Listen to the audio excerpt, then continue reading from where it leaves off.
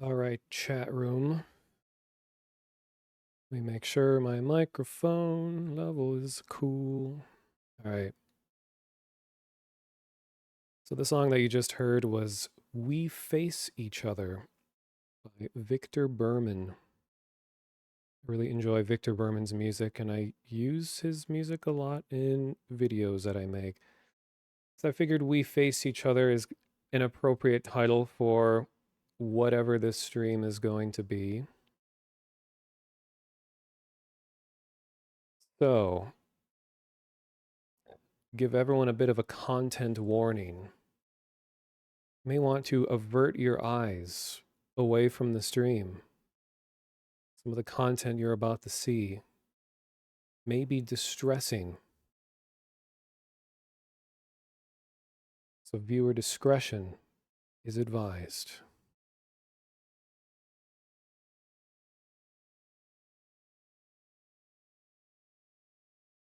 Hello there, chat room. Sorry for the jump scare, but we can now see eye to eye. And yeah, unfortunately, I found my webcam, so apologies in advance. So I figured that because a lot of my streams tend to be me just talking a lot, and sometimes between games or whatever, I'm just sitting here talking. So instead of just this, I thought I would plaster my grim visage upon you all.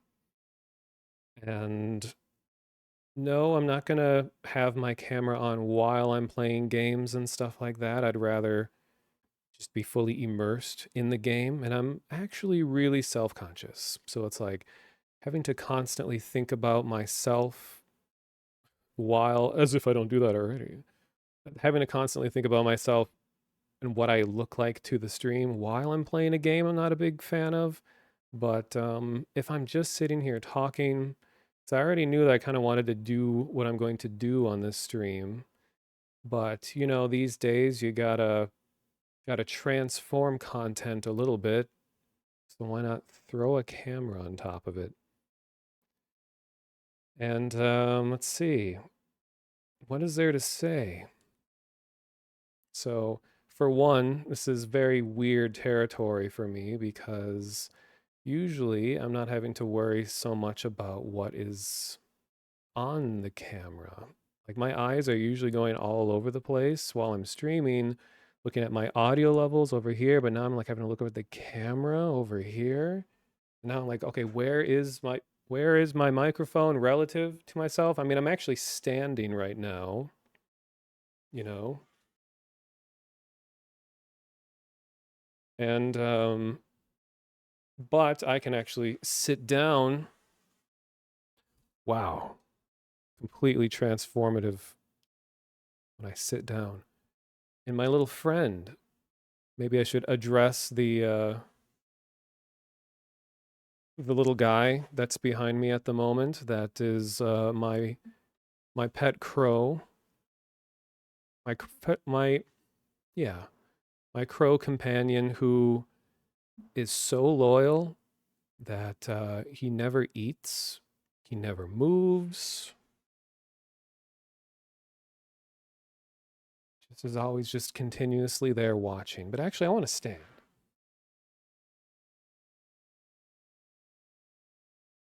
See, this is going to take a bit of adjusting for me. So, this is no face reveal by any means. There's plenty of video of this on the internet, but uh, like my YouTube channel, when I first started streaming more consistently when I was doing VR stuff back in like 2016 or so, I used to have my whole body on stream. And in fact, I have a giant green screen. I have all these lights. I have a light on a big boom arm and stuff like that. But I just like, I don't know. First of all, it would be annoying to set it up here. And this is the first time I've actually streamed in this location. So that kind of makes it a little more unusual. And I like it when just my own lighting is the result of whatever's happening on the monitors. Because my face is pretty close to my monitors, like this far. Uh, what else is there to say? Well, also, hello everyone. It's always nice when people return. It's like I must have done something even a little bit right. Oh yeah, and I'm trapped in my little orb here. And it's like a little snow globe. I'm just sort of like, oh, help, I'm stuck. Knock, knock, knock. I could actually add a fisheye effect so that it actually like pushes my view out. So then, I mean, that wouldn't really be doing me any favors. I already like I naturally just sort of look like if uh if a fisheye lens is if I'm being viewed through a fisheye lens, I don't really need to accentuate that much more. POV, you're the last chip in the Pringles can. Exactly. And oh yes, another startling revelation, chat, is not revelation, but change to chat. Wait, I should actually verify if this is true. Ah, it is. I have BTTV enabled in my channel. So yeah, at least have some of the shared global emotes or whatever they're called. But oh no, you're gonna notice when I check my phone, oh my God, I can't hide from you all now. It's like another thing too is I normally just use speakers like I'm doing right now. But like when I thanks for the applause, ladies and gentlemen, I appreciate the my headphones. Actually, before we talk about my headphones, this is such a weird concept to me to have this big microphone that I have to take into account visually. And I originally bought this because I like that it is kind of an angle oriented one. Like a lot of microphones, they face directly towards you, and then like the diaphragm or whatever it's called to speak into it is coming from this direction. But I like it how it comes from the side, and this one I can angle and rotate a little easier. So in theory, when I'm here, it's not blocking as much of my face, I guess. But then now we have this whole thing, and Audio Technica is just getting free publicity. But luckily, their logo is pretty cool, and it kind of fits my aesthetic already. If you couldn't tell, um, there's like one or two colors on the camera right now, and in my living space.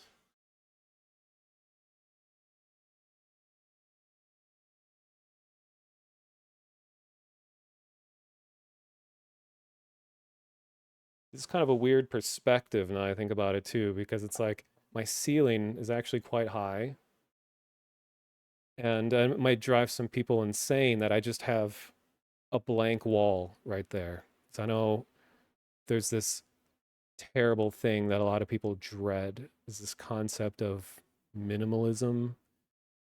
Even though I'm not a devout follower of the religion, but I do find a lot of peace and simplicity. And I'm only taking up like 25 to 30% of my living space with my stuff.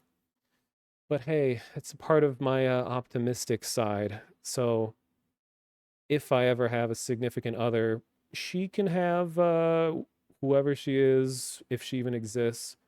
She can have 75% of the space, and I'll just have 25. And I'll be fine. And I would go and take you for a ride, but I'll take you on a tour.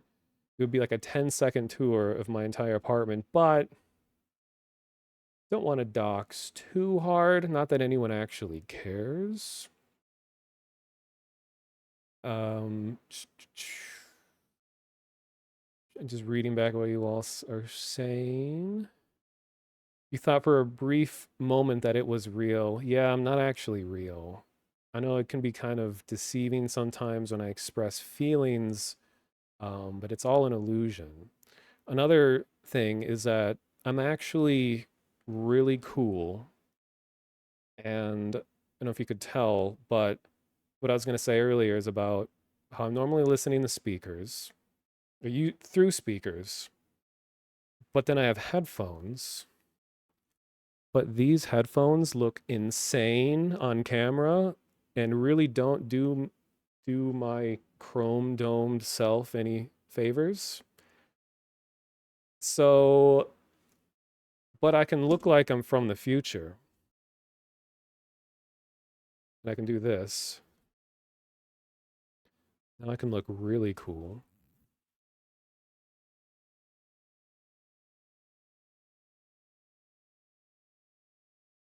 God,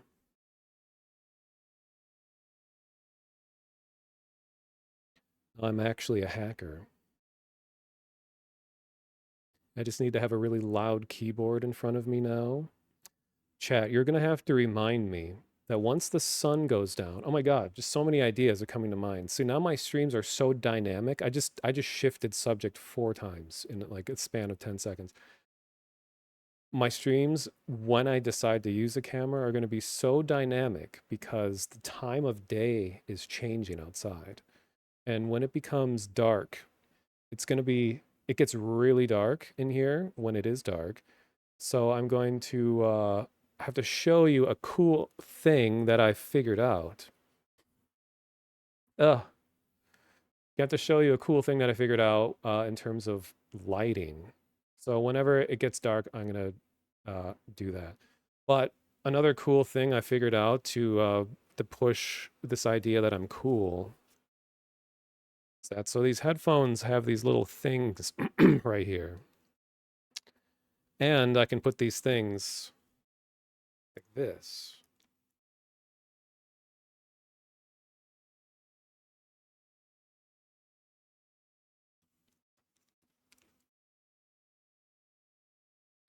Right. So this is I'm now officially a part of the cyberpunk future. You all are seeing a preview of what fashion is going to be like in the year 2027. These are my vision is augmented at the moment. I can see chat. I can see you all right now. I can see into the future. I can see into the past. So, not too long from now, that all streamers are going to look like this when they stream. It's going to be an incredible time. But for now, I'll just have to put away my prototype. But what's really cool about that is that when I put it on, it pushes my glasses against my face, and now my glasses are all greasy and disgusting. So thank you, year 2027. I'm so glad that body oils still exist and they can make glasses really gross. But I have it's kind of weird for me because I have different glasses. And any real monotonous fan, actually, it'd be kind of weird if you knew this, chat, but these are actually my old glasses because I think, oh my God, just a glasses moment. Sorry. Only glassesers would understand.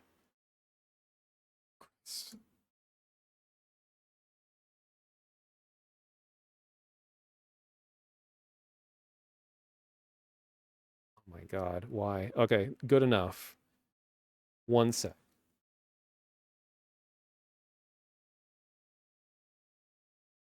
What if I told you that I have 2 glasses?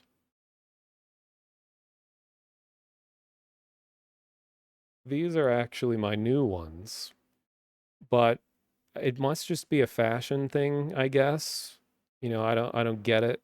I don't get fashion because I'm so cool that I'm counter fashion. But it's like uh every pair of glasses I was looking at were just huge. And this was like some of the smaller ones. And if I wanted really small glasses, more like my old ones, it was like really expensive. So now I just have I have to go back to my old ones because I think these aesthetically fit my face more because it's like, chat, I'm made up of rectangles. I have a very rectangular face because I got these guys going on up here, and then I got these these guys going on over here. Rectangle, rectangle, and then I felt that these fit my rectangularness a lot better than most things. But an ex of mine once told me, hey, that's Mono talks about past relationship on stream bingo. She said I have a lot of extra face, which is honestly true. If anyone needs more face, I got a lot here. But it's becoming, as I get older, more of a prominent thing that I'm going to have hella jowls when I get older. And by older, I mean like 4 months from now. And it's going to completely throw off the balance of all the shapes on my face, as if anyone cares. But anyway, these are things that I think about. Oh, and another thing is unzips wearing one of my favorite shirts at the moment. It is a moth shirt, and it has all kinds of cool little illustrations on it, but specifically bare bones, which is one of the biggest, uh, one of my favorite events that happens in my city.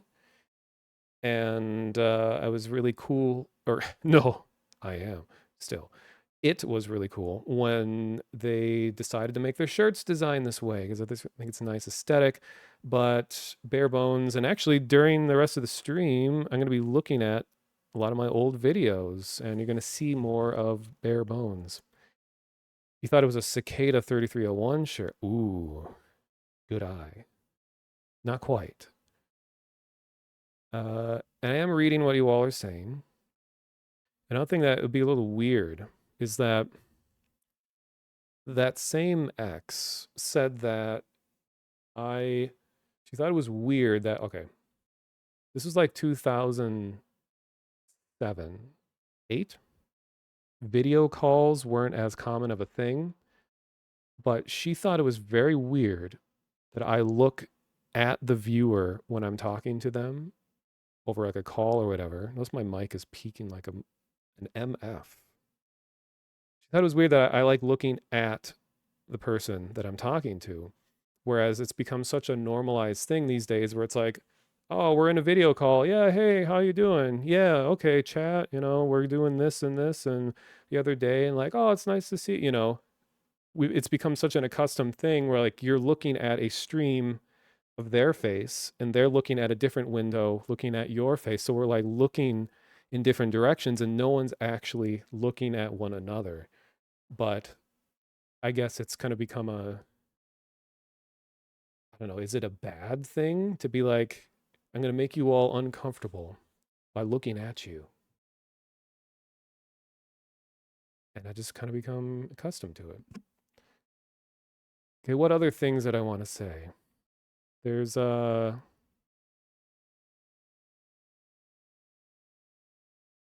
I was trying to figure out like it's so distracting when Crow makes a sudden appearance. The as soon as the camera comes on, suddenly I'm like, "Oh, it's a moment for show and tell." But luckily, since there is real no game to this stream, as if anyone cares whether or not I am playing something, now I feel like maybe I could show things. Nothing TOS. But like this guy is the most photogenic of the two of us. And I think this might actually be to scale with my actual head. And I've had this guy a long time and does not have a name or anything, but he's pretty cheap.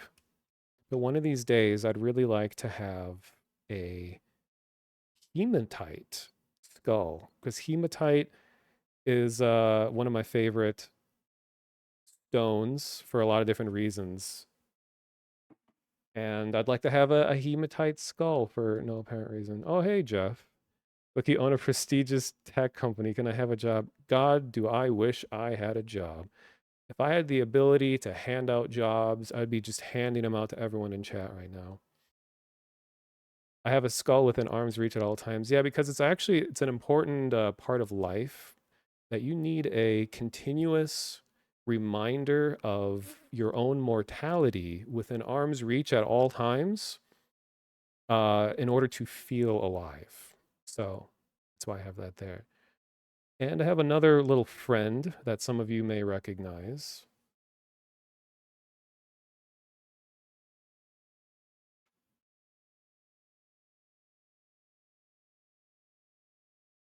Oh man, he's covered in dust.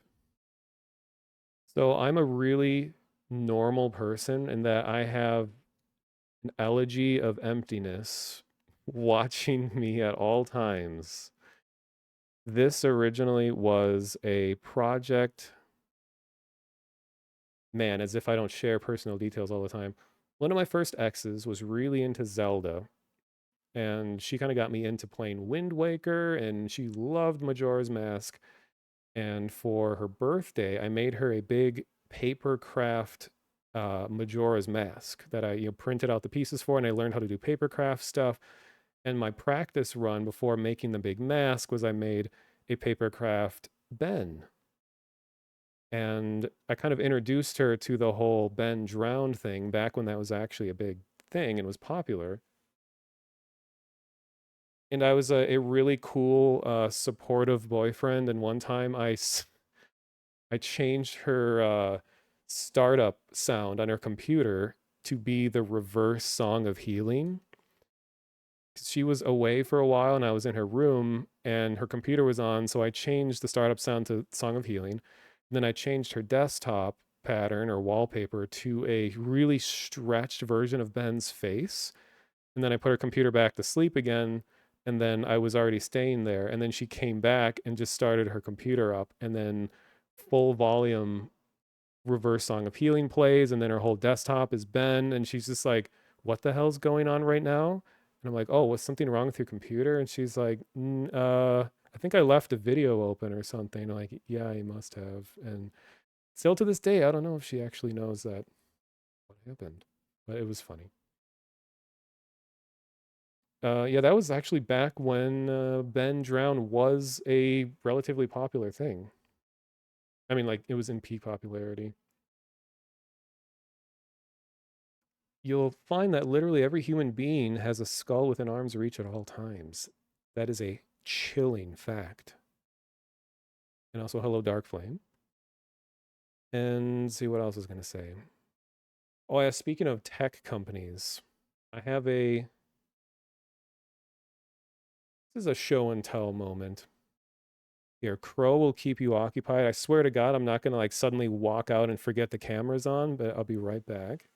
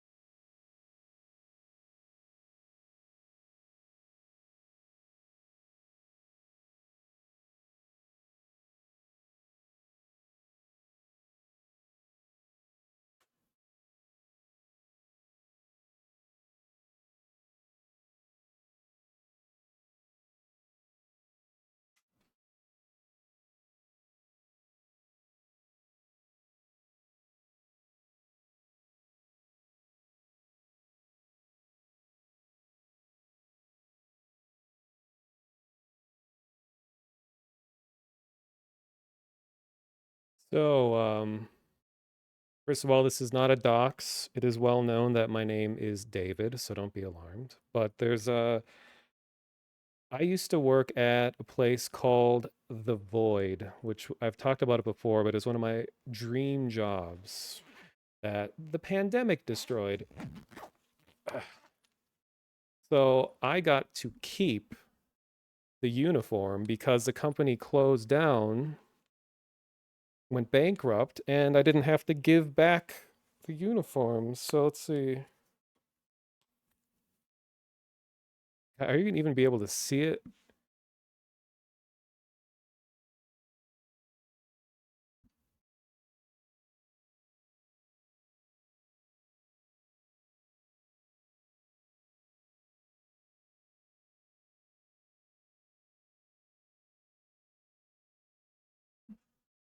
Oh man, it's gonna be tough to get this aligned just right. It is a little dark, but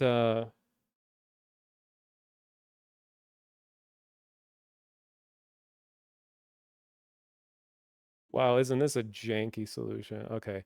So you can kind of see the zipper is diagonal. God, this is like the worst way to try to show this off. The zipper goes from top right all the way to bottom left.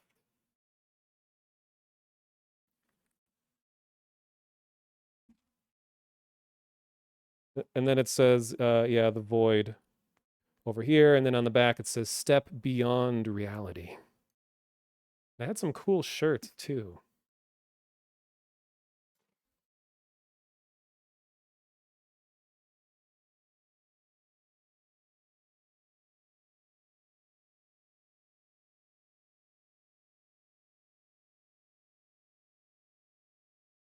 These are ones that you would only get being an employee.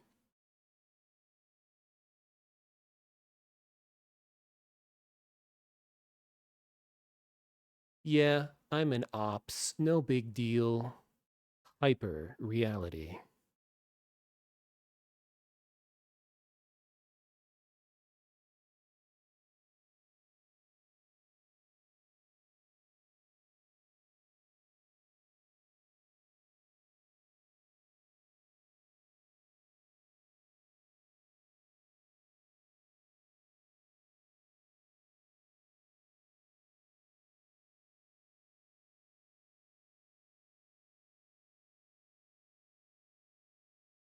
Anyway,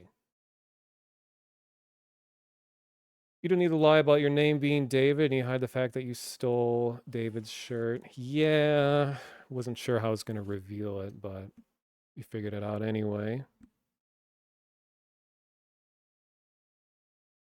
Looks like a Abstergo logo from Assassin's Creed. Forgot that Assassin's Creed had all kinds of weird future stuff involved with it. Oh, Sad Crow Cause. That is a an amazing name. Yeah, and I was just talking about you. Wow. And I don't have my camera mirrored. So it's like it's always going to be a little bit weird trying to look at all that. So anyway, oh god. Now you're going to see me clear my throat. How embarrassing. But when the sun goes down, I got to show you guys a really cool thing that actually isn't cool, but I'm going to show it anyway, just regarding because I'm so close to my monitors, I can change my lighting conditions pretty easily just by like moving windows around and stuff. All right. So now that it's been 1 week, no, it's been 40 minutes. I have a whole lot of things. Like with any stream, I always uh have a huge list of things that I could potentially do or talk about. And I end up not doing most of them. Um, so the next thing I'm going to do, what was the void? It was okay, in the summary, the void was the biggest and most complex VR installation probably in the world outside of like Industrial Light and Magic. Like a VR venue, and there's like 12 locations, and I was at the one at the Mall of America. It's brand new when it opened. It was just a really complex multi-room, four-person untethered VR. with proprietary headset and backpack mounted computer, and we had haptic vests and everything in the front for simulated touch, and a different peripherals for like guns and torches, and it had finger tracking and all kinds of just cool complex things like that. And I was one of the technicians on at that location, and we worked with Disney. We had the first ever Star Wars VR experience was at the Void locations. I also had a Ghostbusters experience, Jumanji, Marvel, and Nicodemus, which was this horror experience. It would take forever to explain it all, but it was really one of the most memorable times of my life was working that job because it was just a such a such a surreal job working with all this future tech where you had to just do strange things to get everything working. Like it felt like I was living in like a cyberpunk world or something. And it's rare that you get to work on a team um, for a product that you genuinely love. So when I was out talking to customers, I didn't have to pretend like I liked the thing. I genuinely loved it and was able to speak passionately about it. And I don't have it on hand, but the but like after 6 months of being open, we had like a internal party with all the other employees, and they handed out awards to people. And I got the, believe it or not, I got the storyteller award because I had so much experience with VR already, and I was there telling people about like things that I've done. And so that's their way of saying like, dude, you talk a lot. Here's the storyteller award, motherfucker. But and it was like this glass thing that had the Void logo in the middle and things like that, but it felt good at least. It's not often that I get to talk and people care. So to be able to do it professionally felt nice. There's something I was going to say about that. I can't remember. Looks like I'm on the moon. Am I secretly reptilian? I am just trapped in an inverted snow globe. I'm in a globe in snow, but the snow is outside and not inside. So, right when I started stream, it started raining outside and it was fantastic. So,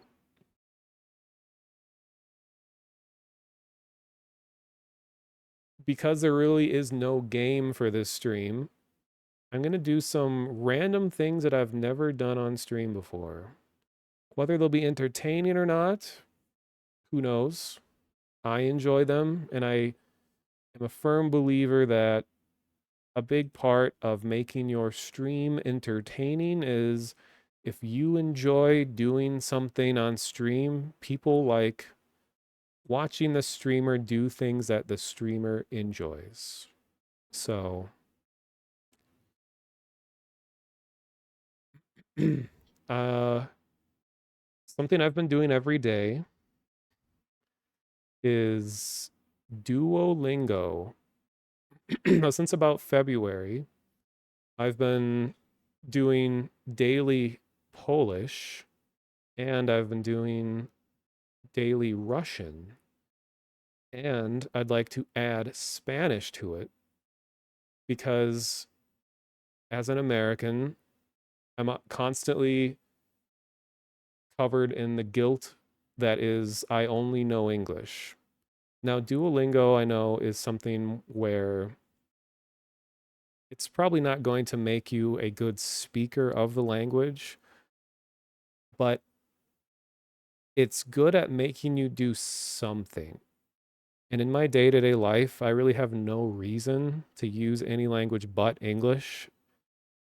Nearly everyone in my area speaks English. All my family speaks English. So it's very hard to just pick up a language. So at least Duolingo forces you to just do something. And so I'm just going to do, I don't know, maybe 30 minutes of Spanish, Russian, and Polish. Don't know if it's going to be interesting, but if you've never used Duolingo, it's like a very kind of rapid fire, hey, say this thing, do this thing. And there's a feature that I don't think I have access to yet, but they're going to be adding the ability to use, don't be scared, but use AI to talk to an AI in another language in real time, and it will respond to you in that language, but it's constrained to only using words that you already know. So you can have a language partner that knows exactly what you should already know. And I watched some videos of it and it seems pretty good. And I think it's only available in Spanish and French. I was looking through the Spanish lessons and it didn't look like there was any available yet for me. I think it's being like rolled out slowly. This makes me realize I need to have like water on hand. Before I do Duolingo, I'm going to grab water real quick. I know it would be better streamer etiquette to turn the camera off, but like, hey, that's a part of the excitement. You never know when I'll forget the camera's on. Wink. No, I'm very boring. Enjoy this guy.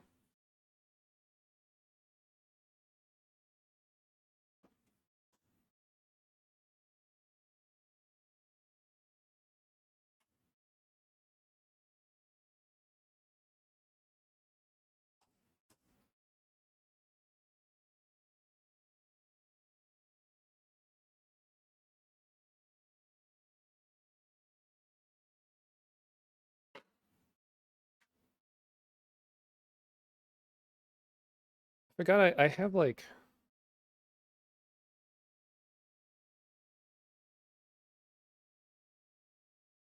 see, this is my self-expression in my apartment. People, a lot of times in their homes, they'll have every wall is covered in posters and collectibles and like they just fill all the space. And meanwhile, I have this atrocity that is a blank wall in my apartment.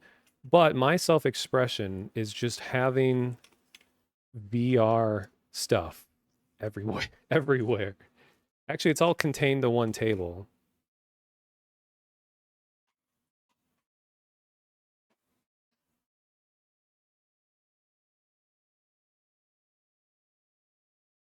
Oh yeah, and just in case I ever need a an IR flashlight, this is invisible light that only the camera can see. Like I can't see this. An IR flashlight. I can see this and I'm going to be careful with it, and a UV flashlight. Very powerful one too. So if you want to see all the the stains in my apartment. Anyway,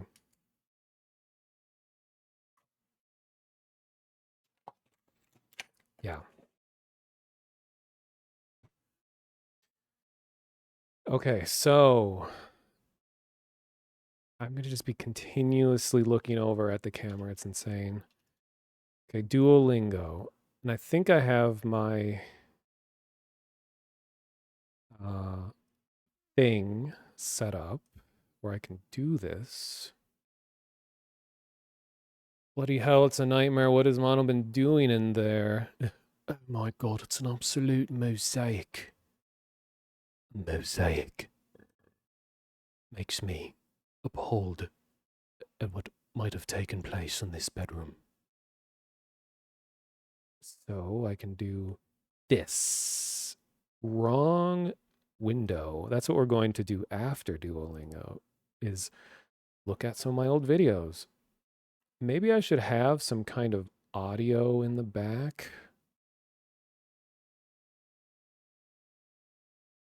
Um, I'm really edgy. Oh, wait. Hey, this is the whole point of the stream, isn't it? Ah, I'm back.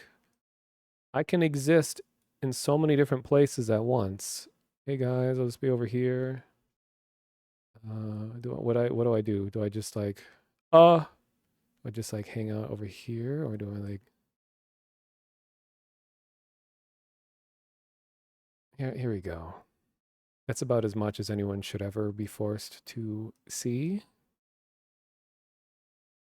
Wait. Let's go like this. I'm gonna actually sit down. Oh my god, is this what sitting down at a computer feels like?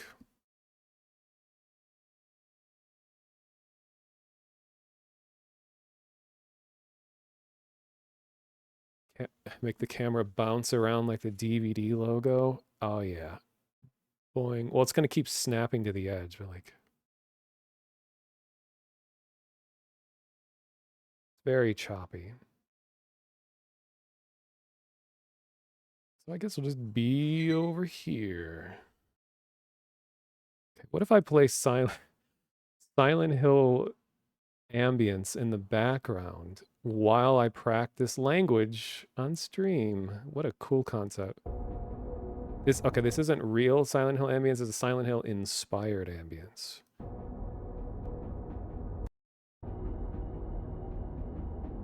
Wait, let me see if you guys can even hear this.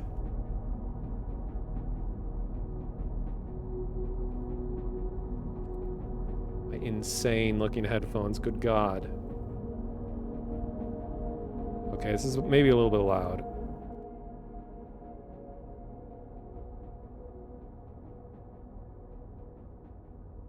Oh, I think I can start utilizing some of my innovative lighting techniques early. Ah.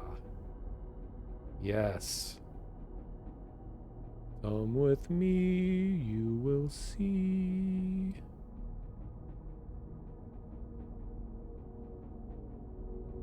Okay.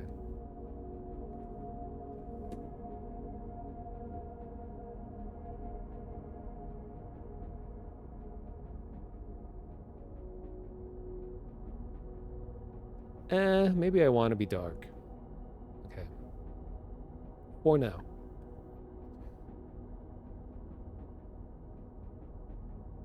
So, as of now, this is, I have Ruski, Espanol, Polski, and how do you say German and German? I haven't even touched the German since like 2012. I just wrote how to German in Google. Deutsch? Is it just Deutsch? Let me see.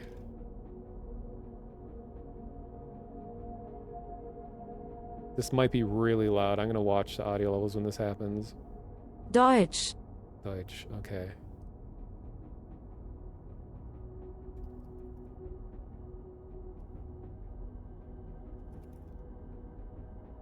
Die Art, wie du es aussprichst, ist Deutsch.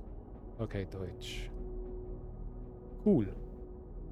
Hello, Moonshaped. Looks like a serious microphone is serious microphone for serious gamer, and it has to take up at least half of the camera space for you to know how serious of a gamer you are.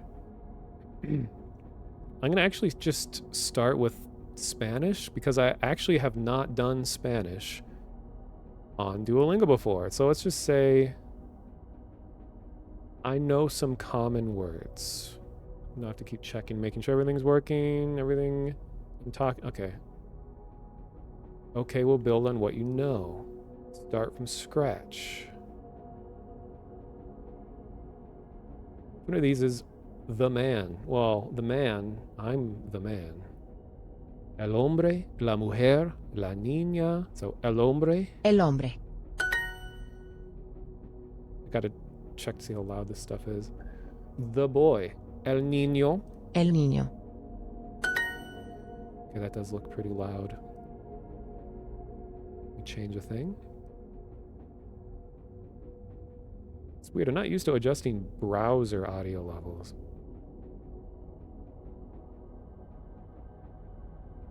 El niño. El niño. The boy.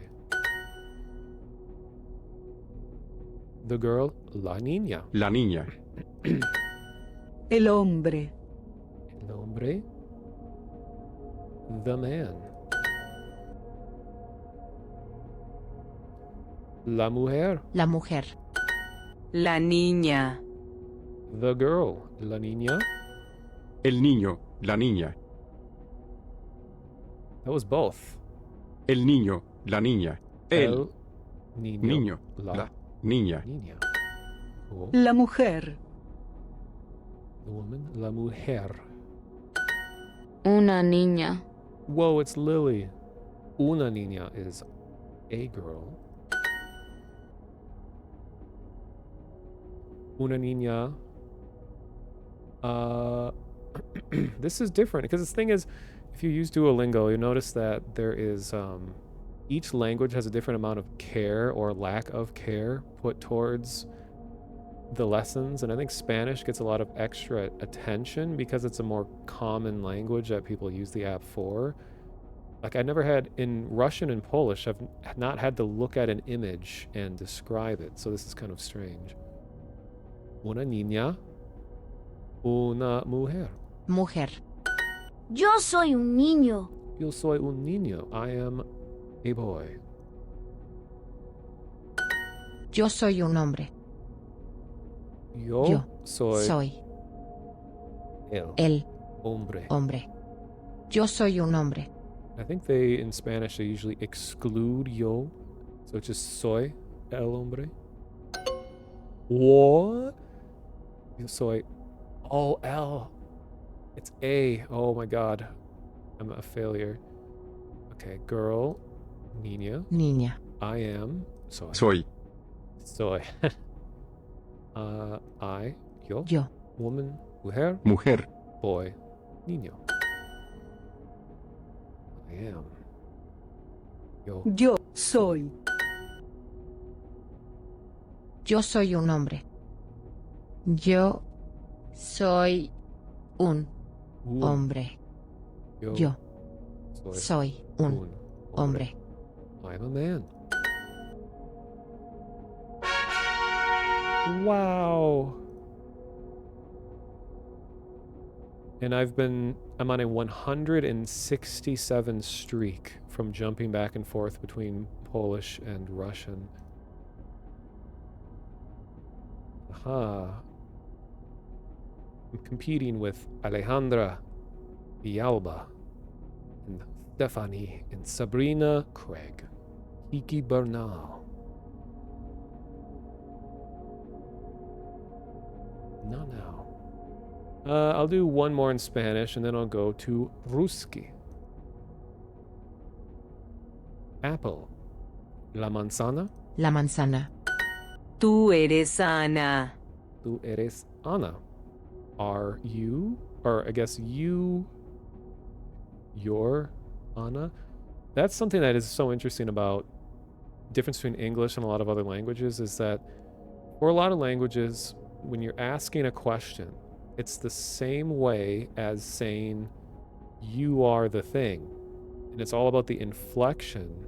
It lets you know that you are asking. So you can say, you are Anna, or are you Anna, would be the same thing. At least I know in like Polish and Russian it's that way, and I think Spanish it is too. Tú eres Anna? Or maybe, you know, in English we're like, are you this? You are this. Yeah, you are streaming, you are streaming. And that's like a pretty common thing in when people are learning English, and you'll see them just, yeah, exactly like how you worded it there. It'd be like, you are streaming, the door is here, the library is here. Tú eres José. Tú eres José. José. You are José. That's right, yo. Spanish has the upside down question mark. Tú eres Juan. Tú eres, I love this bear's voice. Tú eres Juan. So, are you? Wait, you're Juan. Él es un niño. He. It's another confusing thing. El with an accent mark is he, and it can be the. So he is a boy. He, él. Él. Tú eres María. You're Maria. And it took me a long time to realize that Mario is just the masculine version of Maria. Maria, Mario, Maria. Él es un manzana. Él es un hombre. He is Hombre. a man. Ella es María. Ella es Maria. She is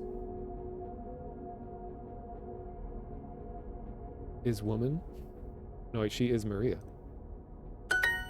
Es ella. Es ella. ella.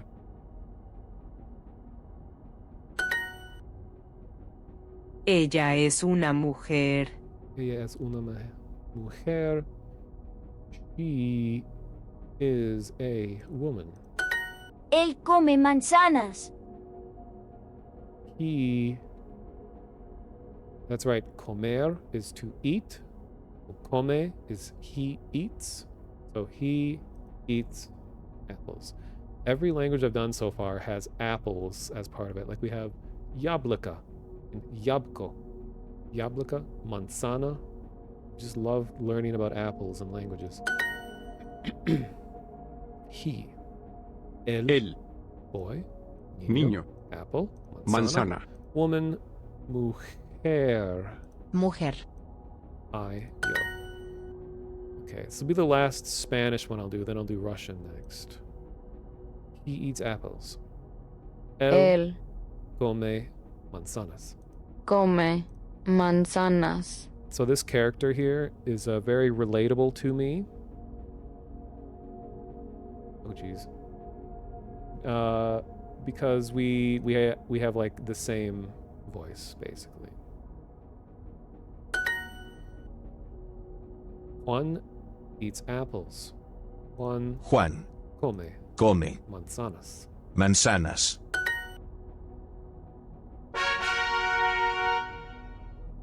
Nice. And then all this game stuff. Moving up. Alright, so Russian, I'm further along. I took a year of Russian in college, and I barely remember much of it, but I at least remember how to pronounce letters and things. And that helped a lot when just jumping back into this. It's still been pretty basic stuff that I'm doing right now, so let's see where I left off. And I think this is going to use the microphone, where it'll actually listen in on stuff that you're saying. Tries to verify that you pronounce things correctly, which is going to be a little tough. I think I have my mic connected to the browser correctly. Okay. У тебя есть полотенце? У тебя есть полотенце? Sí. У тебя есть полотенце? Полотенце. So, у тебя есть is do you have the полотенце? Is that plate? У тебя есть полотенце? Полотенце. У тебя есть полотенце? Okay, I guess that worked. У тебя есть полотенце?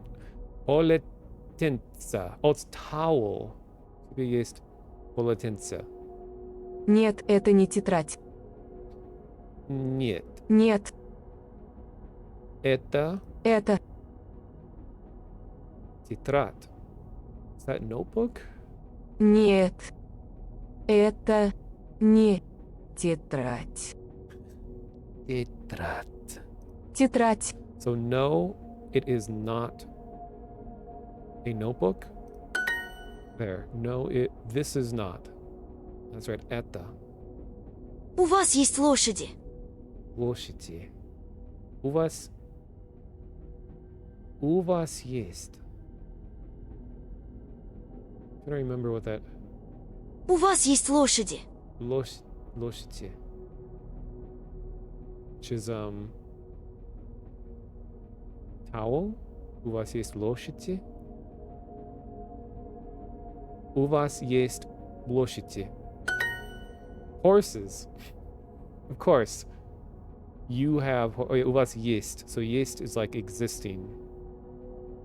У вас есть loshiti, and it's plural. So in Russian, when something ends in an E sound, it's usually plural. У вас есть loshiti. Наши тетради. Наши Наши titrati. Our, тетради. and I've already forgotten what titrati is. Is that notebook? So these other words, plani, plans, politentia, what was politentia again? That was like, Полотенце. see, it's these like vocabulary words that get to be so hard to remember. Loshiti, titrati. So it's nashi, plural, meaning our, titrati. Notebooks. Our cats eat eggs. So without looking at the words at the bottom, I think it's going to be Nashi koshki есть яйце. Наши кошки есть яйце. Наши Koshki. кошки. I just love the word koshka. Koshki. It's such a satisfying word to say for cat. Наши кошки. Oh, it's idiot. Idiot. Едят. Едят яйца. Яйца. Яйца. Наши кошки едят... Наши кошки едят яйца. Лошади едят. Find kotik satisfying. That is. Isn't that also just a different form of cat? Kot. Лошади едят. Лошади Лошади. едят. Лошади едят. Едят. Едят. The horses are eating. There we go. Лошади едят. Do you have plans? Without looking. У тебя есть планы? У тебя есть Есть планы. планы. All right. У вас есть столы? У вас есть столы? Do you have tables? Do you have tables? У вас есть столы? У меня есть. У меня есть. Есть. Oh, a notebook. Тетрадь. Singular. Тетрадь. У меня есть тетрадь. Это мои тетради. This is my, or these are my notebooks. Мой. No, мои, plural. Мои. Полотенца. Yeah, полотенца. Полотенца. Полотенца. Озеро там. The lake is here. The lake is... Wait, там. Тут и там. Here and there. Здесь, там. So, the lake is... the lake is there. Yeah, Russia is just all notebooks and horses. We have bread, milk, and eggs. So without looking, it's nashi? No, wait.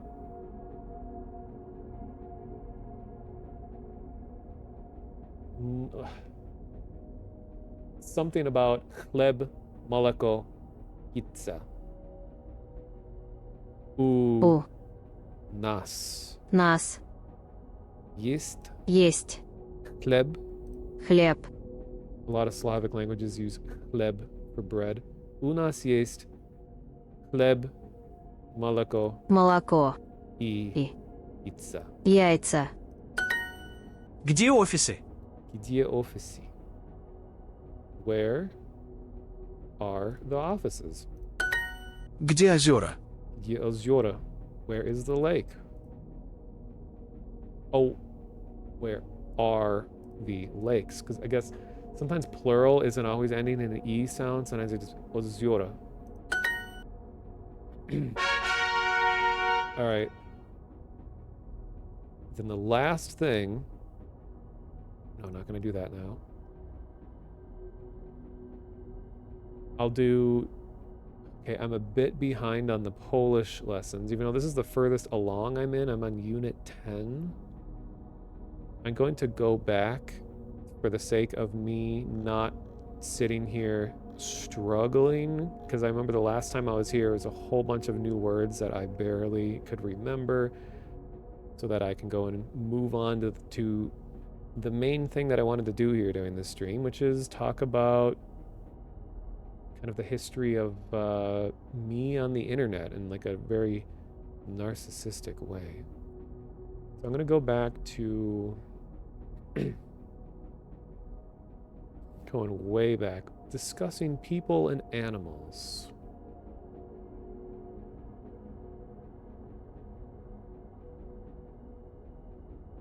So, ona jest człowiek, człowiekiem. So ona is she, and then jest is człowiekiem, which is a person, I think. U was jest człowiekiem. Wish it would pronounce it. Nie jestem psem, jestem kotem. This is not. What's sim? This is not. Oh, dog, I think. Because like pies is dog. So nie jestem psiem, jestem kotem. This is not a dog. This is a cat.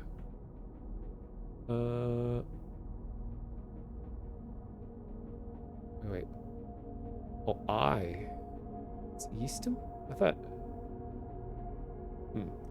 I am not a dog. This is a very useful phrase. I'm not a dog.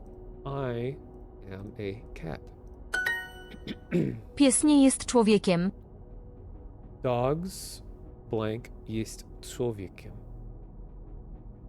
Pies, I think it's nie. Dogs are not people. It's a bold statement. Nie. Nie? Mnie. Oh, it's nie. Nie. Pies nie jest człowiekiem.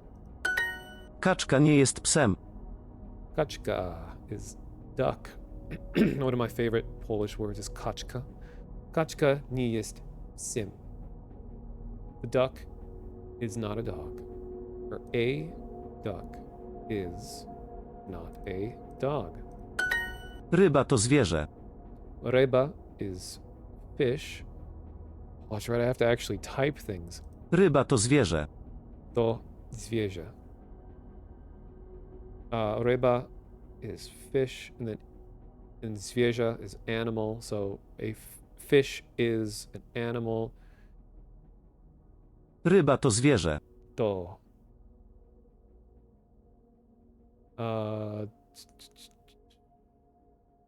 Wait, is it only giving me these letters? This is weird, because normally you could just type on my phone. Ryba to zwierzę. Oh, okay, it's giving me the special Polish characters. I'm saying I can't spell that word with just these characters. Yeah, I forgot we share a lot of characters, so just to. All right. Good to know. Czy tygrys to nie kot? Czy tygrys to nie kot? So the is a tiger, not a cat. Is a tiger. Tygrys, not a cat. Czy tygrys to nie kot? Just talking about these apples. Duolingo loves apples. Jabłko nie jest zwierzę. Apples are not. An apple is not an animal. Jabłko nie. Pies to zwierzę. I gotta remember how to spell zwierzę. Dog is, or the dog is, what is it? Zwie.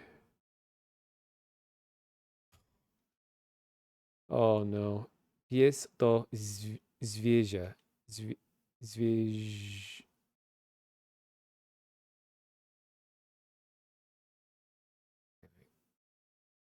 Oh god.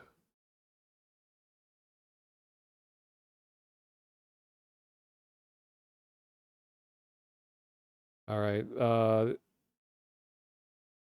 Might cheat a little bit. No, let's just say zwierzę. Okay, it's zwier.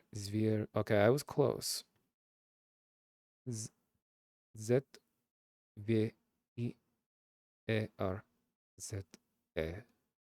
Jest to zwierzę. Ryba to nie warzywo.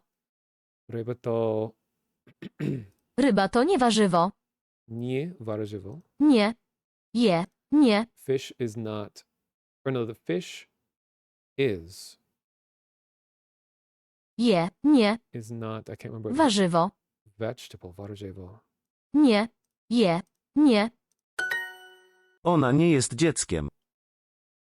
She is a child. Dziecki. Ona nie jest dzieckiem. Dzieckiem. A lion is a cat. Lion or liew. Lew. Lew. I keep accidentally inserting Russian into Polish pronunciation. Liew jest Jest. kotem. Kotem. Then swan is elephant. Pije is to drink, or it drinks. Ryba is fish, and believe it or not, krab is crab.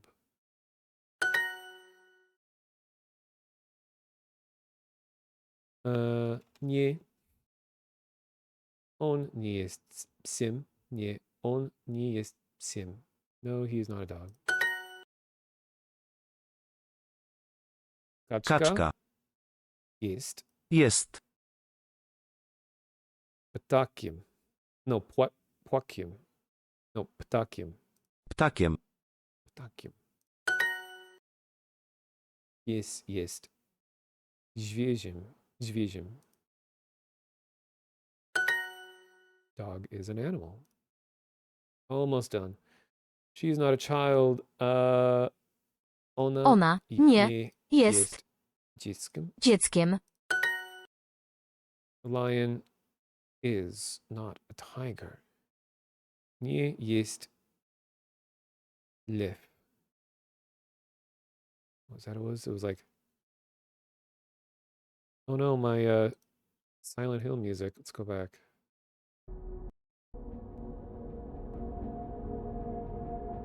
Okay. Oh, Tigris. Tigris. Tigrisim. Oh my god, I forgot. You gotta change the ending. Polish has a lot of endings. Lew nie jest Tigrisim. Dziecko to człowiek. To człowiek. Child is a person. Kto? Who is? To. To. It's actually just gonna be to, because to can be as is. Dziecko to człowiek. Pies to zwierzę. Pies to, let's see if I remember. Zwierzę. Yes, I'm actually learning. Pies to zwierzę. Lew nie jest. Is. Lew is not.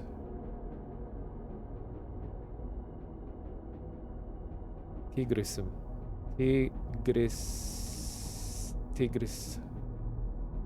Tigrysim. Tigryś.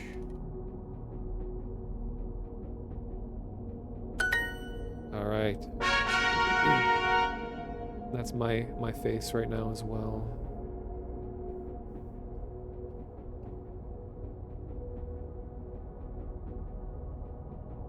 Well, I'm catching up to Cree Che. This guy looks hardcore. Celebrating in lowercase. Exactly. Prove you're a legend. Huh. I don't have to prove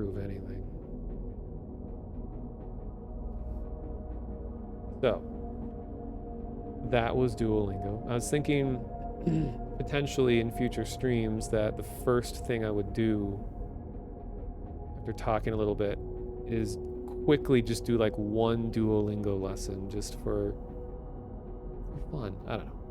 But that was a little bit of 3 that I've been practicing. Great, now how do I just close this window? I guess I just do this? Yeah.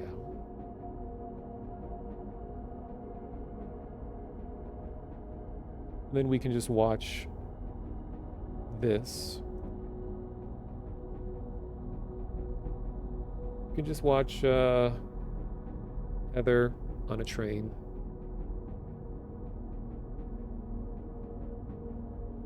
Someone, maybe me, needs to import this train into VR chat. Actually, I think it is already in VR chat, but it didn't really capture the atmosphere well. When did I start Russian? Well, back in 2008, I studied it for a year in college, university, but then in Russian on Duolingo, I just started like a month ago. You're doing your Latin one in the background, and boy, I forgot how hard the sentence structure was in Latin. Yeah. I can't even imagine Latin. Like, I was looking up languages that were, like, what's the most similar language to English? And apparently, what is it, Scots? Like an older language from Scotland is apparently the closest to English, but then I think Dutch is like the next most common. Something like that. Oh no, you have to watch me drink water?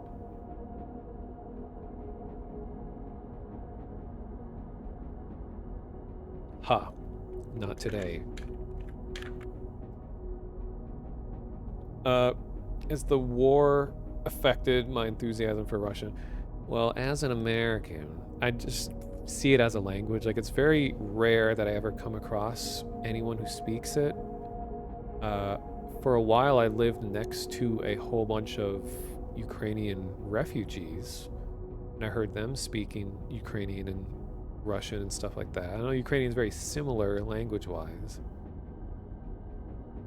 I just remember one time I was playing like Half-Life 2 Deathmatch, and there was some Russian people in the server, and I just embarrassingly tried typing in Russian because I kind of learned how to use the alternate keyboard to type in it, and they immediately detected that I wasn't a native speaker. I don't know what I said wrong, must have used the wrong word or something, and then one of them like messages me on Steam. This is like 10 years ago or something.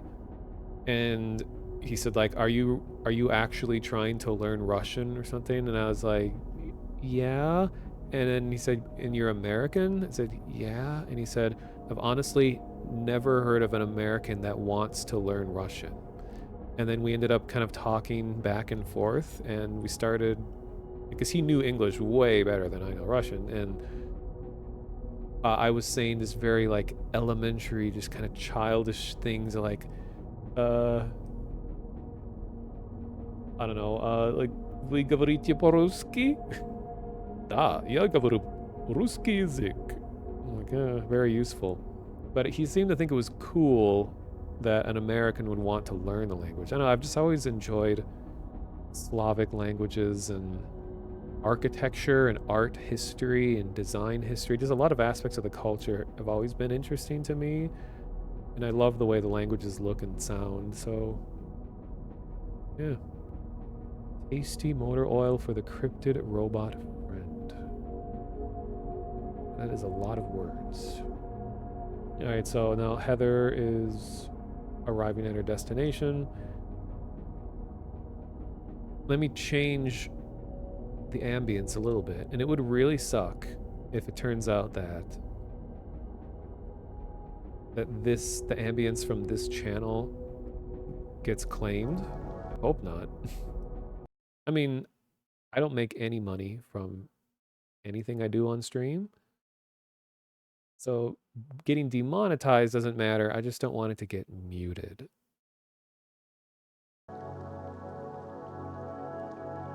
In this channel, I really love the visuals behind a lot of what they do here.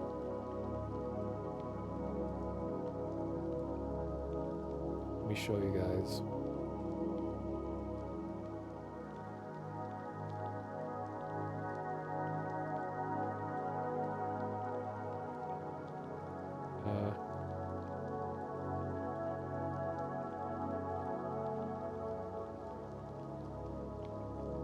Like, this is my vibe entirely. Love it. See, I have so many plans for things that I want to make. And it's not necessarily all stream stuff, but I want to... Like, there's a whole bunch of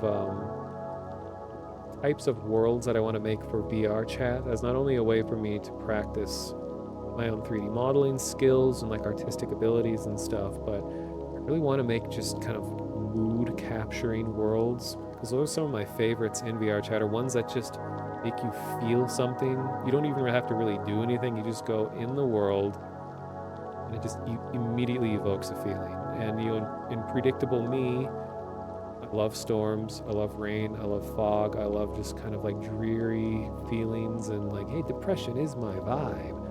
But I want to make those things that kind of look like what you're looking at right now. Like, this might be like looks like a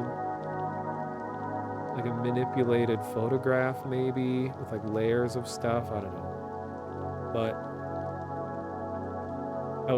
I have a whole list of like types of world and like specific feelings. Like in real life, sometimes when I go into a certain building or go to a certain place, I just immediately feel something. And I'll often take a picture of it and be like, I want to just capture what this feels like right now, but somehow in like in a 3D world. You could experience in VR chat or just on desktop, and I just want to get good at evoking feelings with things that I make. And just get good at 3D modeling. Okay, do they make keyboards where each key is an LCD or OLED screen with a button to switch? Yeah, like Jeff said, there's the Stream Deck kind of do that, but there is also like keyboards that are entirely, where every cap is a little LED thing. But I just put stickers on my keyboard. I just bought like $10 full Russian keyboard stickers, and I just put them on top of my regular keyboard.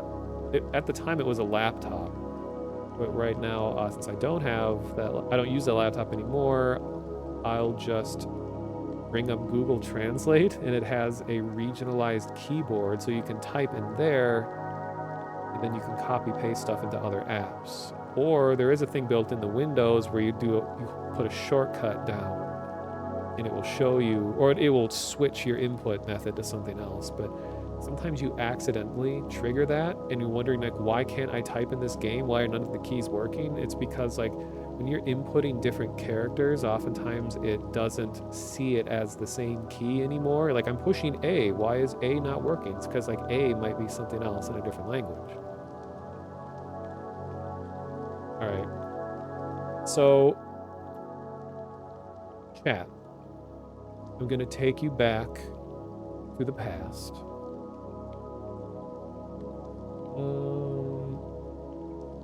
We're not gonna actually play anything. We don't play video games on this stream. We don't have fun either.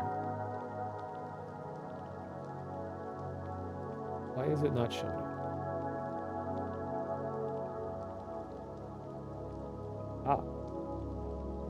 Hello. Hey, Lazarus. I've noticed that everyone now just calls you Lizarus, even though I think you say like in your Twitter that it's Lazarus, and I've remembered. And yeah, anyone that's still watching, really appreciate hanging around. This is new territory for me in terms of streams. I usually just do a game for 10 hours. It's weird for me to be like jumping around between stuff like this. So part of why I even did this stream or wanted to do this is because, this is going to sound a little cheesy, is that there's a lot of wait. Here, let me get my my high-end lighting. Bring that down a little bit. Let's go down here. Yeah. Or great. I'll mess with that more once it's nighttime and there's nothing but my face. Okay. Ooh, I like it from this angle. Okay. So, as a lot of you know, and I think a lot of you are in this situation also, is that I'm making a lot of big changes in my life, and I'm trying to, well, first of all, get a goddamn job, which is next to impossible and is a huge source of stress and all the problems of my life. I've talked a lot about that, and it's terrible, and a lot of people are struggling. But I'm trying to keep myself thinking creatively, keep myself making things, not giving up, just wanting to improve. I want to work towards my goals, even when I have this tremendous burden of no income. I want to work towards making things. And some of my biggest goals in life are I want to get comfortable making digital art where I can just regularly throw stuff out, make things specifically in real-time engines, and just get better at 3D modeling. And I want to create worlds. I want to make stuff for VR chat. I want to make my own games. I want to start using Godot more and learning how to create stuff with that. I'm pretty comfortable with Unity, with VR chat stuff, and I love the social aspect of VR chat. I want to make more stuff for that. And I have a lot of things in the works. And I want to stream more and just all kinds of stuff. So what I'm trying to say is that I was reading some kind of cliche inspirational stuff that actually was kind of inspirational, where it's like when you think about the changes you want to make in your life as one big change, it's too daunting for the average person, and you end up not doing anything because you think of it all as one big thing, and that's scary, and it sounds time consuming, and you usually will want to go and do smaller things because it's easier and it fits into your life better. So a way to go about trying to make big changes is just doing lots of really small things instead, like really simple things, so you're at least doing something to improve your life. And even though I am like applying for jobs and stuff every day and things like that, one of my goals, like I was saying, is I want to stream more, and I want to have more, because I love just doing the streaming. And even if no one's watching, I just enjoy doing this thing. And when people are watching, it's all the better. So the thing that I wanted to do was to just like kind of make myself feel more inspired to keep making, to look at what I've already done. And I find myself, when I'm in conversations with people, I oftentimes am talking about my past. I'm like, hey, I did this one thing, I did this other thing. And it's easy for me to forget that I have done a lot of stuff. It's easy to fall into a rut and be like, oh, I'm so useless, I'm so worthless, I haven't done anything, and just feel like you haven't really started your life. When in reality, I think most people have already done a lot of stuff in their life. And kind of the unique thing about a lot of my life being on the internet is that there's records of it. And now this isn't going to be, a comprehensive, monotonous breakdown of my entire life or anything like that. It's just going to be looking at my YouTube channel from the very beginning and just talking about whatever comes to mind. So, for example, this is how it looks right now. And the most recent thing was Monsters and Memories, where it was 2 weeks ago, did a stream of their playtest on June 28th. And some reason this video did decently well. I don't know why this one got a lot more views than other playtests. But as I scroll down, so we got 9 months ago, 10 months ago, year ago, 2 years ago, 3 years, 4 years, 5 years. Oh, I did a lot 5 years ago, apparently. 6 years. 7 years. 8 years. And about 8 years ago is my oldest video. And but I have a YouTube channel that actually goes back even further, but it's one I don't use anymore. And it's more real life stuff, but it's not really relevant to what's going on the stream. So I'm not going to go to that channel. So if I think back to the very beginning,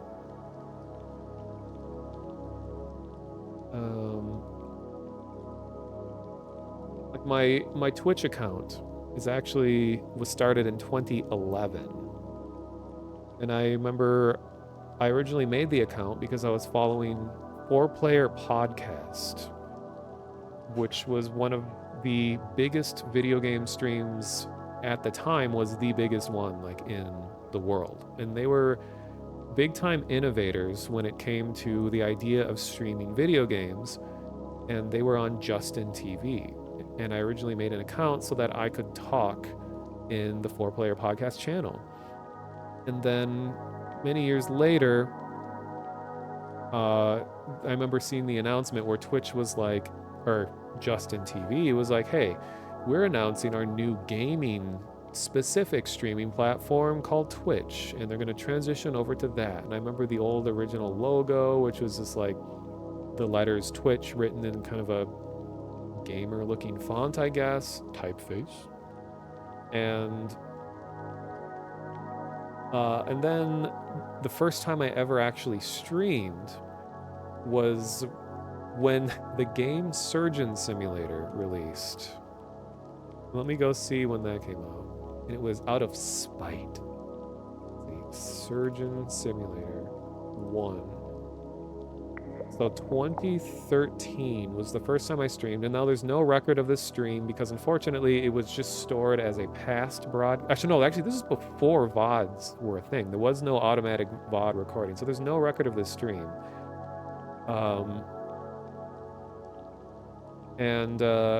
The reason I streamed it, and this is before I was involved with Vinesauce or any of these communities and stuff, is because I was watching other streamers and they were like, no one's actually good at this game. No one plays this game to get good. It's meant to just be a bad game that you play bad.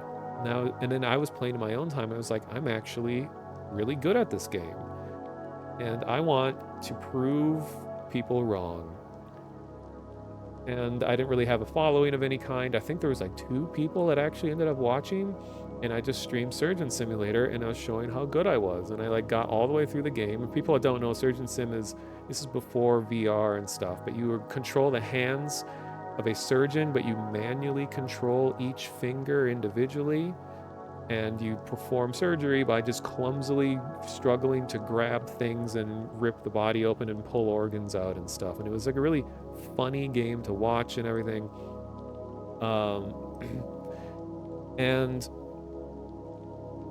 then I remember that was like my first ever stream. And I did technically stream on like livestream.com or something once, but I don't think it was even working. I was using like Adobe Flash Live Media Encoder, which was this nightmare app before OBS and XSplit existed, that in order to even get the app set up, you had to just do a tremendous amount of things, and it was really not user-friendly at all. That I did technically stream before then, but where things really started for me was VR. And the very first video that I put on my current channel, which was 8 years ago, which would have been around exactly 2016. Oh god, this is gonna make me cring pretty hard, isn't it? That game started a bunch of simulator, or did that start the insane simulators, didn't it? It really did kind of introduce that type of game to the masses, where it was all about purposefully frustrating gameplay games. Pardon me while I trying to organize all my stuff. Kind of like Link and his stuff.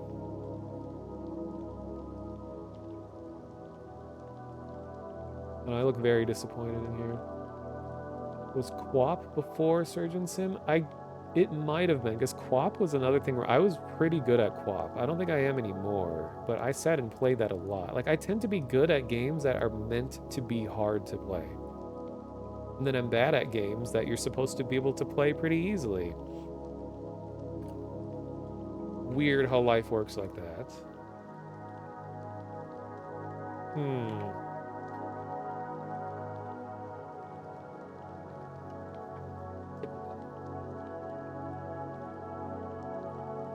Looks like I'm about to start summoning things. So, yeah, this is about 8 years ago, and you know, none of these details are really important to really anyone but me, but this stream is kind of meant to kind of help me get more motivated in my life.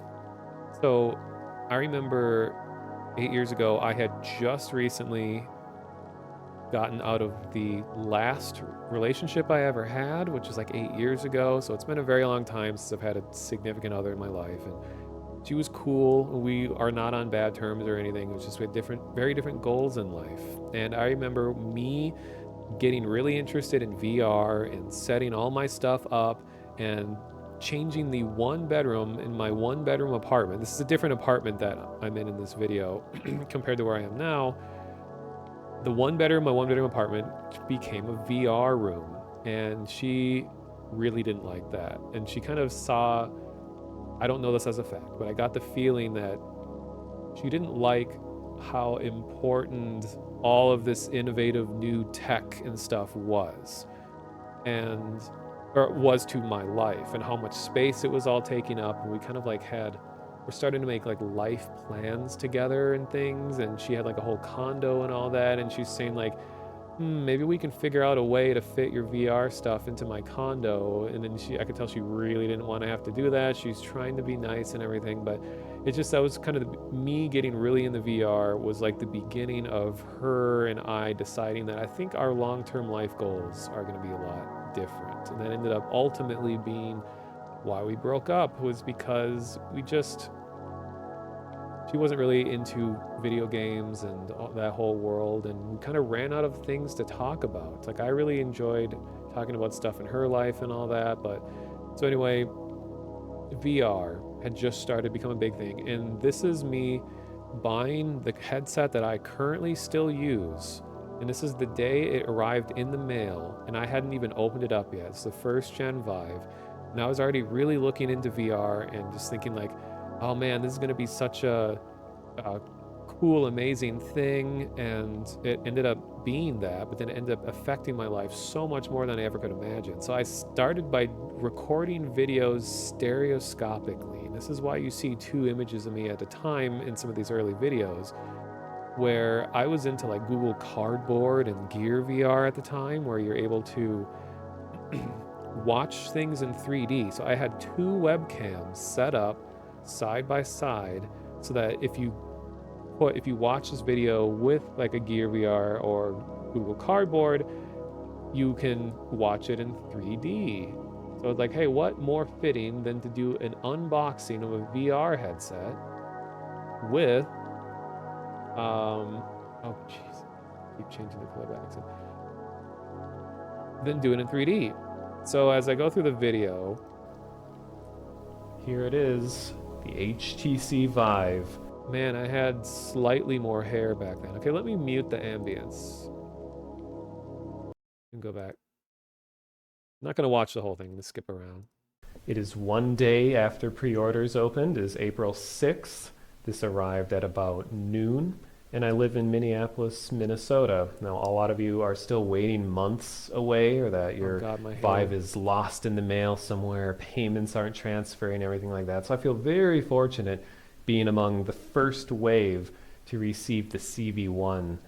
And I pre-ordered within 3 minutes of pre-orders opening, so you can calculate out about that time of arrival and all of that. So, as you can tell, this is being filmed in stereoscopic 3D. So there's multiple ways that you could view this in 3D. If you are good at crossing your eyes, you can do the parallel eye method, where you look at an image or focus your eyes at something that's behind you and then look down at your monitor without actually unfocusing your eyes, and the images will hopefully merge together into one three-dimensional image. So yeah, I wanted to try to start making videos that were like unique to VR. So you could use a VR headset to watch an unboxing. And I hadn't seen anyone else do a 3D unboxing before this point. Uh, Fun fact, as you can see by the expression on my face, how much fun I'm having. The microphone I'm using is an old binaural microphone where I put both sides of the binaural mic and wrapped them around the end of a headset mic, and then I disabled the headset mic. So it's technically a binaural audio, but they're right next to each other, so it didn't do anything. That was just because that was the only microphone I had at the time. I didn't have any mixers, I had no hardware mixing or anything like that. And this is part of what eventually inspired me to actually get a hardware mixer and use XLR and stuff, is because it was hard to fight all of the annoying noise. Box up myself yet. Piece of paper that is two-sided in lots of different languages. It is the Get Started Guide. Here, it's kind of an essential part to watching any monotonous stuff, is that you put it into 1.5 or 1.25 speed, that for it to even be tolerable watching material. And I'm sure you'll find PDFs or something of this available online. And this is the box that a lot of people really wanted. This is the biggest box with the most foam padding and everything. So this is kind of a rare thing to still have. And it's sitting right here, right next to me right now. Things, and you have to guess what it looks like. There's a lot of weird stuff that comes in here. Loading on the bottom. I'm afraid to pull anything, press anything, because I believe they come partially charged. So the instant you push any buttons, it'll start trying to synchronize with the headset that's sitting right here in the side. Feels just as comfortable from what I've heard, but I'll get more into that later. So, motion controls. Ooh, 3D. Here are the two lighthouse stations. As I'm sure you're aware, this is something that makes the Vive unique from all other VR systems at the moment. These are used to track your movement throughout the entire room. It tracks the headset, tracks the controllers, and maybe in the future, maybe tracking some other things too. So here are lighthouse boxes. And I'm very scared that I'm going to drop these. And here's a close-up shot of the ports in the back, which I believe is power. Those are in the corners of my room right now. There's one right there, and one over there. And yeah, power, sync. Okay. Impressive. So it comes with the huge cable. As you can hear, there's a lot of background noise. This is before I really thought much about audio in videos.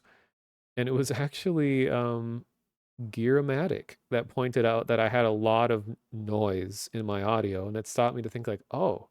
And then I was like listening in, and it's like, okay, there is actually a lot, because I didn't use headphones that often then, and I noticed it's way more apparent when you have headphones.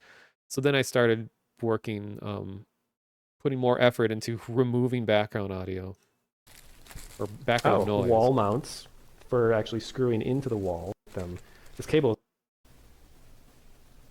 But yeah, the logo is actually a repeating pattern all the way throughout here, and sort of a UV coated things going on with this headset instead of using a lot of USB cables, which You know I'm hipster when I'm actually sitting in a leaning chair in this video. You can't really tell. I still have this chair, but so I'm actually no, a kneeling chair. It's one of those ones where yeah, your knees are pressed against a cushion and it's good for back support or something. I don't know.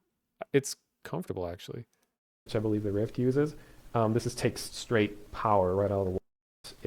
And I hope to do more virtual reality content soon. Oh no, thanks for watching. I use the word content. Okay, so there's that. And then I did the second video, which was more detailed observations, 40-minute video. Uh-oh. Internet?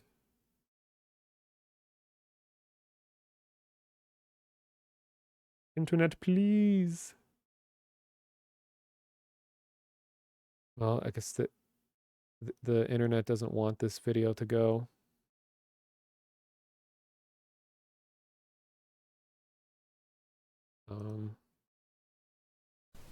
Hello, I'm back for another video. All right. I got some good feedback in my previous one, but I'm going to do this new one here in a slightly different style. I'm going to speed things up, and I'm going to give just rapid succession of very brief, very specific observations. You should try to get the Google Cardboard 2.0 version or whatever they call it. It'll be most noticeable is that the lenses will be way bigger than the first version, so don't waste your time with the earlier ones. And this also has a capacitive touch button, which is a much better solution to doing screen touches than the magnet method that they had previously. So make sure you get one that looks like this on the front than any other one. There's also lots of weird plastic and other versions too. Or if you have the Gear VR, download an app called Package Disabler, which will turn the Oculus Gear VR software off so that you're able to use this like a really good cardboard. So this is probably the best, most crisp experience that you could get in a Google Cardboard kind of style for viewing videos like this or any other stereoscopic feeds that you find of videos on the internet. Then the bottom part. And another thing people ask about is a screen door effect. I'll say that that is not a problem whatsoever. Like even when I had the headset on for the first time, I saw some pixels, but it just went away. There's all of these holes. When I originally saw the design, I was thinking, oh no, you know, when I'm putting the headset on, I'm gonna be like not wanting to touch any of these because like I don't want to ruin the sensor. I don't want to get it all fingerprinted up. But like you can kind of see, the sensors are not actually visible in the holes. They're completely flush with the rest of the plastic casing, so they must have like a partially transparent material or something. I don't know why the video is struggling so much, but yeah, I just did more detail. You still remember when you found me through the Astroneer Morse code thing? Was that really the first time that you found me in this community? I thought you came through like Vinny or someone like that. Someone I forgot who it was. We're sharing the PC controls through Moonlight Game Stream. Oh, I know exactly what you're talking about. Someone who used to stream through the Vinesauce group named KY was I did a few streams with him in the past, and we were using Moonlight Game Stream to play Overcooked 1 together because there was no multiplayer. But there's a big delay when you're doing the game stream thing. That was a weird time. I think you remember some of my early Vive streams. Really? Moonshaped, I didn't think you were even like a viewer of mine way back then.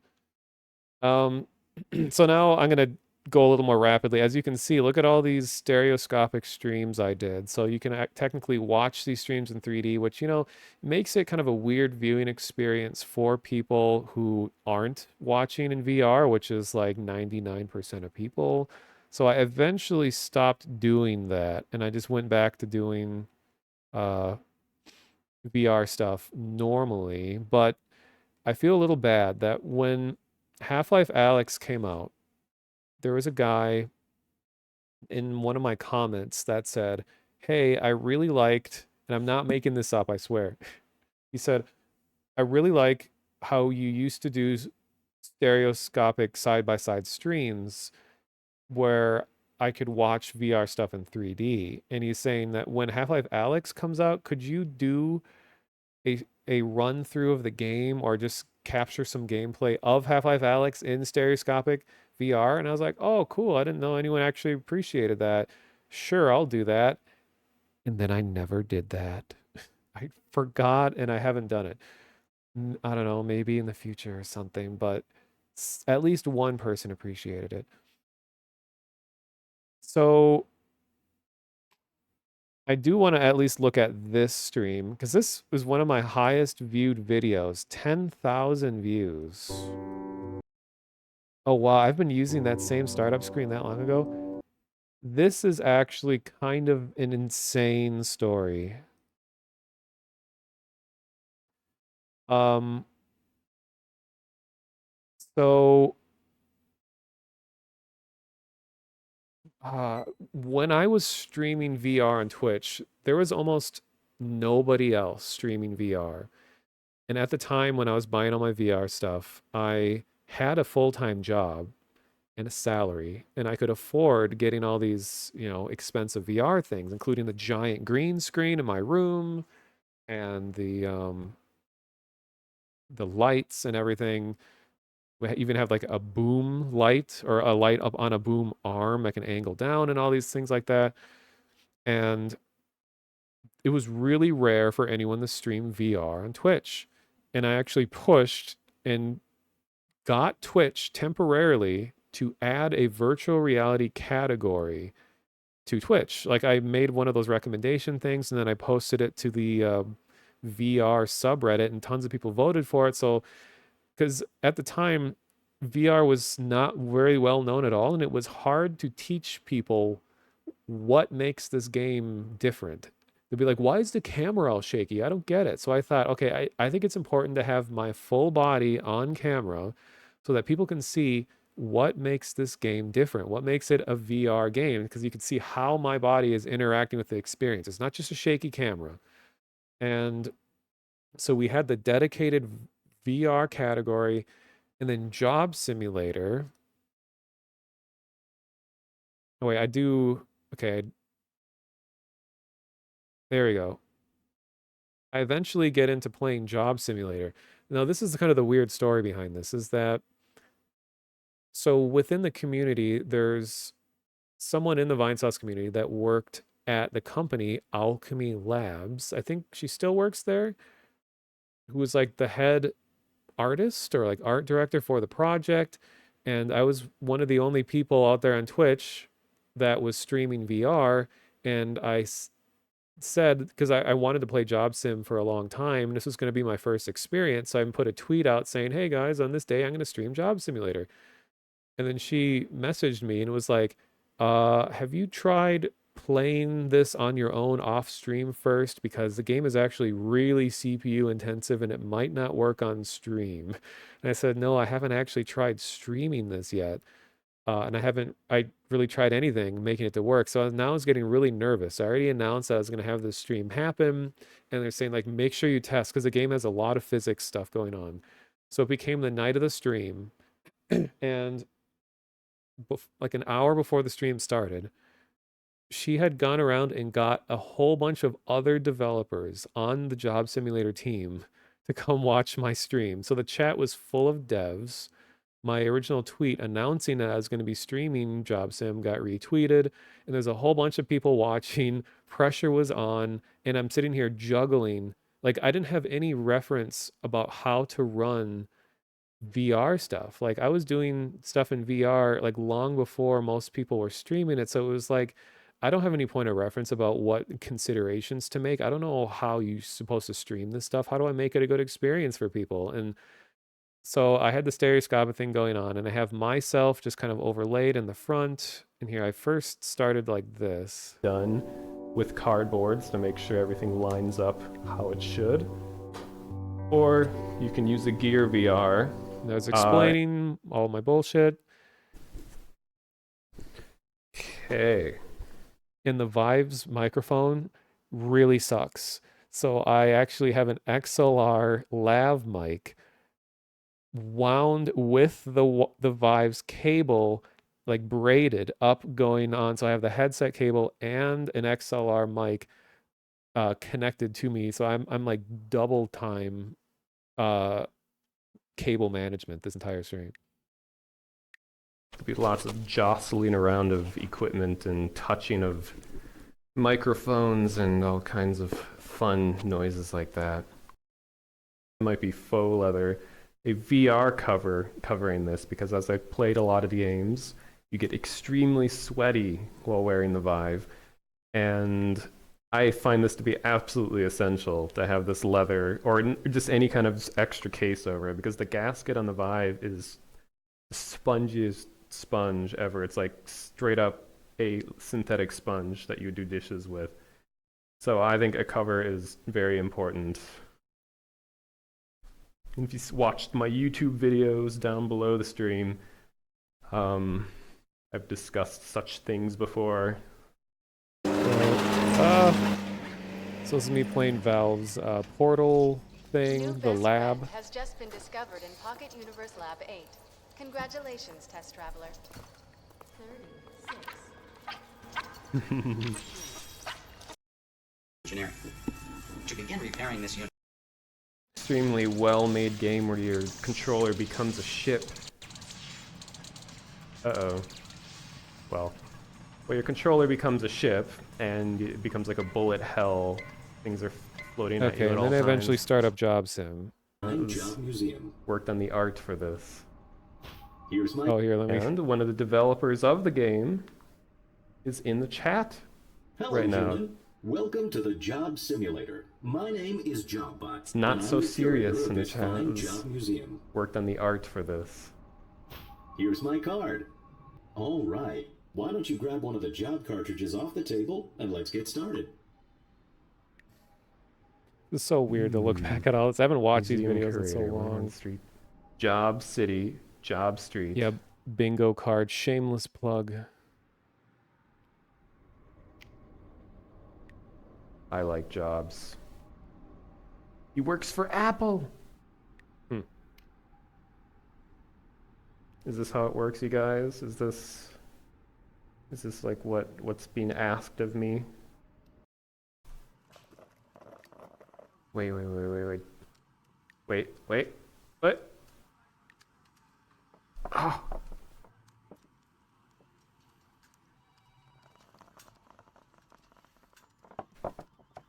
Perfect. I can juggle in real life, and I did manage to juggle a few times in VR at least. Okay. Workers would traditionally start their day with an addictive liquid stimulant. Addictive liquid stimulant. Okay, human, quotes. Wasn't being able to see your Twitch chat early on, or was being able to see your Twitch chat early on with VR kind of a pain. There always was a built-in thing to view your desktop from in headset. So you always had that ability, but it was more of a matter of having it on all the time. So like the apps that allowed you to just constantly have a chat overlay either on your hand or floating in front of you, that hadn't yet been made. So what I opted to do was to set up Chatty so that anytime someone sends a message, it would make a little like click sound that you might be able to hear on stream, so that I can tell if there's a bunch of chat activity, I can hear it, and then I can click the button to read chat and then go back in. And then I made it so like, okay, if I'm tagged, I'll have even a different sound. So I was trying to do like audio-based things to get a gauge of what chat activity was like. So anyway, the stream, it was a lot of fun. Job Sim I still recommend it, is a fun like first VR experience, because it's just physics stuff and you just fool around and act like a dumbass and break things, which is the point of the game. And it ended up working out. I was really stressed out, and I was using, keep in mind, I was using an under-spec'd computer for VR. I had a GTX, keep in mind, 970, which was under the recommended specs for doing anything in VR, and I was streaming. So I had VR is already rendering everything twice, and then I was using like NVENC or whatever to stream through the video card, and oh my god, it was a miracle that this stream even worked. And I had a whole bunch of devs of the game watching my stream at the same time, and this was one of the first times of me just streaming VR, period. So I was incredibly nervous, and this video did pretty well. Oh, and here's Gearmatic saying exactly what I was saying before. He left a comment talking about the background noise. This was an important comment. This was actually a moment where I went and changed my audio settings quite a bit. Oh man, your presence in the streaming is messing with my brain because your body is actually farther than the game stream. It's a comment on the video. It's true, yeah, because the perspective is really weird having myself on here. Hello? They're after you, Neo, and I don't know what they want. Is this Morpheus? Yes, you gotta do everything that I tell you. My god, I'm so funny. So I did a lot more streams of that from then on, did like underwater stuff, and before Beat Saber there was Audio Shield. So here are some of my favorite. Oh geez, I'm wearing my gamer rep, Vinny. Favorite songs by, and I narrowed down, or I removed one of the two cameras that I was using, so now it's just one camera. A pretty obscure band called Redvox played an Audio Shield for the HTC Vive on the hardest difficulty. Wish me luck. Yeah, 8 years ago.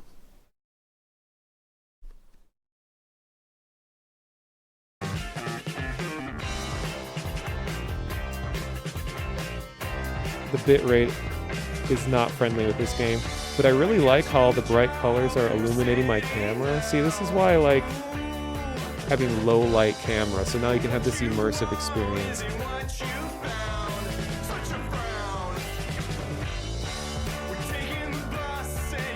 Here,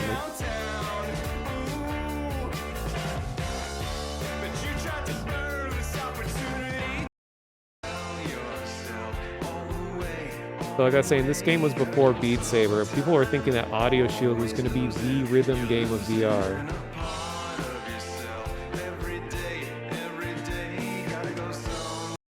Got my recommendations. So they ended up doing, yeah, Modbox was an interesting game that was kind of like Gary's Mod in VR, where you just like make games while in VR. And this is the first time I attended a live event in VR, and it was a Reggie Watts thing using AltSpace, which rest in peace, AltSpace. They that AltSpace was the VR chat in 2016. People thought AltSpace was going to be the social app of VR. And then AltSpace officially closed down like 2 years ago. And VR chat completely dominated the field when it came to popularity. But so here's me doing social VR stuff.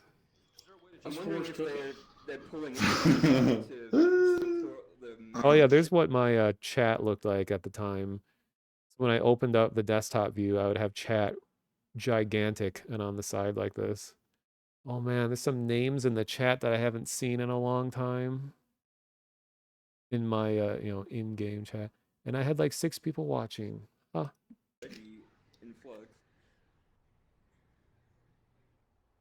170 people. I think they were expecting 200 to 300.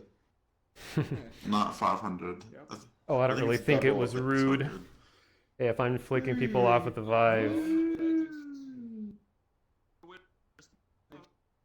Yeah, this is way laggier than it normally is. Uh-oh. It just goes black for me. Are you guys all like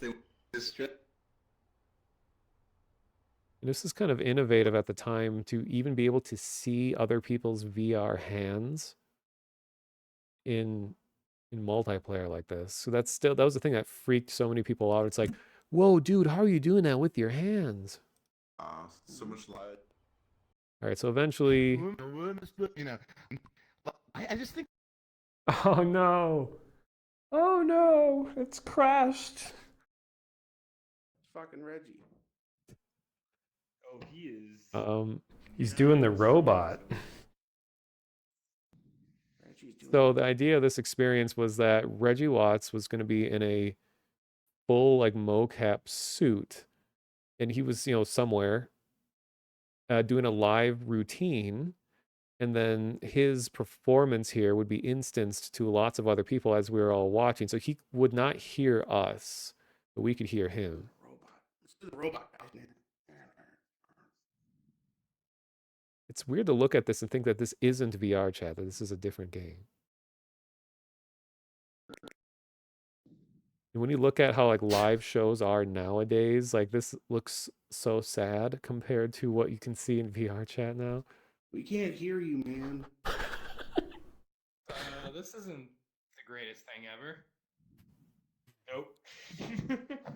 I think he's a fake. We're giving them penises, guys. Damn it. Are you actually saying anything on stage, or am I delusional? Nope. No, I see. Reggie's standing there. Or I'm really stoned. What are you streaming? I'm not streaming right now. Times really haven't changed. Guild Wars 2. Is this a fight or is it fun?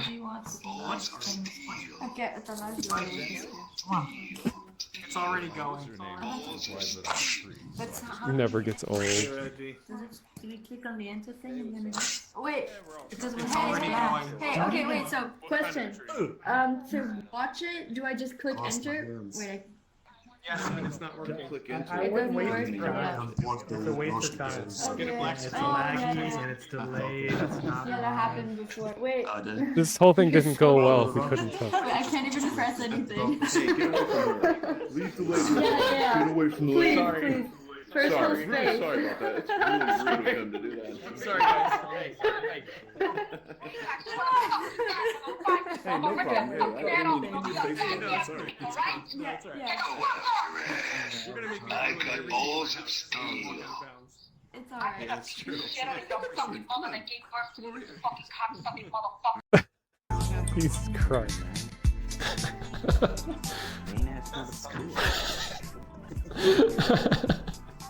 That's what I have become.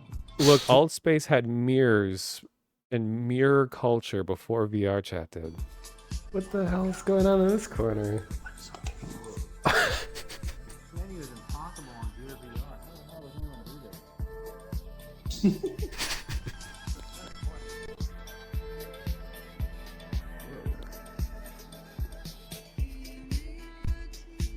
How are people flirting?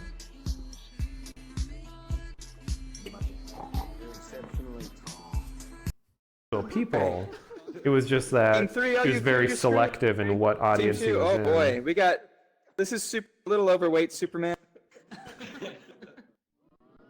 Oh man, what are these names? God, I haven't seen a lot of those people in a long time. And there for too long. We're gonna go with this Superman right here for Angry Face. Nicely done. See, they're doing a multiplayer Pictionary. Because this is gonna be a... What do we got? I forgot I was streaming when I did all this stuff. Okay, what do we got? They're like goblins, but they're all different kinds of grunion goblins. So see, Different kinds of goblins. Yeah, and they're grunions. A multiplayer lobby isn't complete until someone has a smoke detector beeping in the background. See that one's like a little grunion. There's a big grunion. Okay, that totally makes sense to me. That totally makes sense. All right, thank you very much, Team 8. Team 7. Team 7 said Orc/Gremlin. Okay. Oh my god, you're a fucking genius. Yeah. Oh my god, I Holy forgot shit. about Great this. guys, really. Videos. I love their YouTube videos and stuff. The little dog video. Ah, that's a was satisfying fantastic. smack sound. Little dog video. Oh my god, that's so fucking cool. They take a Vive controller and strap it to So I hadn't really done social VR stuff like this before, so this was really cool. We're like, hey, I'm just playing catch with someone over the internet, and we're using our actual hands. Try holding on to both and then just pushing the pumpkin into the hammer. Listen to the sound it makes. When it's walking around and they're petting it, it's hilarious. You hear that? You know what's also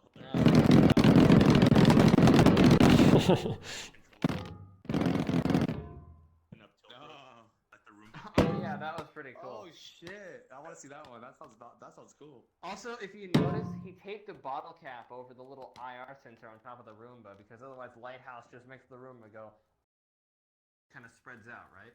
Yes. Sort of like a finger trap. I hear Like, you. you know, instead of buying like a $5 cable from Monoprice, you buy like a $15-$20 cable off of Amazon. Okay, well, I totally forgot that was all a thing. Then I did a VR horror game called A Chair in the Room, and like for a while, like this was the scary thing to do in VR.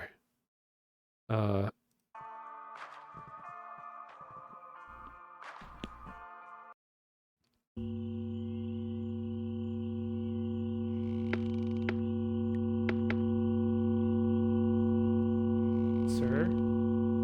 Sir?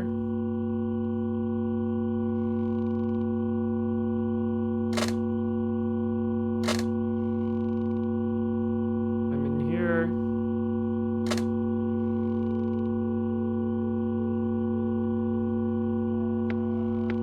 Oh, that's an annoying sound.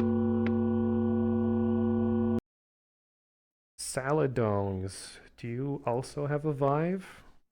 Wow, I haven't seen salad dongs around in a long time. Who else is here? I forgot I have a Twitch shirt.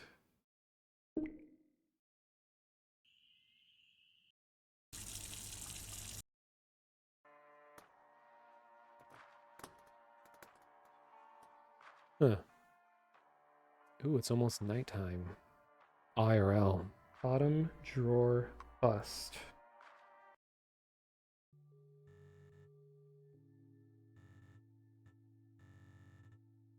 Yeah, throwing things at VR horror monsters. It is a universal experience. I remember the game was all right. Then I just did a lot of miscellaneous things. And then this is where I kind of transition over to GTA 5. Okay, how old is GTA? Let me see. 2013. Okay, so it had already been out for quite a few years before it was out. But just to kind of summarize everything that was going on with GTA was that a lot of you know that I was involved in the GTA Easter egg community for quite a while, and it really sucks that this stream isn't on Twitch. It was one of my past broadcasts that eventually got auto-deleted because I didn't save it or put it on YouTube or anything, which sucks. I wish I could have had that stream, but I still think to this day that's the biggest stream I've ever had with non-raid viewers, because it was I had like several thousand people, I believe, in my stream that got there not from a raid or from a host, but it was because of let's see. GTA 5 had just released, and an article, I think like on Kotaku or something like that, an article was published saying GTA 5 players have discovered UFOs hidden around the game. And then I was saying like, this sounds like an interesting time to stream. And it's one of the very few times in my life that I streamed from a game console. I actually had a capture card that no longer works that was limited to 720 resolution. I mean, most people were streaming in 720 back then anyway. and it was on my PS3. And I was like, oh, this seems like a good time to stream. So I made a stream that was just called like checking out UFO Easter eggs if anyone, wants to watch or something. And then I posted it to the GTA 5 subreddit because interest was already at a very high peak because this article was getting around talking about the hidden UFOs in the game. And I started that stream. It was a little slow at first, but then eventually it must have gotten upvoted high enough in the GTA 5 subreddit that just tons of people started pouring in. And I was there, in real time in GTA 5, like looking around, trying to find UFOs, and I was testing theories, and I was telling people about all the possible Easter eggs there are, and showing people the different ones. And it was just such a fun time, and had tons of people in chat. Chat was so active, like I couldn't even catch up because stuff was just going so quickly. And that was kind of the beginning of me really getting into GTA mysteries as a whole, and then the whole Mount Chiliad mystery subreddit, which is still around today. And a lot of people in my Discord now came from that subreddit. And still just the theories surrounding all of the mysteries, and specifically 5, are just crazy. And people have taken it so far and almost to like delusional levels of devotion towards discovering the mysteries of GTA. But I feel like the series as a whole has always kind of had that going for it, where people are never satisfied with the truth and they are constantly trying to find new stuff. Um, and for a little while, I was trying to just like do little clips of things from streams, but then I realized that people usually don't, for me anyway, don't really care about clips. I'm not a particularly funny person, so shorthand or short form content usually doesn't work for me. So I just went back to just doing giant streams and uploading the full streams. Oh yeah, we'll get to the golden banana thing, I think, pretty soon. That was also a huge surge of people. That was like why I started my Discord server. I won't go through the GTA videos. There was at least, well, there was at least one interesting moment. Um, so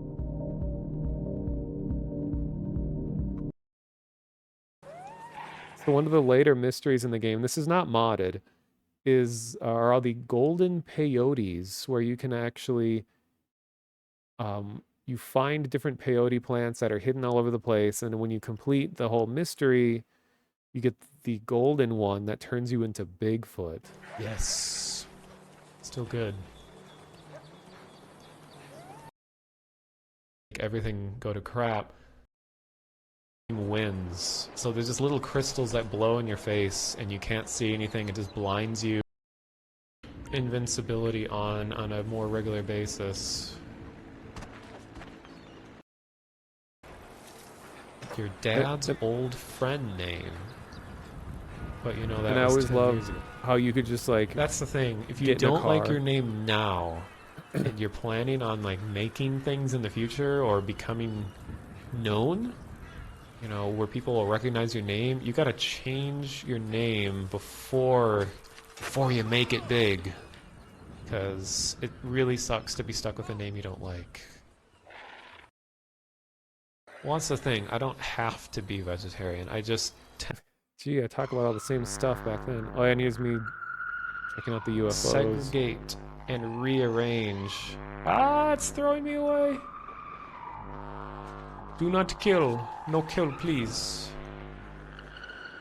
Do not kill. I'm friendly. I'm friendly. Don't shoot. Fuck. So that was just me fooling around with like that mystery. Then here's actually, oh no, this isn't when I streamed with KY. That was on his channel.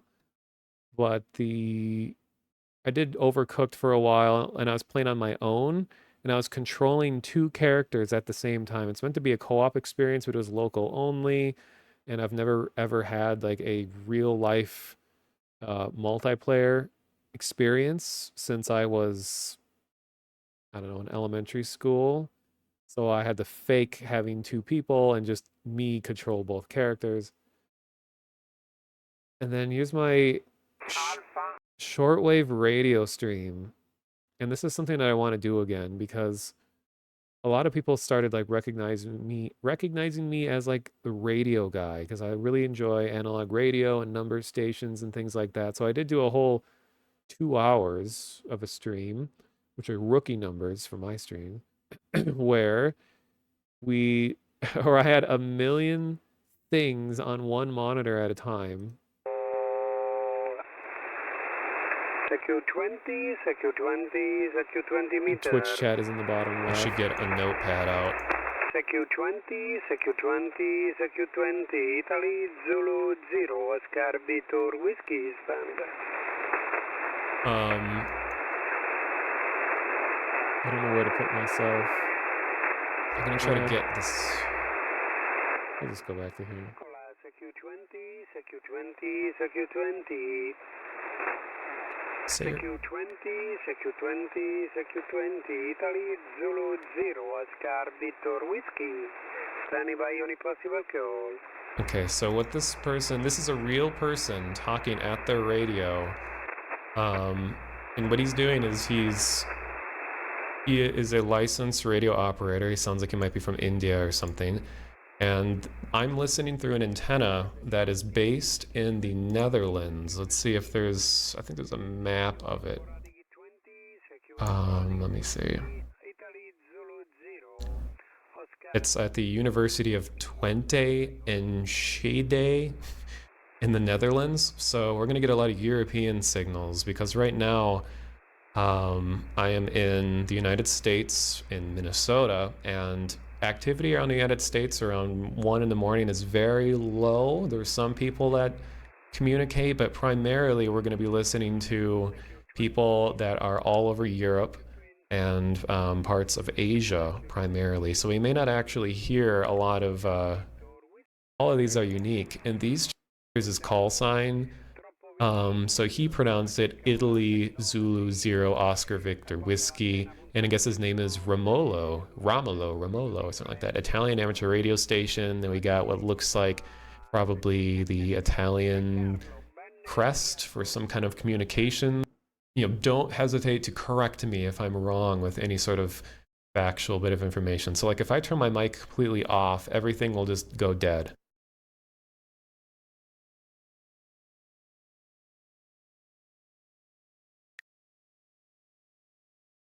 Okay, what's producing that noise? Something is still making sound on my computer.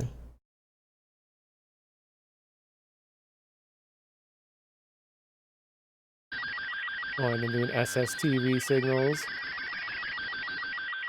Decoding in real time. Part of the Portal ARG. So what I was doing is that's a whole other subject. Like, I mean, I could talk about ARGs and stuff forever, but the Portal 1 ARG was something that really got me into ARGs to begin with because it introduced me to just so many weird aspects of analog radio. So there's a video on YouTube of someone doing the SSTV signal, which is slow scan television, which is a way of transferring video or transferring an image through audio. And I believe it was originally developed so that when people were on the moon, that they could transmit images back to Earth just using sound waves. But now people just use it for fun. Digging into number stations made you want to get a shortwave radio. Nice. Did you ever actually get one? Because I have one, but I just live in too densely packed of a city that it's hard to ever hear anything because there's just so much interference and noise and stuff that there's just, you don't hear much. I did eventually go out to like a park and I was able to get some signals, but usually I have to use these SDR things, which are software defined radio, which is like a way of using the internet to access someone else's antenna. You have one wish listed on Amazon. Yeah, it's good to try to get an idea of if you live in an area where you'd even be able to get a signal, I mean, they're nice just having a cool radio, and they can be used just as a regular AM FM radio, and then shortwave allows you to access to other like medium bands like shortwave.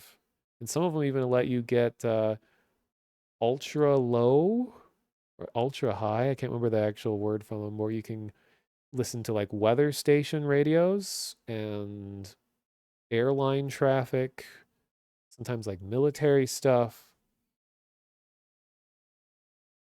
Kind of in a city, but not a really big one, kind of suburbs. Yeah, it's like so many different things can interfere with radio signals. It can be, um, well, power lines are a big one. If you have like a giant electrical pole nearby, that's a source of a lot of interference. Even just the concrete of buildings nearby can be a big thing as well. A game out there that is almost entirely about this sort of thing. Oh God, what is it called? Hey, Video Bum. I've not talked to aliens. I'm only here. Hey, he was in chat during the recording of the stream too. Yay. Oh, this is me talking about the really creepy Oxenfree ARG, which is one of my favorites. The Portal one is my favorite, but then the Oxenfree one is pretty good too. You notice it's not Maggie, Maggie, Maggie anymore. It's something different. And to make it even better, they had different sounds going through each channel of your ears. So let me open up Audacity real quick. Guys, you're on the wrong track. Alternate trailer. I thought for sure someone would post this. False. I think they just sent it to me, which is insane. So I am going to play this for you and just watch it, and then we'll talk at the end. Well, I've already watched an entire playthrough. I'd like to do more stuff like this again. Like, I mean, with the technology we have now, you can actually just go and you can listen to a number station in real time. Like, if you just go to Priom, priom.org, P-R-Y, or P-R-I-Y-O-M. See, will this show up on stream? There we go. This gives you a schedule for what number stations are active at the moment and when they're going to happen. I haven't used this site in a long time, but let me see. If there's one that is about to happen that we could just listen to. You gotta remember what you gotta remember what your own time is in universal time.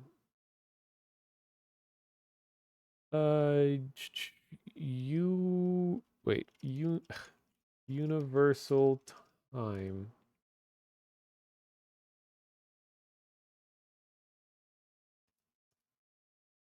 Okay, so in UTC it is currently 2:05. So that is 9, 10, 11, 12, 1, 2. It's like a 6 hours ahead of my time. This is my time. Oh, hello, old man Johannes. Thank you. So the next one coming up is... What time would this be? An East Asian USB upper sideband on V13. Okay, but how do I read this schedule? Oh, it even says on here UTC is 2:06.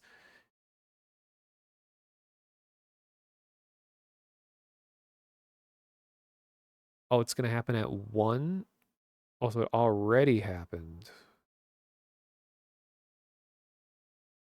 So what's something that's going to happen in more close to my current time?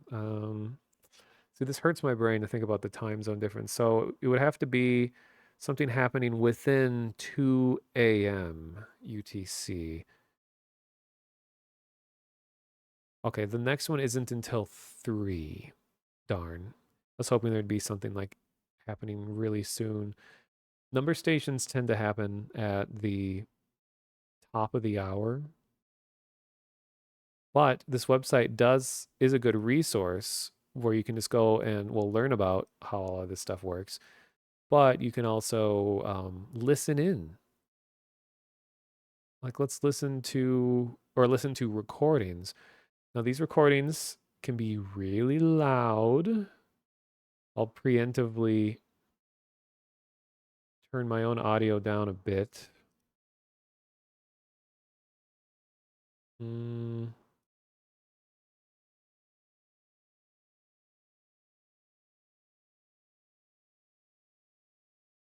even know where here. Okay, so I'm at 80%. Let me go down to like 20 and then I'll turn it up. So here's a number station in Poland.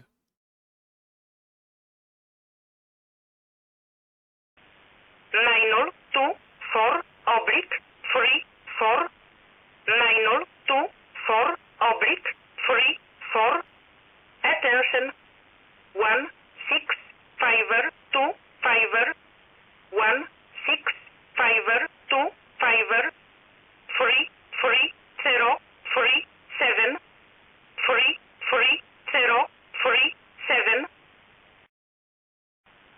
74832 74832 890-424. Interesting that it's English, but just someone with an accent coming out of Warszawa. And then people are keeping track of all of the variations and how it changes. It's very interesting. Is there a standard encryption method they use? Well, one of the most common ones is something called a one-time pad, which has another name too, like the Verone cipher, something. Like one-time pads are known as being the unbreakable encryption because it uses random number generation to encrypt it. And the big flaw is that you have to physically give the random numbers to the person to decrypt it. So if the message itself in encrypted form is interrupted or intercepted, it will be almost impossible for anyone to just take that and do like frequency analysis or any other like, brute forcing methods to get that message because they don't know how the randomness was generated. So you have like nothing to base all of that on. But if you can actually intercept the pads, and this is where the namesake comes from. The one-time pad is that spies, there's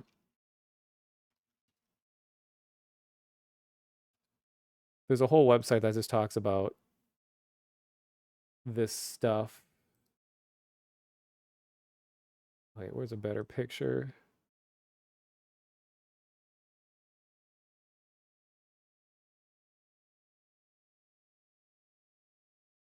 All right, here we go. Sorry, flashbang. So here is the pad of the one-time pad. And agents in the field who are using this method would have these pads on them. And like I said, this is the flaw of it. Sure, it's an uncrackable cipher, but everyone who's going to receive the message needs to physically have this in their possession. And this is before the internet, so they'd have to just mail it to them. And usually these things were made really, really tiny. So this is an abnormally large one. And they're usually made flammable or even edible. They made it so that like if an agent's going to be compromised, that they could quickly burn this thing or they could actually just eat it. Because touching it to water would just make the whole thing rapidly fall apart. And yeah, so part of the encryption and decryption method is going from like, okay, here's my message. Then here's my message relative to one of the pads and the random number generation. and then once that pad is used once, it's destroyed. So for maximum encryption, you never reuse the same series of randomized characters or numbers ever again. Because if as soon as you use it more than once, it's useless. And actually, historically, that was a problem where agents out in the field would be like running low on stuff or low on random numbers, so they would reuse them. And there was like a famous case where someone managed to intercept messages between spies because they kept using the same numbers over and over again. And that was, that's like a known flaw of the thing. Oh yeah, Crypto Museum. Like it's such a shame. Yeah, cryptomuseum.com has photos of like actual spy related technology and stuff, and it's really cool. It's unfortunate that the word crypto has been tainted so much these days. It has nothing to do with cryptocurrency. It has to do, cryptomuseum.com is a spy gadget museum of like actual stuff that has been used historically for espionage. Yeah, tasty paper. I wonder what random numbers taste like. And then priom.org is where you can go to listen in on real stations. Now, let me put my audio back up before I forget my browser audio. Okay. Oh man, the I Sigil ARG. Remember when this was big?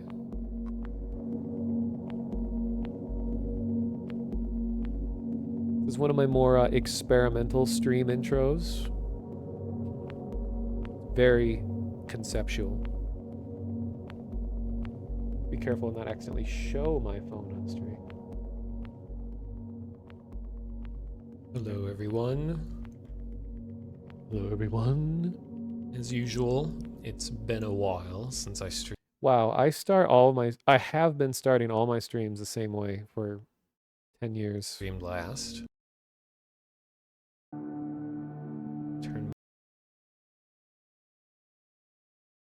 This was me going through and explaining what the I Sigil ARG was.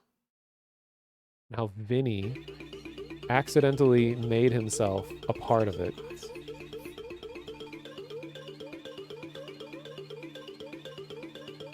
So very long steps that you go. So just to summarize what this whole thing was. So an ARG, or it was, spoilers, was how Frog Fractions 2 was revealed, was through the I Sigil ARG. And they did it by getting like 40 different indie devs to incorporate aspects of the ARG into their games. So a lot of just random like itch games. Like this is before itch.io. This is a Game Jolt thing. And on Steam and stuff too. They would hide elements of it in their games. And one time, Vinny was playing some random indie game and he was like, he just clicked something in a certain order, just wandering around, and then all of a sudden he triggered the sigil hand symbol appeared, and he was like, huh, what is this? Oh. And then on the ARG's wiki, he is officially credited as being the one to discover that that game had the sigil in it. And that was how you would know that the game was involved with it, is that it would contain that symbol, and then that would signal to you that, okay, there's another mystery to reveal a piece of the puzzle once that symbol has been discovered.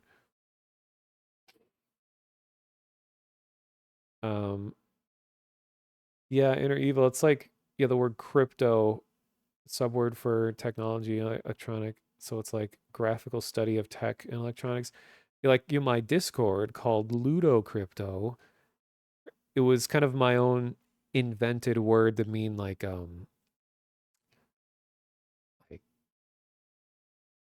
the gaming secrets or the to into it made sense at the time. It's more kind of the feeling of mysterious games or to play in secrecy. Going down in the same game in response to seeing Vinny. Oh, and then here's me talking about Vinny. And that's the thing that he originally discovered. And then they went ahead and said that, you know, this is the signal that says that there's going to be a puzzle piece somewhere else in the square. Then the other one, I just fall it over the place, goes to the bottom. So it's not actually a complete circle. But people don't really know. This is like the biggest puzzle of them all right now, is what do we do with this thing that we've created? That's right. At the time of this video, it had not yet been solved. So anyone involved in ARG tends to just think of images in as many ways as possible. What sort of language could be created through this, or messages? That ARGs are infamous for having every sort of cryptological thing, as you can imagine, like Morse code, or different ways of encrypting things like base 64, base 32. And then I eventually talk about the shit show that was the Sombra ARG for Overwatch. I don't remember exactly what ended up happening with it, but it was like, why did some reason like people were touting it as being like the worst ARG to come from a official big company or something. It seemed like they just threw one person on the project and it was going to reveal the character Sombra to the game. And your whole character is about kind of hacking and secret stuff, so it like made sense for it to be related to that, to connected with all that. But I remember it didn't go over well at all and people were mad. Believe it or not, people on the internet were mad about something. Also a heartbeat monitor in the video by looking at which lines it pings on. By assigning letters to these lines, we wasn't very good at reducing the amount of mouth noises in my microphone back then. Let's see. I mean, still now I'm trying to make sure I don't sound wet with my voice all the time. Hey there, Mr. Munch. You just rode around Bittamakaska. Nice. I ride my bike around there all the time. It is a good ride. Or Lake of the Isles is pretty good too. A lot of random games. Virginia Jalopy. Forgot about the Virginia game. And this actually came up really recently. All right. I don't. This is from 7 years ago, and this is before I really had much interest in Poland. So now I have a couple friends who are Polish, and I've been really interested in the culture and the language and stuff. But she brought up the fact that this whole thing was like one of the most famous Polish ARG, like dark media weird things for its time, and it was very popular in the country. Then as we were talking about it, I was thinking like, wait a minute, this sounds really familiar. And I dug through my stream channel, and it turns out 7 years ago I played a game related to this, and I kind of had mixed feelings. I was like, it seems kind of interesting or whatever, but I didn't realize how big it was for people in Poland. Mile Guide. Because it was a video series, but it also had a game element. All right, so I can tell that those two are darker.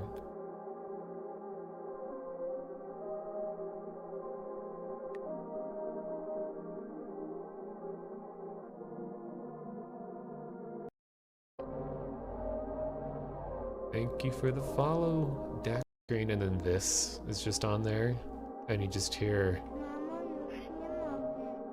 you just like are transfixed, just staring at the screen.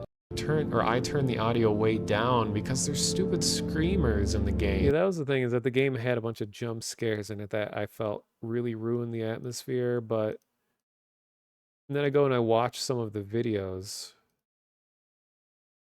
And it's weird looking back now that I can kind of read some Polish, that I can sort of understand some of what's going on here. It is poradnik umiestnu. What the heck? Ah, sorry. Oh, yeah, here's the actual videos. Papier, kraina, grzewów, no, grzebów, grzebów, kraina grzebów, something like that.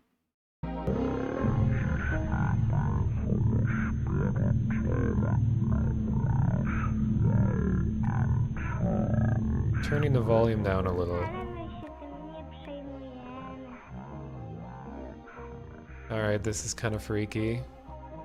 It does do some genuinely creative things. And we went and watched a bunch of the actual like videos that started the series. And I have a lot more respect for it now after like learning more. To feel.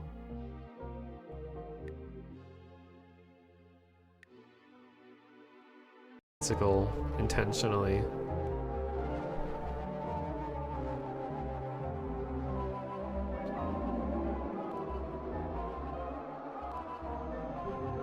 And yeah, this was like 8 years ago or so, before a lot of like analog horror was very big. So this is pretty far ahead of its time. You're super genetically Polish and know absolutely nothing about the people or the culture. Yeah, I mean, me too, pretty much. I'm like half Polish, and then the other half is like German, Swedish, Welsh, apparently. But both sides of my family have Polish heritage, and my grandfather and my great grandfather on my mom's side was a native speaker of Polish, but like none of her or none of my none of my great grandparents taught their native languages to their kids.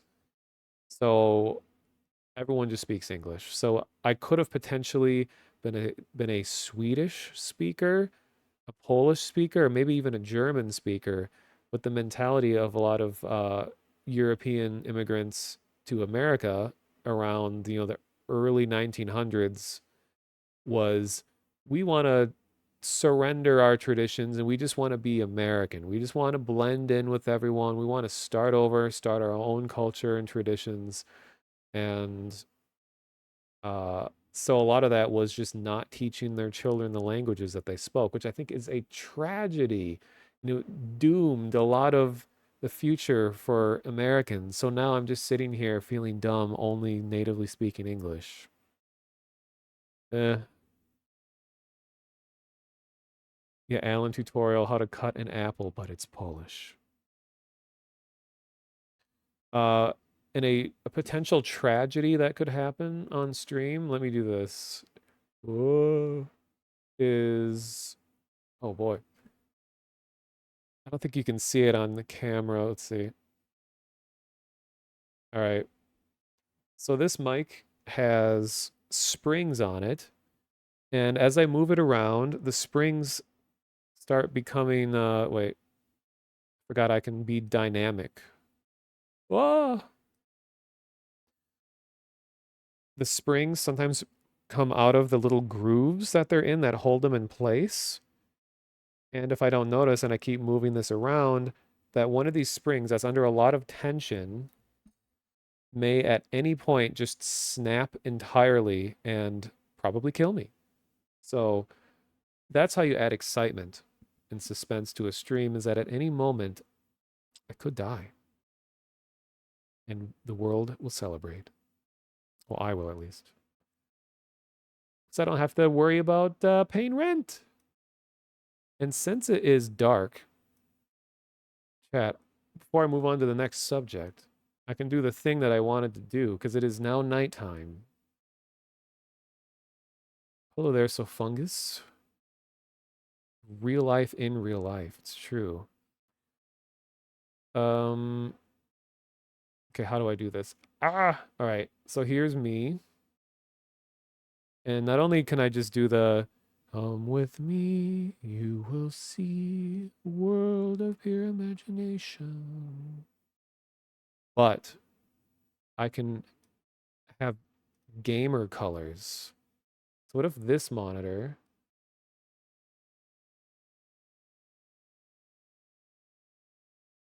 no complementary colors? So let's just let's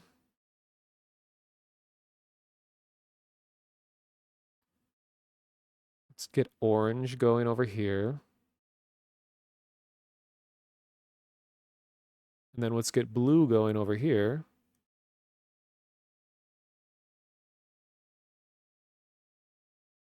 Yes.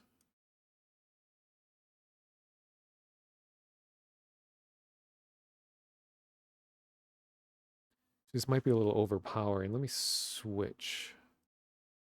Well, we do blue over here. Yeah. Now this is cool. Look at that. It's like one side of my hand is orange, and the other's blue. Some like complex shader stuff going on in the reel. I am trapped in a mystical orb. What other colors can I do?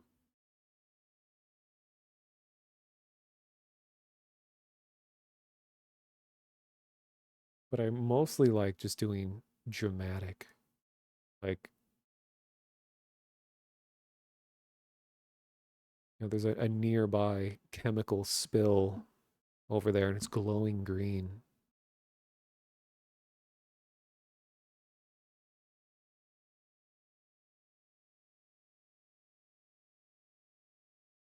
I'm underwater.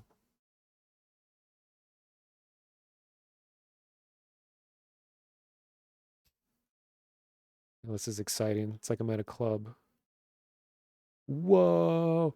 See, I don't even have to use like a hue slider to make this effect. I can just actually have this light projecting onto me.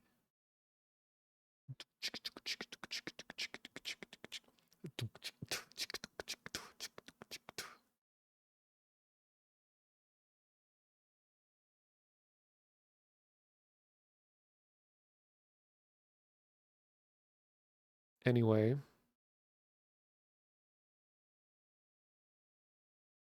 this is the light mode effect. Like when you open wikipedia.org, it's like let me look this up on Wikipedia real quick.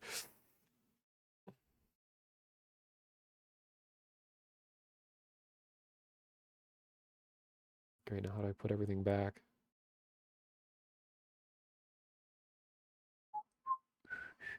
Yeah, the Battlefield cover art lighting.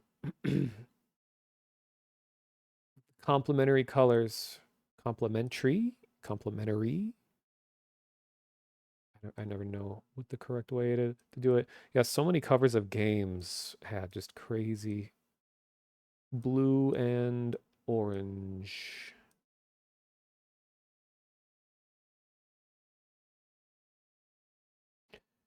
Hey, Hexen, thank you for the raid. I'm doing real, kind of a little spooky, I guess, now too, because it's dark. When I started the stream, it wasn't dark. Well, I'm actually in the process of looking at my. Lights are fun. Looking at my YouTube channel in reverse order and some of the oldest things first. And just looking at what has happened over the years. Like, what happened? Gotta like look back at how I am now and be like, how did it come to this? Really want to know what happened. It's funny because the reflection of my glasses, you can see exactly what I'm doing.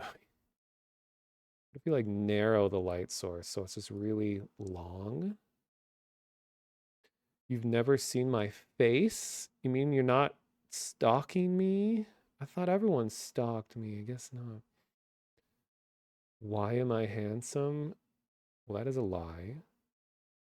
the last time anyone called me handsome was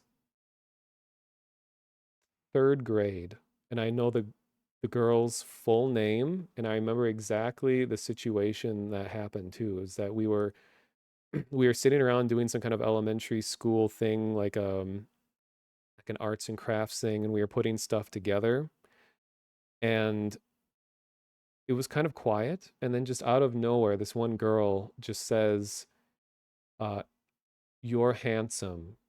And then I looked at her and I said, "Why?" And that was my response. I think my response was like, "Why would you say this to me? This is embarrassing." And then fast forward now, however many years, this was the 90s when this happened. And now the next time anyone has ever said that to me was Hexen in chat right now. That's the sad introverted guy story where you remember every compliment that anyone ever gives you in your whole life because it's so rare. Okay, let me get back to. Oh, thank you for the follow, Great Space Adventure. I I saw your your room on Mike's stream. It was cool. Not that I watch Mike's stream or anything, but you know. So I'm still getting new to trying to figure out the best place to put all these things. Yours was the first one last stream. Nice. Well, thank you, Hexen. Really does mean a lot to me. Yeah, compliments are countable on one hand. Exactly. You look in the mirror and you ask yourself the question every time is to say, I don't look at mirrors anymore. Yeah, looking in mirrors is a good way to ruin your day, basically. What was I doing? Aha. Engaging in narcissistic activity is what I was doing. And looking at past streams. And we already kind of got past most of the early VR stuff. We're still at 7 years ago. So the thing is that like I was saying earlier, is that I'm so cool that I oftentimes play games long before they got famous. And one of these cases is I was playing Project Zomboid 7 years ago. This was shortly after they integrated the 3D graphics for the first time. And here's when I was being all artsy with my intros.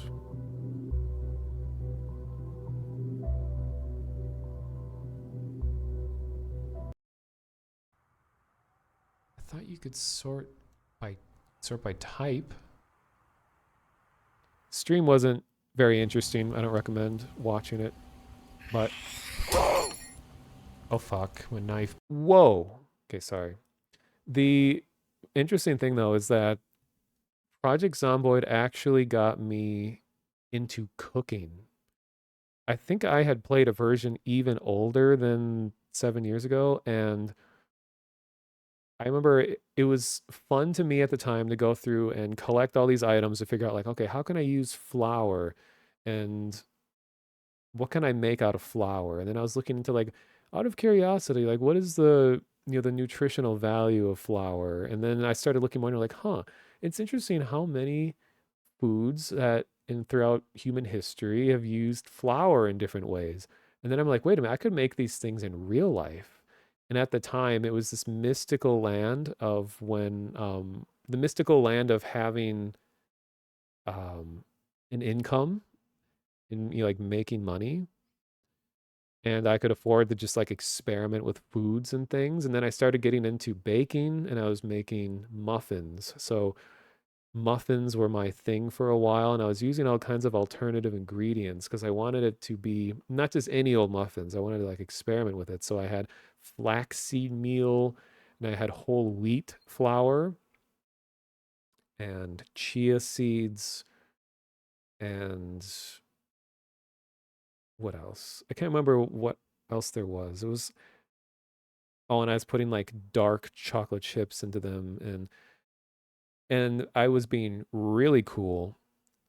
And yeah, like where Ducky, you're saying like I was learning how to mill my own flaxseed meal. So I actually just bought the seeds in a bag, and for a while I had actual like pestle and mortar, and I was actually just like grinding them down manually and then mixing stuff in.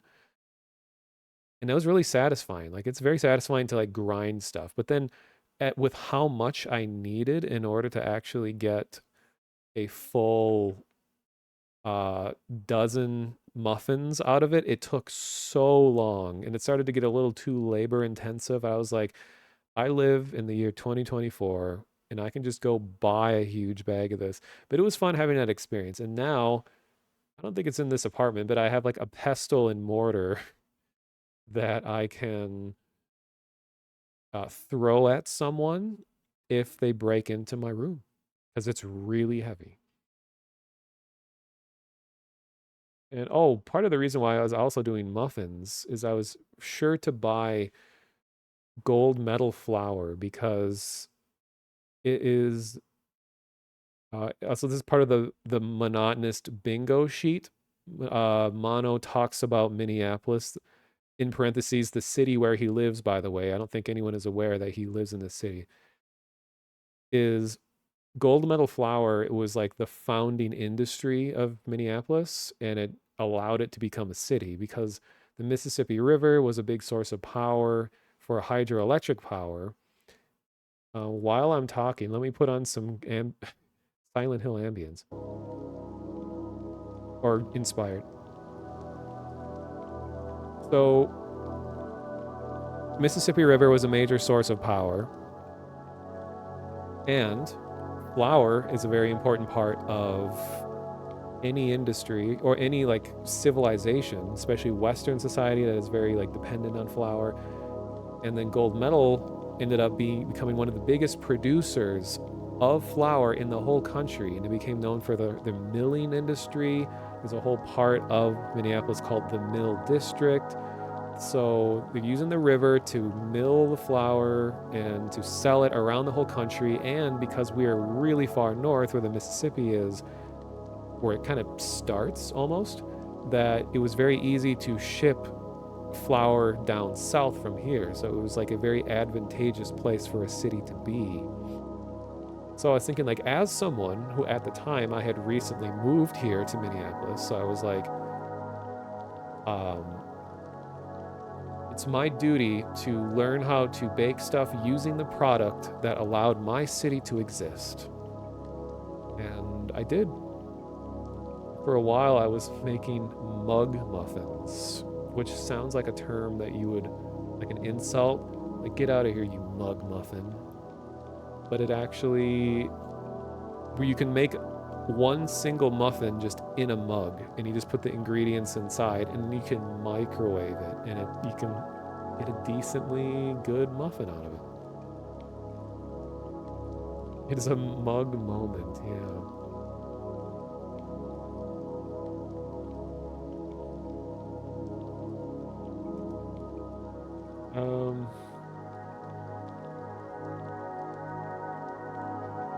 Yeah, when you're ordering a mortar and pestle online, it's so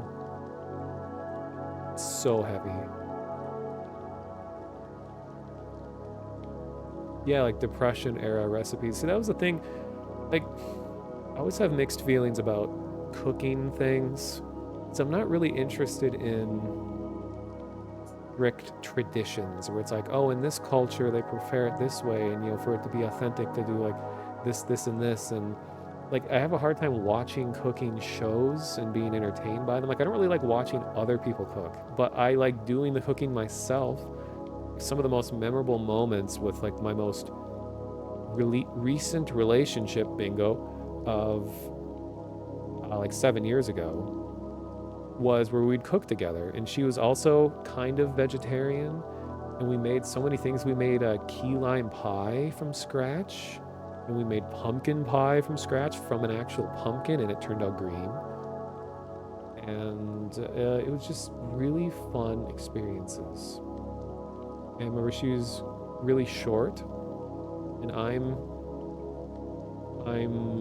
5'10". That's how you know I'm not lying, because I would just say 6 foot, but I'm not 5'10", which is like what, 177 centimeters? And she was quite a bit shorter than me. So when we were cooking and she was stirring something, I would sometimes just put my head or my chin on top of her head and just sit there like this while she was stirring. And she liked it. But because I felt like, oh, is this me making fun of her height? But it was cute.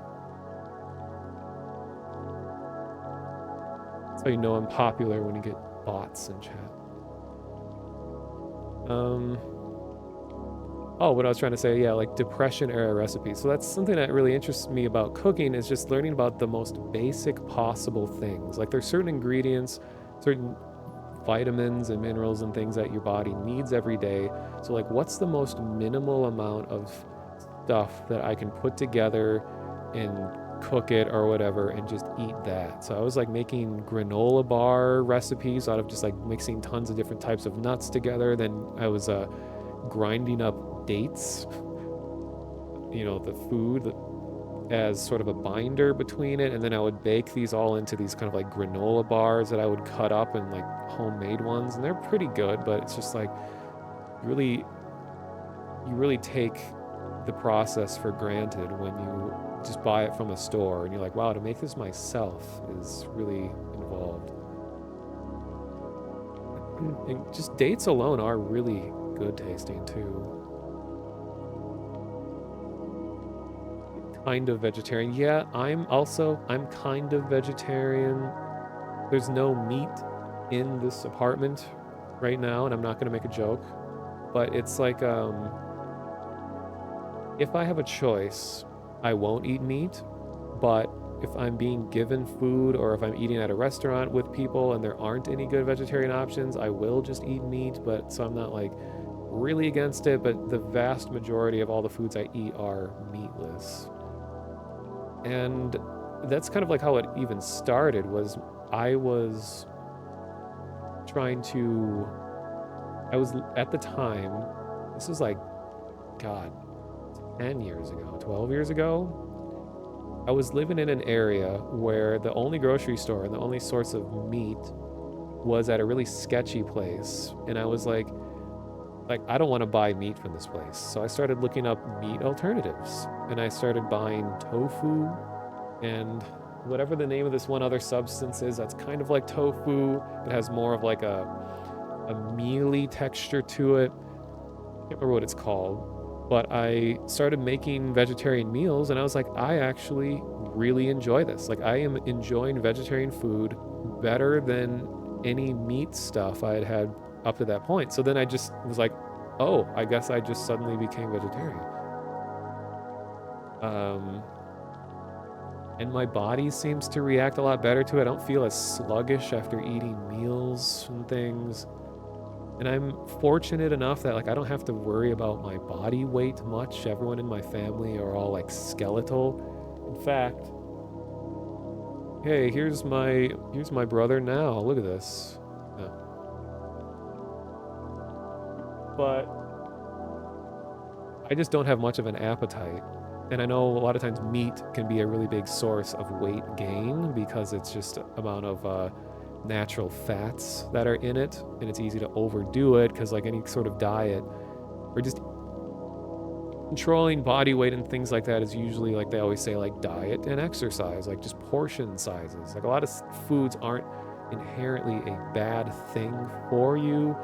It's just more of a matter of how much of it are you eating. And it tends to be that, especially in America, that we end up getting way more of thing you don't need much of, which tends to be salt or something like that, and saturated fats and all that. So yeah, I guess that's kind of how I ended up becoming sort of vegetarian.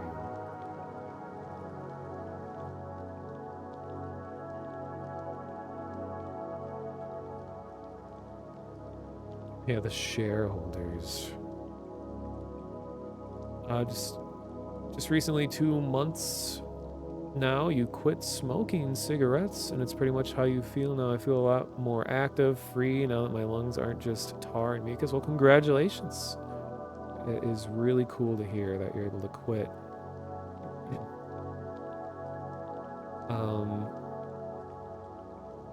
See, you eventually transitioned to pescatarian, and now you're just fully vegetarian. Yeah, it is so strange to me why a lot of cultures don't consider fish to be meat.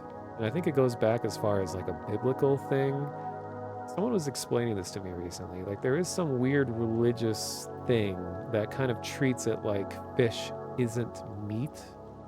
A lot of times people like don't even treat fish as animals. Like, they're just kind of like, oh, it doesn't have 4 legs and hair, therefore I can't relate to it as an animal.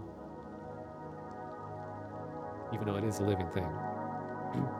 Even though I am vegetarian, I'm not in the direction of being really like,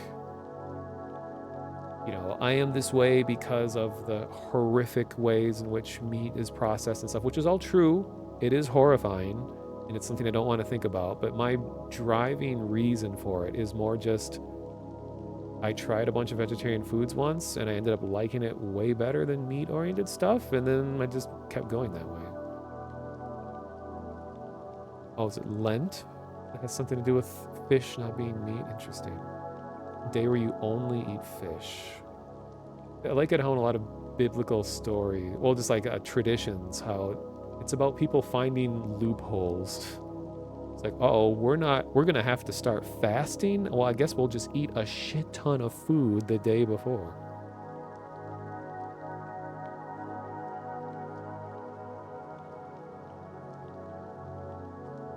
Oh, yeah, the big thing that reminds me, GSA, about how the biggest problem that when you start becoming vegetarian, like the big thing that you have to look out for here, I'll do spooky lighting,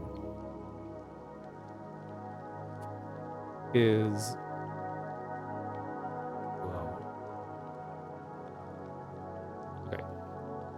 is not getting enough protein, because, meat is a really good source of protein, and iron.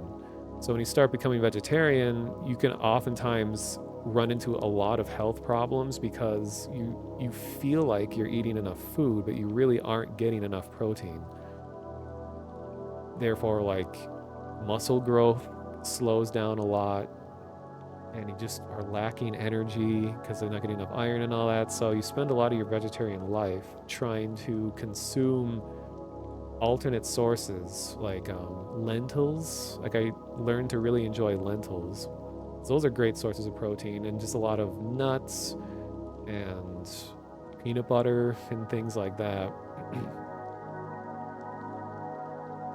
B vitamins. So I've just kind of worked a lot of alternate sources of protein into my regular diet. And I'm not sitting here, meticulously counting everything. But overall, I just feel a lot better.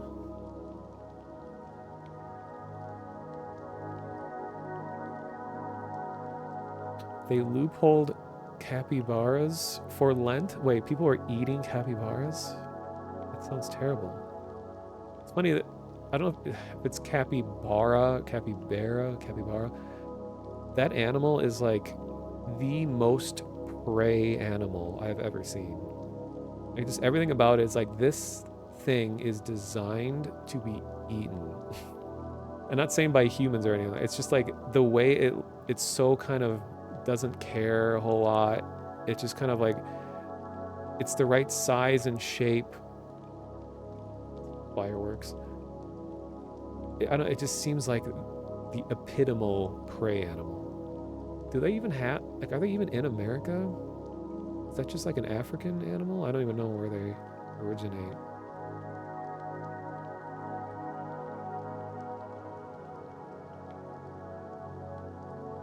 South America. Oh. Yeah, legumes. Good source of protein. Oh, and eggs. Yeah.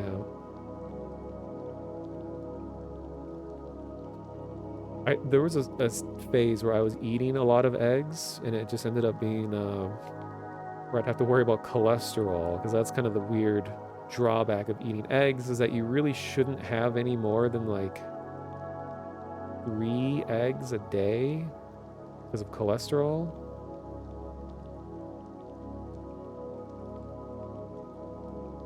And I'm very fortunate that I don't really have any chronic health issues in my family, but one of the little things, well, this isn't little, but like my dad has high cholesterol, so there is kind of a risk of me having it as well. But I don't know if it's since I started being more vegetarian or not, but there's like all the times I've had my blood pressure tested, I'd be like abnormally low blood pressure.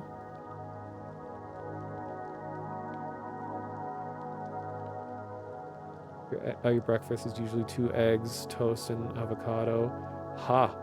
So, avocado toast. And I apparently don't have the, what's it called? The trait where, what is the name of that spice? Cilantro. I enjoy the taste of cilantro, so I guess I don't have that soap gene or whatever. However, olives, I can't stand. Olive oil is okay, but like my dad, growing up, my dad would always be eating olives, like green ones from a jar, and I always thought it looked so good. I was like, oh, these things are like little like candies or something.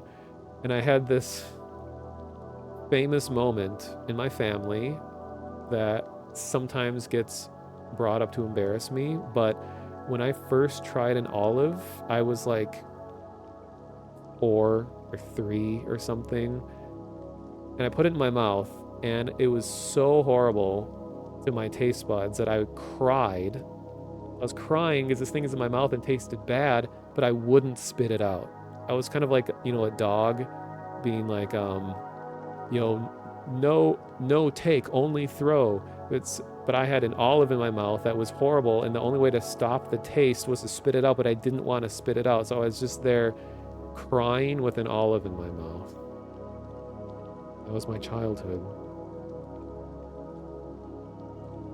Cilantro or coriander. Okay. Oh, that's the same spice? I've heard both those names. I didn't realize they were the same thing.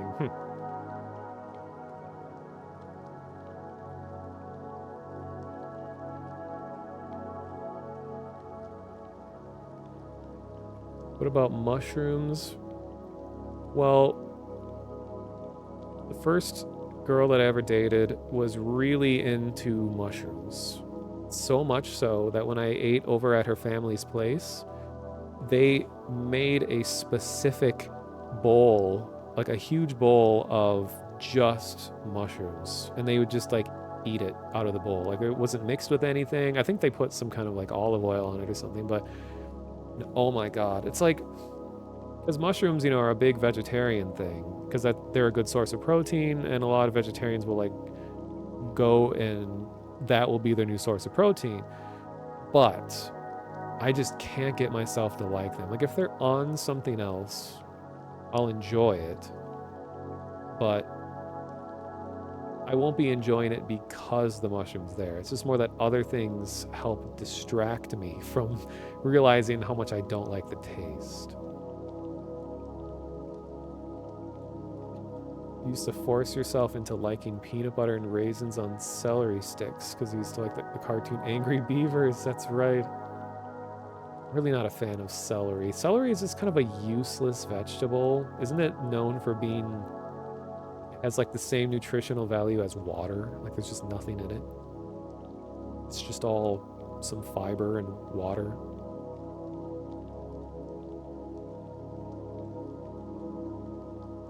I really like peanut butter though. In fact, I was gonna say, in fact, it reaches off camera right here. I do eat it pretty often, but my true love in life. Here, let's get a close-up shot for this one. The orb. The morb. Oh no, let's not start calling it a morb. A mono orb. My true love in life is...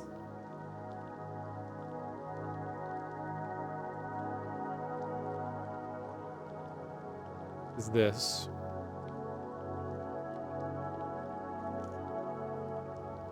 I guess I have to talk at the same time to be able to hear it.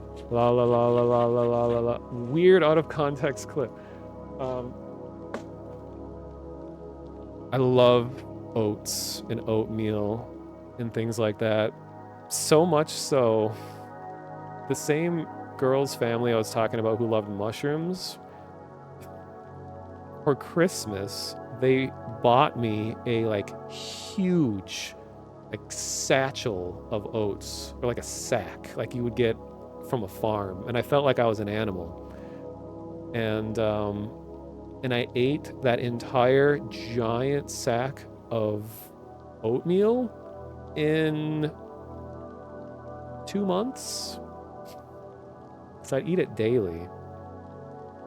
But see, like, it satisfies so many basic things that I really enjoy in food, which is just simple food. Like, if I can get good nutritional value out of something in its most basic form, I will. I don't like overcomplicating meals and just putting more and more and more and more and just making it this big complicated thing. If I can enjoy something in its basic form, like, I will always go in that direction. Like, I just put, well, almond milk, unsweetened almond milk, into oatmeal, microwave it, eat it. I don't put anything else in it. I don't put any spices. I don't put any chocolate or anything. I just almond milk, heat it up, eat it. And I don't even put it in for its full length either, because I don't like it when it is the when you put it in for the recommended amount of time, it just gets so mushy, and I don't like that mushy texture. So I put it in for 30 seconds, and then I let it sit on the counter for a couple minutes. So it softens it just enough to where it's just slightly softer than just reaching into the container and eating it that way. So that's my life. One time you ate like 5 pounds of almonds in a week. Don't ask me the details. Oh yeah, aren't almonds one of these things where it's like vitamin E? Like, you can overdose on fat soluble vitamins and it can have a like negative health effect on you. I eat a lot of almonds too. Like, well, I mean, I guess I'm eating them through almond milk. I like dairy products, but it just happens to be that I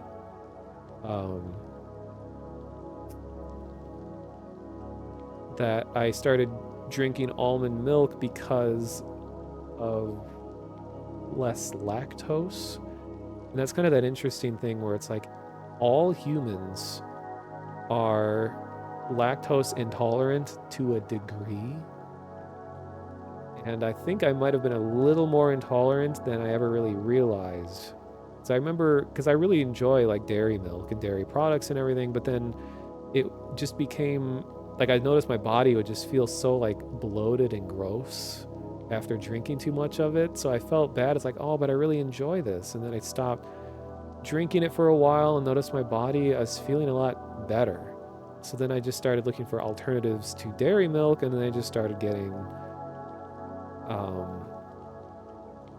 almond milk instead, which really isn't milk at all, but it's just it's fortified with vitamin D and things that you would get from milk, except you don't get the lactose. Yeah, cheese is something I could never give up. And I don't know if it's just an American thing. Maybe that's really ignorant of me to say, but like, is it just America that is just obsessed with cheese? Like, I know there are countries in Europe where they make like, you know, delicacy cheeses and stuff, but like, cheese is incorporated in like everything here. If a fast food restaurant can throw cheese at something, it's going to be there. And yeah, I love cheese, all different kinds. In fact, for Christmas, 3, 4 years, no, 5 years ago. Oh my God, 6 years ago. My aunt bought me a cheese subscription service where I was getting exotic cheeses mailed to my front door once a month.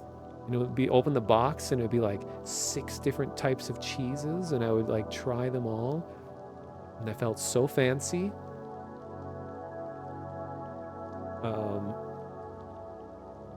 Oh yeah, another monotonous bingo card midstream derail conversation. Yeah. See, otherwise you would just be staring at this while I talk. So now you get to be jump scared by this grim visage while the derailing happens.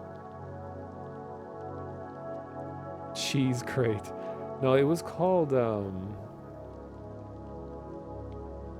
what was it? It wasn't like a thing that you would see like a influencer be like, hey, subscribe to Cheese Crate. It was like a...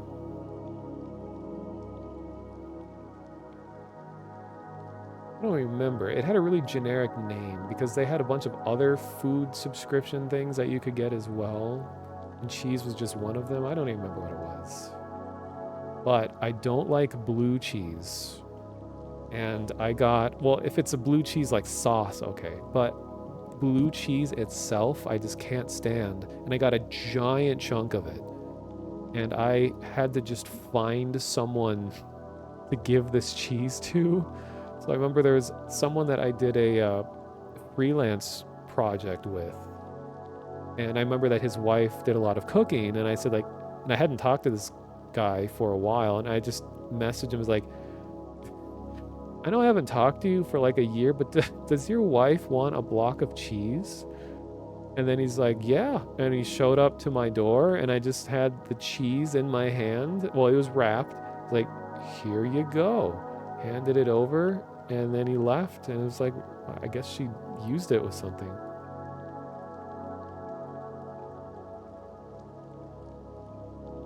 That it's handsome, I see. I'm an anomaly entity. Boy, I talk about being old, and then when I have lighting like this, it just highlights every wrinkle in my face. So I'm gonna...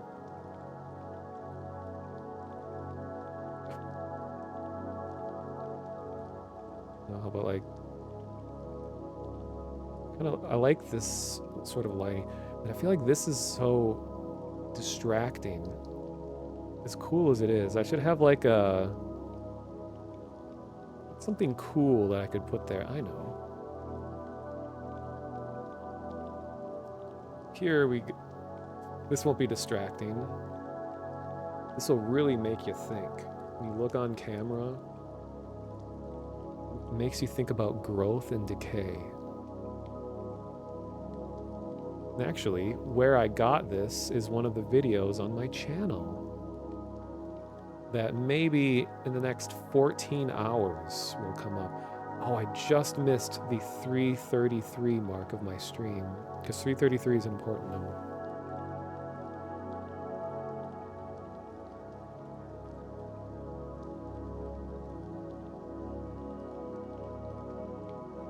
Yes, Inner Evil, that is the way to do it. So if you subscribe to cheese, then you get the cheese, and then you just give the cheese away, and you become the cheese guy. And a lot of people like being given cheese.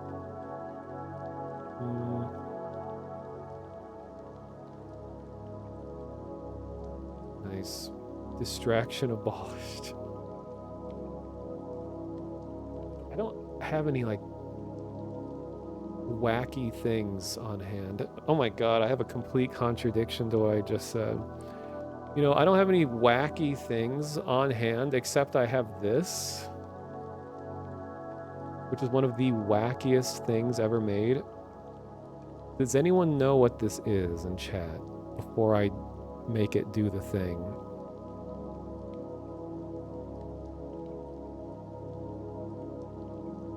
Yes. Well, both of you know. Now this, if I do it wrong, it's going to be painful to hear. It's a halo light blade thing, yeah. God, how do I do this over the microphone?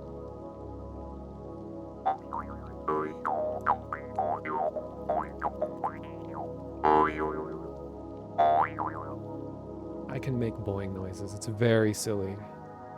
In fact, that is way too silly for my stream. We don't have fun here.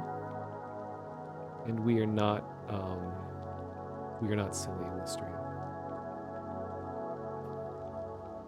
Yeah, you can talk with it. You know, if you inhale, you can use your mouth to shape the sound. So I can be like,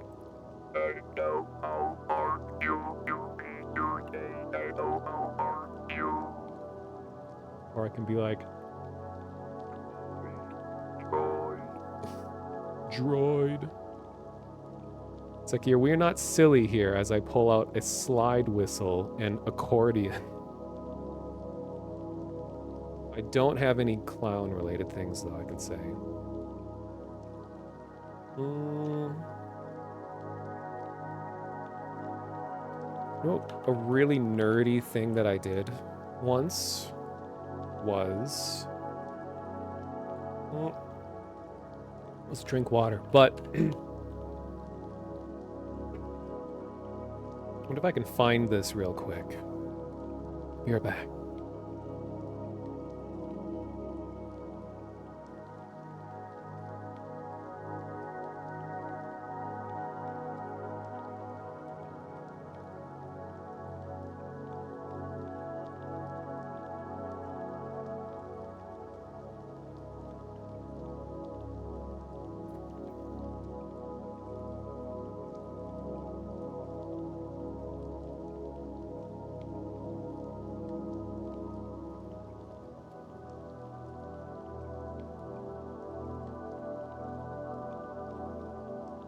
Oh yeah, I forgot I have it set up where I can actually just stand in front of my computer too.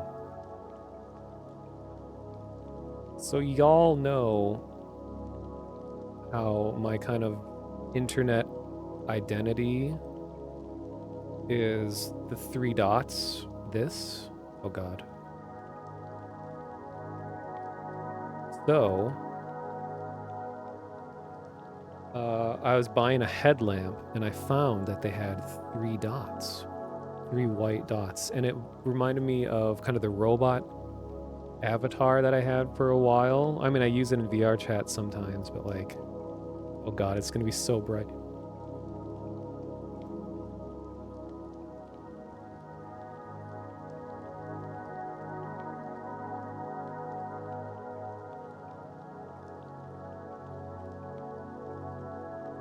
Yeah, that's not going to show up at all. But look at that. Caught in 4K. Caught in 1080. My crow friend.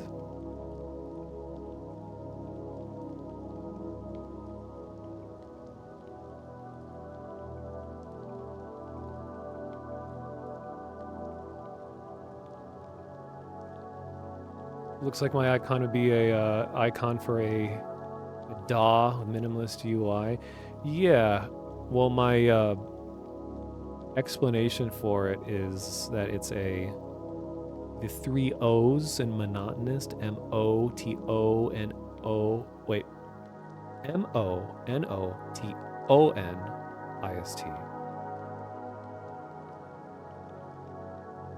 That's the story that I tell people anyway.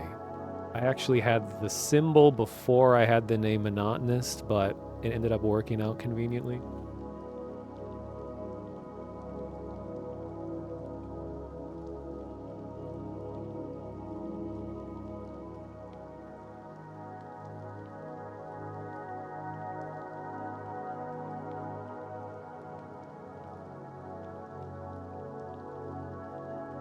Okay.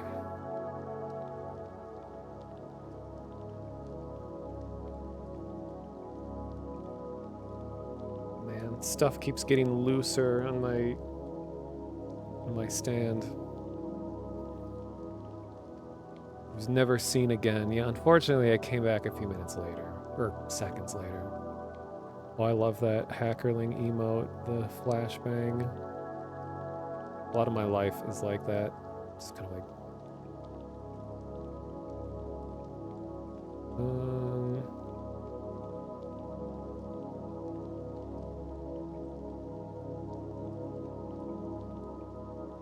All right.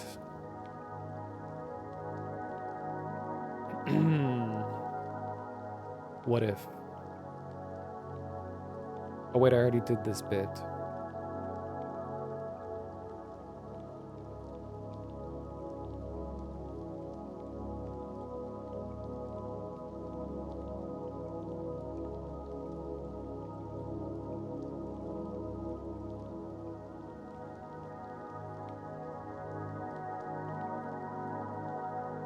Maybe I should go back to my regularly scheduled programming. Okay. Fortunately, I got to put my lighting over here. When I go back to this.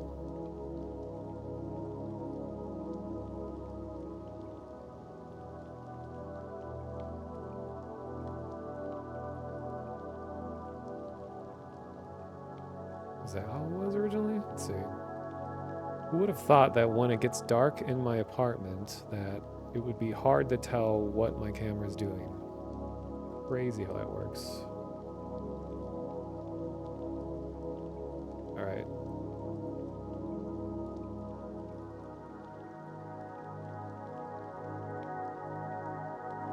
Where were we? Well, this is where a lot of Easter egg stuff starts happening with the Battlefield series. And oh yeah, if you like this dark ambience, if you search Midwich Music, MIDWICH music, it's just 3-hour long Silent Hill inspired ambience with some nice visuals. Like, I want to go here in the rain at night. It'd be amazing. So this era of my life was when Battlefield 1 started having a bunch of Easter egg related stuff going on. And I was uploading videos that it felt kind of funny uploading out of context Easter egg stuff for people watching this video who've played the game before and they're like, what?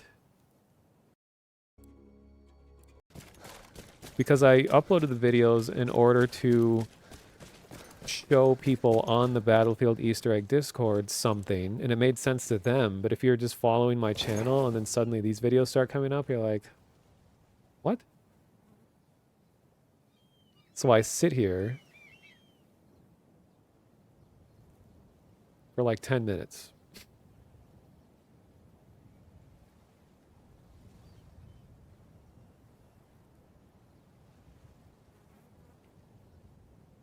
And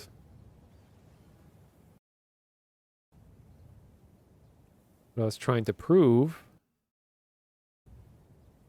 is the respawn rate of headphones. Makes sense, right?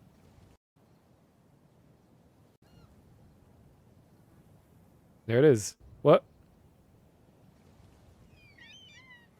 Wait for it. Ding. Suddenly they appear. Why do headphones suddenly appear? Every time I am near.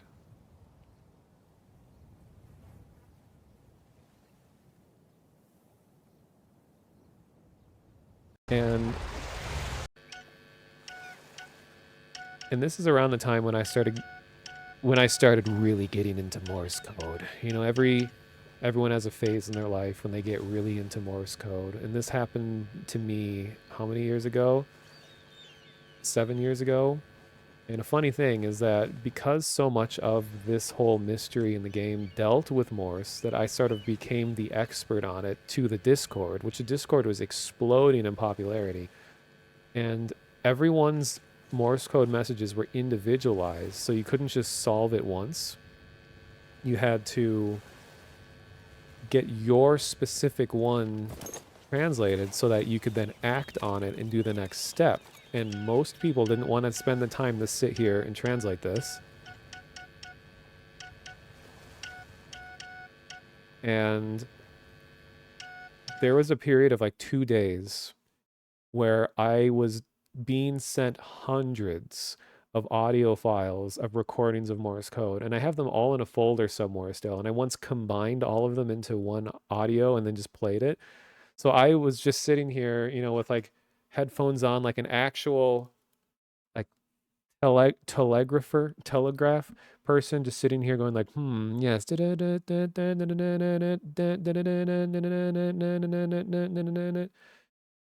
And translating them all and then telling people like, all right, so this is what this goes to and you're gonna have to go over here and this translates to this. And so it kind of really solidified in my mind that I was like the Morse guy for a long time.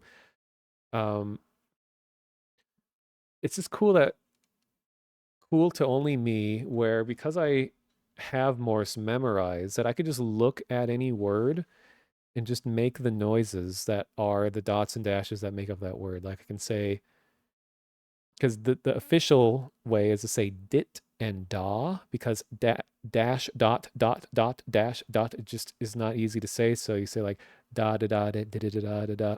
So I could be like da da da da da da da da da da da dit da da da dit did it dit da da dit da da dit.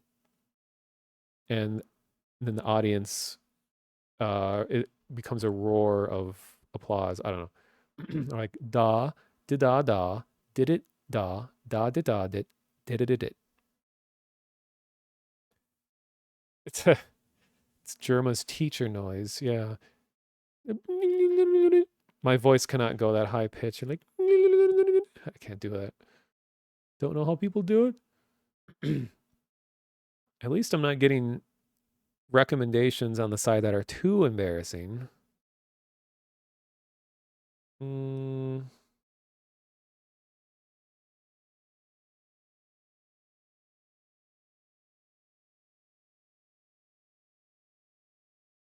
Yes. So that was a whole thing. It went on for a while. Then here's the thing, apparently, Inner Evil, this is where you discovered me for the first time, was this video? Oh, wait. This video still has 18,000 views. This is when Astroneer was new, and I was just listening in on noises, and I heard what you're going to hear.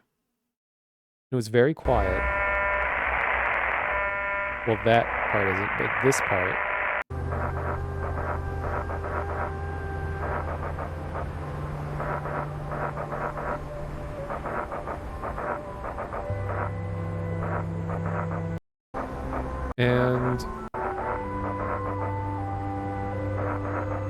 And I posted this to the Astroneer forum, and it was the first mystery in the game. And I was the first one to discover it, and people were excited. They're like, oh my God, because the game doesn't, at this point, didn't really have any story or things developed for it yet. So it ended up being pretty cool. And the message ended up being, this may be my last transmission. Low on oxygen, low on fuel, low on supplies. Should have never jumped to this system. Such a fool. Goodbye. I'm sorry. Which for a game that's all cheerful and colorful, it's a pretty grim story to be telling. And they eventually removed it. And it's now not in the game anymore. So I think I must have the only proof that it existed.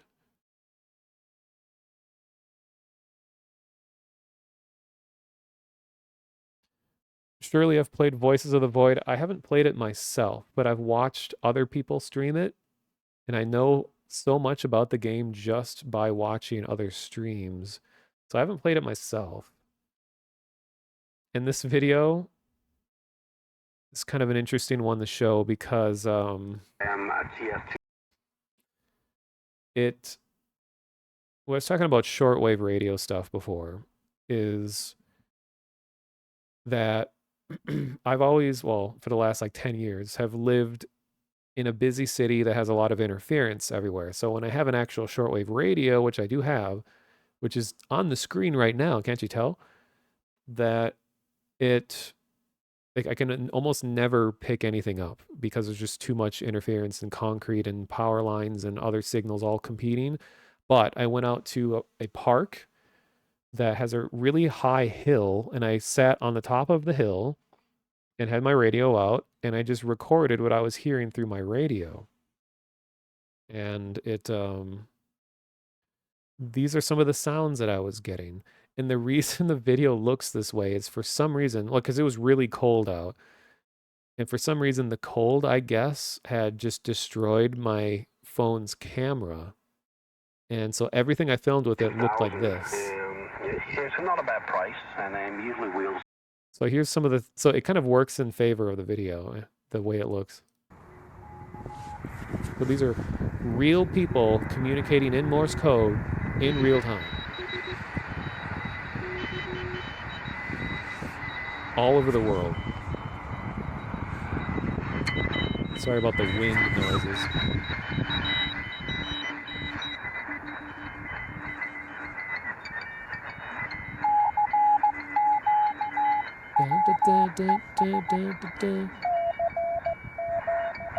That is one of the most distinct signals that you'll, or distinct sets of characters. It's the letter C and the letter Q.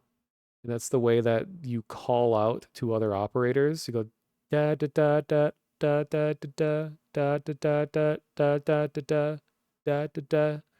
And then you'd usually like say your call sign afterwards, and that's just a way of saying like, hello, anyone out there want to talk? Hello, anyone out there want to talk? And then you would respond to it by doing by saying their call sign, which maybe their sign is like K6257 or something, or KSOQ or something like that. And then you respond, and then you go back and forth and you talk.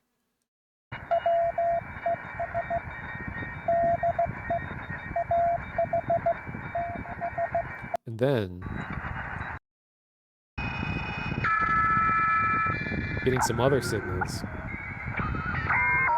And these may just sound like obnoxious sounds, which they are, but there actually are different modes of data transfer. I think the ones that we hear here are called PSK, called phase shift keying, Keying. And it is a way of using the phase properties of sound in a signal to transfer data. And that is not something a human can actually interpret. Like Morse code is meant to be a human thing. It's one human to another. But PSK and FSK, which is frequency shift keying, are meant to be received by another computer or device or radio, and that will automatically translate it. Like you could technically record the signals and then look at the spectrogram of them, or look at them in a certain way, and you might be able to identify what's going on. Like frequency shift keying is one where it just sounds really bubbly. It's just like you can't even understand what's going on because it's doing like small jumps of frequency up and down at such a super rapid rate that it can actually that it's doing it so quickly that a human ear can barely even pick it up. But if you look at the spectrogram, you can see how the frequency is shifting. And if you really wanted to, you could sit down and count like what sort of like it's like groups of 5, I think, per character. So like da da da da da da is like one letter, and then it would just group all that. I don't know. I don't totally understand how it works. Sometimes I have like multiple different frequencies, so it's not just jumping back and forth. Like there's something called maybe it's teletype. No. Oh, it's called radio teletype. RTTY, RTTY. And that's when it's just bouncing between two back and forth. And it sounds kind of like a bubbler in an aquarium. It's just like with this like really rapid signal jumping back and forth. That one can actually be interpreted just like with a phone, or not a cell phone, but like a landline phone. I think it's like teletype used to work, is you would kind of like a fax, where you would use your landline phone and you would call another place, and then you'd put your phone into like a radio system, and it would take that signal, it would hear it, and then it would give you the message on the other side or something like that. So here's but phase shift key, and what we're hearing right here, I don't think a human could interpret, even if you sat and broke it down. It's like such a weird property of sound that's hard to understand. It sounds like this. Okay, now it's a mix between different things now. That's teletype. That's a which is rapidly two different frequencies.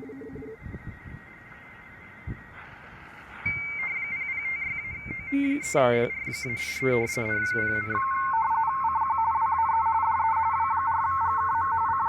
That's RTTY, R-T-T-Y. Now that is just noise.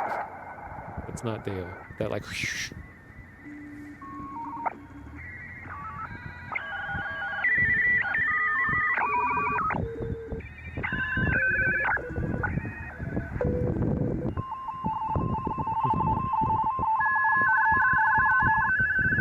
Yeah, and the reason why this frequency keeps going like all over the place is because this is using transmission methods called USB and LSB, which is like upper sideband and lower sideband, which is part of the reason why home radio systems even work. So, everyone knows AM and FM radio, and like AM takes a lot of electricity. AM is older, and it like uses the earth as a form of resonating like antenna, where like the signal is just blasted through the air, and a whole lot of energy is used to transmit AM. And it's, like I said, it's older and lower quality.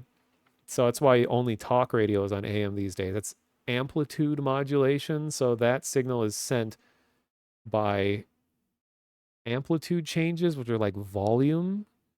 But then there's FM, which is frequency modulation, which is newer and much higher quality and uses a lot less power, sounds way better, but it can't be transmitted very far, which is why you'll go in and out of cities, where like an AM radio will go between like multiple cities, maybe even like half the state. Whereas FM, it's like it goes in and out. Like, all right, we're coming to your city. Here's the FM signal, and it's gone. But it sounds better. So people discovered that because like to do AM and FM, you need a lot of money and massive antennas that can broadcast at big distances, and it's just expensive and not feasible for the average person. But they discovered something called USB and LSB, which is upper sideband, lower sideband. So like when you look at an AM signal on like a waterfall, it's called, where you'll see there's like the carrier frequency in the middle. That's what you tune your radio to, is like the carrier signal. So there's a lot of power in this like central thing. I don't know the right terms. And then you see two different sides to it, where they need to be like perfect mirrors of one another when it broadcasts. And I don't totally understand how it works. It's like when AM broadcasts, there's a higher and lower simultaneous frequencies that go with the carrier signal in order for the information to transfer or something. But then people figured out that, hey, you can just broadcast one of these two sides for way less power, and you can still send video, or not video, you can still send voices and stuff through the air for way less power. Some people started making their own home radios and home antennas and broadcasting it in like USB, not USB like universal serial bus, it's a different USB. And then suddenly that allowed for amateur radio bands and just, ham radio enthusiasts in their garage to make their own cheap little antennas and they could send their own signals out and they could listen to each other. And this started becoming such a popular thing that they started designating amateur radio bands, where there's a whole range of frequencies that the government, well, in America anyway, it's different for each country. In America, they allowed just a whole band of frequencies where it's like, okay, anyone who's a registered radio enthusiast, like you have to get a license, just do whatever you want within reasonable bounds on these frequencies. And that's where the whole hobby started of like ham radio, is because the government is like, we're going to let you do what you want. And that's what we're listening to right now. These are all just random people around the world who still have their own antenna and equipment, and they're broadcasting in USB and LSB modes and CW, which is continuous wave. And that's what's used for Morse code. Like continuous wave frequencies are as kind of what it sounds like. There is either power going to it or no power. So it just ends up sounding like, and then the way that you cut off that power and allow the power to go back in is how Morse code is produced, because it's either on or it's off, or it's a dit or a da. So, you know, da, dit, dit, da, dit, da, dit, da, da, dit, da. So continuous wave, USB, LSB, all in one range. Oh, hey, Jackal. Welcome to the stream. I'm just jump scaring people with my camera and going through some of my older videos. Oh, yeah, I keep forgetting I have this. And I have like dramatic lighting where I can be like this.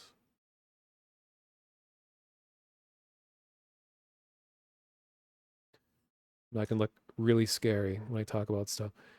Talking about radio stuff. And also, by the way, you all should check out Jackal's channel because they interviewed me recently.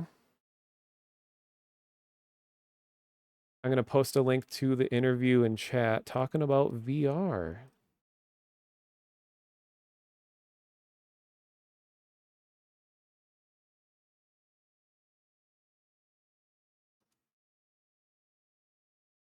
Like, oh God.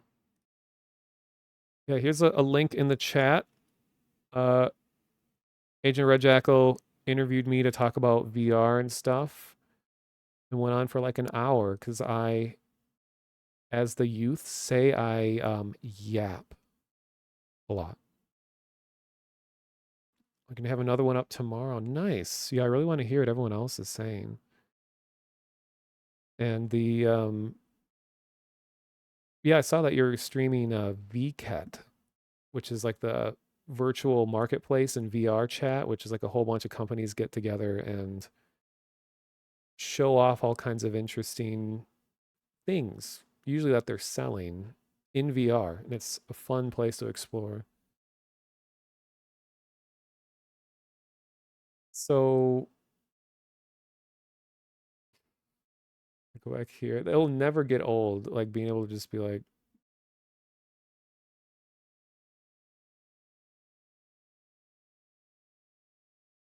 anyway. Oh, and the whole reason I even started talking about it is the reason that everything sounds like, you know, different ranges of different frequencies all over the place is because when you tune if you tune half of a signal, like you have the upper and the lower sideband, you're only doing one at a time. There is no carrier signal in the middle so that the radio knows, oh, we're going to tune to the main signal and then everything will go into place. Like when you're listening to AM radio or FM and you're tuning it around, you're usually not hearing all these like wacky sci-fi noises of going like, because like the radio knows that, oh, all that matters is this main signal. But when you don't have that and you just have a little kind of low powered thing in the middle, the radio is just like, I don't know what this is. So then it doesn't know where to place it. And therefore like the frequency gets all over the place. That might not be 100% correct, but that's kind of my understanding of it. So here's, it sounds like phones, but it's like more teletype.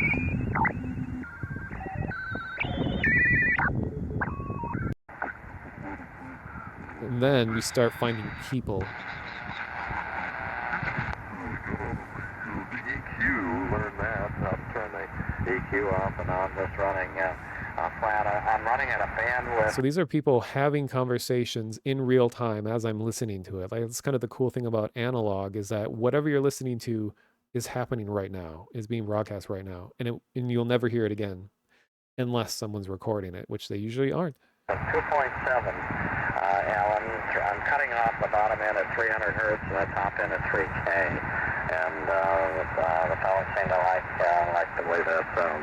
VA3, AQB, W4, USR. Yeah, I guess so. It's sounding good, Dennis.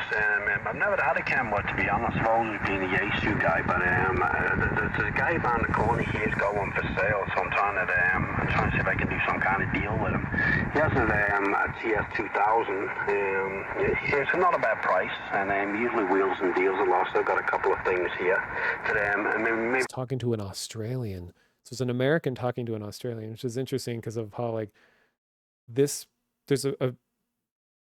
the short waves, and this is the magic of the short wave, which short wave is between AM and FM, if I remember correctly.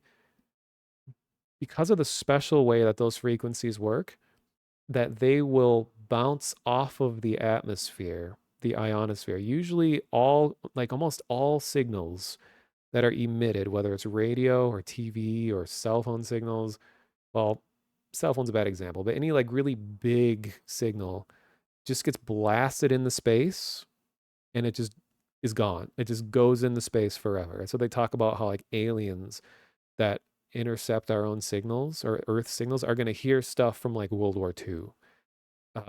Because of just the amount, how far they go and how long stuff dissipates into space. But shortwaves, they bounce off the atmosphere and come back, which is what makes it possible that you can hear someone on the other side of the world, someone that is far beyond the horizon for you to even see. Like when you think about a radio, a lot of times you lose your signal as soon as the curvature of the earth, it no longer has like a line of sight for the antenna. Therefore, the signal's lost. And that's why a lot of cities will have big series of antennas around that are like one broadcast to the next antenna, and then that antenna broadcasts to another antenna. And it's just a long chain because they're making up for all the obstacles that are in the way and the curvature of the earth and all that stuff, because those signals don't have the special properties that the shortwaves have. So they end up needing extra work to be able to see over. But then, yeah, shortwaves is where you can be in America and communicating to someone in Australia. As long as your antenna has enough power and it's going and it's bouncing just right, it's called propagation. And so many different factors about how the signal moves affects it. And so radio operators are always talking about like, what's the propagation right now? And things like the solar activity of the sun can affect how your signal works. So when solar flares happen, it's pretty scary for radio operators because it can sometimes just completely destroy their ability to communicate outside of their own country. And there's also just like weather patterns and like electrical storms. There's just so many different things that can affect how a signal transfers over the world. Like if you even go to like qrz.com,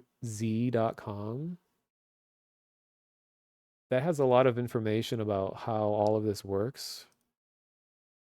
Sorry, flashbang.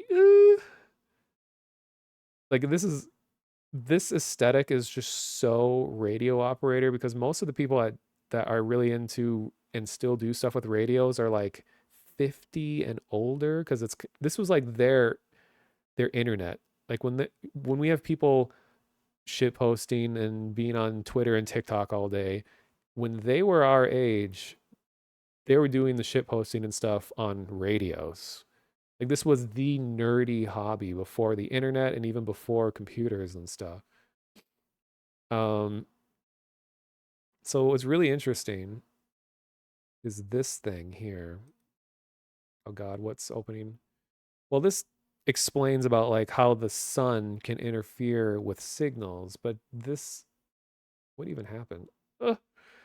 Uh, all of this information here, I don't understand really much of any of it that I'm looking at right now, but it's like talking about how the aurora, like the aurora borealis is the result of the sun reacting with our atmosphere. That can be a sign of that some signals might not be transmitting in a most ideal way. Here's how different types of frequencies and like depending on if it's daytime or nighttime signals transmit differently. And then I guess this is a picture of the sun. Maybe a professional can just look at this and be like, oh yeah, this is a good day for radio. But the real interesting thing though is that most countries in the world, you need to be registered and licensed in order to broadcast your own signal. That's the thing, is anyone can listen to radios and you don't know who's listening. Anyone anywhere potentially in the world could be hearing stuff. But uh, transmitting is a whole different thing. Like I said, you need to be licensed in order to transmit, but you also you can be found. And that's where like the FCC gets really scary.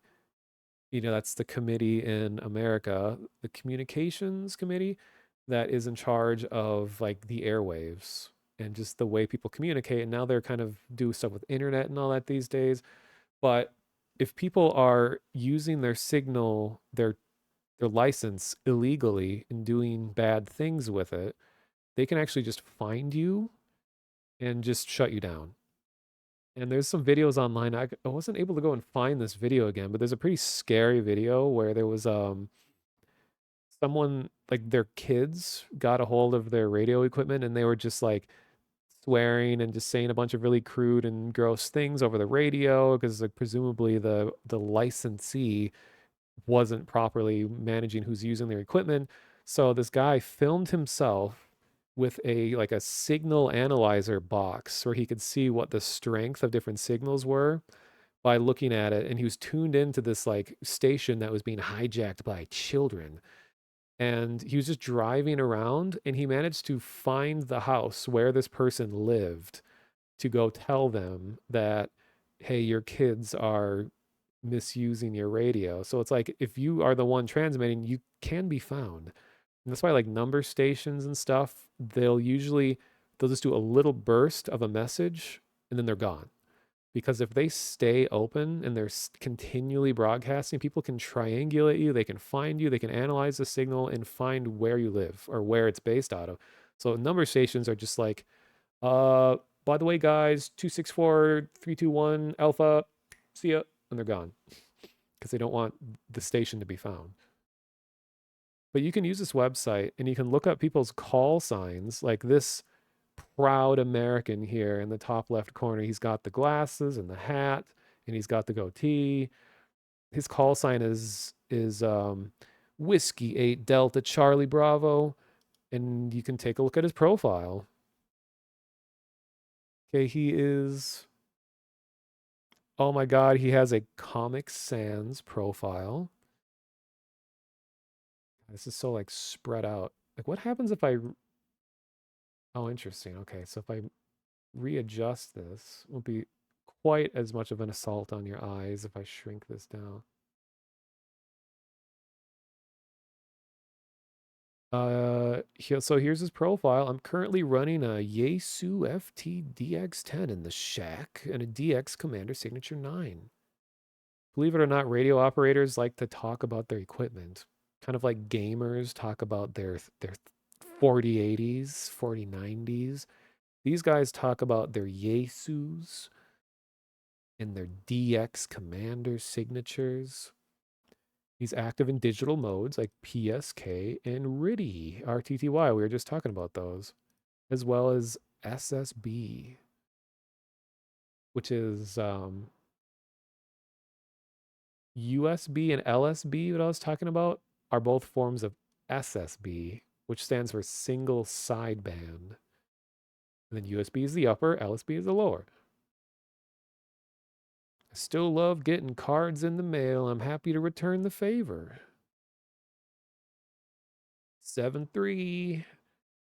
Transmitting the numbers 7 and 3 for Morse code. Like 7 is da da dit dit dit dit, and then 3 is dit dit dit dit da da. So it's da da dit dit dit dit dit dit da da. That's a way of saying goodbye. So now operators just say 7-3. Oh, and then DE is how you, in Morse code, is how you say that I am something. Like you'll say something and then you go da dit dit dit, and then you say your call sign, which this would be da da da da da dit dit da dit dit da da da dit da dit dit dit. And he has a website, I guess. Look at his like awards or whatever here. He's like, oh, his name is Daniel Blevins. Is this Ninja's dad? The DX code of conduct. Like DX is shorthand for communication over radio. Can't remember exactly what it stands for. Comic Sans italic. Yes, good call. Real nerd cred. Oh, sorry, I missed a message. Last time we looked into shortwave, I was using one of those multi-user web interfaces, and every once in a while you could see a signal sweep across the whole spectrum. It was interesting. That's why, like, I'd want to do another stream sometime of just browsing the radio waves, because there's so many weird things out there. And it's, if you aren't too familiar with it all, it seems even weirder. Like someone earlier was saying, like how alien everything sounds.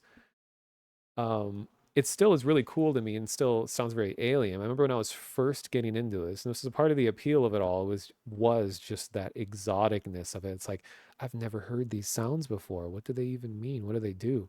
And then I started learning, oh, this is doing this and this is doing this. And as it turns out, most of all the mysterious signals are just dudes in their 50s and older talking about their radio equipment and asking how the weather is out there. That's a lot of it. But more than that are just like devices and companies and computers communicating to computers. There's a lot of like emergency responders that still use analog signals for stuff, because, you know, the simpler a signal can be, the less likely something could go wrong with it.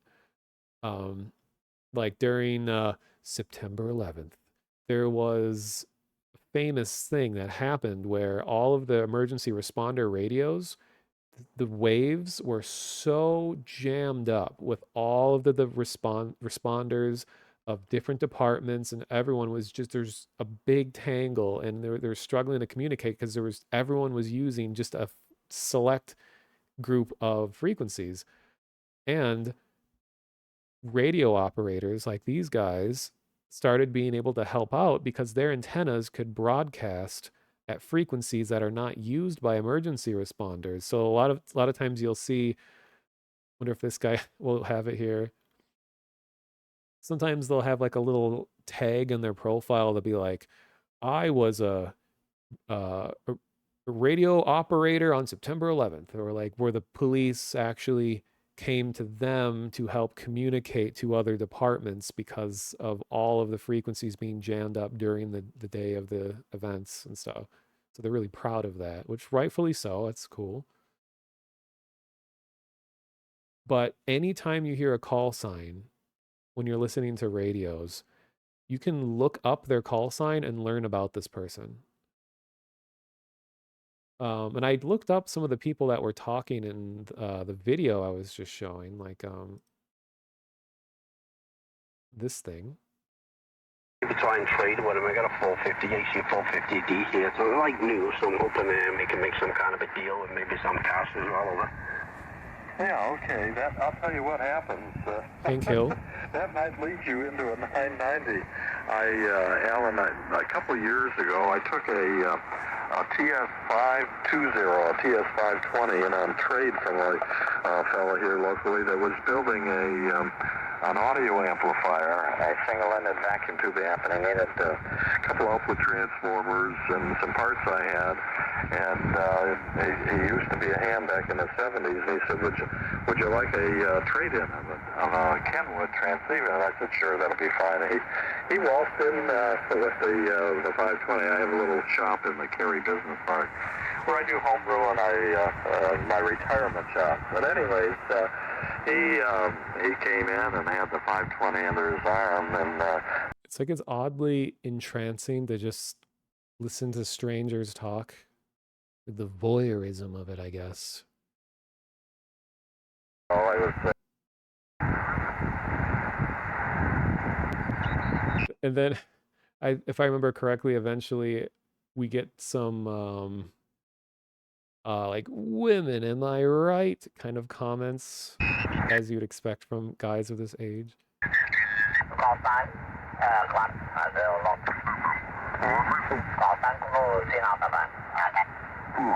Leak with you.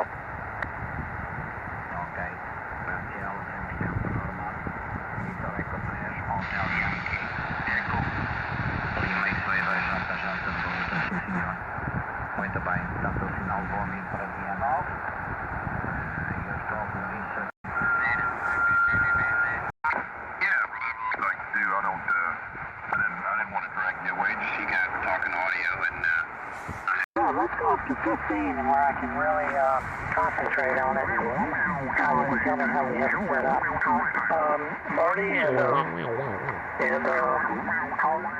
and Pete 73. Charlie and I are going to go up to Charlie. And Charles, in 5W, have fun, guys. KW1C. Yes, thanks. Okay, and Marty, what about this Roku? Are you familiar with that? The Roku. Say again, Pete. I'm not sure. The Roku, what is that? Roku. What it is you get streaming over the internet of TV shows. Oh. Yeah, no, not too familiar. I'll have to do some research. My computer is tied up a lot with the gal pal, so until she... Oh, why did I cut it off right there? We're going to learn about the gal pal. By the way, this is not nudity, okay? Twitch. This is music video where they're wearing skin-colored morph suits. Anyway, everyone tabs in. But it's funny, like when the frequencies of people speaking are modulated in that way, that sometimes people's accents sound really strange, or like they sound unnatural, not just because of the frequency, but like it does a weird thing to lower frequencies in someone's voice, so they end up like I don't know. Just an observation. I'm gonna close that so I don't accidentally flashbang again. Where were we? So we did Easter egg stuff, and then even more Easter egg stuff. I was one of the first people. I think I was the first one to actually figure out how to trigger the balloon house Easter egg in Battlefield. It's this one. And I remember my heart was racing when I was doing this. I know the video quality is shite. Oh, it's fucking shite. Had to go break a bunch of specific wine bottles and then shoot a series of weather vanes, and it would cause a giant balloon house to float by. Not those balloons. Okay, here I'm about to do the thing.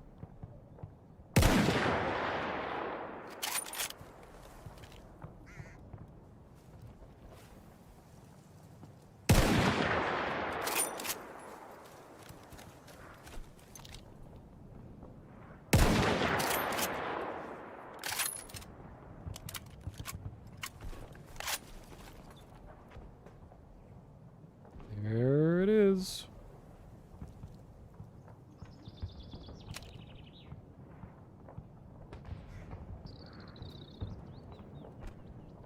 It's fun to trigger this one in a public game to see if anyone notices. How do you even discover something like this? Well, this is something that I've learned a lot about Easter egg communities over the years, is that it's very common for the end to be discovered before the method of triggering the end. And that's what happened here. So the way that this went, maybe this isn't publicly known, but there was a bug that happened in the game in Battlefield 1 where in a specific mode, the out of bounds, the walls that stop you from leaving, you're like, get back to the battle, soldier, they stopped working. And you could just run infinitely far away and you could go way into the background. Like you could just keep running and running. It was a little surreal because, you know, you're so used to being contained in games where they keep you where all the action is. But now suddenly you could just keep running and running and running for like 5 real life minutes. And Battlefield 1 is one of the first Battlefield games to utilize like satellite imagery of real locations. So they just kind of effortlessly threw tons of background geometry that looks real, except reality starts to crumble apart the further away you get because the complexity of the colliders, sorry, that allow you to, you know, to stop your character from going through the ground, that the fidelity of it started getting lower and lower to where the visual terrain was now differing from the actual where you collide. So when we went way far away, Chris, people were exploring, and he went on a hill that was like miles away in game, that you could crouch under the terrain and look underground, and you could see that there was 2 giant balloons were just sitting underground, red, white, and blue balloons. And then that was the initial discovery, is because an update broke part of the boundaries of the game, it allowed for people to find this. And people are like, okay, what is this? What are we doing? How do we, like, does it move? Do we trigger this? So then people started scouring this map, and when you've been with the Battlefield series long enough, you kind of have an idea of how they usually hide secrets.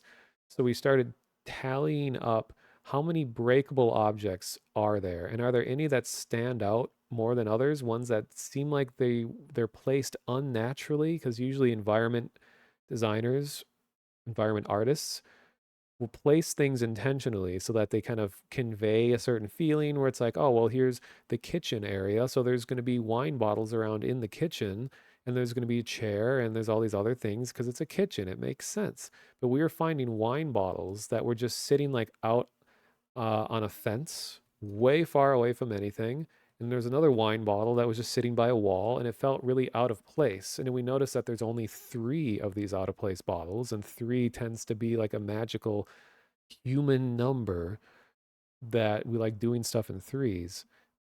And, you know, 1 is a coincidence, 2 is a correlation, and 3 is pattern, or I don't know what the thing is. But then this is the part where I kind of came in, was usually there's some level of people data mining stuff, and data mining and secrets in games is a subject that I get all riled up about, if you can imagine that. Because when a game is actively being developed, I really hate it when people data mine and they open up the game files and they rip everything out and be like, oh, hey, by the way, here's this, this, and this. Here's this is going to be in a future patch, and this is going to happen. You know, they just spoil everything. So what happened when those balloons were discovered, like, discovered the balloons. So someone was like, huh, and they data mined the map, and they said, hey, you guys know that these balloons are actually scripted to move, right? And then a guy got real gatekeepy with the information, because this guy apparently figured out how to trigger everything, but he wasn't going to share it with anyone. So I was like a friend of a friend knew this guy, so I joined the friend, and I joined the server that he was in, and he claimed to know what to do to trigger the balloons. So I went into the server and I was just silently observing. And all I could hear were sniper gunshots And then all of a sudden I saw the balloons on the horizon. So I got a hint through just hearing him shoot a sniper rifle that we had to shoot something far away as part of the mystery. So I stood up on the hill that you see here, where I go up here, which is like the best view of the town. I was looking around for things that you could see to shoot. And what stood out more than others were the weather vanes on top of the houses.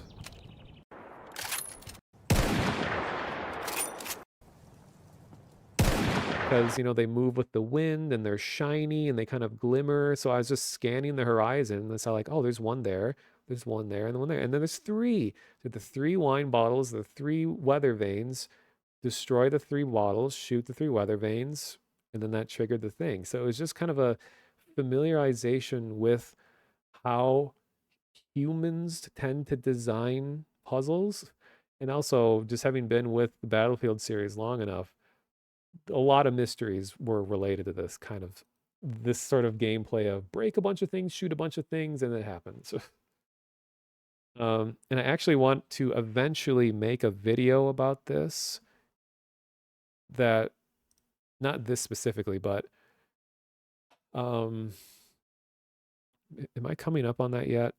Not quite, but like I made a video that was spooky things from my childhood, where it's a video where I talk about just a random assortment of things that kind of helped form my interest in like paranormal and horror and things like that. But I want to make a video that is like some of my favorite mysteries and games, not just Easter eggs and ARGs, but just kind of a lot of different things. And it's gonna be a very random assortment. Some stuff from games that I have never even played, and just piecing them all together. I know there's a million videos online about people like, you know, top 10 creepiest Easter eggs in video games and stuff. There's a lot of that. But I want to just do my own take of selecting a real random group of them and just talking about like, why does this mystery feel so good? Like what made it scary? Because that's sort of this weird feeling, which I don't know if anyone's ever defined this term. Maybe it's like an uncanny feeling where when you're dealing with Easter eggs and ARGs and weird stuff in games, you get this unique feeling of fear. Like, I shouldn't be seeing this. I shouldn't be here. It's like, because the game is kind of talking to you as the player now. It's no longer your character. It's talking to you. Like when you're doing the UFO stuff in GTA 5, that suddenly became really unsettling. It's like nothing in GTA 5 is scary per se. Well, there is a ghost, but when we started finding the UFOs, it had this very uncomfortable feeling of like we're exploring where we shouldn't be. You know how like Michael, Trevor, and um, Franklin don't acknowledge any of the Easter egg stuff. When you're finding the UFO and there's a big obvious UFO in the air, they don't see it, they don't comment on it. It's like a fourth wall breaking moment because that UFO is there not for your character, it's there for you, and it makes you feel uncomfortable. So that is kind of a high that I like chasing in games, is that feeling of like we are places where we shouldn't be in games. We shouldn't be, but we should be. I'm not talking about like trespassing per se, but it's like the thrill of the developers have hidden this thing for someone to find through unconventional means. Um, so that brings me to this, where this is Battlefield again. All right, cool. So this, I've shown this on stream before. I actually have a higher quality video on my computer somewhere, but just digging around to find it would just take way too long. Battlefield as a whole has a reputation for something called the Megalodon.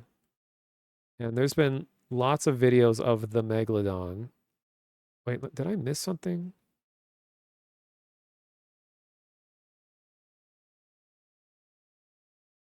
Oh, it's still coming. Okay.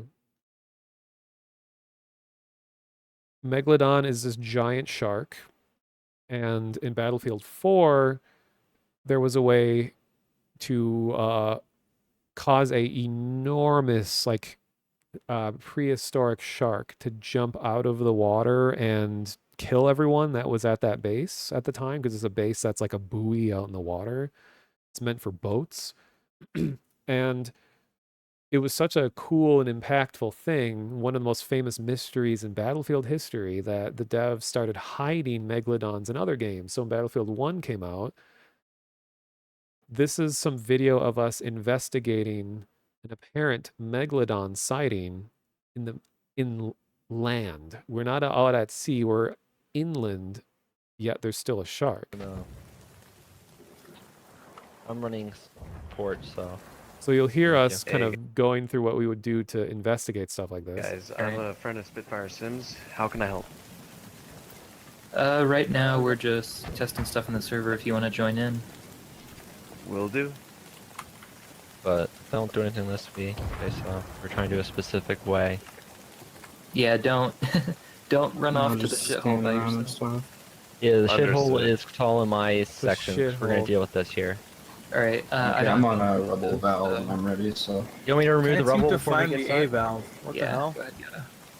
Alright, we're opening up the shithole right now. Yeah, don't throw anything down it yet. Yeah, I'm gonna leave the last few boxes just in... So... I'll go over. The dirt. Yes, let's try that. So I'm moving around in spectator view, but... So the shithole was our trailhead for this mystery, because there's a really just random hole in the ground in the building underneath some crates, and it was a very long tunnel, and we couldn't access wherever this tube went. It just seemed really out of place. It didn't fit anything. It didn't seem to do anything. So we knew that there was something suspicious going on in this map. And I don't know if... Oh, we do. Okay. We eventually trigger it, the shark in this map. Yeah, before we start saying random shit that... Oh, shit. You just hurt me. Alright, what do you have equipped, Paul? I have flares. Albert? Do you have a grenade? Albert is at A. I think we should just try one grenade. Yes, Is one the thing? Who wants to throw the grenade out of the four of us? I can do it. Okay. No one else do it.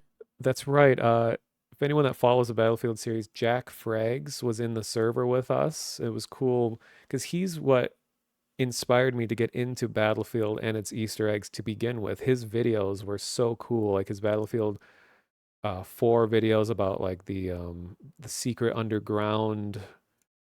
God, what was it called? The something program. I don't remember what it was called, but it was like a whole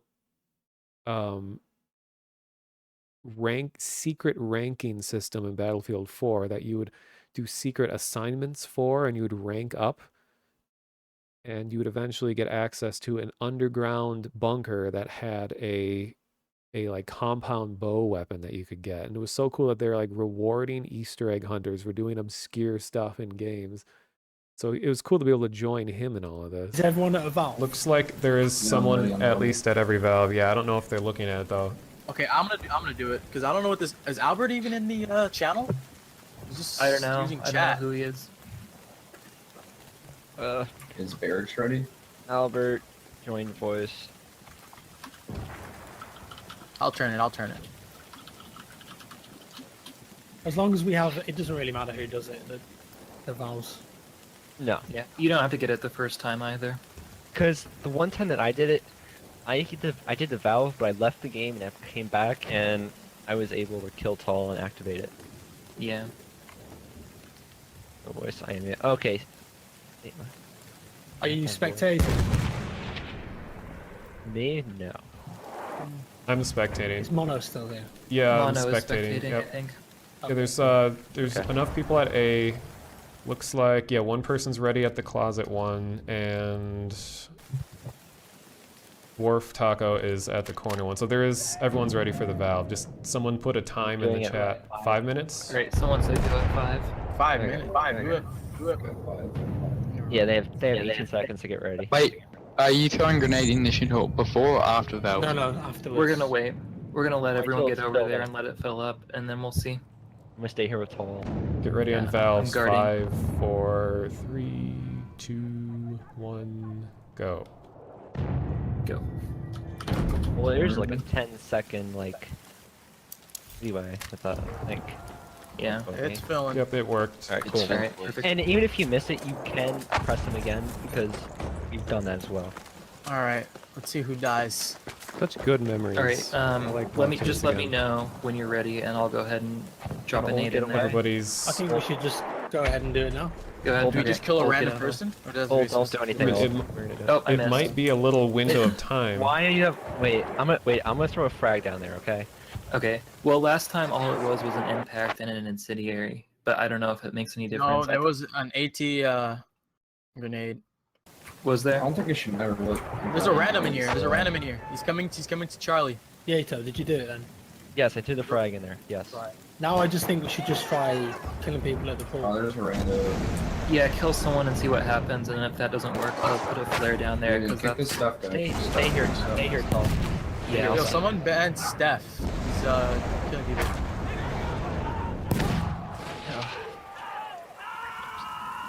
I'll kick him. It's not like it says Rest no in kill peace, in the Steph. title or anything. Ah, never mind. So who has to die? Is it a random I person? think it's just anyone. I mean, Yeah, I think if you just kill It someone. makes any sense who it is. All right, you're going down, you fat German. Okay, so whoa, yeah. People are dying in the pool, so maybe. That's it. That's the trigger. Wait, no, I don't. Wait, did it I turn? don't think it changed. Didn't it just get darker? It looks It like looked it It's got pretty darker. obvious if it happens. Oh, yeah. You can tell if it's pink. It's either a white or Going pink. dark a bit. try It someone all else. says it someone got else die. darker. All right, I'm coming It's out darker, there. like really dark. Oh, no, it looks darker to me, but it might just. Who wants to be sacrificed? I'll be the sacrifice again. I don't care. Alright, I'm coming. Oh, it's definitely That changed, darker, that yeah. changed. It was the shithole. Okay, Yeah, so it's throwing It's a the down the shithole. We figured it out. Oh my god, it's the shithole. I told you. I Fucking told you guys. shithole. I told Alright, you, man. sacrifice me. It's a shithole. God damn it, Tall, not by shooting. A That's- shitter. well, Literally. Yeah, it says under fort bow though, so I guess that Yeah, I does mean, that make makes sense. Shark sense. spawn, It's let like me piss be. off the shark. We need more people to die now, guys. You're fucking Shark. Yeah, shoot me. Okay, so the shark Be on does the map. spawn when you throw Alright, a I can grenade knife you, down the Goose. I shithole. got you. Alright, damn it, Ol was right. Fuck, he's never getting kicked from the community. Well, I brought it back It up didn't work. again. What? No, the shithole. Alright, someone was else it? get in It's there. Someone my- said it was. Oh, there we go. There it goes. Alright, we gotta redo it, let's do Shitter. it again. Everyone What the exit out fuck? and I redo just it. died after the Megalodon came. What? Alright, so we're gonna redo it again. We had seen Same it one variable, other time grenade before, so this insert. wasn't like a first reaction. I think that's pretty much confirmed now. Then. Yeah, That's alright. good. Why? There's no video of the Why? first One more reaction, time. unfortunately. If we can confirm it one more time, then yeah, it's guaranteed.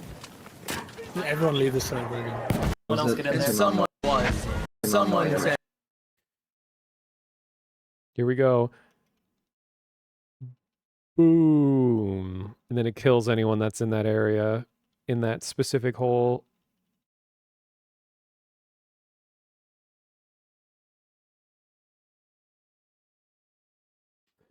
So that was that. So I think what ended up being is that you had to throw a grenade down a pipe and it blows up and you hear a huge explosion when a grenade goes down the pipe. And then there's 3 valves, 2 of which are accessible just through regular means going through the map. And then one you had to, because Battlefield 1 had some terrain deformation, you had to continually blow some holes in a dirty trench almost out of bounds, and it would reveal a pipe and a valve, and you had to turn all 3 valves at the same time to fill this hole, and then you had to stab 3 people in this hole to trigger the shark to come out and kill everyone who's in the hole. And that was that. And then when things got way more complicated, I'll go back to some of these other videos in a second, is when the Soissons mystery. Soissons. This was one of the weird moments. I think I was streaming for this, or maybe I was just recording. I have no memory of how I got this video. I think I was just recording. But when it was initially discovered that Soissons map it's a map that has like a giant mansion in it that we were looking around the mansion, and usually you want to just go and strategically break stuff until something happens. You don't just blow it all up, you individually break things. And in this mansion, there were a bunch of light fixtures, like big candelabra looking things. And that was the first thing that I thought of, was like, what if we broke all of these candelabras? So we go and just shot at them and broke them all apart. And then this big sound played that was really ominous. Like, because when you're looking for Easter eggs by yourself, like, this is that uncanny feeling where when you're out hunting for Easter eggs, it's very scary in a weird way. You can be playing a game that is not scary, but because you're looking for something that you feel like you shouldn't be, it becomes scary. So I was just me and one of the other admins on the, or moderators of the Battlefield Easter egg Discord. We were moving around this mansion and we were thinking like, okay, let's try breaking all of these things. And we did. And then it was totally silent in the map other than this like really loud, like this really loud broken, like something fell and just shattered after we were doing that. We were like, did you just do something? Like, no, I was holding completely still. Another, did you do this? Who did this? And we thought it has to be related to these things. So we went around and we're breaking all of these apart. The big sound happens. And then we started noticing that the candelabras could be interacted with. So it turned into, maybe, is this shown in the video? Oh, I have extra videos that I didn't upload, but I'll show you the main event. Okay, so the first steps, are shooting all the candelabras, and then you had to push the use key. We had to go prone and push the use key at the bottom of the candelabras, and it would turn them on and off. And it became a game of lights out, where you turn one on and like two others would light up, and you had to know the right order to toggle them all until they were all off. And then once that happened, then I think that's when the main event happens, which is what we're doing here. We started noticing that certain tiles on the floor were lighting up. And there's things called pilasters, which everyone was calling them pillars, and I'm like, actually, it is not a pillar, it is a pilaster, which is this sort of structure on a building, which are non-structural column-like shapes that give the illusion of structure but don't actually supply support. And they tend to look like columns. And they're decorative is the thing. And they're usually halfway into a wall. Yeah, they're like relief sculptures in a way. Yeah, like these are good examples. Like this here, these are columns because they're freestanding and are structural. And then it's a pilaster. That's why like a pillar and a column are two different things too. A pillar is a non-structural column-like thing, whereas a column is structural. Something like that. Anyway, as soon as you get all the lights going, we found that the pilasters, these things on the building, oh, here, full screen. You could push the use button on these, and they would turn certain lights on or off on this light board on the ground. And that's the point where we are at during this video. We were like, okay, if someone try pushing this and this and this, does that cause this to happen? Do we have to turn them all on? Do we have to turn them all off? And we thought this is what caused us to go on a complete tangent for like days, because we thought the goal was to light all of the tiles, which was very time consuming. And every pair of plasters that you push turned one thing on. So one, it was like a coordinate axis kind of thing. One would control the X location and other control the Y location. But then there's like 18 of these and you don't know which one does what. And you need to coordinate doing them all in a certain order to light them up. And at this point, we thought we had to just turn them all on. I think they were alright, weren't they? No one. We're in a server, sorry to keep pausing, a server with like 32 people. And we're trying to enforce not killing each other. And it actually went a lot better than you think. Like there's a magical moment that happens in games that have Easter eggs like this. A game that explicitly about killing other players.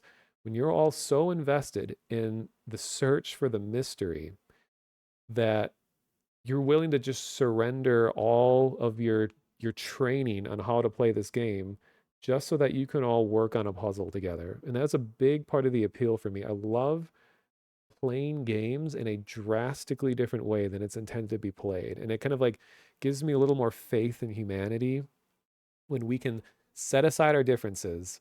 We have French and German soldiers hanging out in a chateau in the middle of nowhere. There's a horse or two that shows up trying to figure out a puzzle. One's in the front. It's fine.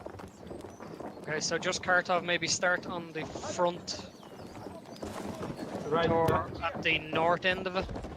Okay. Just listen to all the I like need to get boots myself oriented here, so let's see. Just hang on there now. Don't shuffling do it for a around moment. everywhere. How do I get cardinal directions up in Spectator? I think I just kind of have to guess. Please, this part we need to be North adult is German XD. spawn. Okay, let me check. The game chat. Please be adult XD.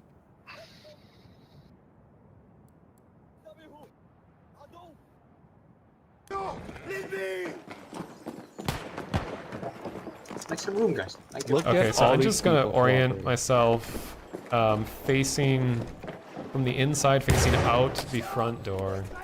There'll still be a diamond, but at least this way it's sort of like an easy, reliable way.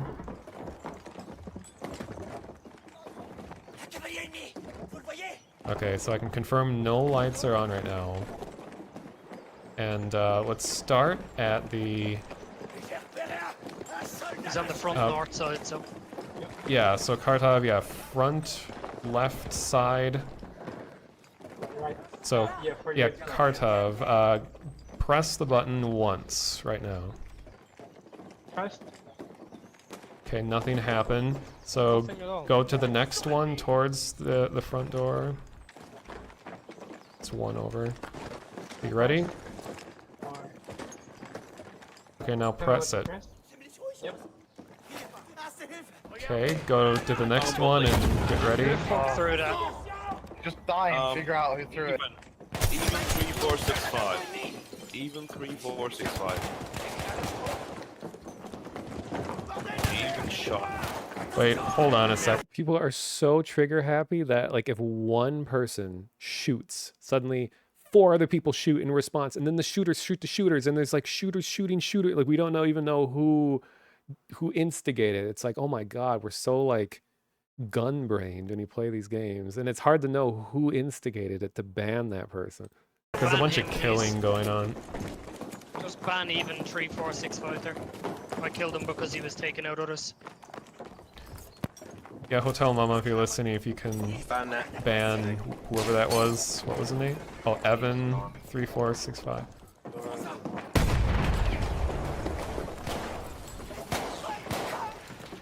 Like every Also, time... if you're getting killed, don't shoot back, because we want to be able to pinpoint who's initiating the killing. And what's this guy doing? This gobshite in the middle move. Okay, now just ban this EM Kelsage or whatever. Yeah. It just takes one person. Now we have a dead body obscuring Okay, the To let that body view. despawn first. So. Yeah, I'll just wait a sec. Yeah. Just tell me when to. He needs to respond. Yeah, just hang tight, Kartov. Yep. Great, now how long does it take for a body to despawn? It's a couple of seconds. When he respawns. Also, kind of an interesting thing is that the Battlefield Easter egg group, I'm in the minority being an American there. Almost everyone that I worked with on all of this stuff were all European or Australian. It's like one of the only times in my internet life where I'm an American and I'm the minority. And by some weird coincidence, that almost all the people that we ended up banning from the community were all Americans. Because like so many of them were just like instigating drama and arguing. It's just like, so I was being like, I feel so bad that my people are behaving badly. Like, can't I set an example and show them, hey, don't be annoying and argue and cause obnoxious stuff all the time, guys. Please, you're gonna perpetuate the American stereotype more. There we go. Okay. Oh no, got a blood stain, but at least you can see through it. Yeah, it's fine. You can see through Okay. the bloodstain. So maybe go on with the next one. Yeah, so Kartov, go ahead and press. Die.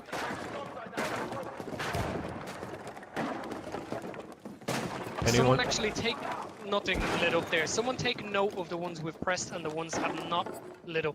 So I'm gonna start doing it myself. What's that? The first 3? Yeah.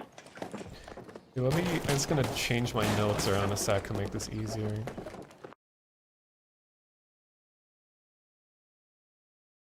Okay, so we're just kind of run around the chateau, make sure people aren't pressing buttons. It probably changes the state of every button. Oh wait, here we go. Okay, go ahead and push the 6th. Oh, 6 did And it's light on. up. Okay. I'm ready on 7. Should we review all the previous ones that he pressed? Oh, we've already got all the previous ones set at the moment. Oh, All right. So we keep going. We're testing things. Pressed. Nothing. Do we turn the light off on anyone? On any of them? No. Not yet. That's when it's gonna start getting fun. Oh yeah, 7. Okay, so press the 5th when you're ready. Pressed. Nothing.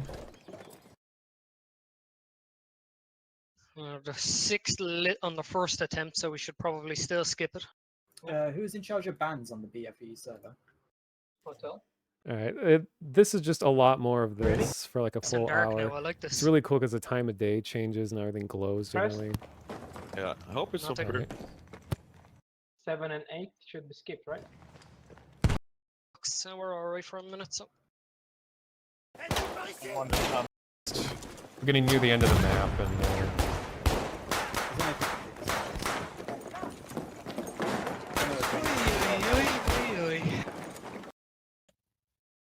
There's like buttons you guys aren't pressing. no, Figured out like saying, hey, these guys are looking at this mastermind crap all day, and now they just decided just to put it as an April Fool's prank. Yeah. Oh man, the master man. That is a term I haven't heard in a long time. Yeah. Okay, so then this is a continuation of this. I think this footage is funny because people just start like bringing horses into the house. Should I? Well, it is a disco floor, isn't it? Okay, this was where we were way more coordinated, and we actually managed to get one person at every button, and that was their designation was that button, and we'd have to tell, like I was trying to memorize, I was like, okay, whatever your name is, Baguette Power, okay, right, Tarlock, Mr. Pro, like all these names, like I felt like we were secret agents out in the field, and we got like, Agent Red, Agent Blue, Agent Orange, and Mr. Pink. And One person spam I go outside in a it at the second. moment. Mr. Green. Because now we need This one over here turned off. Alright, hang on. I'm just gonna check some. Can someone post the Discord Anything? war? Kick. Ah, Fuck. Well, a bunch of people just joined my server. Brute forcing is really the only option I think we have. Well, we don't have any clues on how to specifically type in a combination, so... So as you can see, people are starting to station themselves at the different points. Yeah, we aren't actually smart. Instead of the good 3 or 4. Like, this amount of coordination is insane. As you can see, people are already getting restless. But we had Collision and AO Sir Jack Scravorn and Wright and Solid Repair and Mervin and Dwarf Taco, who is our representative of Australia. Probably. I hate math. Who's gonna brute force? There's some squares that I have never seen lit up. Guys from a French team who aren't doing anything, help me capturing some flags, okay? Right, so just... At least neutralizing. Is there 8 pillars on either side of the building? Yes. Should be. And the square that it looks like it's forming is 8 by 8. 8 by 8. Yes. No, we're getting 3 flags. So it's by the again, enemy. it's again a sort of a candle thing, trying to get it all lit up in specific orders. Yep. I wonder how many steps are going to be like this. I hope not That more, one's gonna be difficult. Oh, there's another funny moment in this video. Let's see. Someone get a tank? Oh, there's like a car smashing into the shadow. Oh, here comes a behemoth now, so... Hey, yeah, that's assault line, wasn't it? Fuck it, just We blow were it like, up. okay, don't let that tank get near the chateau, okay? Hey, it's dark, you know? And I'm begging in the text chat, please keep the tank away or you're going to be kicked. Get off the vent or I'll have you banned. I'm back. So the purpose is to lit up all... I suppose. I don't know if it's all of it. all those pieces. We think so, but Maybe it's just all the white ones. Yeah, maybe. They're racist. it could be. Yep. That's even about it. Oh, we got one side at least. It could be anything, to be honest with us. By the way, Yeah, let's do this before it's just lit up. yeah. Because there's multiple. The next, and just make your way around the whole building. Peace. Okay, then I'm going I like this view. We got the guy and the horse, and everyone's just kind of standing around, all like noble-like. We have a horse. Murder it.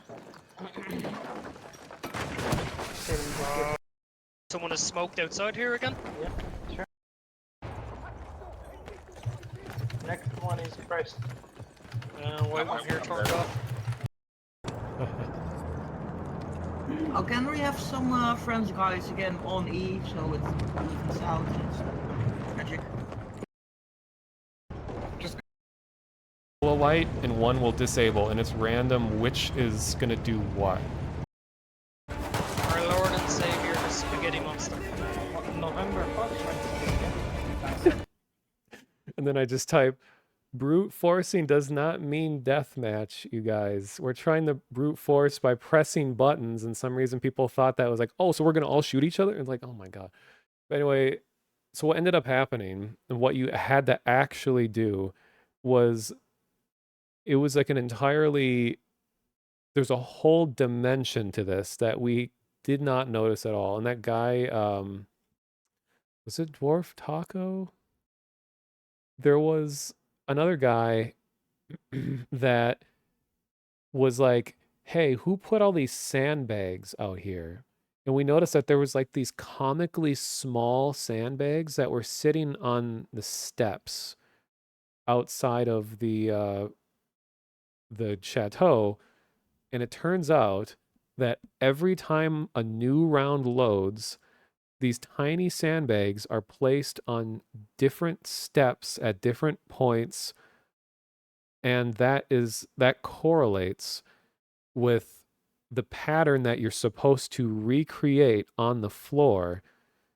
So what you have to do, maybe easier to just bring up a video that explains all this. It's like, so you join the game, you break all the candelabras, and that makes them turn off, and then you turn them all on by doing like a lights out kind of game, then you have to look at your sandbag pattern on the stairs, and you have to figure out what all of your pilasters do, which pairs correlate to which, I'm pointing at this monitor, you can't see it, which pairs of button presses correlate to lighting up what square on the floor.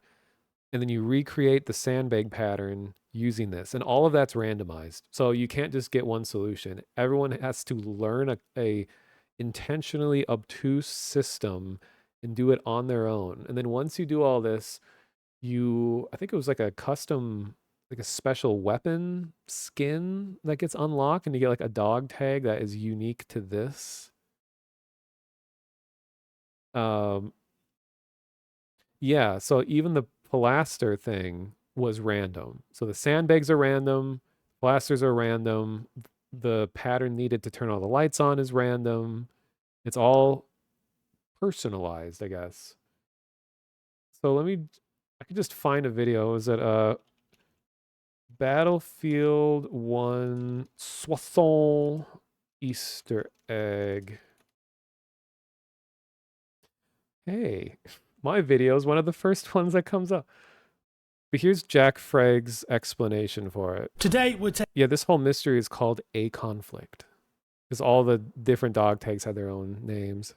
taking a look at a new secret dog tag in Battlefield 1 titled A Conflict, and this continues on the story of the secret Masterman dog tag, A Beginning, from a couple of months ago. At this point in time, it's clear that this is BF1's version of the Phantom program, and it's building up to something much bigger. The new dog tag features the skull image that we're all familiar with now, referencing the Phantom program, and with the description, the voices have been silent far too long. A W and possibly H is seen on the dog tag too as a door knocker. WH could be in relation to Wellington House, which was Britain's war propaganda bureau during World War I, led by Charles Masterman. In Battlefield 1's alternate history, it seems that Masterman wasn't just involved with propaganda and instead more spooky, sinister plots. Let's take a look at how to unlock the dog tag. It's quite complex, and only the most dedicated of Phantoms will go through this. All of these steps were discovered by the Battlefield Easter egg Discord community, and I've linked their full guide down in the description below if you'd like to read about it in more detail. Also, you have to do this in a ranked server. It will not work on private passworded servers. Keep in mind too that if the map restarts, everything will change and be reset. You've got to do this in one go, and it will take some time. Here we go then. Following the July patch to the game, a coded message was discovered here outside of the chateau on the map Soissons. It's some picture clues with a string of letters. It doesn't make much sense. We didn't find this clue until after the whole thing was solved. That oftentimes happens where like you just end up you do something way later, and then you go back and find the introduction to the secret at a different time. Oh, thank you for the follow, Pixie Dark. Much appreciated. And also Great Space Adventure. I know that was a few hours ago, but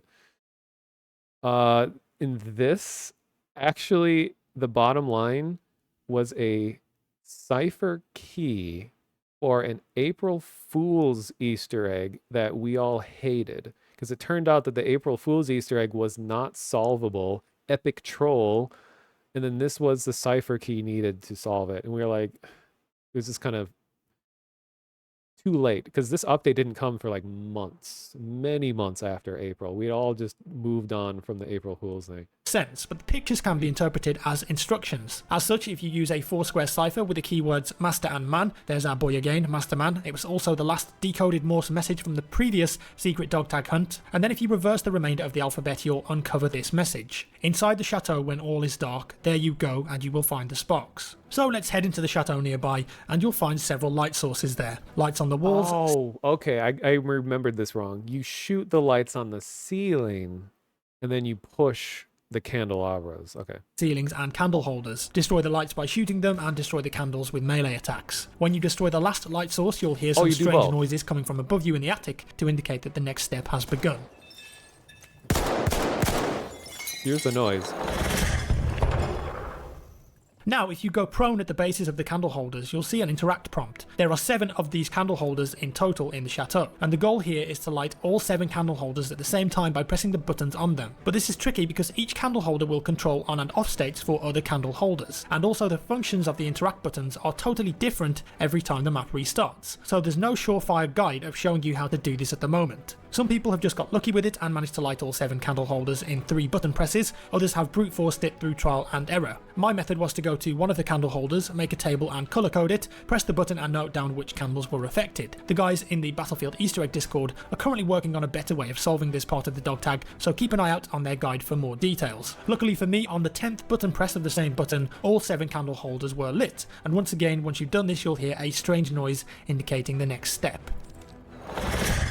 Next, if you go outside by the statue here, you'll see that small sandbags have appeared in strange locations on the steps. This was like the monumental discovery that changed all of this, was when that guy was like, why are all these sandbags out here for? Very odd. You'll also notice that around the chateau, 16 of these wall panel tiles can now be interacted with. But what do they do? Well, this is where it starts to get really complicated. Inside the chateau there is a black and white checkered floor, and an 8x8 area of this floor right here can be lit up. But how and what do we have to do with it? Remember those panels on the outside that we just talked about? Well, they control rows and columns inside that 8x8 grid. And when you press a combination of 2 panels, it will turn on a light on that grid. If you press the same combination again, the light will... I think the sandbags only appear once you've reached the step of needing to use them. So they're not always there. Like they have to appear after you've destroyed all the light fixtures, I think. Oh no, after you turn all the lights on. Will turn off. And guess what? The functions of the buttons are different every time the map loads, so just like the candles, you'll have to do some working out on your own to complete the next step. What is the next step then? Well, let's go back to the sandbags outside and take a look at them. The positioning of them seems important in a way, doesn't it? As it turns out, this is a key, and it shows us which lights we need to illuminate on the 8x8 grid inside the chateau to unlock the dog tag. So how do we interpret the sandbags as a key then? Lots of different theories were tested, but it... Alright, prepare to have your brain destroyed. Was an Easter egg hunter called Donnie that managed to figure out the correct solution. If you separate the steps into pairs, you can apply an 8x8 grid to them like this. So it becomes 8x8, 6x6, 4x4 and then 2x2. I've taken this screenshot of my sandbags from above using the spectator camera and separated them as such. As you can see, if you get the proportions correct, each sandbag will fall into a square on the grid, and then we can use this as a key for the grid inside the chateau on the checkered floor, and then go about illuminating the correct squares by using combinations on the tiles outside. It's important that when you map out your sandbags or screenshot them from above like I did, use the northeast side of the stairs as the top. This will make things much easier for you in the future. So now we need to work out what effect pressing each of the tiles has on the grid inside the chateau. The best way to do this is to firstly get a map of the chateau where each button is numbered from 1 to 16. This one that Rad Gamer Dan made is very useful, and we'll also need an 8x8 grid to represent the in-game grid. There's a couple of great ones you can use and a much more detailed explanation of this step on the Game Detective's guide that I've linked in the description below. Also keep in mind that the top of the grid was the northeast side of the statue, but the top of the grid inside the chateau on the checkered floor faces west like this. Okay, so figuring out what each button combination does is a simple task, but it will take you a while. Press button 1 and 2 for example, and see if it makes a light appear on the grid inside the chateau. If it does, write down on your grid which one it was and the buttons required to do so, and then pick another combination, say 1 and 3, or 1 and 5. If they make a light appear on the grid, write it down where it was, and what buttons you pressed to do so. Hopefully you're following along. It seems a bit complicated, but in practice it makes more sense. Once you've done this enough times and have labelled all of the rows and columns, you'll be able to deduce exactly which button presses control which lights, where the rows and columns intersect. So for example, if you get 2 1s on the same row, you know that that has to be the row for column 1, so you can label it. Or if you get 2 5s on the same column, you know that that has to be the column for button 5. So eventually you'll be able to make some logical assumptions, and you won't have to map out the entire grid. When you've completed your grid enough, you'll need to light up the correct lights on it. So using your own sandbag key that we made earlier, remember the top of the sandbag key was northeast, but in the chateau, the top of it is facing west. So use the west side as the top. Once you've turned... Believe it or not, I don't think it is as complicated as he's explaining it. I remember when I was trying to go through this, like I spent so much time trying to help other people complete it on their own, and I was joining other people's servers and trying to like coordinate the effort to getting it done and things like that. When I actually finally did it myself, I just joined an empty server, a empty ranked server, and had to just like pray that no one would join and just mess everything up, but they almost always did. And I did have at least one round fail because someone joined a group, or a big group joined, and then they went and captured a bunch of bases, which makes the round timer go faster, and then the round ended before I could finish doing all this. But I remember when I was doing it, it wasn't as complicated as he's describing it here. Believe it or not. All of the correct lights on from your key, you'll hear a very strange smoke monster style noise, and some smoke will appear.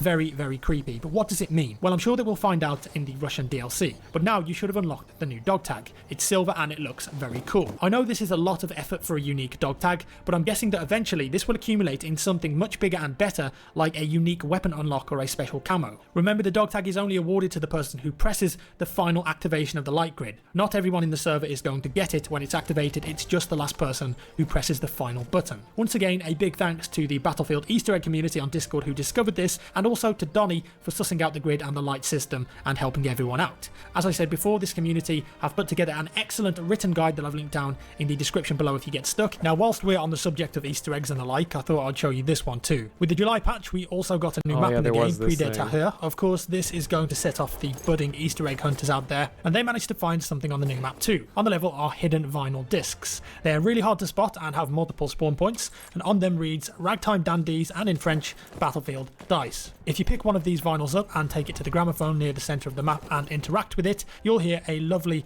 rendition of the Battlefield main theme. Perfect music for war.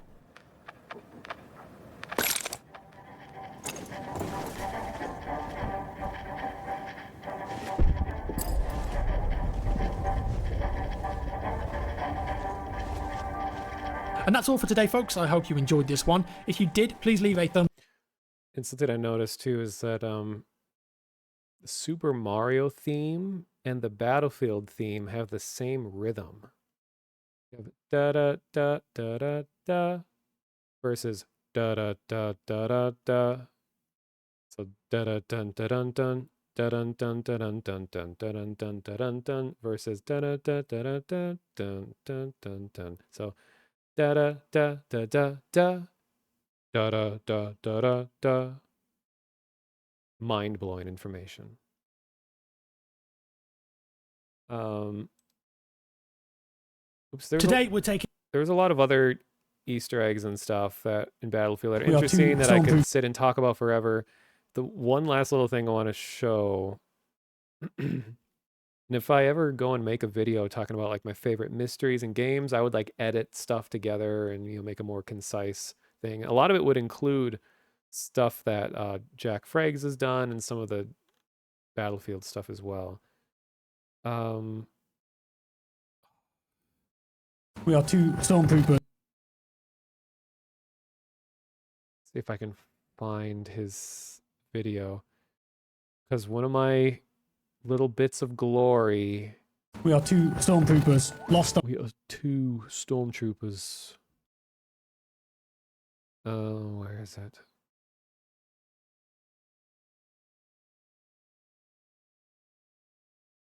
I thought he had playlists. Like, does YouTube still have? We are two storm. Oh my god, we're gonna keep hearing that. He used to group all of his videos into playlists, huh? Battlefield 5. Wait, that.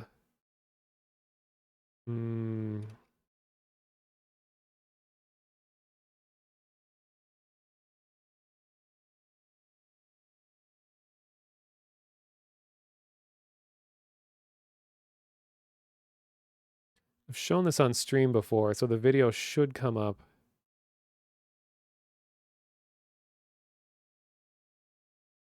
Is this it? 3, 2,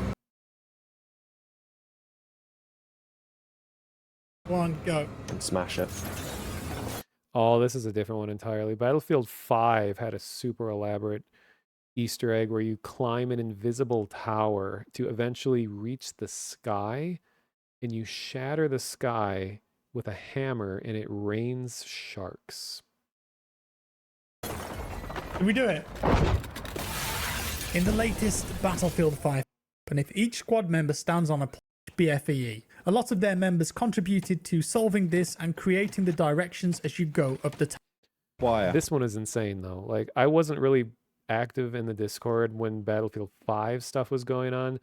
This is one where it takes so much coordination and goes on so long that you just, if you mess it up, you're like, I'm just gonna try it again tomorrow. Like, you don't feel like doing it again because it's so involved. I mean, that's a whole other thing, but trying to find one particular video.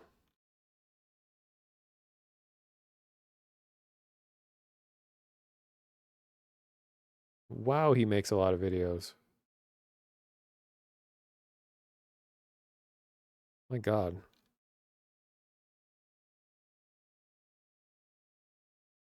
Wait, can I just sort by I guess not.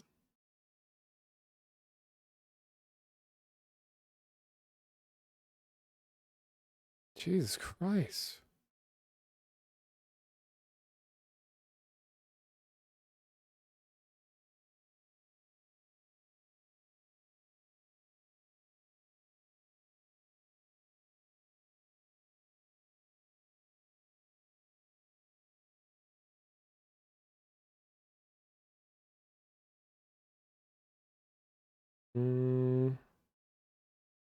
Oh man, I forgot about this one.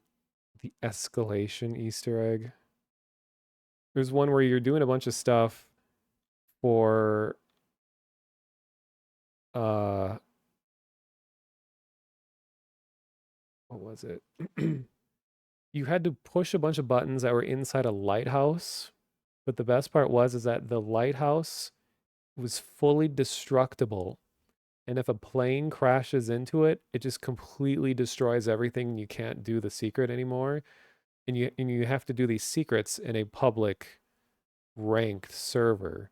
So, when we were worried about the chateau having a tank roll up from like a mile away and come over and blow it up, having the most prominent landmark in the map, a giant lighthouse, being critical to the secret. And if anyone shoots it, if anyone crashes anything into it, it destroys everything. And that happened many times. So that was not a fun one to try to do in a public server. There was that one too, the Omen.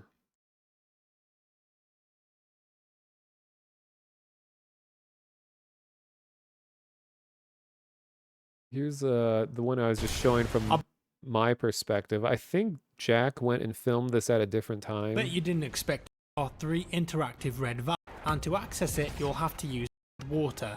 Very strange. So what do we do now? Well, we know that there's some... Okay, yeah, he recorded a different video so that me and the Easter egg boys with a Z weren't in that video.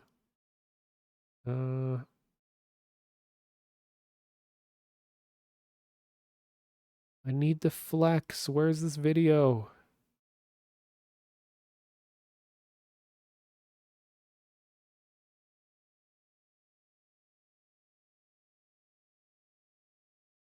Okay, this is kind of related. Dotted around the level are these red and white signs.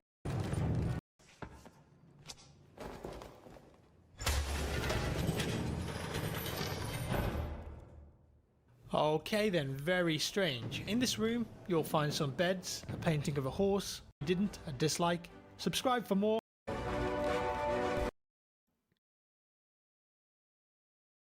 Oh yeah, I'm in this video in the corner because we were there during the reveal of this one. I mean, that's there's too many tangents to potentially go down.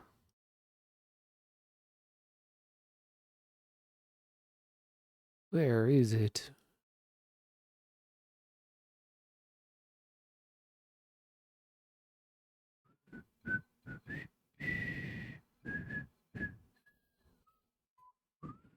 That's probably hard on the eyes. We got 60 FPS with like a scrolling big window like this. Hurts my eyes to look at.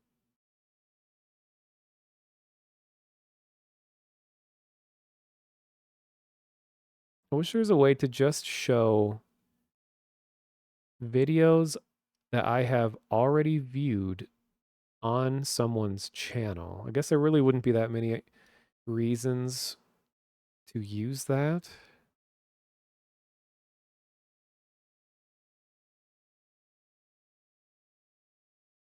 Oh, it's because it's showing me all of his videos. Okay, I think this is it. Legitimate. So Yes.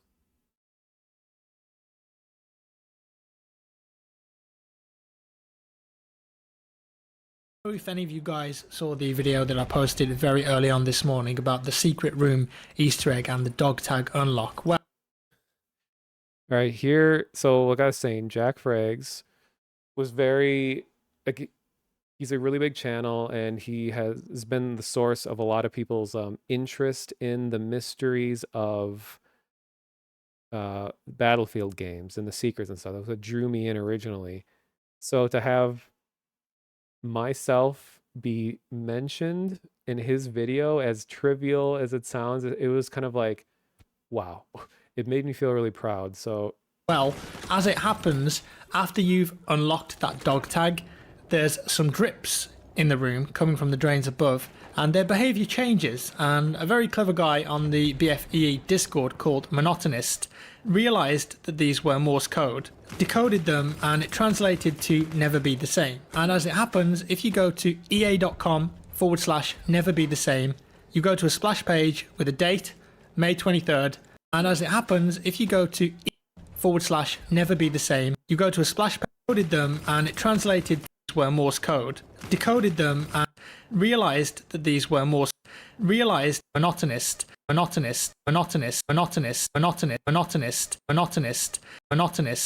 the BFEE Discord called Monotonist.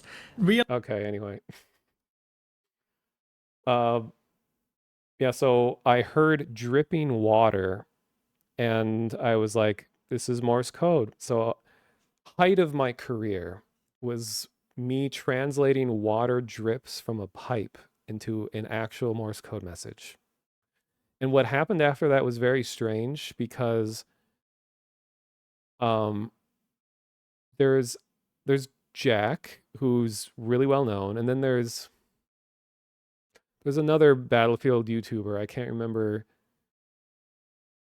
He gets made fun of all the time because he's like a really like proper British guy. I don't remember. He and Jack, like these huge channels, were all tweeted at by the official Battlefield account, and they sent Morse code messages out to all of us, to them, and then just me by myself. I had like 500 followers compared to these like not $1 million, million follower channels and stuff like that. All of them, and then me, and then all of a sudden people were commenting on that tweet. Like I remember where I was when I got that tweet, and all of a sudden my phone is like, whoa, whoa, whoa, whoa. It was like notifications just flying because the official Battlefield Discord is tweeting Morse at me. And anytime mysterious stuff happens with this game, people are like, whoa, sound the alarm, mysteries are active, and start doing crazy things. And I was out doing like freelance project. I was like in the office of the guy that I was working with, and I was looking at my phone exploding and stuff. And I was going to try to explain to him what was happening. Like he doesn't play video games and stuff. I was like, so there's a video game about war that has a secret that known to have a lot of secrets in it, and there was some dripping water that happened once, and there was a message that I found in dripping water, and then I got mentioned in a video, and then they thought that I was some important person, I guess. So they tweeted at me, and then now I'm on my phone translating Morse code, trying to figure out what they're saying, and I'm like tweeting out to other people saying like, "Hey, are you guys getting these messages?" It was just like insane, weird little thing that went on. And I was getting all these follows from like from big YouTubers, and I was just like, am I worth a follow? I'm just some dude. But anyway, the Discord called Monotonist. So that was just a surreal moment. I mean, there's so much more I could say about all the Battlefield stuff. That just goes on forever.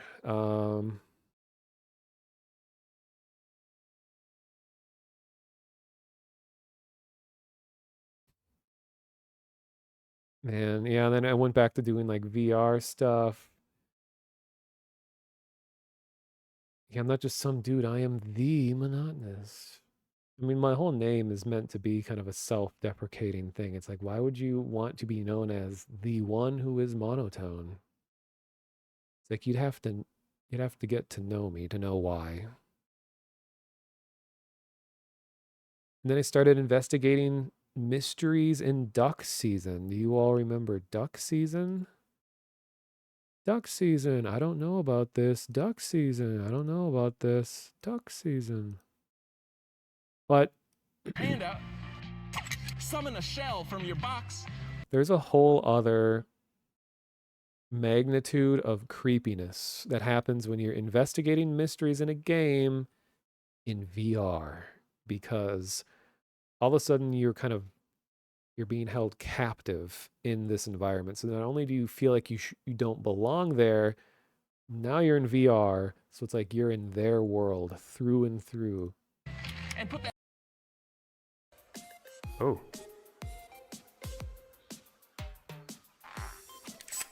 But this game's a little different because this game was meant to be mysterious. Like from the very beginning, this is the same devs that made Boneworks, if people remember that.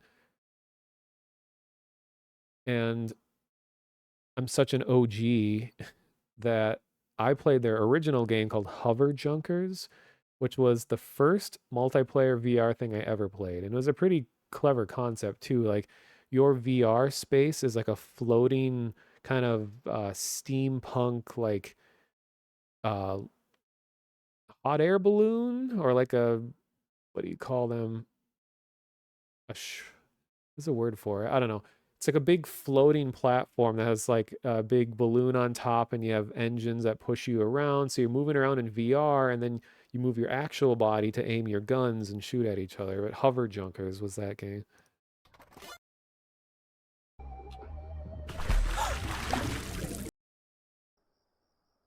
I guess a blimp. I know it's a zeppelin, but there's another word for it.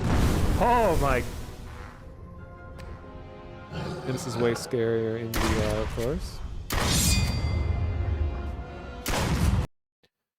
Oh yeah, I'm definitely aware of Voices of the Void. I don't really feel the urge to ever play it. I've seen so many other people play it that I kind of feel like I've gotten my fill of it from just watching other play. Airship. That's what I was trying to think of. Yeah, thank you.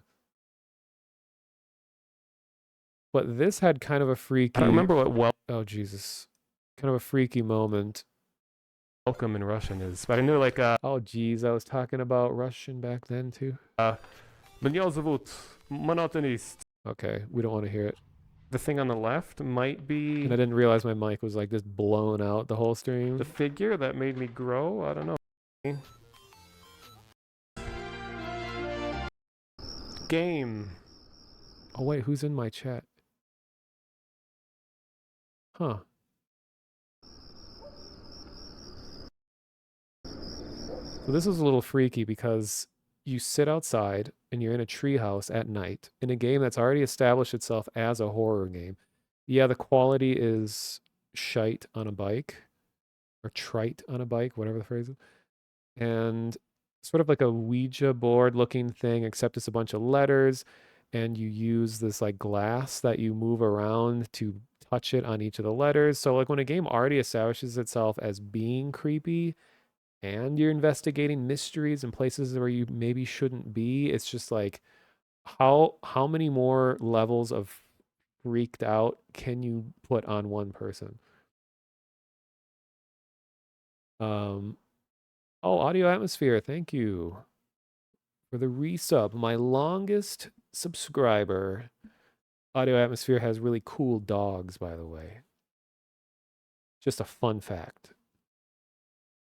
Other night, Dave Cap, they're saying the internet hasn't seen half of the events in Voices of the Void.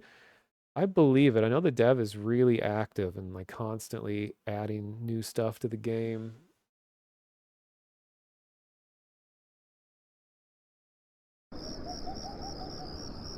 So I was trying to figure out what to do here. C H I.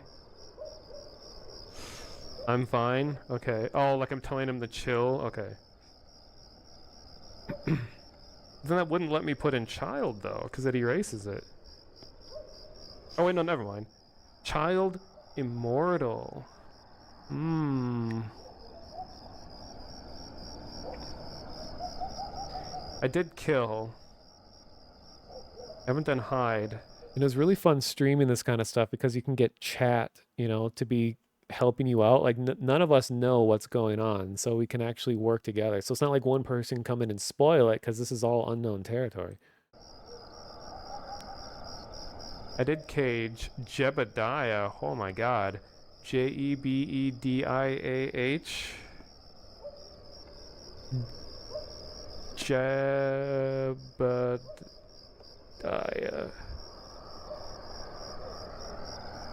Well, that's like the longest one yet, I think. C-A-B-B-A-G... Yeah, C-A-B-B-A-G-E. Yeah, Jebediah is the new longest word we've done. I also notice I'm using the classic Vive controllers before Index. Some people think that these were like the worst VR controllers ever, when I honestly don't think they were that bad. People mostly hated on them because they had a grip button where if you don't know it's there, you'll probably never click it. Like you just squeeze the control and that's one of the buttons. And people are like, this is horrible, but I like it. It was cool that the controllers are ambidextrous, so it didn't matter which one you could use on your hand. If one of them breaks, you just get a replacement one. It doesn't need to be a left one or a right one. Hide. Oh, wait. I can't do hide because high does that. I can, like, complete words that it gives me.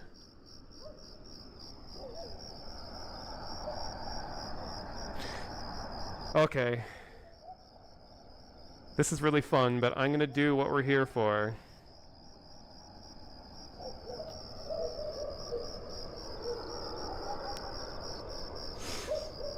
It will be okay. Lie.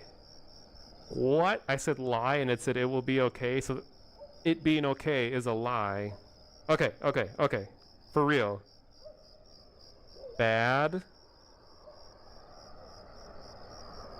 Dad. Bad. K. I.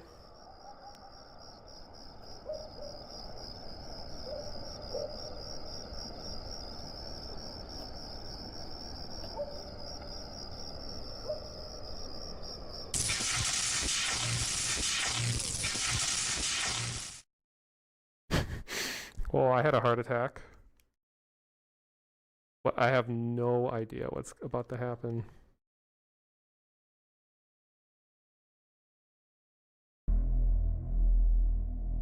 What? The accursed cryptid has finally been dealt with. Fear it no longer. Congratulations, Kid Wizard. You are the chosen one. Now go and rest. You have made it to the very end of the game.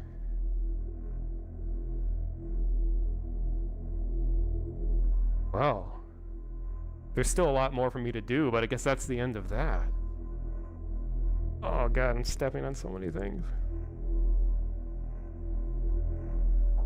But apparently there was more that you do here. Not gonna end right.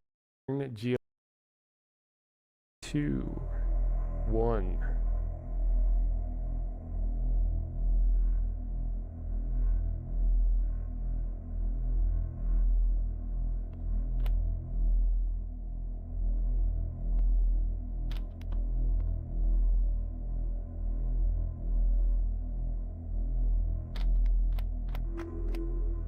Uh-oh.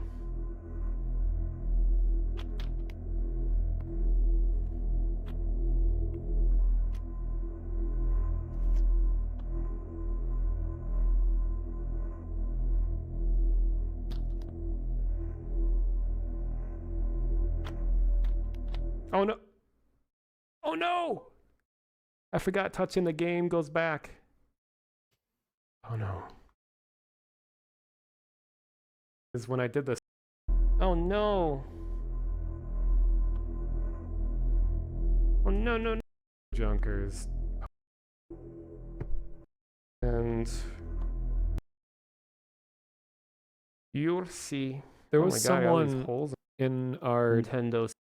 my Discord who was really in depth looking into like the secret lore behind this game and Boneworks and just the whole stress level 0 team has become notorious at this point for like really elaborate multi-game ongoing mysterious happenings. And the weird thing with Duck Season is that it started like a trailhead of a mystery that ended up not happening because it was partially advertising their next game, and then they ended up not making that one game, but they worked the fact that that game got canceled into the lore to make it look intentional. So then it's a really weird, convoluted thing. I think there's like a whole wiki just about the mysteries in this dev team's games. Pretend that their controllers become a single shotgun, their subconscious should become more immersed as they get deeper into the game. The in-game gameplay of Duck Season should feel familiar to anyone who's grown up in the 80s. I spent 2 years in the 80s. Just a fact. Oh god, this scene is so What is that sound scary. in my left ear that's getting louder and louder?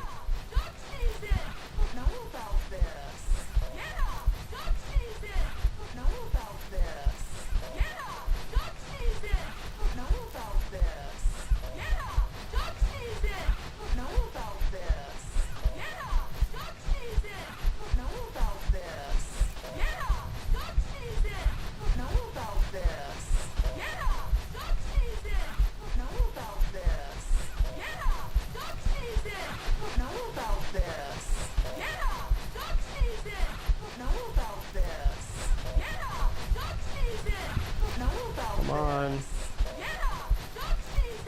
I don't know if there's a trigger to make this go or if it's just trying to...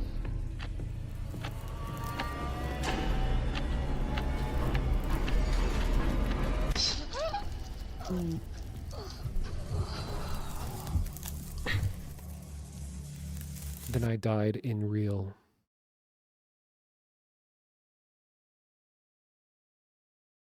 But so that was a whole fun adventure. I did a lot of streams of that game too. Free lobotomy, yeah. You sound like my brother who's born in 89, bragged that he's an 80s baby. Yeah, I consider the 90s to be, like, I'm a 90s kid. Since, yeah, 2 years in the 80s. I have a memory from that I know is a really old memory because it was of a house that my family only lived in for like 2 years of my life, 3 years. But I distinctly remember this other house. And me being born was part of why they moved to a different house because they now had 2 children and needed more room. But every time I tell this story, I mean, it's not really story. I talk about the memory that my parents are usually like, how would you remember this? Like you were like 2. And I don't think it was me having a fake memory. Like if it was someone else telling me about it and then I somehow I got that implanted in my mind. I don't know. It was weird. I mean, it was just because we had a bunk bed. And I remember climbing or trying to climb up the pole to the bed, and my parents got mad because I was too young to where I shouldn't be climbing on things because I could fall off and die. So they took the ladder off, but it caused me to try to like reach up and pull myself up. And I remember my brother being in the kitchen playing Ninja Turtles 1 on the NES. And I remember seeing Splinter on the screen. And I called him Doggy because I didn't know he was supposed to be a rat. I just like, Doggy.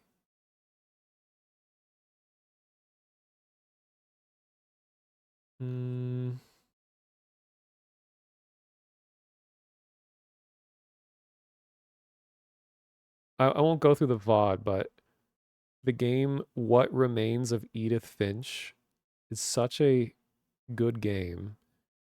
And I think this is the only time on stream where I actually, you wouldn't know this from watching the VOD, but I actually cried after the game was over. Not like full on bawling, but it was just, the game is very sad and is well made. It's a really cool, imaginative game. And then like once the credits were rolling, I just like, I don't talk like 3 minutes because it was like, damn, crazy game. Without spoiling anything, the game is just about a weird, unconventional family in the ways that they struggle to live. And every family member has their own unique struggle. And then towards the end, it kind of comes full circle and it is just like a fuck kind of moment when you think about like your own life and stuff. So it's a really good game.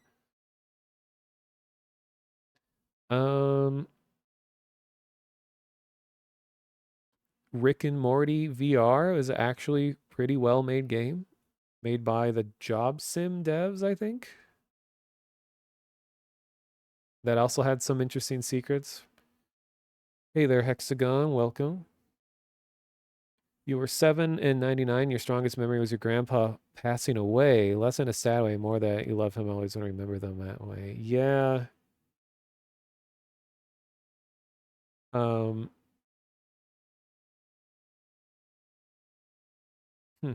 It is strange how memories. Okay, one of the weirdest memories that I have isn't even a memory per se. It's more a feeling, and I'm not a medical expert or anything, so I can't actually claim any of this to be true.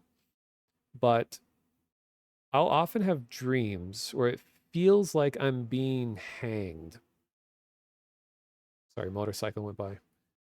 And but it'll be like this really intense feeling. And like when I wake up, it's no longer happening. And it's not happening to me in real life. But I'll just have a dream where it's like there's so much tension around my neck that it's overwhelmingly like not painful, but it's like it so much pressure is building up in my brain and in my head. It just feels like my head's going to just explode. And I've had dreams like this for quite a while. And then I remembered, my mom told me that when I was born, I had the umbilical cord around my neck, and it was a emergency moment. And my parents were told that there was going to be a risk that I would have like serious brain damage because I was like being hanged in the womb for a dangerously long amount of time that they thought that I was potentially going to have like permanent brain damage and have some kind of like learning disabilities and things for the rest of my life. And my parents said that, no matter what, they're still going to take care of me. And allegedly, ended up by some miracle not having any damage. But it's so weird that I have these dreams about being hanged, and I don't ever see anything in these dreams. I'm always just feeling like it in total darkness, and then I just wake up. So I don't know if there's a connection, if somehow my body remembers this, but ugh. My life could have been so different if doctors didn't act and let blood return to my head. Ugh.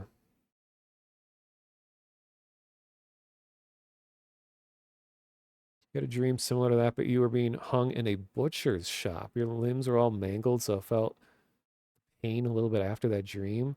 Like it's so weird to me that in dreams that I don't see faces. I'll know who someone is, but I don't see their faces, and it's just like blurry. But when I look at my reflection in dreams, I can see my own face, but my face is horribly disfigured all the time. Like some reason, like a recurring thing is that like my jaw will be just stuck completely pressed to the side. And now sometimes that's linked to like when I'm asleep if something's pushing my jaw when I'm asleep, that affects my dream. But sometimes even when that's not there, my face is always just so horribly disfigured beyond like repair when I see myself. And I'm sure it sounds a little too like on the nose, like, oh, you have bad self-image or something, which, I kind of do, but uh maybe my brain is actually thinking that way. And there's a little old obscure Jim Carrey movie. I don't know if you all have heard of it, called Eternal Sunshine of the Spotless Mind, one of my all-time favorite movies that has one of the most accurate depictions of what my dreams look like I've seen in a movie. I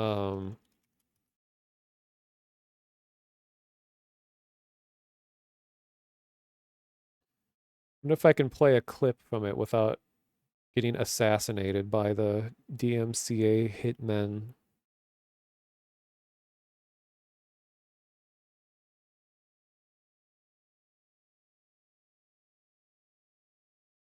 That movie is so good though. You can't see it right now, but I'm just looking at clips. One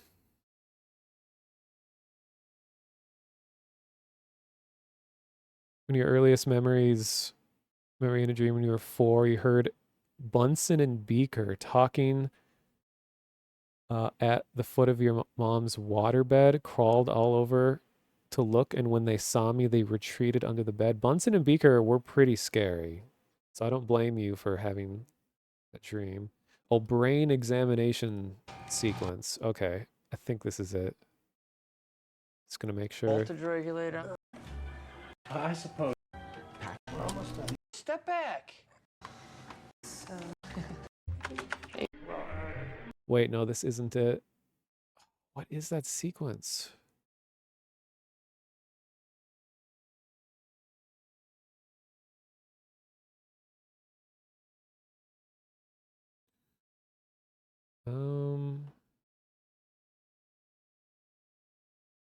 Oh, erased from memory. I'm sorry. To your home. You're done 3 times. Everything we can. Really. My name is George. Friend, degradation or any rate of heavy drink. CDs you make of Clement. What is that scene?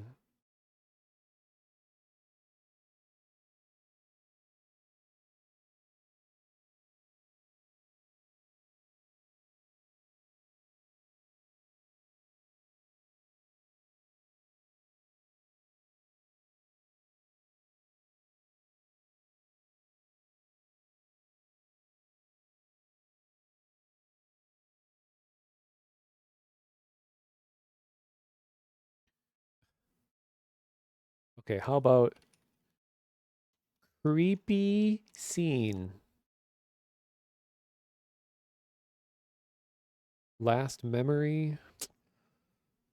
Where was it? Anyone knows what I'm talking about? Because I don't actually remember what was happening in context to it. I think he was at like the doctor to have his brain looked at, and then we see like a visualization of his memories, and everyone's faces are just blurred and distorted, and like his whole perception of reality is all messed up. And I was thinking, like, this is exactly what my dreams look like. I gotta catch my ride.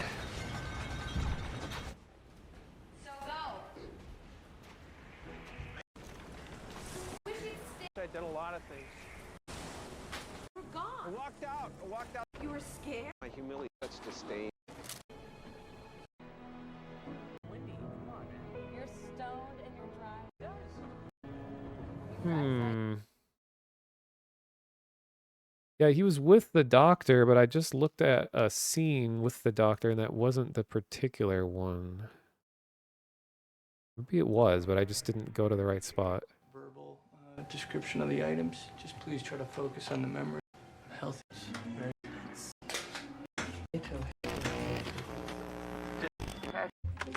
Regulator. Well, I'm not wiping this.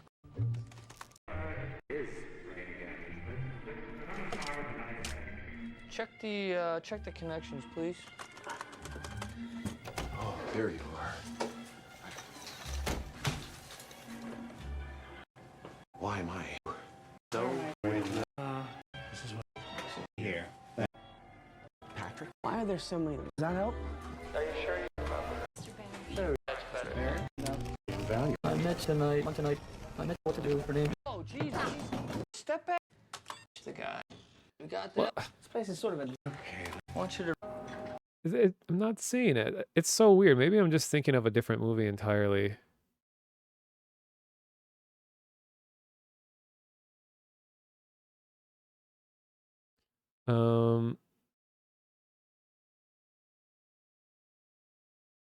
Just reading what you guys are saying.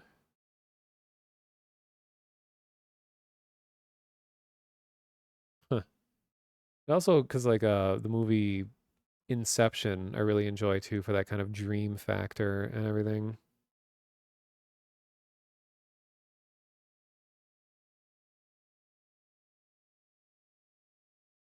Well, I can't find the clip, but I recommend if you like just weird uh examination, or if you like weird movies that are about kind of the frivolity of trying to, how would you even describe the movie? Being Mr. Clean Stream. Where did you two come from? Lil Yakty and Snapple? I don't recognize you two. But yes, I am Mr. Clean. I don't know how you could tell. I got like Wikipedia. See, Eternal Sunshine Spotless Mind. See how it describes it.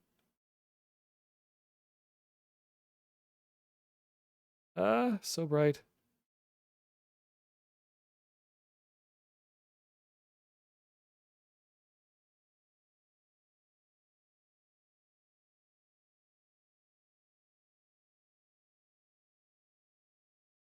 Thanks for the follow, Snapple.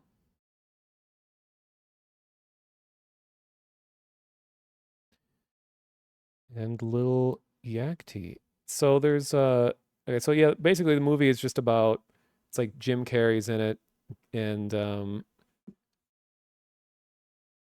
without spoiling anything, he starts out and he sees this girl that he likes, and they kind of see this whole relationship go on, and they can't quite figure out what's going on between them. And then they realize that he had undergone a medical procedure to erase her from his life, and he accidentally found her again. And she isn't aware of this either.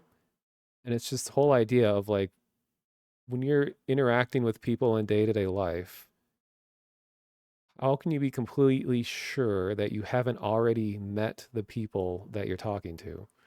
And it's just such a surreal, weird movie. And it has a lot of depictions of dreams and of like losing memories, having false memories of things.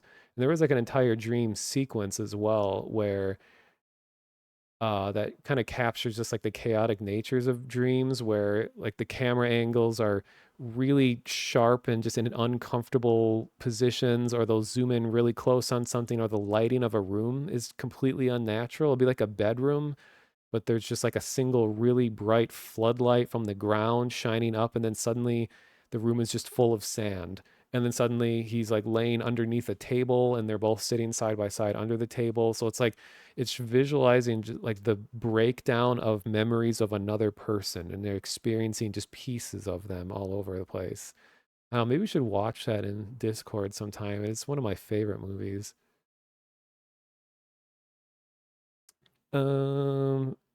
Anyway, I was looking back at some of the other VR streams, and this is the one where I was with KY and Gearomatic and Mythos. This is so weird. This is my favorite maneuver. And this game is surprisingly fun. It's Star Trek Bridge Simulator, and I was playing it before it was cool. Looks like I'm playing piano or something. Oh, I have a lot of maneuvers Oh, here. God. So here's flying the spaceship. Be like, hey guys. It can be like, hey, hey, hey, hey, hey. And it was so weird to have full control over your hands. Well, almost full. This is before like finger tracking, but to have control over your hands in VR. So this was one of the big selling points of this game was that you could be so expressive with your hands. And it's just an overall really fun game too. It's like you operate a ship and you each have different roles to play in the mission. It's a pretty simple game, doesn't have a whole lot of depth to it, and they eventually did do a next generation add-on to it because it is Star Trek. This is like the Abrams Trek, and then they do the next generation ship in here, or they add an extra role that is unique to that DLC. But this game, and kind of fitting in the themes of Star Trek, this game in a weird way was kind of like the union of different species of headset all in one game. This was the first game that allowed any headset to all play the same game together. This is before VR chat and stuff. So everyone ended up being divided into, you were either a Vive person, an Oculus Rift person, or a PS VR person. And overwhelmingly, people would gang up on the PSVR people because by default, the microphone on that headset is really sensitive. So as soon as a PSVR person would join, it would just be like, I guess you can't hear it because my thing is blocking breathing sounds, but you just hear really heavy breathing and like coughing and stuff, and their microphone defaults to on. You're like, oh, there's the PSVR player, as you could hear them heavily breathing in the corner. And then the Vive players could be the most expressive because he had the thumb pad that allowed you to change finger poses and things. Also, I like the On to invite. I wonder if he has to try that. You could try restarting Uplay or something, because oh god, you had to play through the Uplay store too, like the Ubisoft Steam. And then you have the original generation Star Trek ship as well. Please. Oh, we're getting shot at.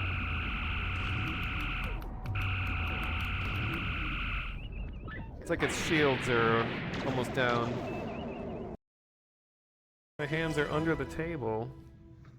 Jesus Christ, I look so much skinnier when I look on this camera. I guess I've gained like 2 pounds since then, so I'm a little less skeletal. Ugh. But yep. It says that I think I ended up doing this twice too. Oh yeah, I did, like the next day. So there's that, a lot of other like indie game streams. Oh man, and then the Wave was like my first experience with like music in VR and realizing just how incredible it can be to experience music events in VR. Been a while since you've seen KO. I hope he's well.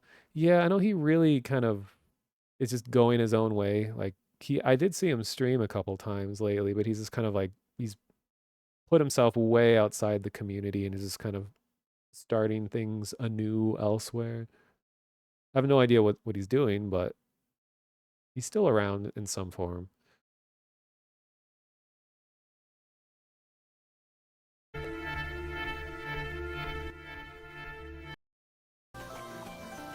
This is just gonna look incomprehensible, but this is the Wave, and this was by the DJ Grimecraft, if anyone remembers him. He did a lot of like video game oriented electronic music, and he helped fund the Wave and did a lot of designs and artwork and things for it. And it was like the first social music thing in VR. And there is a video of this somewhere. I got to meet Imogen Heap in VR, and just like casually talk to her through the wave.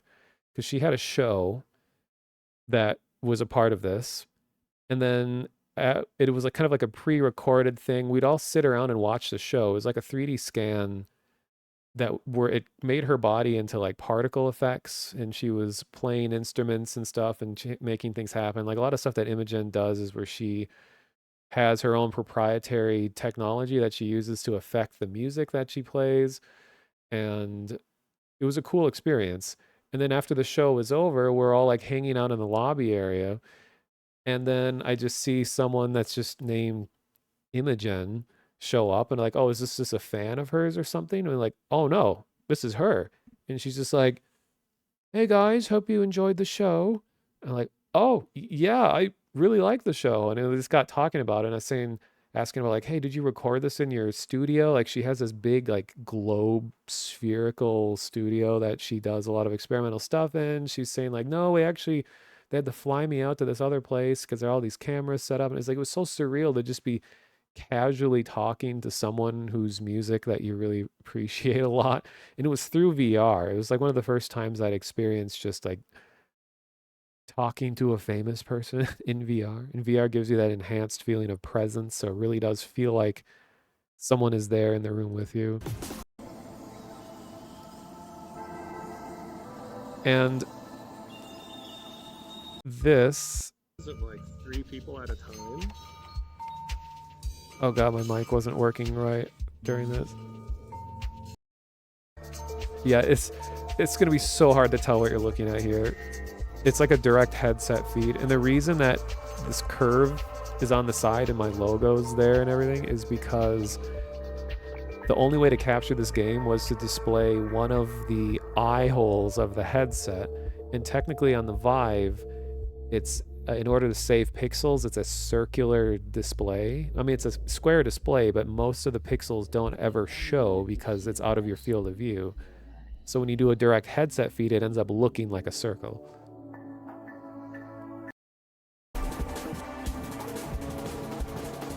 Oh, I love how the light of the screen is on my face. I don't know. Is Adam around? He would probably. So the weird thing is that this guy, Strange Loop here, I didn't know, but I guess he was a fairly well-known like visual effects artist within the industry of like live shows. And this was his show, like he was like the head of this. And I knew it was coming up, a show called Enfold. And I just joined a like random instance. All right, is this the right video? Let's see.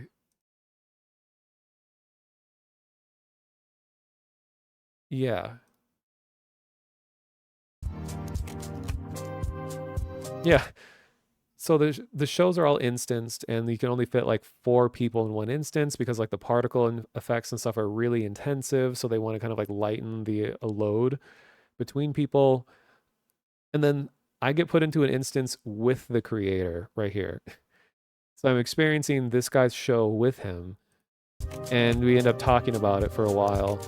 And something that Wave here does that I haven't seen many other VR apps do is that it's the idea of I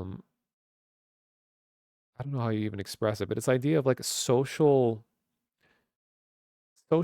play.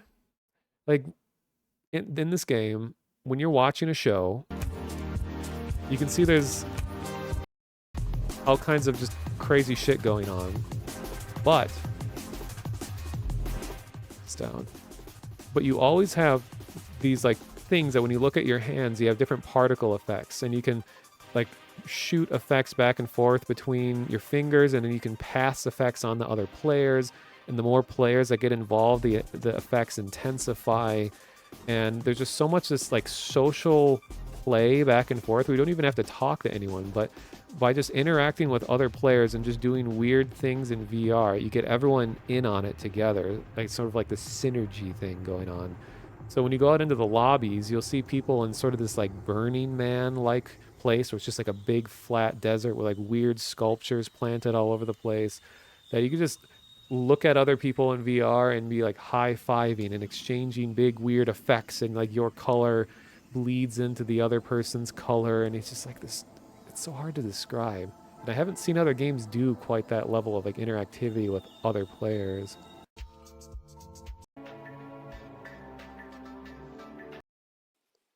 Alright, and how do I get out now? So are we just lucky to get put in here with you, or are you like, can you go to any I instance? think it was maybe random, or maybe we Okay. entered at the same time. I entered at 10 seconds left, so it wasn't even technically open yet.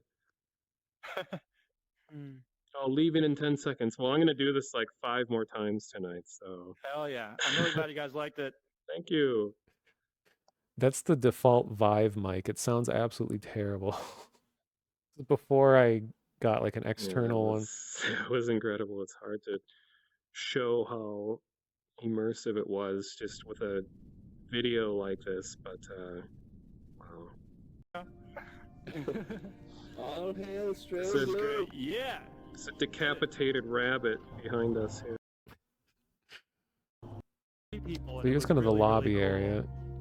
Yeah, I think it's a lot better with fewer people, because then, especially with like the particle systems, which is most of the show, you know, it's built around particle systems. You can kind of like, you can sort of make the visual show to some degree That with was so cool. these other people, you know, and like toss it back and forth. And Yeah, that was great. There's like a really good sense of connection. It was awesome. Loved it. Brilliant. Well, yeah. You guys have any other questions I can answer about it, or? So are these particles and effects and stuff going to be a part of the music live shows in the future, or is this its own thing, or like what's the future of this? That's interesting you say that. I actually don't want to reveal that. Okay. Oh, geez. I Oh. got a really valid question that it's Yes. been asked but not answered yet. Effects over here. Where Oh, he's can I behind get you. a T-shirt for the Wave VR? I've tweeted the CEO or founder of the Wave VR. I've not Adam Rigo. received a reply. Huh. Right behind you, buddy.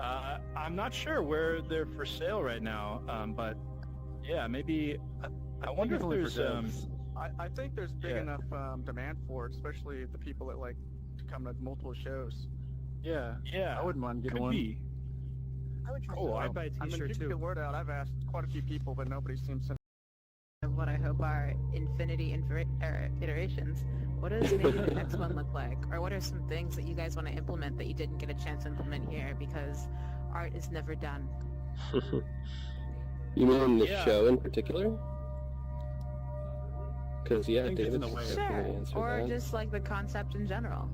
However you want to answer that question. I mean, I think the biggest thing that we've been tackling recently has been the avatars, because you know there's a lot of technical limitations that I think everyone encountered in designing avatars, and we kind of ended up with these very simplified forms. But I've been really curious about how to make them more expressive and more kind of humanoid, while still being able to do crazy stuff if you want to. But it's like currently everyone is these floating beings in space, and I've been wondering about ways to like just ground people in virtual reality, where you really can feel more of a sense of presence and feel that you're expressing yourself more through your avatar.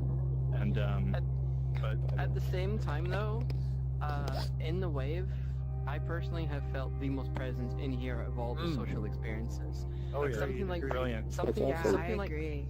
something like VR chat, while there's a bit more visual depth to it. I feel like Uncanny Valley Central there is horrible. This is more and- like ethereal. This is more like Yeah. That's spiritual great. than trying to. Sure. Well, yeah, we see how simple it is. Yeah. We can, have to interpret each other more, and it makes us have to connect more. yeah. That all So a lot of the people that helped make this would go on to migrate to VR chat, and then they were some of like the founding people that made the big like impressive visual effects shows that happen in VR chat, like the venue called Shelter was founded by former members of this, and Shelter is one of the like highest budget, most visually complex of all of the music venues. And Two Tone Disco was one of the DJs that originally played in the Wave. He ended up founding Shelter, and then Grimecraft would eventually get pulled over to VR chat, and then he helped continue to do all that. So this was like a precursor to VR chat music shows. All kinds of other shows going on. More VR, Penumbra. I eventually said, I originally said that oh, thanks for the follow, Sofungus, by the way. I originally said that I was going to play all of the Penumbra games, but I only got through Overture and then halfway through Black Plague. I was like, I don't really feel like playing the rest of Black Plague.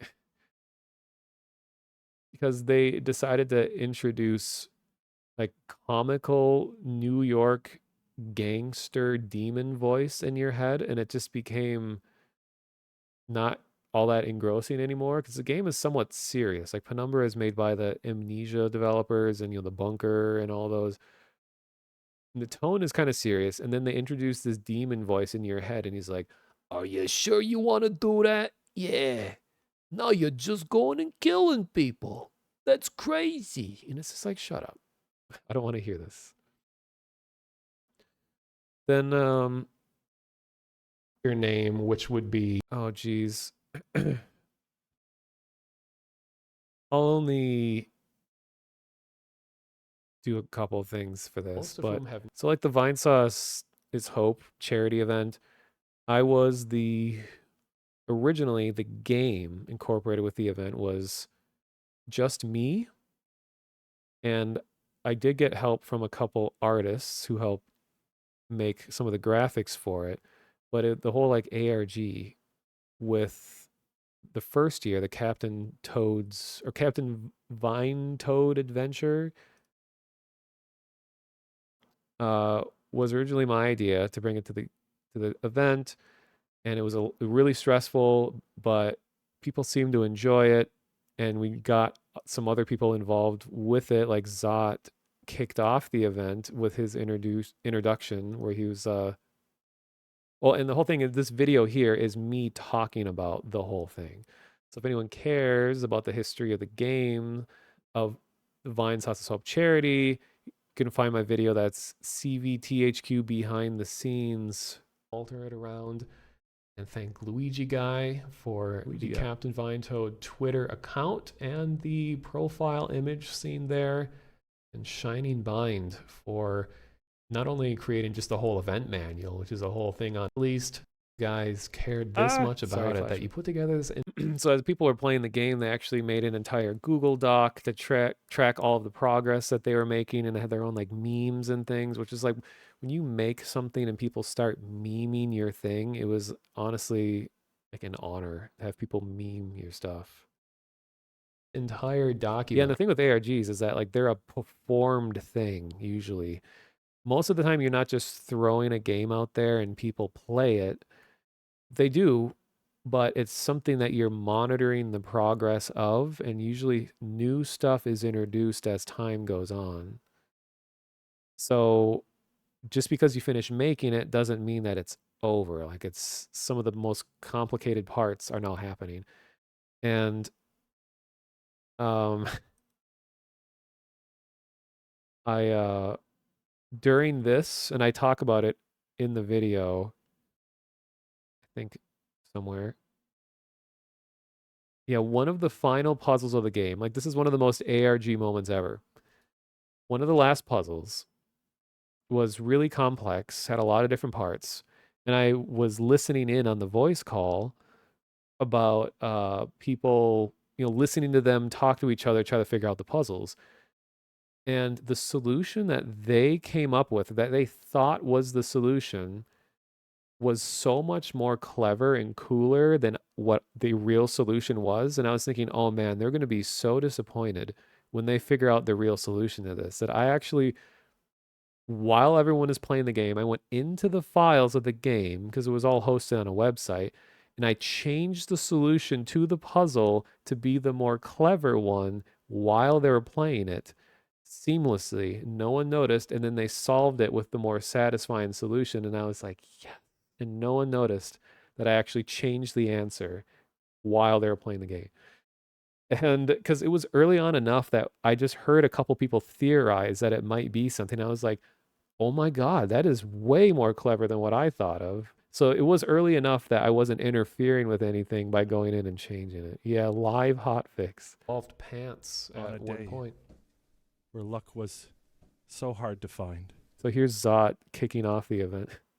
A star drifted high upon a balloon. It rose. Come on, balloon, stop hitting the fan. I'm trying to read this. I'm trying my best. You keep doing your best. It rose and it swayed with one plan in mind.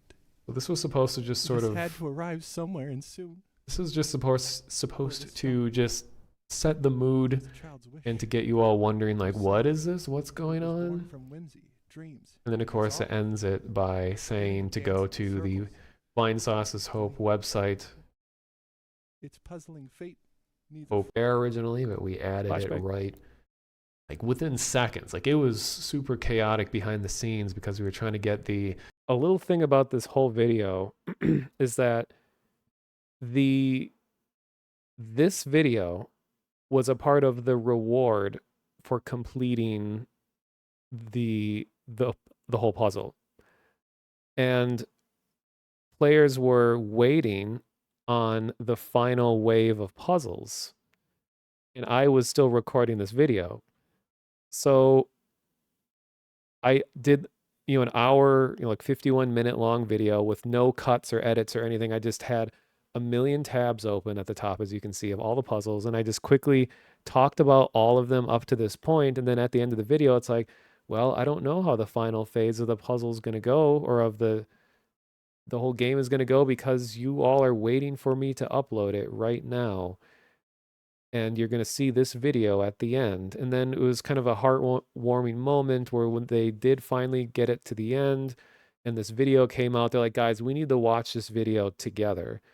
And this was back when, if you all remember Rabbit, RABB.IT, it was a place where you could pretty easily just watch a YouTube video together with people. So everyone that played, including me, everyone got together and they all watched my whole video here together as we were explaining it. And I wish I could have recorded that moment because it was really kind of heartwarming, because I was having a lot of trouble making some of these puzzles, and I was, as per normal, was like kind of struggling to get them done on time. Wes, this is off my. And then I go on a big rant for this particular puzzle, because it was a puzzle that if you had played Half-Life 1 at all, you would have understood this reference, what the solution to the puzzle was. But no one playing had ever played Half-Life, because everyone playing was like in their early 20s, so they probably didn't grow up with Half-Life or had any reason to play it. And I was just like, oh my God, this is like me beginning to feel old. And I go on a rant about that for some reason. And then, yeah. You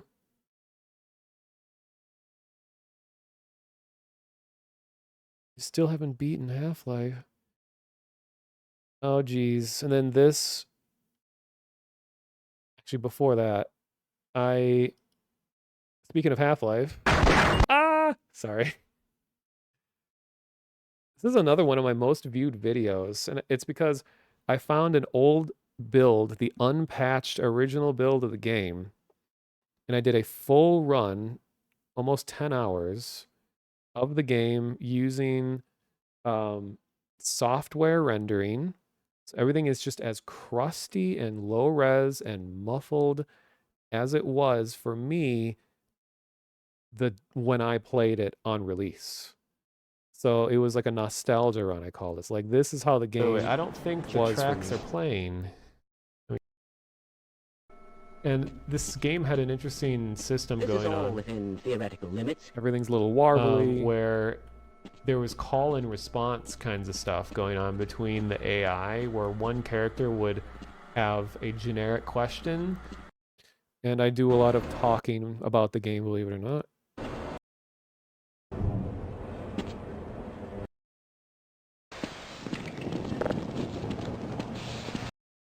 Those guys.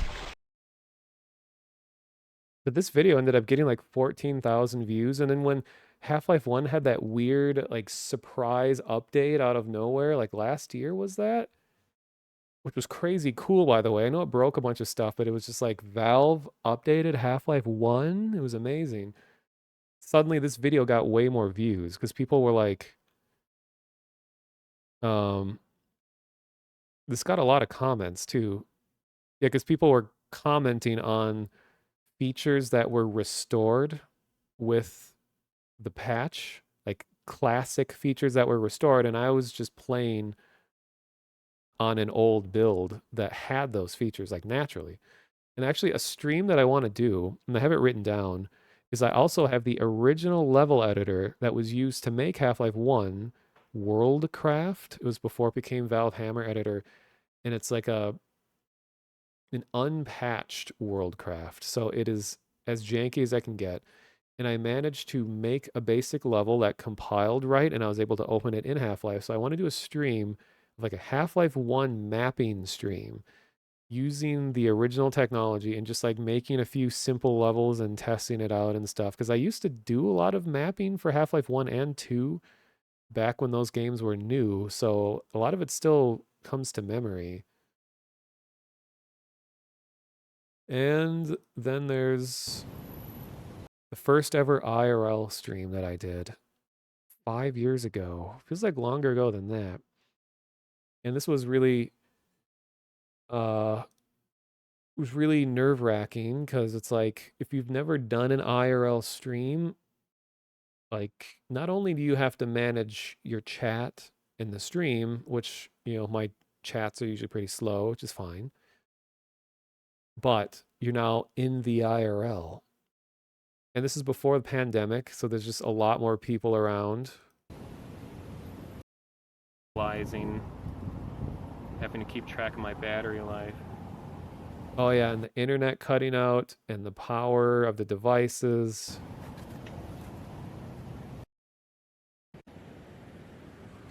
And the quality is not good.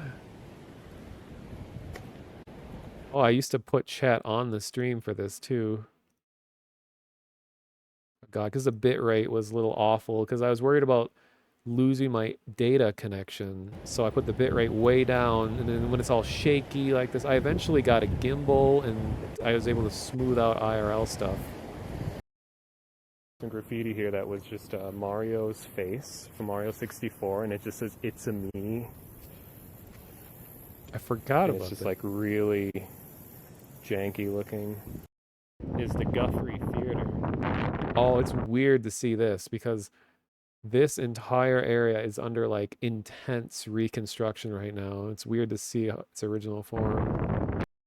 Stream, we're bringing invasive species to other parts of the state.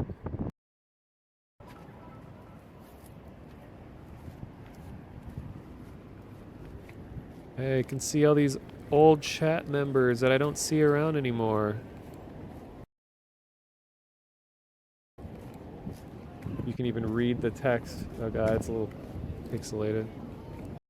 It actually collapsed, and it killed a whole bunch of people and injured a lot more, and it started a whole huge revision to how... Yeah, this is a 35W bridge that historically collapsed, and as I said, killed a lot of people. And it caused a huge amount of scrutiny for bridge maintenance and construction over the whole country. I wasn't living down here when it happened, but I ended up living pretty close to it when I moved here. But now the new bridge is there, and it's like one of the most technologically advanced bridges. It has like all kinds of like tiny like devices that are all built into the concrete to detect if there's too much movement or vibrations, or basically just to monitor the state of the bridge at all times. It's one of the busiest bridges in the state, so it gets a lot of traffic.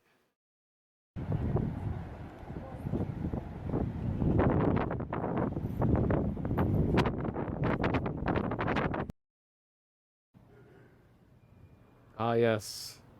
The amber box.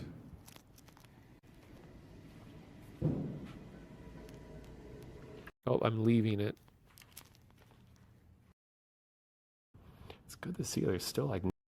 Yeah, we're not in Mexico. We're still in Minneapolis. But this entire box is just all yellow when you can see it at a distance. And when you're in here, it kind of makes everything look like weirdly hazy.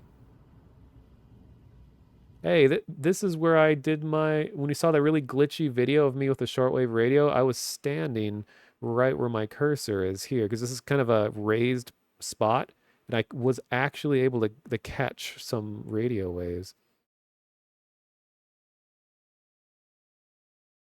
As someone in Michigan, the Mackinac Bridge, is that how you pronounce it, is cooler?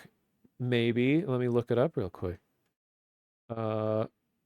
Ooh, the color of this light coming off my monitor. I kind of like this. Mackinac Bridge.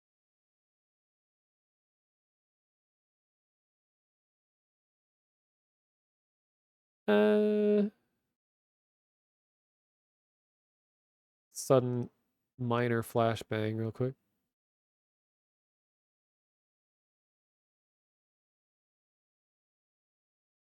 It's all right. I mean, it's way bigger than the 35W bridge.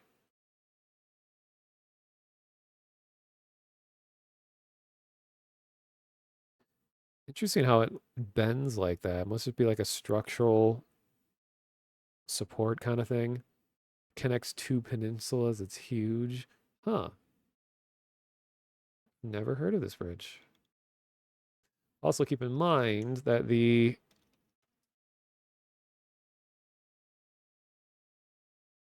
here's how the bridge that I was just looking at, how it looks now. Hey, it's much smaller. It just goes across the Mississippi River, but ain't this the coolest looking, like, futuristic bridge you've ever seen? I still go and like hang out under the bridge like a troll, because it's just a cool looking place, and it's always like color coordinated. It has these weird like interlocking concrete pieces. This is such a nice photo too.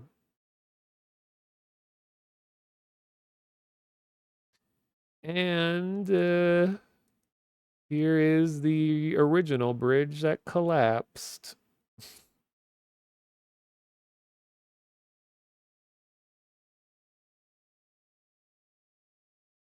Now here's a view from above. The Gamer Bridge.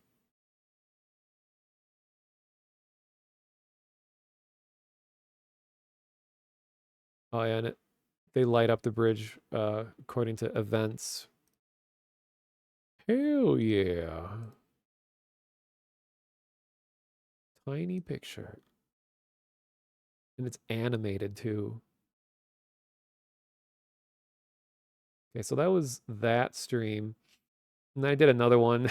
And in part 2, I get like a bunch of like homeless people go up and talk to me. I guess like when I'm walking around with a camera, people think they want to go talk to me for some reason. And there's a whole part of this stream where I just... Am I back? Oh yeah, because I went offline and I was more walking around downtown.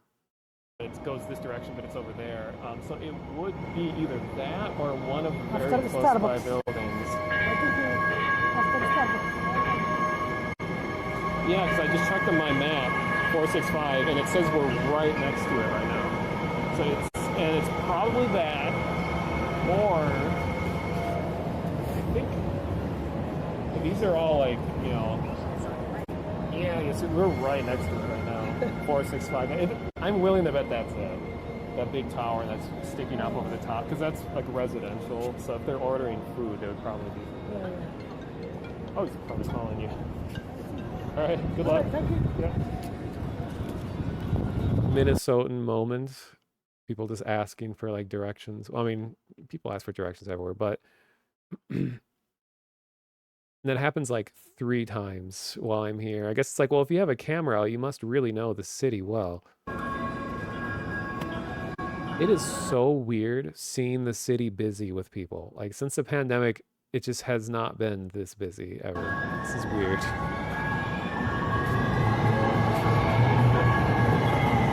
These are trains. Hey, look, audio atmosphere, it's you. You're in chat during this stream too. And you said noise, like an Australian.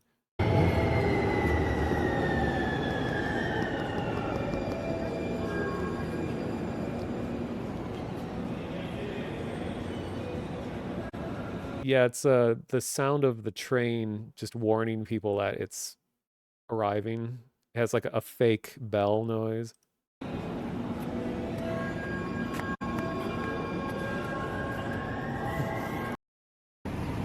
Look at that nice sunset.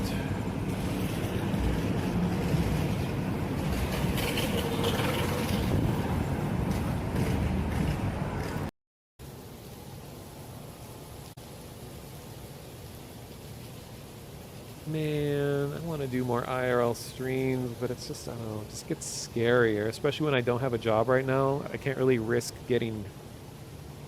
Yeah, I don't feel like getting hit by cars right now, but once I get a job, I'll gladly go get hit by a car. Because I can afford it. Cars aren't what I'm worried about. It's just people have gotten more and more weird about people with cameras out in public. People, they'll really not like you because they see all these influencers and TikTokers, you know, doing stupid shit in public that gets them in trouble. Or some places just don't even let you in. They're like, no. Indoor rain. We don't want any streamers here. Keep out. I was mostly unbothered. I mean, people asked for directions and stuff, but people weren't like, we don't want you here. One of my streams, I did get in trouble, and they made me leave. Because apparently I wasn't supposed to be filming a certain part of an art I'm gonna push gallery. my luck by going too much further. And they're like, oh, you can't film this. Like, we need you to leave. And I was like, well, but there's no signs that say that I'm not supposed to. Wow, isn't this a sign of the time? Stay hydrated bot was in my chat. It says, monotonous, you've been live for just over 3 hours. By this point in your broadcast, you should have consumed at least 10 ounces, 360 milliliters, of water to maintain optimum hydration. Well, in honor of the passing away of Stay Hydration bot, I guess I should.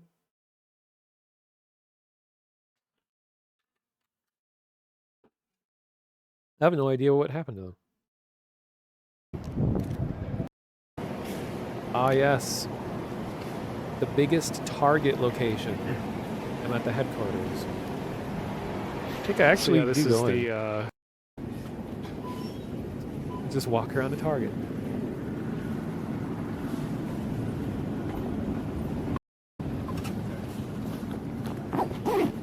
That's right, I had a reason to be here.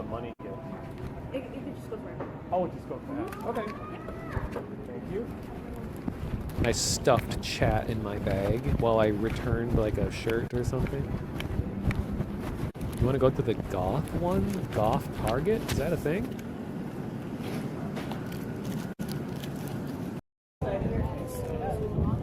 Oh my god, look at all these people. If you can, a couple pixels that resemble people. State Fair at night is really incredible. Oh god, too close.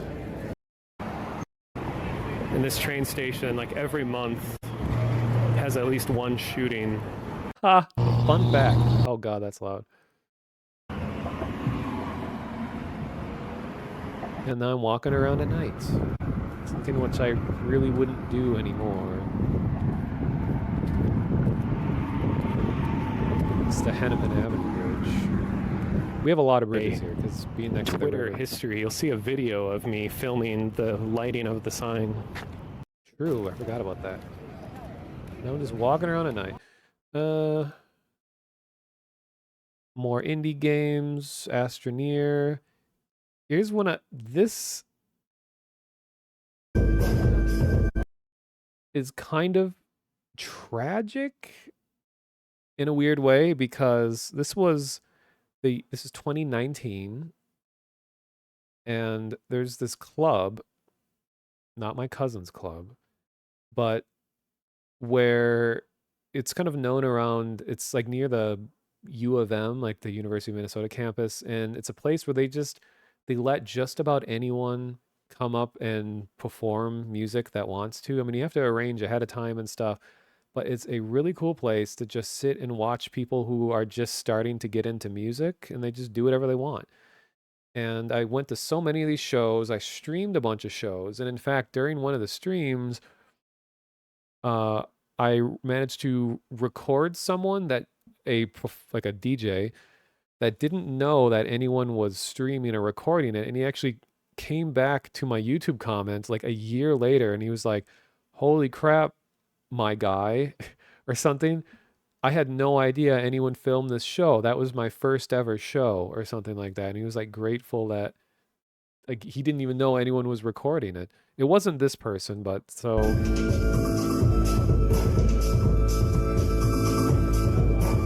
I kept coming back to this place.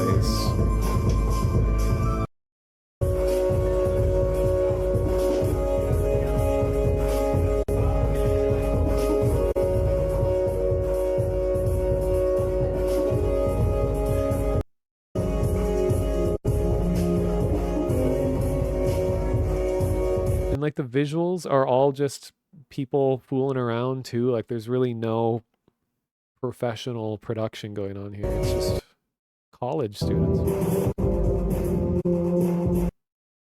And it was hard because it is dark. It's hard to capture a lot of what's going on here. And then I afterwards went and talked to the guy who was doing the visual effects. You just see it. So I got my little tiny remote. We're gonna hit it, and then all of a sudden you get these planes, and it's like a perfect right angle of light. And he's using a Kinect to control all the visuals of it. So the Kinect is facing him, and he moves his hands around, and it interprets movement in different directions to change the visuals. So as the songs are going on, he's just going like, ooh, or not making sounds, but he's just slowly moving his hands to control the visual. It's just pretty wild. Wow, is it? Fog How do you get the light to be so angular like that? Does it have some kind of a... So it's just, all I'm doing is projecting a simple rectangle on the ground. Oh, that's just okay. driving this cone of light. It's hard to like wrap your mind around and think like that. Then, I mean, right, I could play with scale, right, where it's kind of coming out like that. I probably should have, but I liked it just as like this boundary line, and I was able to adjust a little bit to get both Ryan and Ben kind of inside of it, which was pretty cool.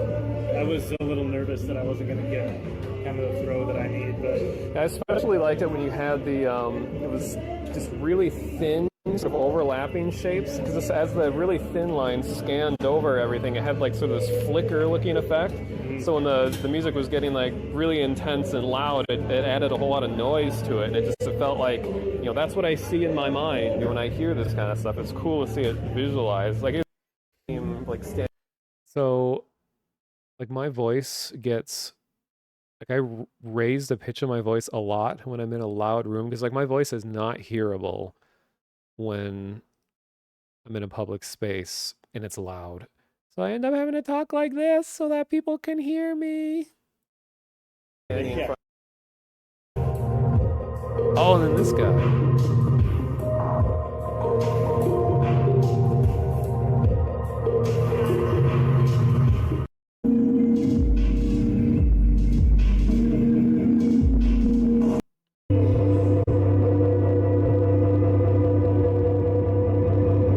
Oh yeah, there's the Kinect.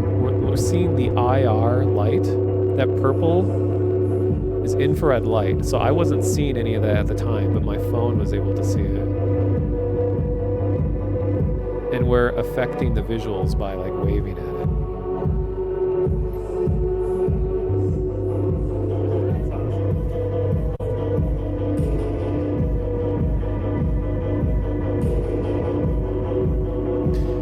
So much pixelation.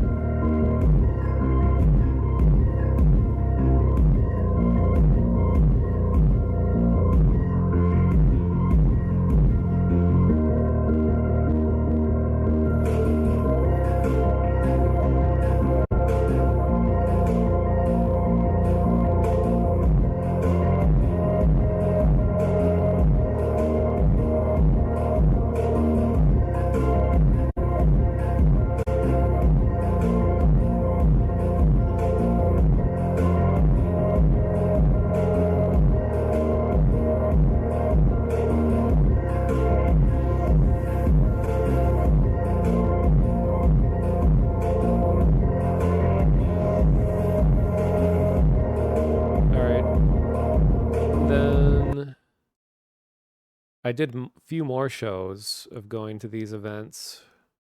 And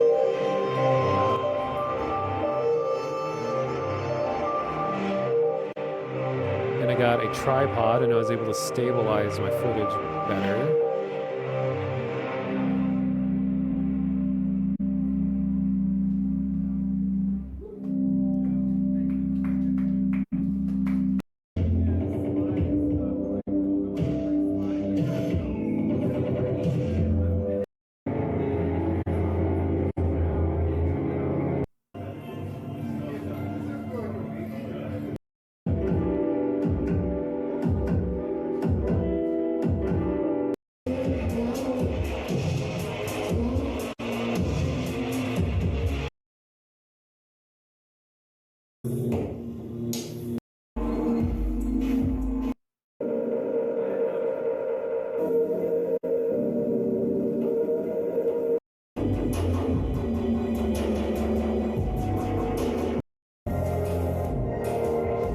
It's the same guy from the last show.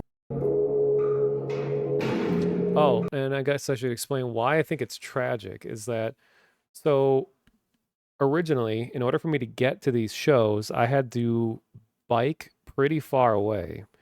And then this is 2019. You can see where this is going. So then I ended up moving really close to this venue so that I could just effortlessly go to more shows, just to enjoy them, maybe stream them sometimes. And then pandemic hits and it's like closed for another year. People are like, "Oh, maybe it's going to reopen." And then they were considering reopening and then eventually the owner just like sold the building and the whole building is just boarded up and has been boarded up ever since then. And I never got to even go to one show after having moved next to it.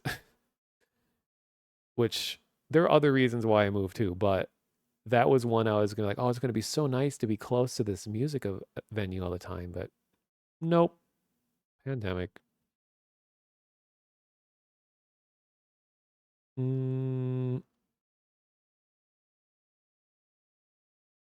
My first stream from. So, this is the Lakewood Cemetery in Minneapolis, Minnesota. It is like the original one here from. It was built in 1908, which is around when I believe Minneapolis was founded. So yeah, this is before I had any stabilization. So I've done multiple of those streams before. And then the first ever Bare Bones puppet theater show, which this is something I've been able to go to nearly every year since living or moving to Minneapolis. Well, no, it's a lie. About half of my time. And it's hard to explain what this is, but it's just like, it happens around Halloween time, and it's a very, very artist-driven performance, usually roughly related to like the cycle of life and death. So it's not meant to be an overtly spooky show. Yeah, it does happen around Halloween time, but it's just a lot of just weird, experimental, strange stuff. And people put together a whole complex, like multi-person puppets, and there's live music playing along with it. And there's a lot of fire too.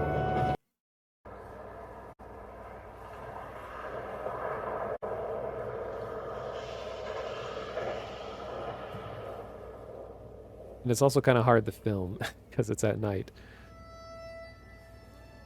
But the cool thing about this particular show, this one, this is back when they had, the venue was out in the middle of the woods. So just getting to the spot was a big part of the adventure because you would have to go pretty far away. And it was a place called Hidden Falls Park. And it was just completely dark there. And you'd follow just some like lit paths through the woods. And then eventually you'd get to the site and we'd all sit around and watch as the sun sets and it just becomes pitch black out there. And then the show is very light oriented, either whether it's, you know, LEDs or fire, as we'll see. And there's a lot of like stilt walking. For some reason Minneapolis has a really big stilt walking community, and they always find a way to incorporate their talents into these shows too. Yeah, all this music is live. It was cool having the whole band there.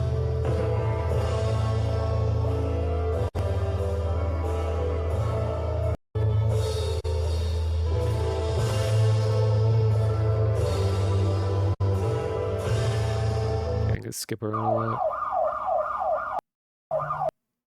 That's part of the show. Lots of just like ghostly figures. Like I really enjoy it when they do these ones where they project kind of a subtle blue light from far away onto some people wearing, you know, white clothing. This gives this eerie vibe.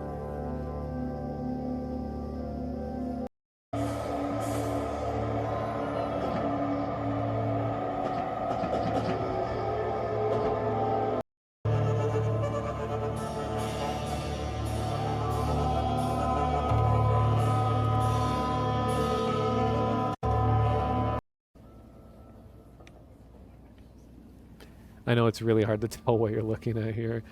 I was sitting pretty far away, so I was zoomed way in. This is before I got any kind of like special lenses for my phone.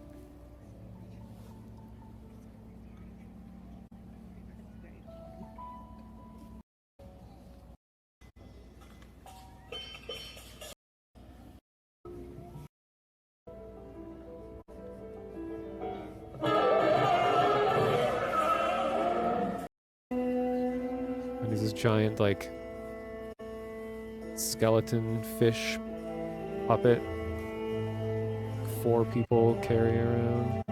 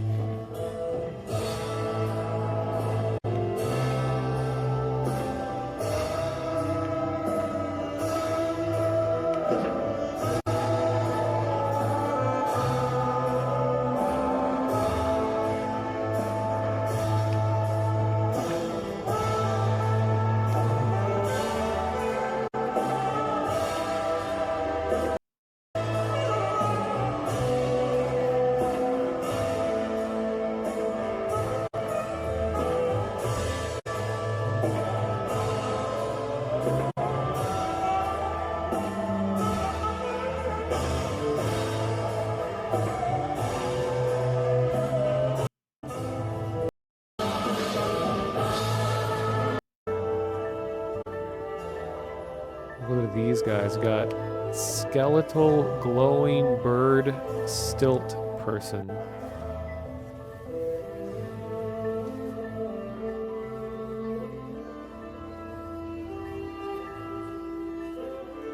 All kinds of little like flower creatures surrounding it.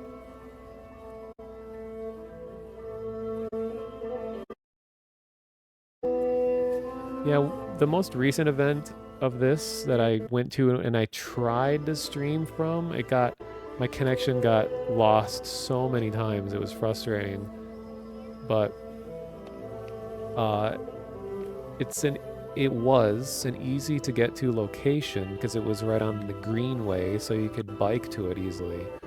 But because it's all like reseated partially underground and surrounded by like concrete walls and stuff, that my data signal was horrible and I really couldn't get a good connection the whole time. So the stream suffered pretty hard. So the video didn't work. This is when we were way out in the woods, so the signal was better. But this year, this October, they're moving it to yet another place. It's going to be in Powderhorn Park, which is a very big, wide open, relatively flat park. So it should at least be easier to stream from.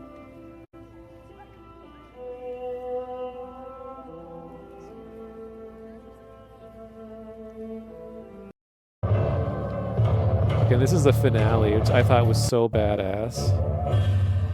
Because when they're assembling everything, they're doing it all in the dark. Like I don't know how they can tell what they're doing. And you can hear like the musical cues and you're like, okay, what's happening here? So you can't really see what's about to happen.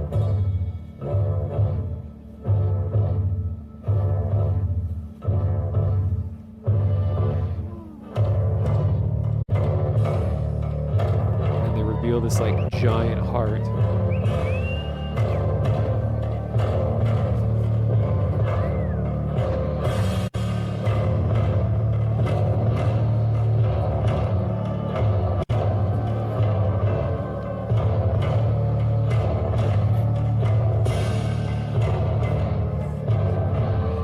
And then they have these like big arteries that they light up that trail off of it.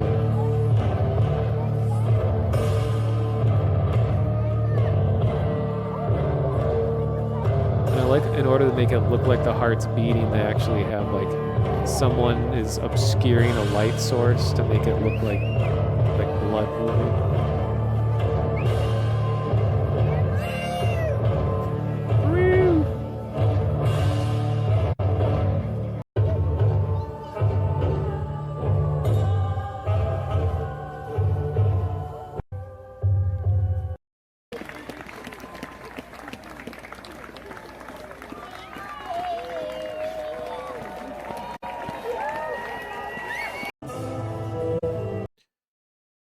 And I also got in a little bit of trouble during this stream because there's an area that's supposed to be like a memorial to people who have passed away, and I wasn't sure what I was looking at, and I was over there filming it, and they're like, "Oh, you can't film this. You need to leave." It was a different place where I was asked to leave than the other one I brought up. It's like, "Oh, I'm sorry. I'm sorry."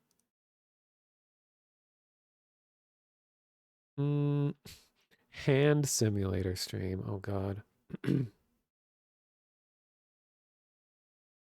Speaking of lights and stuff, and then I did an IRL stream out looking at third lit. Similar buildings, but now it's at night. I went to a big winter festival where people are ice skating. With lights and everything. This is the Holidazzle Market. Which I don't know if they're gonna do anymore. So many of the fun things post-pandemic have just like been struggling to make a comeback.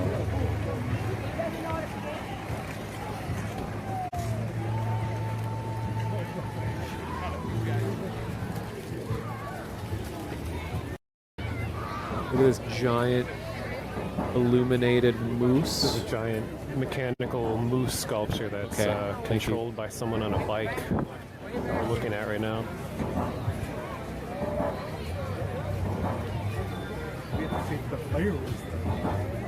But I don't think they're biking fast enough to make it work.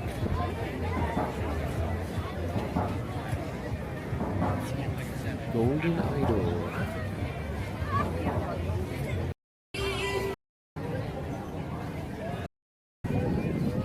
Here's the wolf. Right underneath it.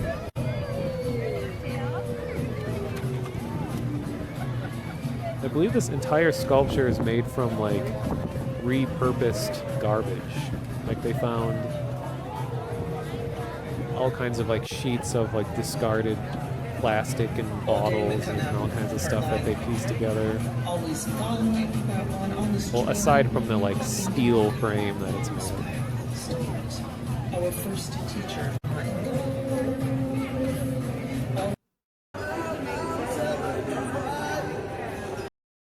He's active for about an hour a day.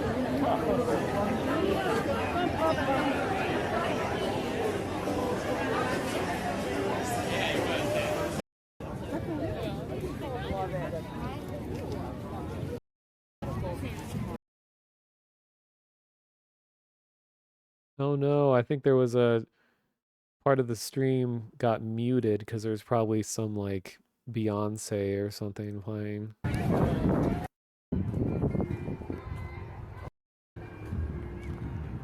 I got 15 minutes until the fireworks. So I'm just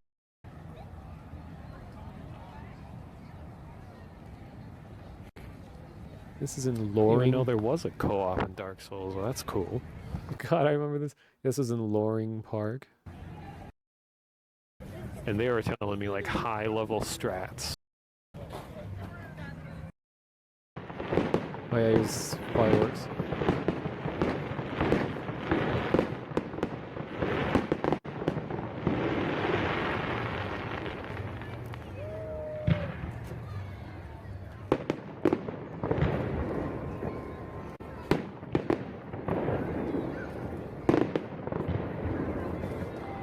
I love it when you can go frame by frame and just look at the shadows that are made from these little like flickers of light. Like this, it's so surreal when you see like with lightning striking or something, how the really harsh shadows coming away from the source just for a fraction of a second. It's so cool.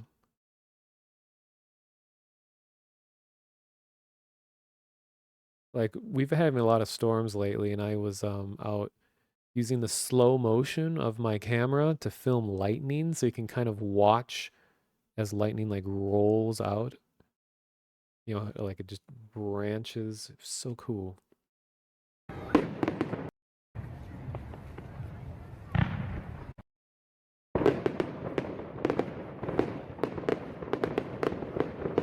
And this is a really small show. This is just like a thing that they do every night for a week just for this like winter event.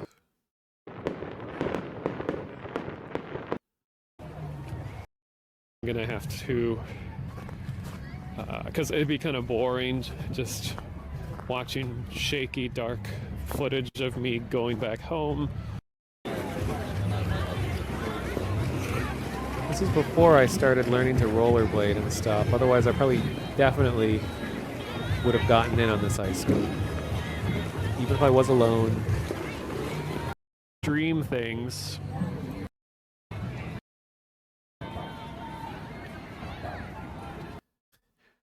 If you want, let me find something real quick. If you want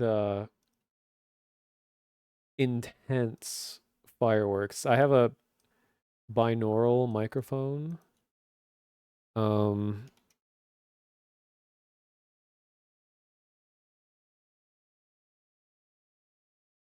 see.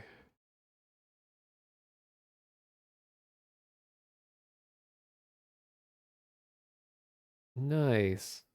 I'm still one of the only people that has recordings of binaural audio from this city.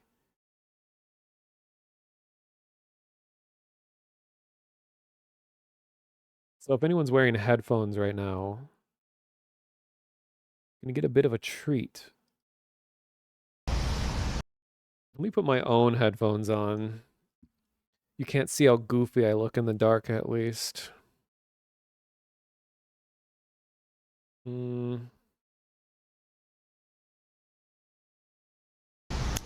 Oh God, it's gonna be really loud.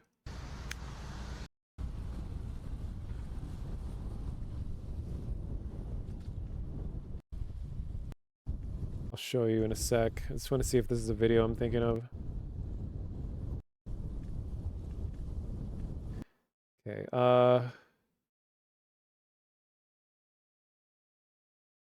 so this is me with a camera attached to my bike, and this video is pretty old, but I had the binaural mic in my ears, both sides, while I was recording this because I was curious how like the sounds of being on a bike would sound.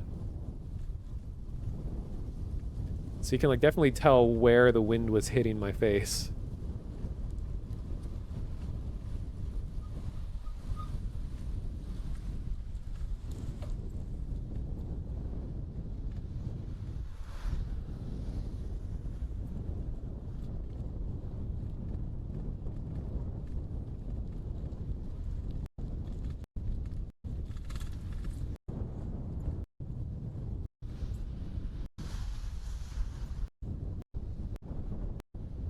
So when I stop moving, you'll start to see,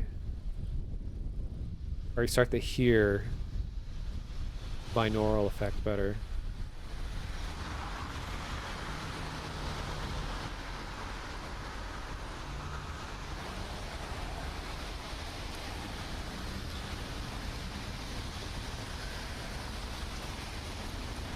I also had it, sensitivity was quite loud.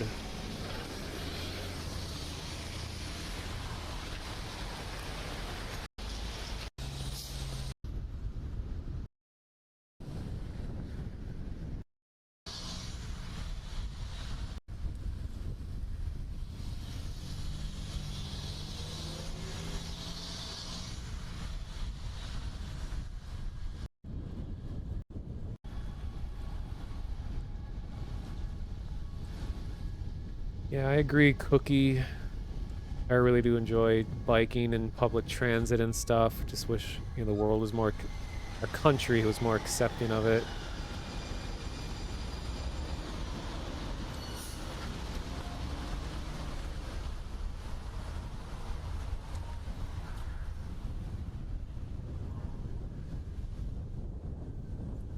Okay, this other video is going to be a little more binaural. So this is 4th of July in 2015. Ancient times.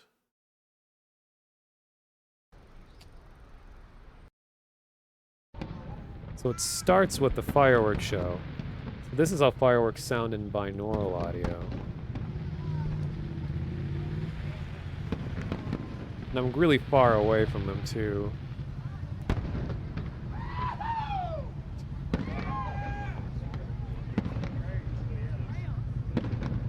And our July 4th show isn't that big compared to the Aquatennial show, which I'll show after this. And that show is insane.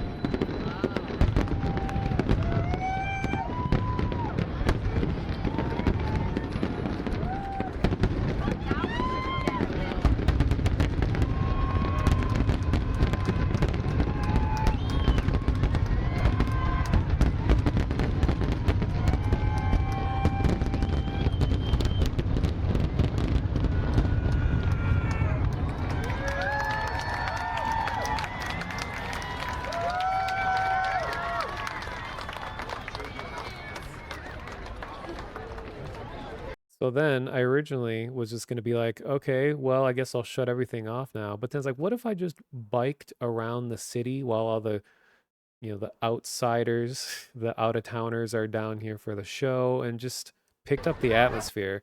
And binaural audio is really good at picking up the conversations of people who are very close to you. So it was funny, always like I'll hear just some out of context comment from someone really loudly. Sears fireworks are 2 blocks away from your house, so it sounded like bombs. Oh, geez, yeah, because it's I could barely see this year's show. It was so far away from me. I could sort of see it from my view over here by the lakes, but waiting for the Aquatennial, which is this week, I think. It's going to be way closer, and I'll be able to catch it. But yeah, I feel bad for the dogs, of course.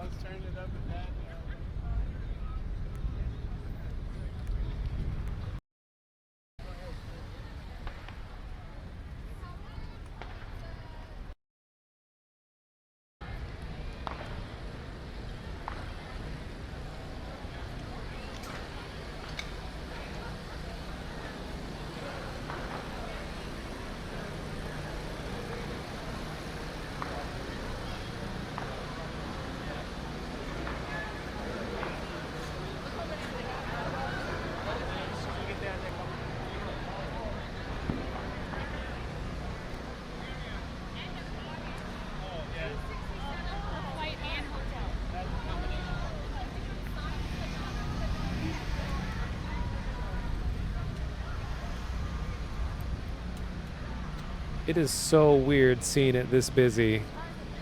Like, the crowds now aren't nearly this big. I know it's kind of hard to tell what's going on, but...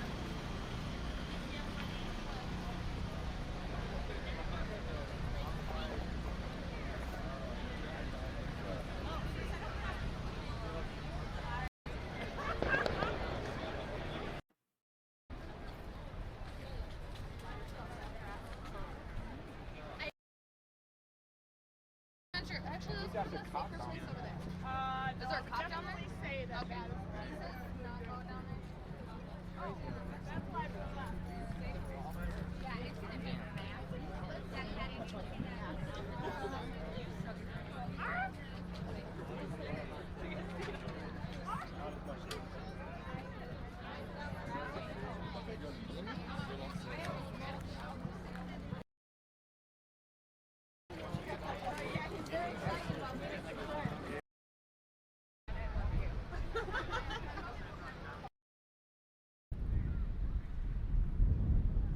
Man, this is just making me feel real nostalgic about like all the events and stuff I used to go to all the time. I haven't really been to much since, you know, 2020.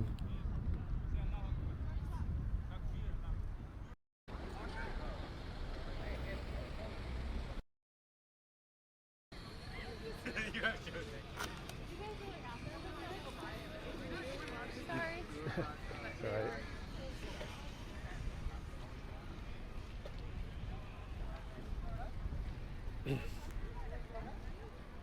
Haven't been to any events since moving to Minneapolis. How recently did you move? Was it just like this year?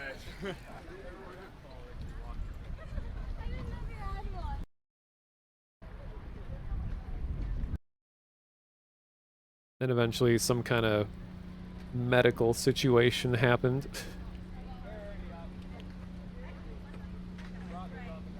Oh, November 2022. Okay.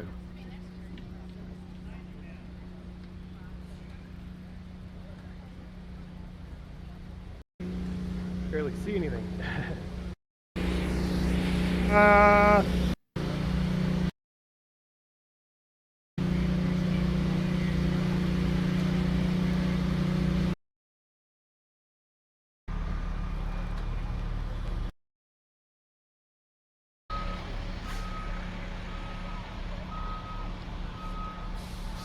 Alright, so there's that.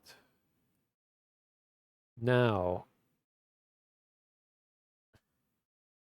here's the Aquatennial fireworks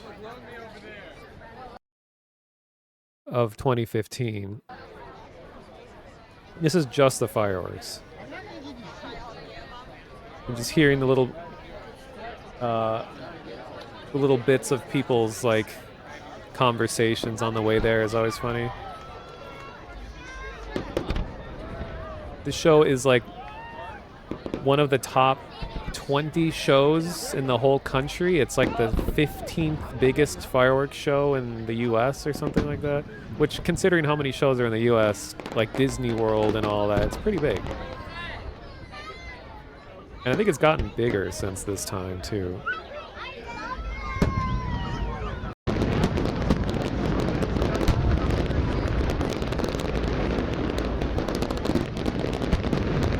This is the beginning.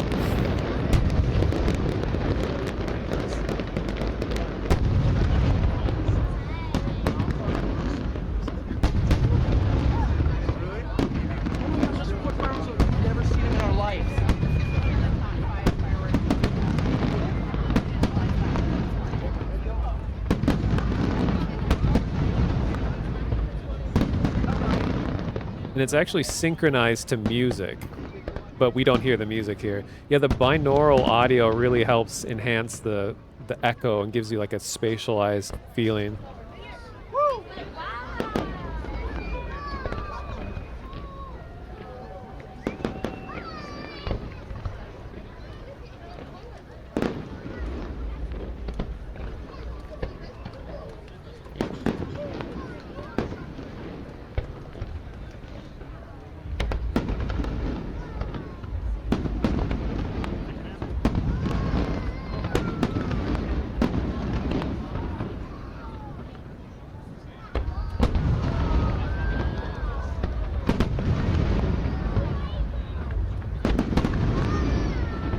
gonna skip around a little bit.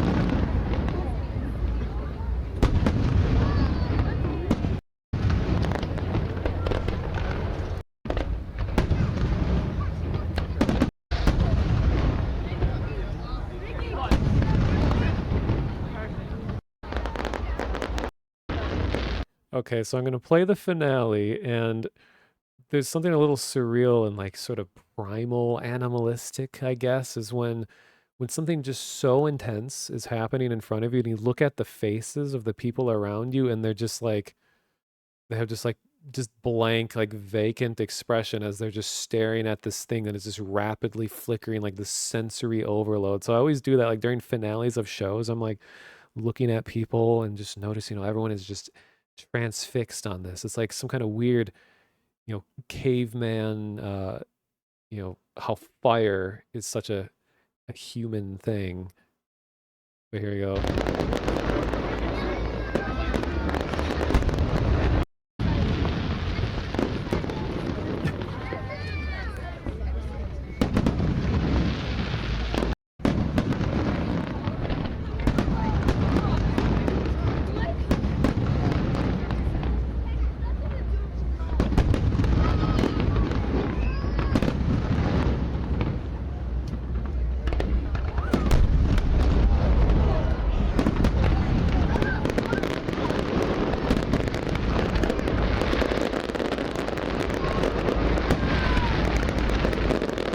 It's gonna get loud.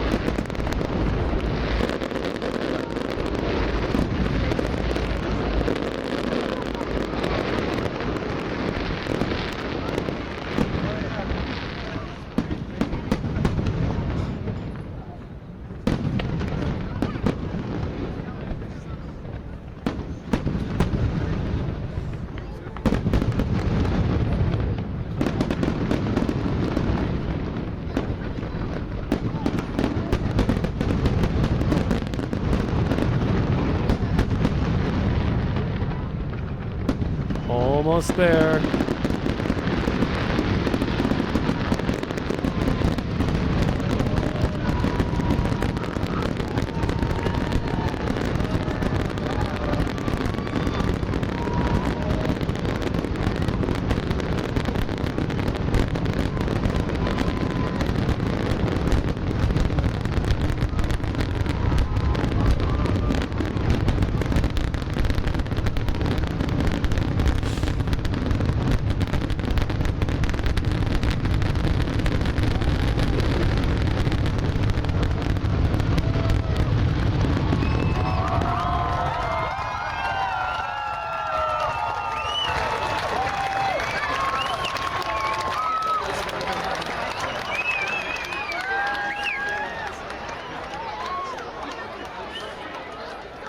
Jeez.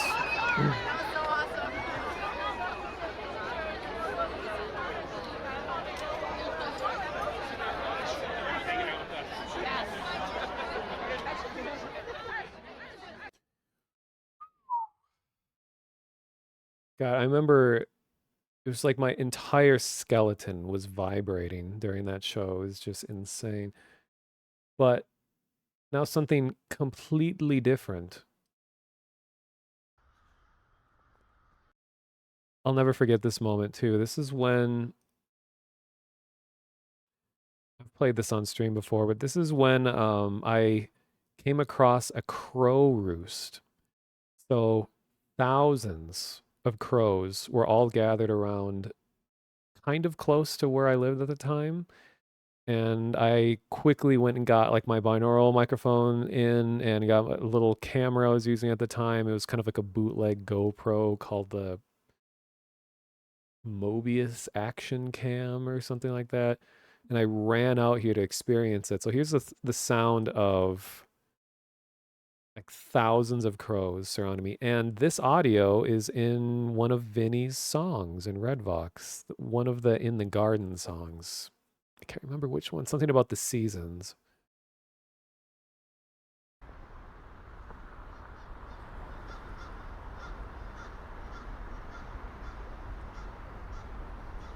This is like a spiritual experience for me.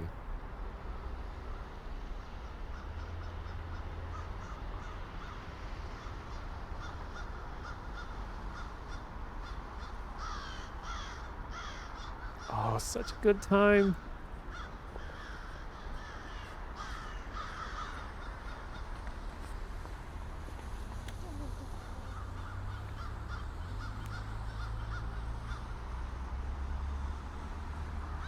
Look at them all.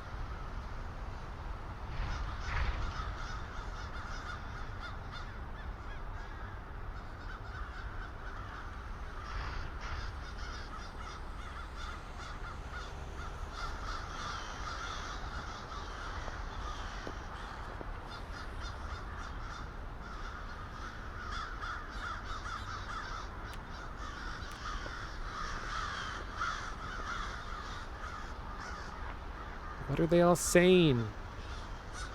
Anyone translate?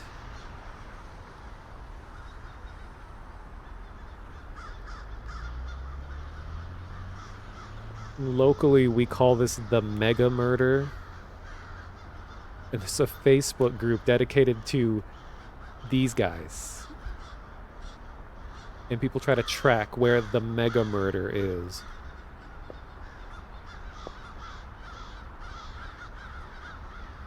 What was crazy to me is while this was happening, there's people walking by that were just like totally uninterested, unfazed by this. And I'm just like, do you not see this? Do you not hear this? And they're just like, whatever, looking at their phone. It's like, how can you not be amazed by this? Yeah, showing murder on stream is against TOS. Oops.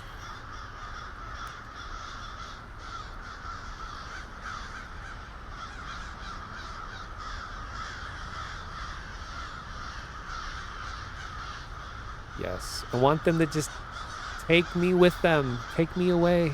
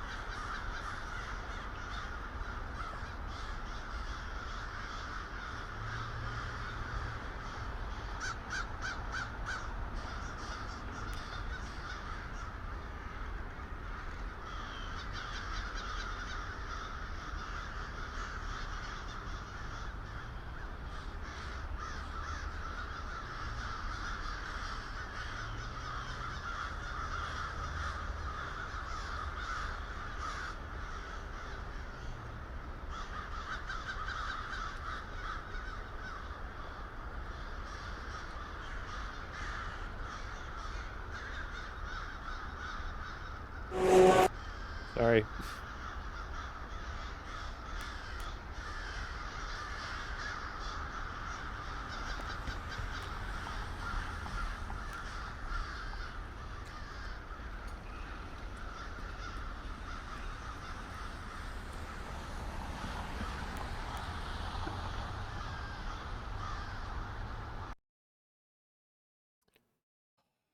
Good times.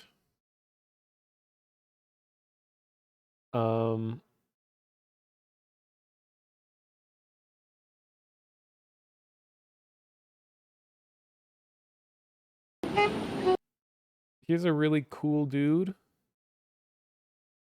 I was just walking down the bridge one day, found a really cool sax player. So here's like 10 seconds.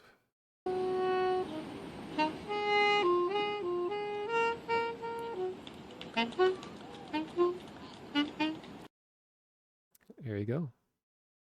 I saw him there pretty regularly. I think I eventually did donate money to him because he was, not only was he talented at playing, but he was found the right place and the right time, the right light. Like if you put extra consideration into your performance, I really appreciate it. Ooh, man, I am just going down memory lane now. So our sports stadium, this is 10 years ago. Oh my God. The Metrodome, which was our big baseball stadium. I was there for the demolition of a bunch of it. And this is one of the loudest sounds I had ever heard in person before. Because, well, it's an exploding building. And I remember when the explosion went off, I could feel a wall, like a shockwave, just like hit me and knocked me back. It was so intense. Now, this isn't binaural, unfortunately. This is just with regular phone. So sorry for the loud wind. And it was really cold out. I remember holding my phone out. Oh God, there's me. Hey, it's me wearing winter stuff. Winter biking. My hands were so frozen. And I wanted to leave because I was afraid I was going to get frostbite. Okay, let's see. Skip ahead to... Last remaining concrete ring of the dome. Which I don't know exactly where that is, but probably this side.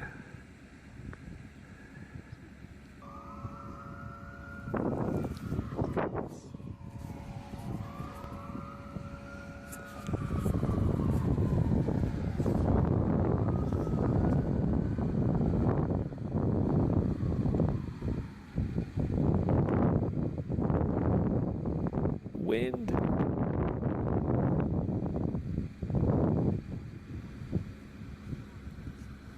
I was like, is it gonna happen? Did I miss it?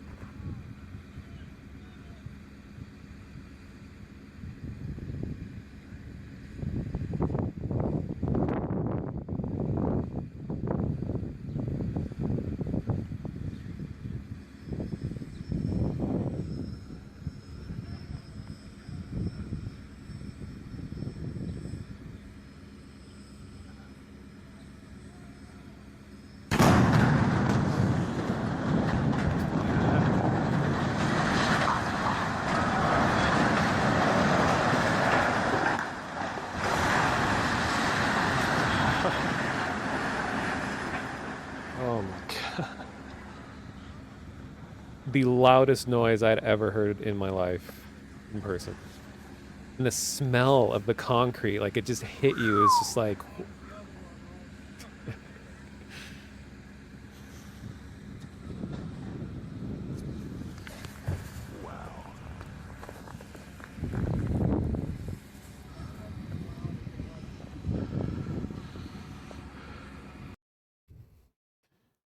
and then...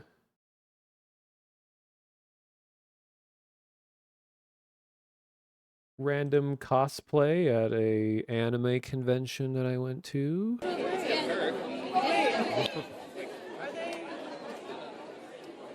padded that way?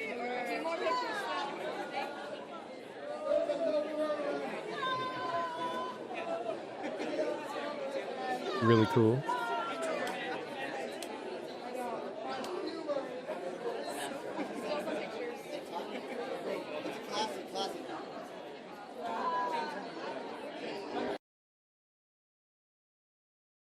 Here's the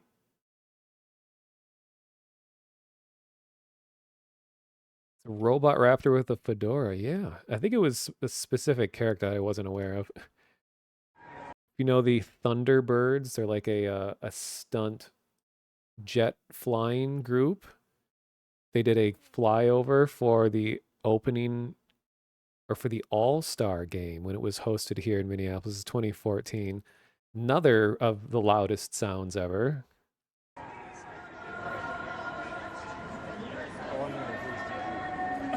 I know, but everyone's waiting.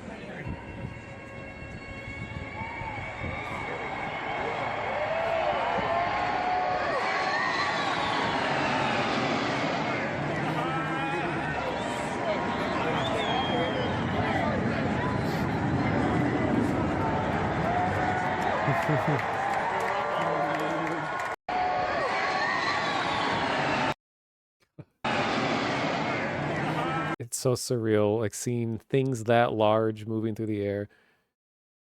And I went to like the Oshkosh Air Show many years ago, and I didn't get much video because it was kind of before phones were that popular. Now, another tonal shift. I caught a flash mob, a musical flash mob, and my video got put on the news because I was one of the only people that caught the beginning of it. So this began with just this is 8 years ago. It began with just a lone cello player who just came out into the middle of this big plaza area and just started playing. And we are like, oh, he's pretty talented. And then like a violin player came out, like, okay, something's up. And then it just kept escalating and escalating until it created this like goosebumps inducing just like chills moments of everyone just coming together for music. So eventually an entire orchestra in plain clothes just walked out with their instruments, and then a bunch of singers came out too. And this is kind of later in the process. This is out in public.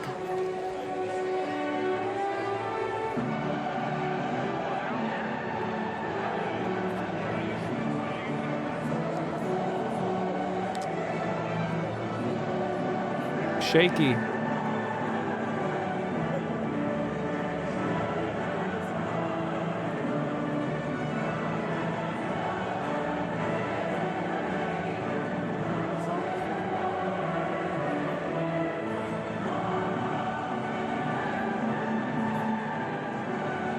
This is all just spontaneous.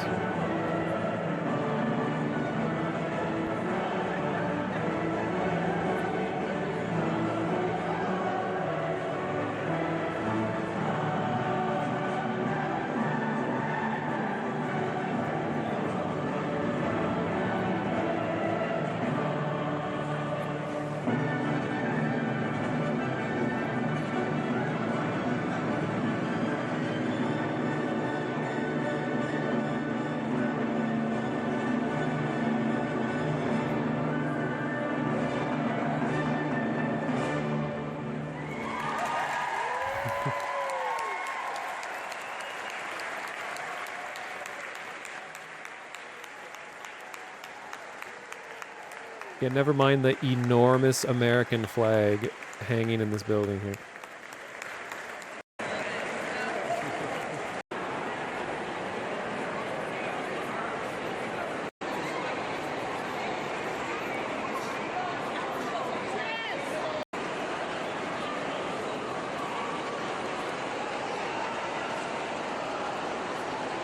Man, city used to be so busy.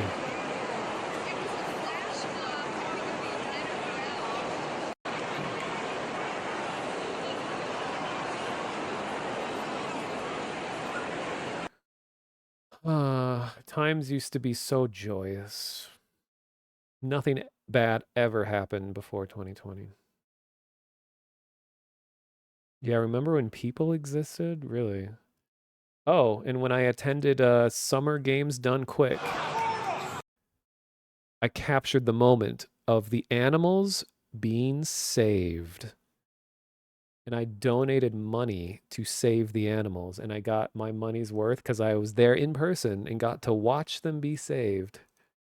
Yeah, just a heads up here, and a big thank you to everybody who donated for this. Over $350,000 were put specifically towards Kill or Save the Animals, with the winning total $185,000 for Save the Animals versus $173,000.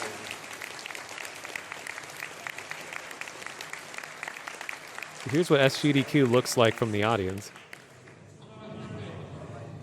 I think in the top left is where it's going to happen. Before Zeus actually missed that big metrics that he was on world record pace, so I guess I can't feel too bad about having to save the animals since he no longer is.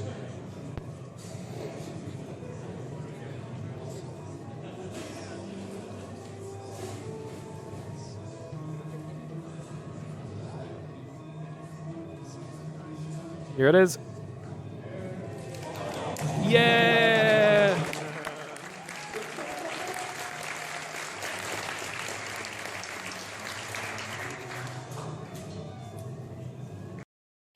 SGDQ was actually, oh, it just ended a couple days ago. SGDQ was just happening too. I think this was in St. Paul, and now they have it in Minneapolis. So it's actually easier for me to get to it, but I've just never really felt like going again.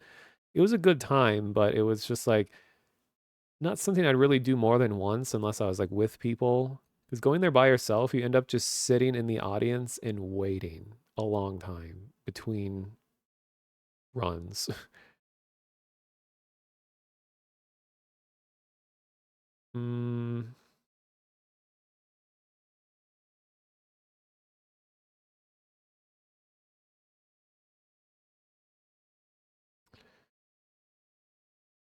So yeah, you wanted to go, but don't know anyone that goes anymore. Yeah, it's weird. Like even the audience difference between awesome games done quick and summer games done quick are like different crowds.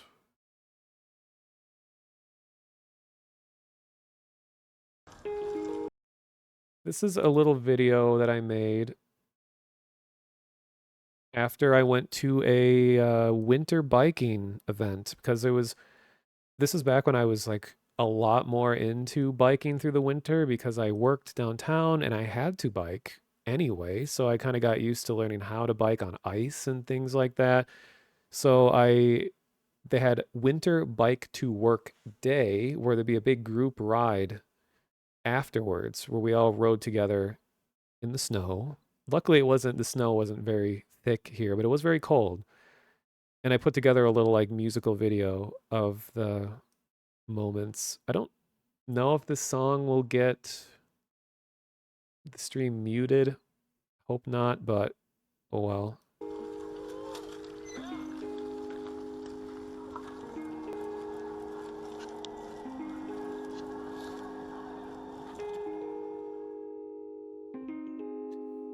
Most of the audio got really loud because I was using the audio from the camera. So I ended up muting the audio because it was just like violent shaking noises. Oh, this is back when the US Bank was still being constructed. A lot of this is just for my own memory's sake. And like I said, it wasn't very difficult of a ride because a lot of the snow wasn't even there. But we used to have, and I think there's still some, just like really big group bike rides. And those are so fun to be a part of. Because you feel noticed.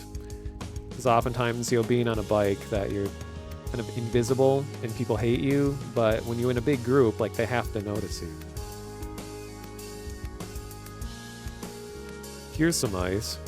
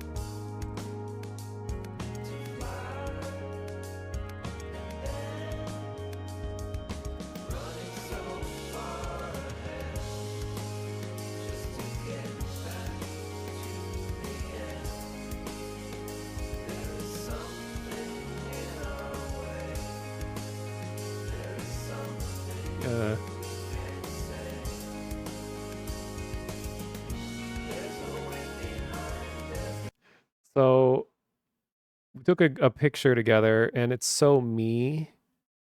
Here's everyone who probably know each other and are friends and everything, and then there's me, way back here, alone.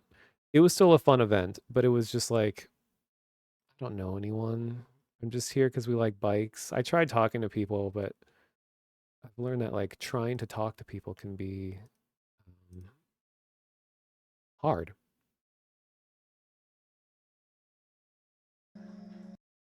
And one of my favorite videos that I've ever made was this one to celebrate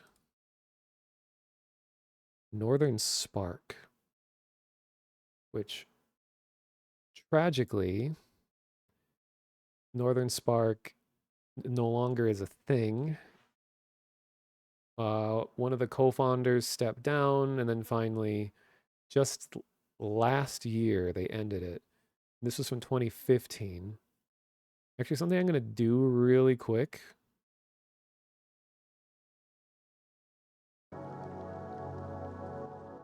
Is leave a little bit of ambience go while I go do a thing. You might imagine what thing could be from being live for almost 8 hours. Here's my high effort BRB.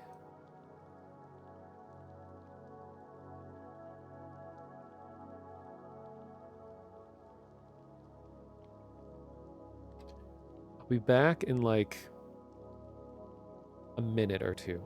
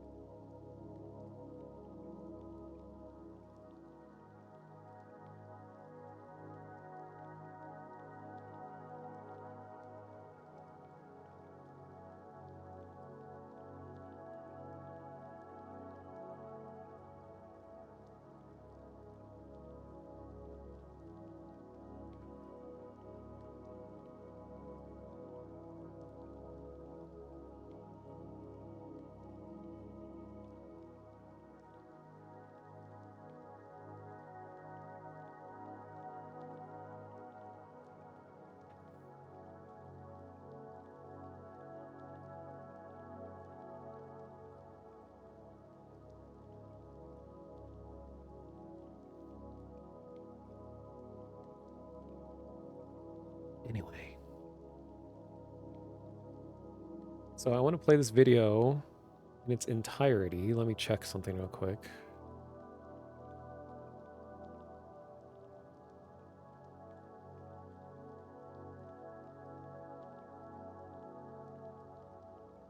Okay.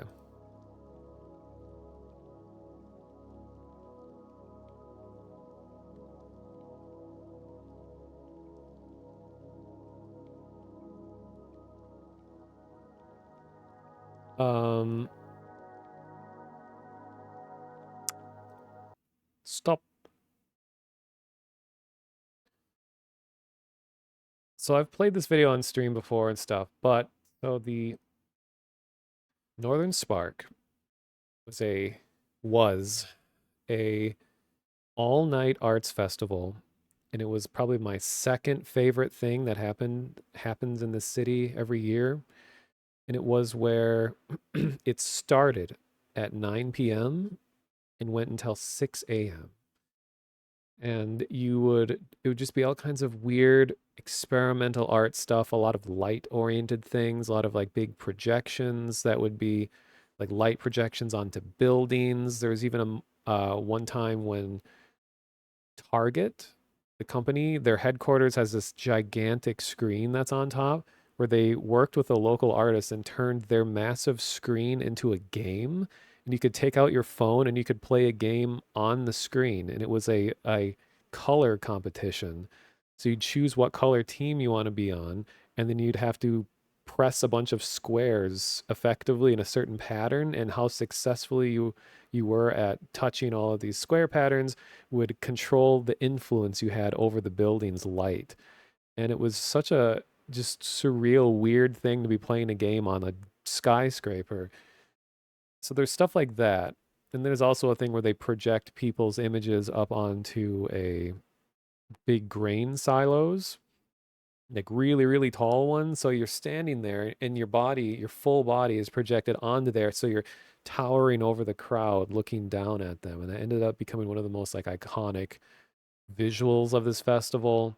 But this year in 2015, or the year of this video, they had a bike ride for the first time ever. So they ended up getting a bunch of people together and did a little tour around town. So you don't see quite as much art stuff, but like just thinking about this moment, it makes me really sentimental and just missing the days of going around to weird events at night and biking and just feeling safe. And I remember that night I did meet a girl who I thought was really cool, and I talked to her for a while, but we ended up not really staying in contact. But at least at the time, it felt really good. It was just like life is going my way. I had a stable job at this time. It was just one of the very few moments in my life, very, very few moments where I'm just happy. And I'm so glad that I put this video together to be able to like watch it again. So of course, this video means way more to me than it would anyone else because it's just my memories of that night. And a lot of it's going to be dark and not be able to see anything, but so I'll use this opportunity to eat something while the video plays, and then I'll talk more about it in detail afterwards. So I'm going to turn the camera off. So here's the night via bike from 2015 Northern Spark, and it's like a 6-minute long thing. So this is my perspective of the night with a lot of good memories associated with it.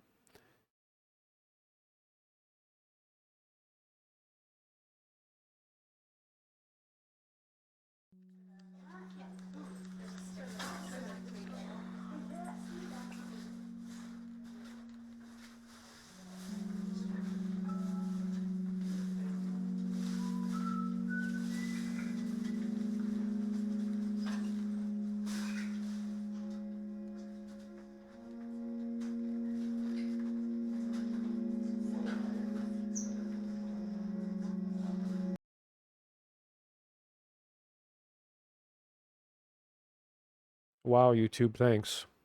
Let's try that again.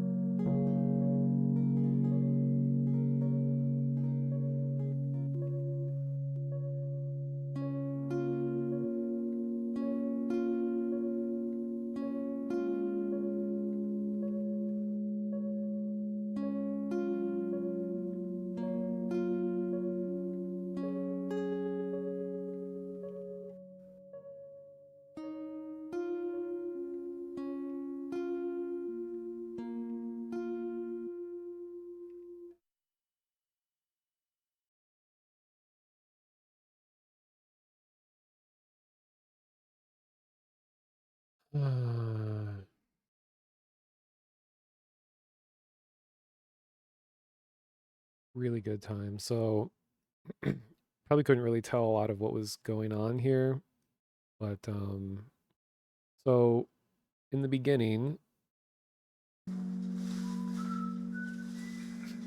someone whistled the like Windows XP startup sound or something, or Windows Vista. So this is a Minneapolis College of Art and Design, MCAD. And you know, when you just let art students just do whatever the hell they want, things can get a little crazy. So they create this entire deconstructivist dance party thing that involved memories and tape.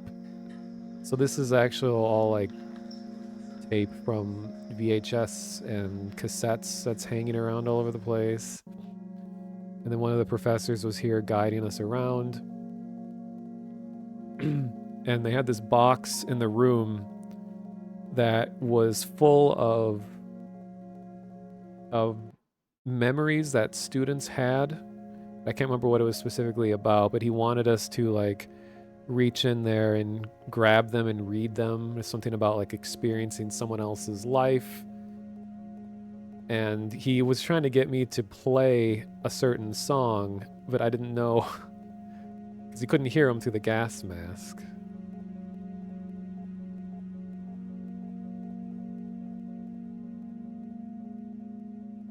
And then he brought us into this room where he was like shining a flashlight on the disco ball that made it like reflect everywhere. And then this is oddly kind of related to like Eternal Sunshine of the Spotless Mind, where we are just talking about where it's like this room that's supposed to be fragments of memories. So all these TVs, a lot of them had just static on them, but they're running small like repeating clips of like childhood memories of something. And it's hard to see them because it's very washed out, because this is a very shitty camera I was using to film all this. This wasn't even a phone camera. This is my like bootleg action camera that I could attach to my bike. And then we actually got on the bike, and it wasn't originally planned. I didn't know that the headlight, the little like front light that I had for my bike, was in the shot the whole time, and it actually is kind of a interesting effect, sort of like a stabilizing element, I guess. We're going down Nicollet Mall here, one of the busiest parts of town. This would have been like midnight or like 1 or 2 in the morning at this time. Like normally none of this stuff is open, and that's just a part of the surreal experience of Northern Spark, was just having a big fun time really late at night downtown with just a bunch of cool creative people that like this kind of stuff. And right here we're going into Orchestra Hall that had very recently renovated. Orchestra Hall is usually where like the main Minnesota Orchestra performs, and I did actually get to see a performance there once. It was a good time. So there's an organization here called Glitch that isn't, they're still around, but they've changed a lot. But this is a kind of a big, was a student ran group originally that was about promoting game development. So Orchestra Hall, like you get these weird partnerships. Orchestra Hall partnered with the game design group to showcase a bunch of locally made indie games in their space. So what you're seeing here are a bunch of people that are playing small, just video games that students and people who are just getting into game design had them all on display here, and it got to be played by hundreds, if not thousands, of people throughout the night in this kind of lounge space. And I remember the weather outside was just so nice. It was just cool and breezy. It wasn't humid. And then this here was a giant networked game of Centipede, where it was a like 3-sided game of Centipede that was being projected. It was like backlit, I guess, from the inside out, and then you would join in from your phone, and you would see a little icon with like your name on it, and you had to move around and avoid other players, but you would continue around the entire circle. So it's like you would move, you would just continually go from screen to screen to screen. So that's why you see people like walking around it. And it was just so nice, like this, the feeling of like companionship and people around here. You'd see so many couples here and families. It was such a nice time.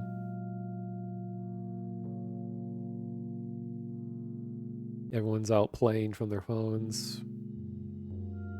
And then over on this wall, they had this. I never fully understood what this game was. I sat and watched it for a while. Some kind of card game that was across like an ultra wide resolution. I don't know how they projected this. Kind of looks like there might have been two projectors together. I remember it was really loud. There was like a speaker next to it that was kind of annoying, but it was cool. And this, and I like editing videos together. I try to like time things musically because I already liked this song a lot. This is another Victor Berman song, like I played in the intro. And we're heading through down Nicollet Mall, which is like kind of a common nightlife road. Usually stuff is closing at this time, but like we're still going. It's like the city makes an exception for this event, or they did. And it's what made it so special. And so we're all going through Loring Park, and we're going, which the park is really dark at night. It's kind of known for like the sculpture garden is nearby, the Walker Sculpture Garden, which is where like the Cherry Spoon Bridge is. And just as the music kicks in, I just enjoy all the little like sparkles of light as the street lights are passing through like the spokes of the bikes and the leaves, and it just creates such a like nice environment. And I remember as we're heading towards the highway here, we're crossing the bridge to go over to the Walker Art Center, and this bridge had finished reconstruction just like 1 year before this event, so I hadn't even seen it in its new state. And we're all walking our bikes.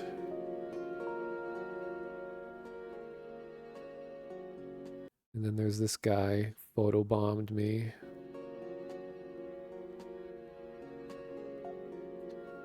And I like how I kind of captured a hug. What? See, they're about to take a picture. And look at those moves. Arm over the shoulder. Damn. Wish that were me. It's a good moment. And this was actually terrifying. This was, we kind of left the city proper area, and we were at a completely unlit bike path that you're really not supposed to be on at night. So we were going blind over this path, and we could only see by the lights of other cyclists. And I remember, like, this is the first time in my life I have ever just been bicycling by faith alone. I couldn't see the road. I could only see the other cyclists. And it was such a weird challenge. I was just like praying that I wasn't just going to go off into a tree or off the side. So this was actually scary, but it ended up looking cool. And it was a lot longer than this, obviously, because I edited it. And then we came finally back into the city. We're underneath the Twins Target field. There's a Hennepin Avenue bridge, and I just love like how the colors all work together here with like sort of the greenish tinge of the bridge. It's already kind of has like this copper look to it as like the stuff is oxidized over the years, and somehow the lights just on being projected onto the grass and everything just created this kind of surreal green look behind everything.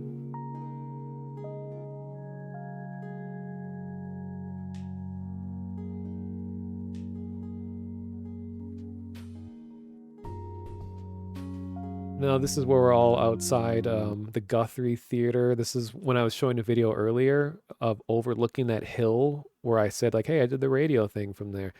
This is the big theater. Like the Minneapolis has a big theater district, and a lot of like upcoming actors and stuff will eventually make their way here and perform a show at this theater. And my most recent ex worked at the theater, and I got to go to a bunch of shows and see some incredible things. Like I got to see she got good tickets, like VIP ones, so I would get to be I wish I could have gotten a video of this, but at the time they were very strict about obviously, you know, they didn't want people taking pictures and filming during shows, but in order to increase their viewership, they now allow people to take photos and videos in the theater during shows, but only during intermissions, like before intermission and after.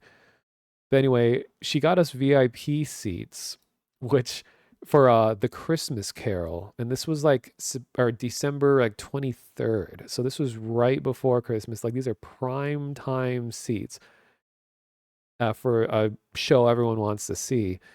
And Christmas Carol, is like one of the most memorable Christmas oriented like classical literature theater performances around, at least ones that are like family friendly. But what I didn't know is that these seats were right next to where actors enter and leave the stage. So the spotlight was on her and I over and over during the show. So like an actor would come out and have like a grand entrance, and then the lights are on us, and we're just like sitting right next to someone who's completely lit up and performing a big dramatic thing. And I could hear, I could hear their movements, their clothes rubbing together. They were so like I could reach out and touch the actors. They were so close to me. But it ended up being a really good show, and it had one of the most terrifying portrayals of the ghost of Christmas future I had ever seen. You know how it's already like a Grim Reaper, but during this show, it was like it was like 2 stories tall. It was tall enough that it had to be hoisted up into the air by like cranes or something on the stage.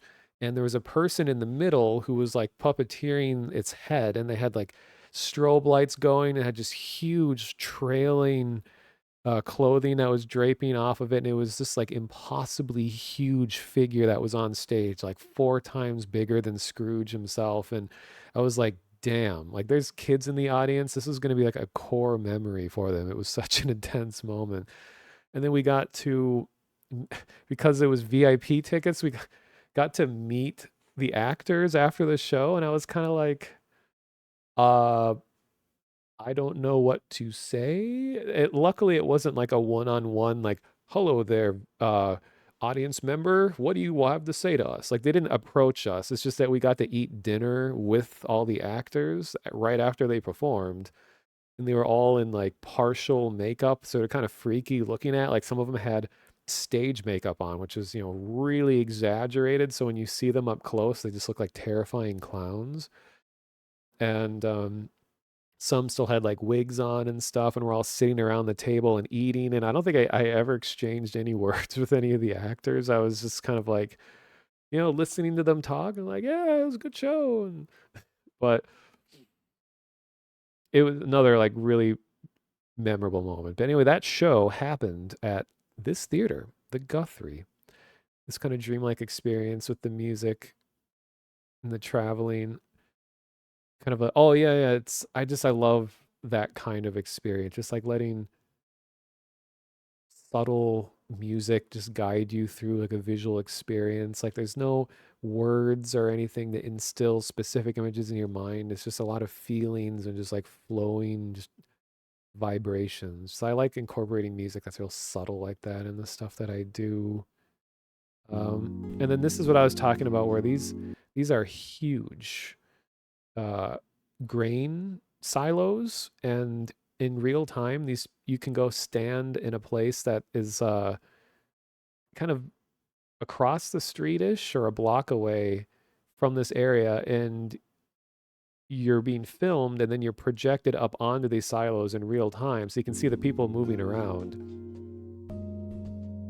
And if people are good at their RP, they would pretend like they're looking down at everyone below them and be like, haha, all the peasants down there below me.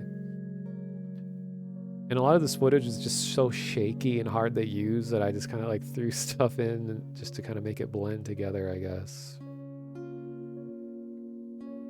And I didn't want to cut off the ending of the song, so I just included this last little like sweep over the Mississippi River and the Stone Arch Bridge, just as to not cut the song off. Dun, dun, dun, dun, dun, dun. Good times. Jump scare by Asmongold. What else do I have?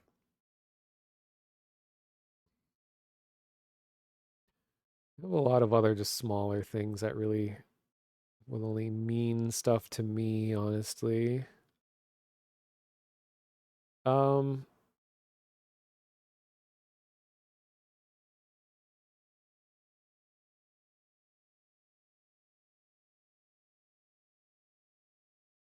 and I'm gonna, well, I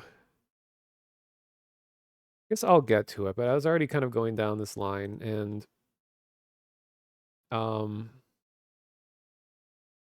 to keep forgetting I'm on camera.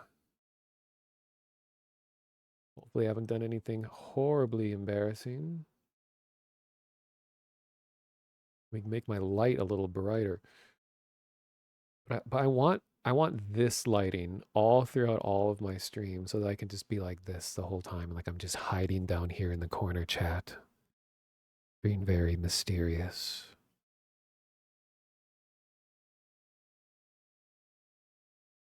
Just a floating face.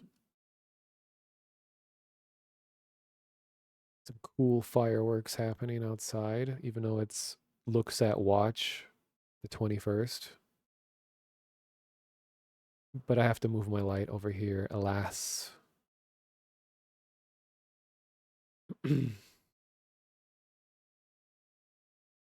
So,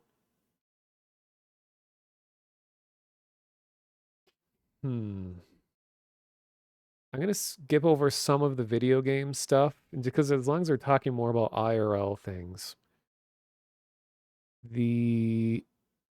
I really enjoy doing these winter streams because it's like so many people just hate winter. Hey, at least it's going to be, you're going to be able to see stuff now. But like winter in this city is just so beautiful because, well, just look at this. Like this is such a gorgeous view. And this is one of the, like, this is the image of Minneapolis. Like so many people will take photos on this bridge and it's just like the people who designed this city knew what they were doing. They're just like, all right, we got to get just the right angle and then buildings are going to be just slightly to the side. It's just like so many photographers take their pictures here. I see like wedding photos taken out here, graduation photos taken out here. It's just such a gorgeous scene. And even though we do get a lot of snow here, yeah, like Minneapolis is more known for like really, really cold. And I'm in kind of a different position where I don't have to drive. So I understand why a lot of people hate winter because they don't like driving in it. But if I'm detaching the driving aspect of it, I love all the other aspects of winter aside from driving. And I'm someone who crunched up a car of mine because of the winter. So I know how much it can suck. But I just love how it just transforms the city and different people are out. You know, those of us that do enjoy the winter are out just moseying around, enjoying the sights and the sounds and how not summer it is. Because summer is miserable and 100 degrees and, you know, like 40-ish Celsius. And this is such a relief. Like, I'd so much rather be cold than hot. And I don't know, I have so many memories associated with winter. I mean, I like fall more, but winter is a close second for me. And I've gotten used. Hello, everybody. And I've gotten used to the cold because it's like you learn, like once you get just the right arrangement of like layers on yourself, the cold doesn't bother you as much. Some people are just like, just throw on a jacket and complain about how cold it is. Where it's like, if you really want to be comfortable in the cold, you don't necessarily have to have a million things on you. Like I just get long underwear that I pretty much wear all the time during the winter. And then I'll have just like a sweatshirt on top of, well, I have like, you know, like a t-shirt and jeans and then just a sweatshirt over that. And then sometimes like a hard outer layer jacket, like you see me wearing here. And that's it. I don't have a huge thick down coat or anything. And I feel warm. Like, as long as you're moving around, it warms you up. I don't even have, I just wear regular shoes. I do have winter boots, but I just wear regular shoes, regular socks. Then for gloves, I just wear these. One sec.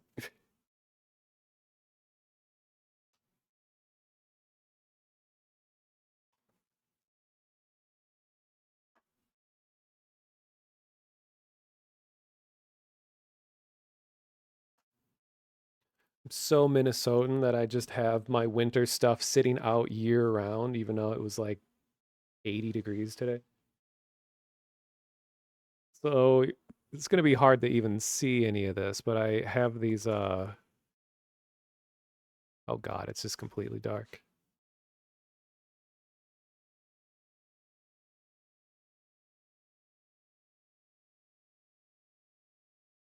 I can see it a little better, but I have these split finger gloves that are used for like biking. So it's like mittens, but they're so incredibly warm.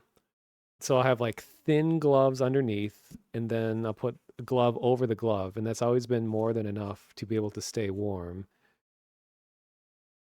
And then I also have these guys for biking in the winter so hands stay warm, and it's nice having like reflective stuff, so like if you're signaling and stuff that people can see you, plus when you're holding the handlebars, how you automatically have, you know, reflectors on the top, so if you're like signaling the people, they can see you.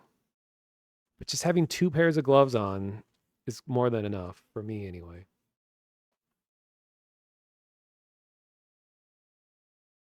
Yeah, they are kind of weird looking.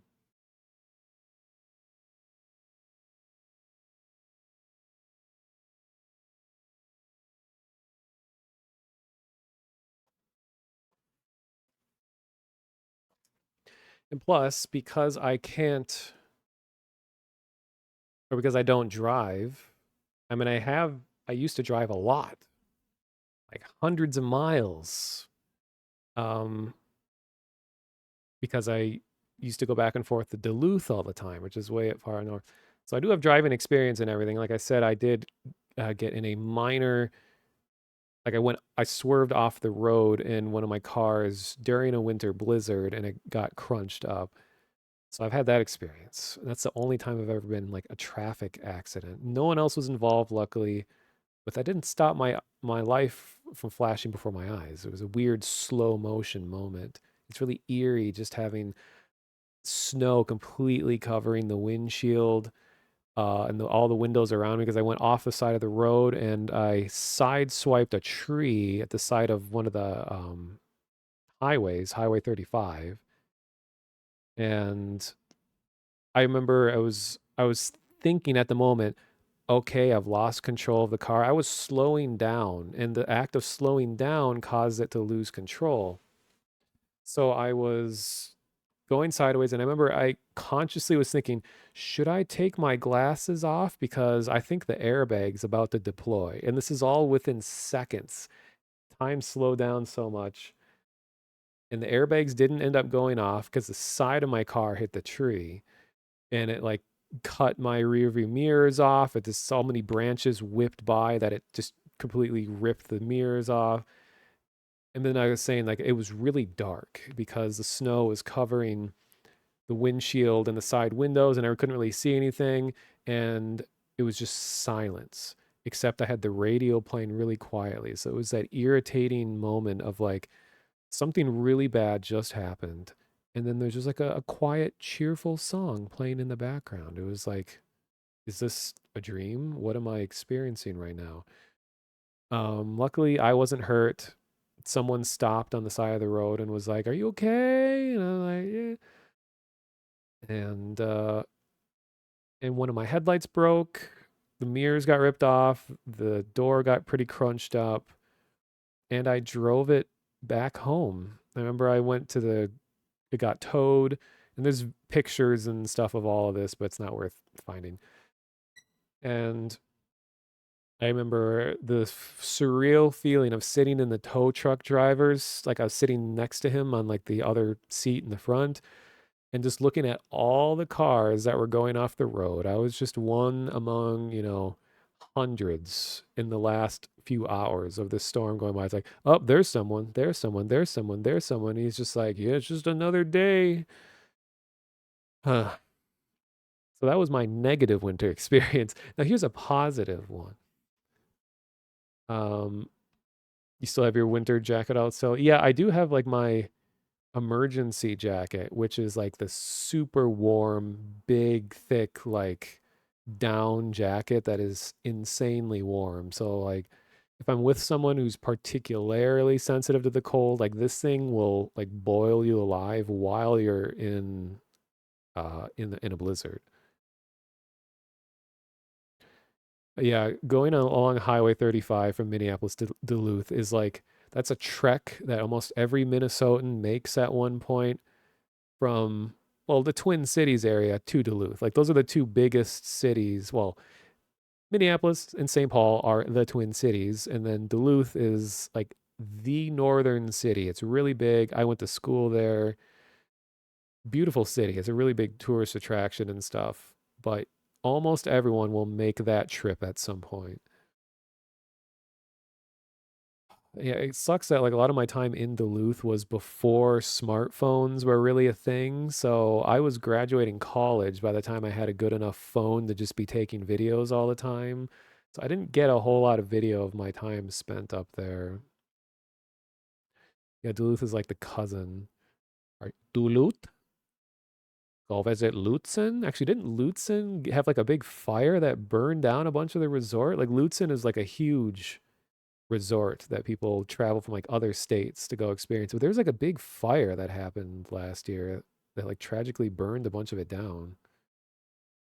But like the North Shore, like if I ever show anyone Minnesota and they have a few days here, I would most likely spend half of the trip in Duluth because that's like what makes Minnesota unique in terms of its nature is the lakes. Like the lakes are so big that it feels like an ocean when you're out there. And Lake Superior, I think it is the largest body of fresh water in the world, maybe.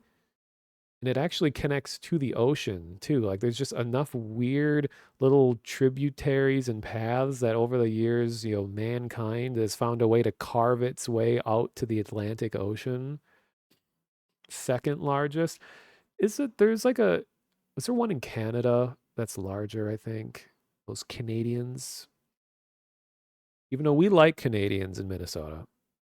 It's our accents get confused a lot. A lot of times people think Midwesterners or just Minnesotans sound like Canadians and Canadians sound like Minnesotans. But the biggest difference, and I do this all the time, if I'm sitting down watching a YouTube video and they're like, this person kind of sounds like they're from the Midwest. And then if there's certain words that when they say it, I'm like, Canadian. And I'll like stand up and do that like Leonardo DiCaprio, like stand up and point. And it's because they'll say something like, instead of saying process, they'll say process. Or instead of, well, the famous ones are like house becomes like house. It's not hoose. They don't say a boot. I'm defending them here. They don't say a boot. They say a boat. It's more like saying boat, like BOAT. So like, what do you think about that? I'll go back to my host later. The other day I was driving my car and the going back to my hosts and the process was a lot different than I ever thought it was gonna be. Something like that. But anyway, I've been to Canada. I went to Thunder Bay and was there for a while. I was like, ooh, metric system, cool. And then came back. I was because I was very young, and I told the story before, but I was stopped at the Canadian border. I was 12 at the time, and I didn't have any kind of license. I had no ID, and they took my parents and they separated me from my parents, brought me into a room, and they were like, "Are these your parents? What are their names? What are you doing here? Are you in danger?" And because I had no ID on me, they had no way of proving that I was related to them. And I was just like, I said their names, like, oh, we're just visiting Canada on a road trip. And then they were like, all right. And then I guess they questioned my parents, and then eventually just got back on the road. But that was weird. I'd never been like interrogated before. Those Canadians interrogating me. And then yeah, we just visited a few touristy places. I'd like to go back to Canada. I think there's a lot of cool stuff up there, like quite literally cool, like what you're looking on screen right now, like cold. So going back to this. Welcome to winter. And I kind of wish I had control over music playing right now. I'd play some like taiko or some ambient, some moody synths.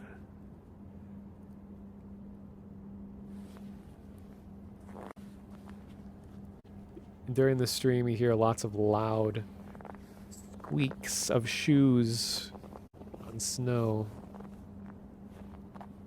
So this is exactly what I wear regardless of temperature. It's just, I'm not wearing a huge coat, and this is plenty warm for me, and I'm just wearing my regular shoes. And there's those weird gloves I was just showing you guys. Balaclavas are essential because, like, your ears and your neck are some of the biggest points of heat loss.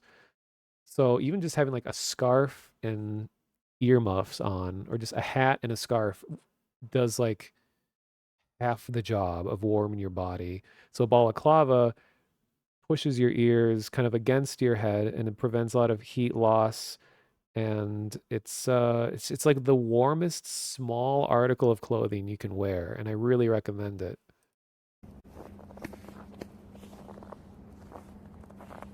Yeah, it must be a circulation thing because warming my feet has never been an issue. Like a lot of people at winter bike, they're like, oh God, I need like 2 layers of socks. I need extra thick boots. But like my feet have never been cold. I've never had issues with that.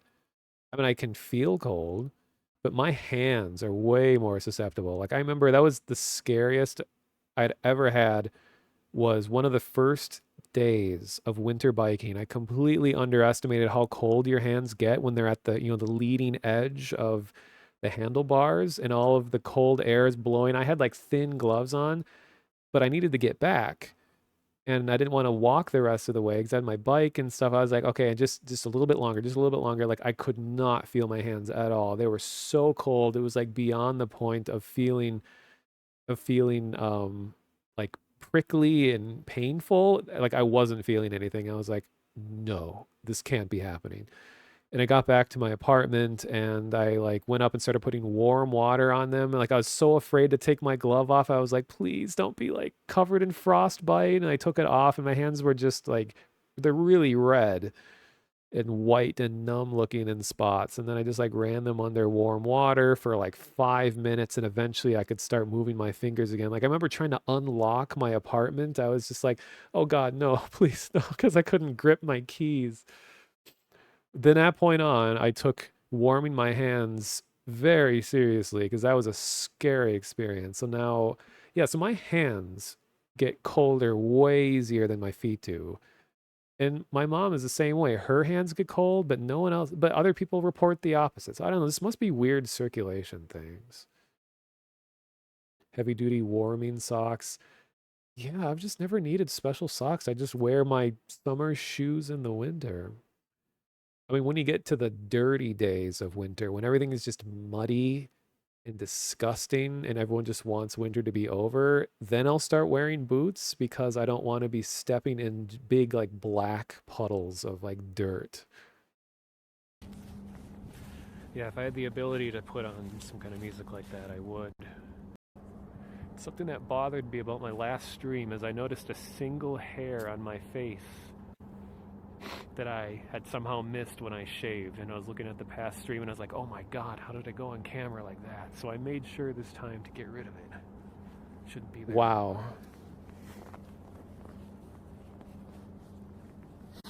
I wish I could have had the stream up earlier today, but I got stuck in traffic, car traffic, because I was coming back from a job-related thing. So I couldn't get out when it was really Wait, a job-related thing? God, I barely remember those days. bright, and it was snowing a lot more than it is now. So this isn't going to be that long of a stream. This is going to go on a little trip to duty power line. I don't know if that's interfering with my data signal or not. Well, there's a weird moment because I brought an external microphone during this stream where that has a wind screen on it. So like right now you hear how bad the wind is, and then I change mics and it's like night and day difference. You'll see it in a sec. Starting to get a little choppy.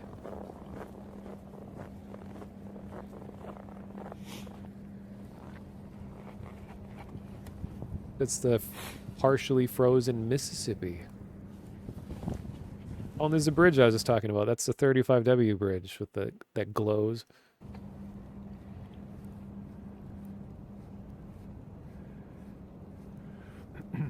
Yeah, it was especially windy last time because I was on a perfectly flat lake.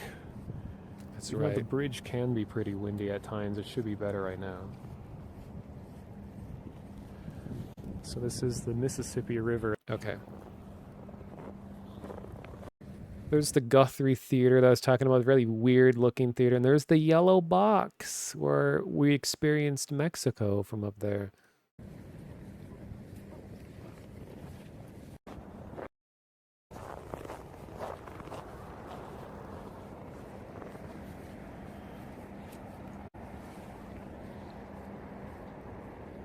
Looks like the frame rate keeps dropping. That's very strange. This is the extra fluffy kind of snow. This is the kind that happens when it's right around freezing temperature. Not sure the exact reason that it becomes this way, but this is, what is it like?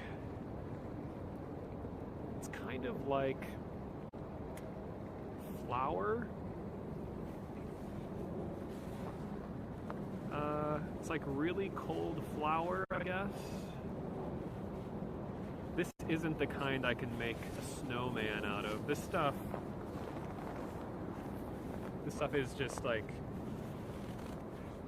I can kind of make a ball, but it's not something you can build out of. It needs to be a lot warmer for it to get to be that thick, extra thick kind of snow.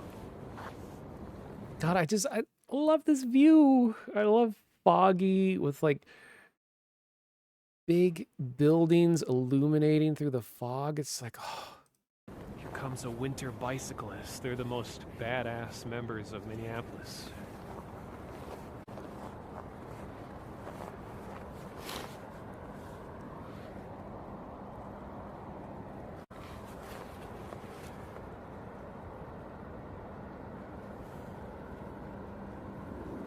Look at he go. That's the thing. When you bike in the winter, that you end up riding in really low gear to the point where you're pedaling like 3 times and it looks kind of funny because you're going so slow for how much you're pedaling.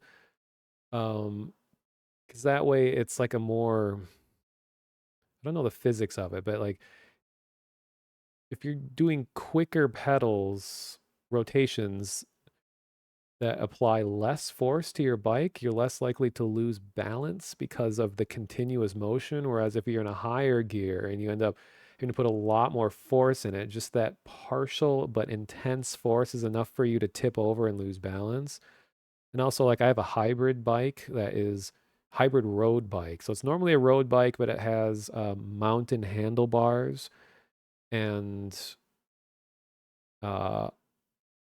yeah, so it's like thin road tires, but has mountain handlebars, which are a lot easier to balance on when you're going over rough terrain compared to the drop bars where you're like your posture is like you're way hunched over. That's a lot harder to bike in the winter that way. That your fingers freeze. Yeah, we've heard it already. Waterfall on the Mississippi River. And it is actually, it has a man-made concrete apron below it that makes it look so perfectly flat in order to preserve the falls, because otherwise, naturally, it would have evened itself out over time. Yeah, this is the only waterfall on the Mississippi River is right here, and it's St. Anthony Falls, and it's used for hydroelectric power. And people are always complaining like they should, they should put it back to its natural state. They should get rid of this big man-made concrete bar that makes it look so unnatural. But the thing is, the whole reason that they put this here to begin with was because natural erosion would have flattened the falls out long ago if it wasn't for this being here, which would mean that there's no more hydroelectric power because they need that big difference in height of water going from one place to the other to use that force to produce power. And but yeah, so it's important. It might not be as pretty as it originally was before this was put here, but it's necessary. But it was used for hydroelectric. Yeah. Ended up getting recycled commentary. The easy to fall into the river. I'm used to it. Lots of heavy breathing. Niagara Falls are eroding pretty quickly. Really? Yeah, I believe it.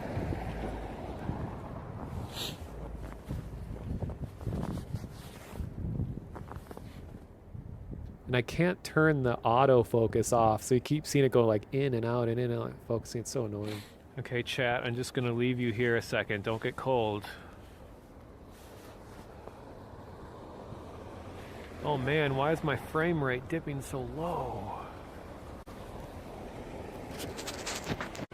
Ooh, tickle my ear.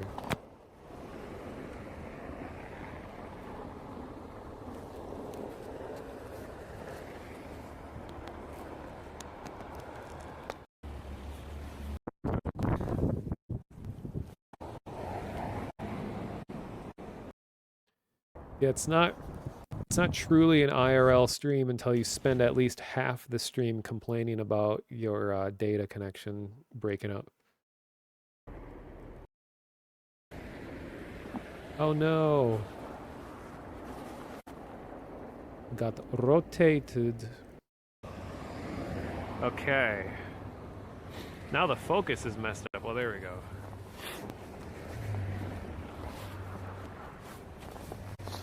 Having technical problems while outside among lots of people in the cold and cars and all that is really fun.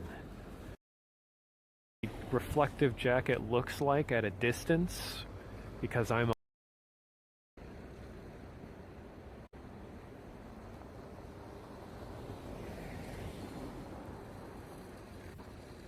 me just being embarrassing in public.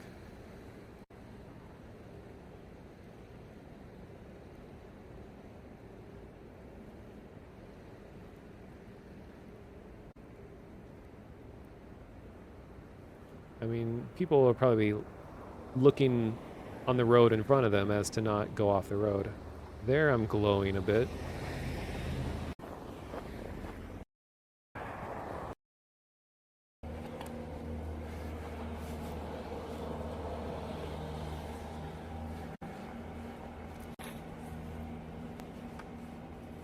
Found a mirror.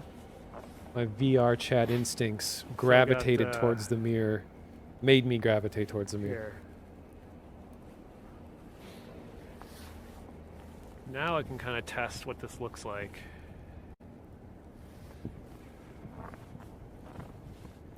Forgot I did this. Whoa, dude. That is actually weird. Kind of test what this looks like.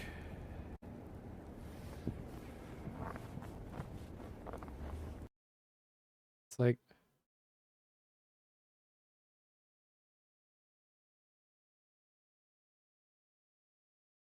come on.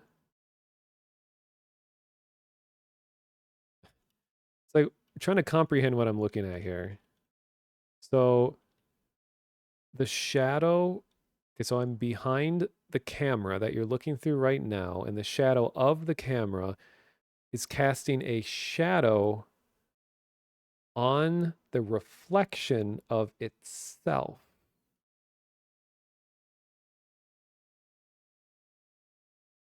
And then all the scratches in the mirror are causing the reflection to be washed out. I didn't even know this happened during this video. This is cool. Damn. Huh. Make a snow individual on stream. Snowing. All right, then I'm gonna go. See, I love finding just Not little. sure how the bit rate is gonna handle it. Finding little, just like good framing of moments like this.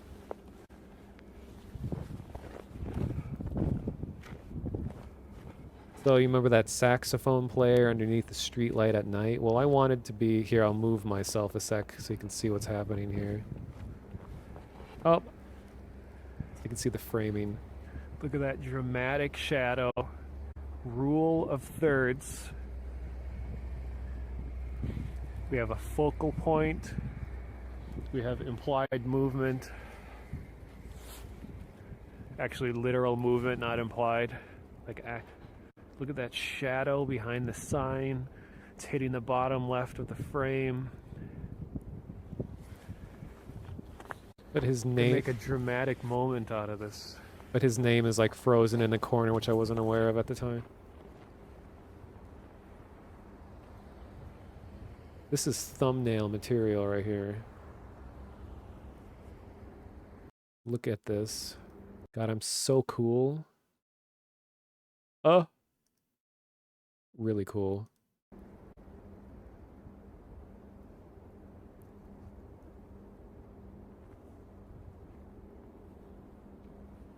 I love harsh lighting from the top.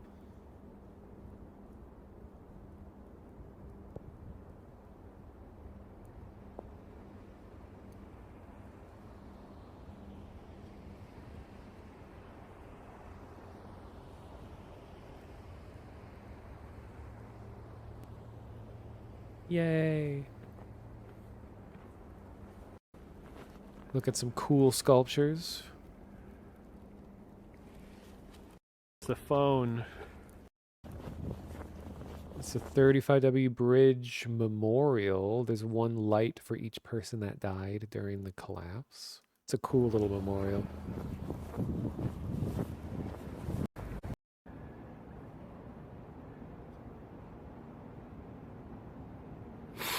Hand warmer on the phone next time? Well, I can't really do that because it's like a...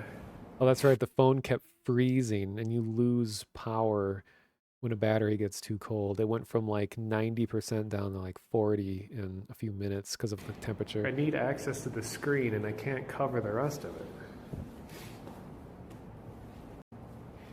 Phone.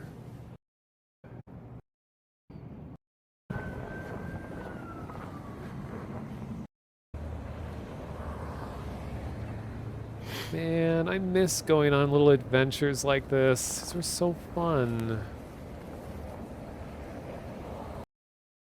Or a winter IRL streaming pro tip is that you can use your nose to use your touch screen.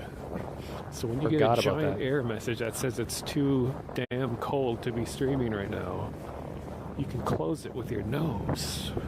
Good tip. Nice.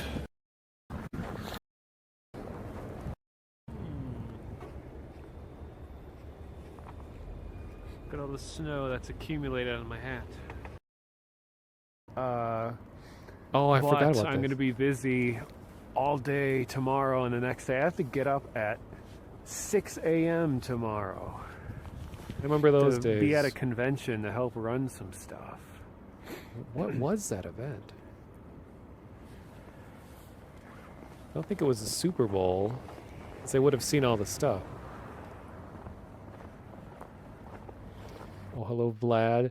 Yeah, I've been for streams where I'm just watching stuff and just doing a lot of talking that isn't playing a game. I thought I would jump scare people. Oh, here.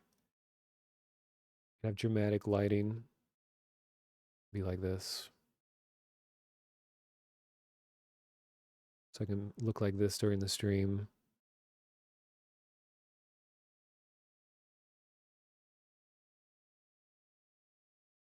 But I need it to be over here.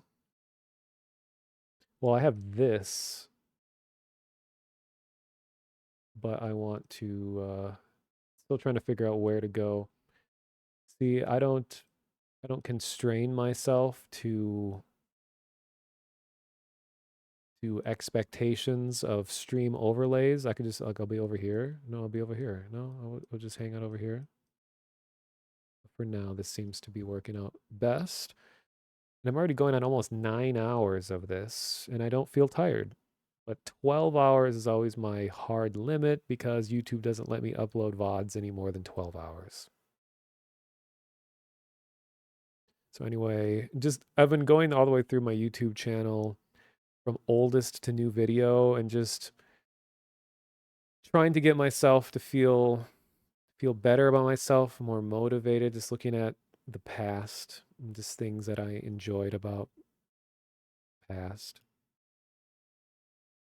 as kind of a way to test out camera. This view. Look at that. Frozen Mississippi River.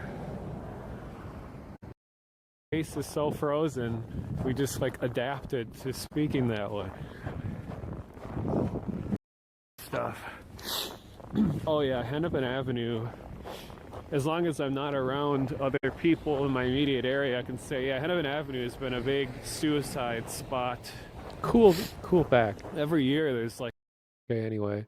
But I've noticed when you IRL stream that the Twitch VOD chat log is way out of sync. With any little hiccup.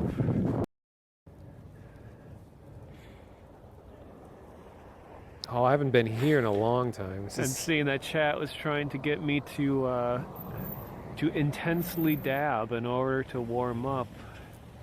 Sign of the times. This video is from... I am not 12, by the way. That was a good comeback, Mono, okay? You know, when an icicle is nice, it's a nice-icle. Damn, I'm on a roll. Theaters in Minneapolis.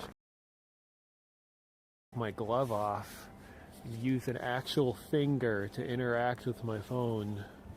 It's like I'm living in the Stone Age.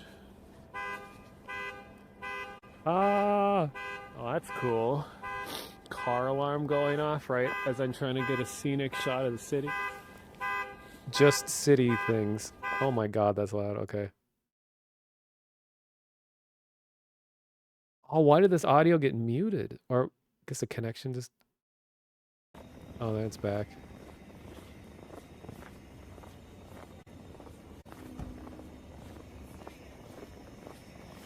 So I think a future event that I'd like to cover to stream right now, and I don't want to be far away from home with a dead of bikes, thousands, whatever. Funny thing is, oh, and then I end the stream where I started. Always love seeing like, oh geez, they found me. No. Uh-oh, some joggers are getting pulled over by the cops. Not really. It's just the police do their usual thing. Patrol. Actually, those weren't police. That was a city snow removal worker person. But this wasn't even the stream that I thought it was, because this other one, because I forget I'm going in like reverse order here. So when you're looking back here. And oh, hey, Video Bum, thank you for the raid. Now, don't want to alarm everyone to be jump scaring everyone that's coming in here. Let me shout out Videobum. If you like spooky horror experiences, indie games, and watching the highest quality creepypasta animations on YouTube, including Assassin Rapper, one of the greatest auteurs of our time, you would enjoy Videobum's stream. So you should go follow him if you're not already, even though I feel like almost everyone here probably already does. But yeah, I'm trying out camera thing, so I'm like jump scaring people here as I'm moving this around. And this will never get old to me. I love playing with light. Makes me look even older with all these wrinkles. But anyway, yeah, I'm going on almost 9 hours so far. I'm just going through my YouTube channel and just talking about memories from like my oldest memories of streaming and stuff, and then just showing some videos that aren't on my main channel. And yeah, unfortunately have to keep the stream below 12 hours. I don't stream very often, but when I do, I stream a lot. A long time. But Videobum streams a lot. So if you're ever awake around this time, you guys should check out his stream, because that's what I do. Usually one of the only people that I want to watch around this time, because it's all like that kind of late night content. It's fun to enjoy. Oh, I hate using the word content, but you know. So I just kind of got to the point of looking at some of my IRL streams, wintertime, and as it's so miserably hot in the summer right now, being able to see images of winter makes me feel cool. So the only drawback to using this microphone is that you're going to hear my sniffling much louder, because this microphone is more sensitive to closer range stuff. But I suppose it'd be better if you could actually hear what I'm saying rather than just So here's how it started. Lots of wind. And then I plug in the microphone with the windscreen on it, and then it ends up sounding like this.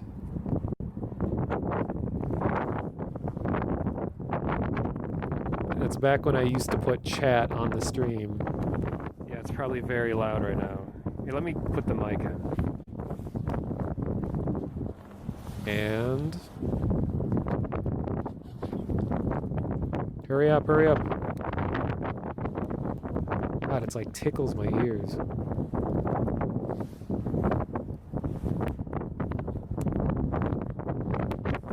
Wait for it, wait for it. Come on. God, I'm looking at my audio levels. Come on, Mono, hurry up.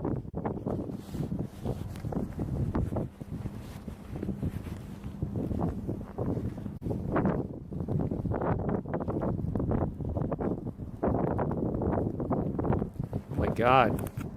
Oh.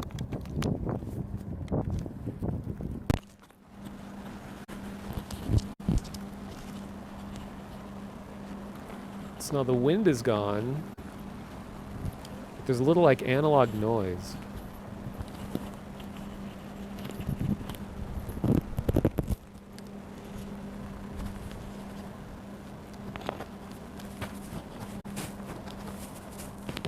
The twist. Oh, there, now it's gone. That makes this different than the stream a couple days ago.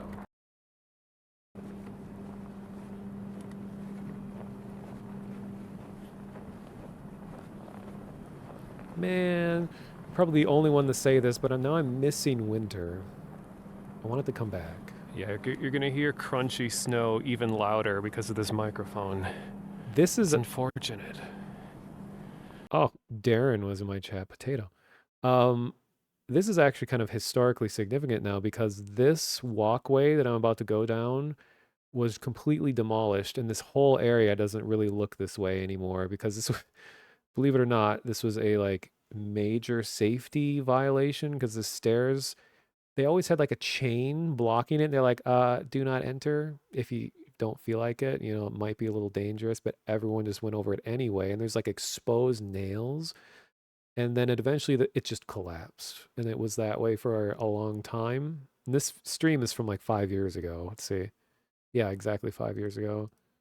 Now I gotta decide.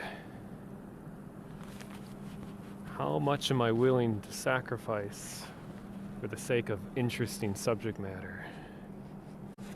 Okay. So I'm gonna go to the popular drug spot to get some good footage. It's gonna be loud and shaky on the way there, kind of like my life. No, just kidding. I was just going to say kind of like my life, and then past Mono goes and steals my amazing humor. Would have been So really you guys aren't funny. gonna see much until I'm there.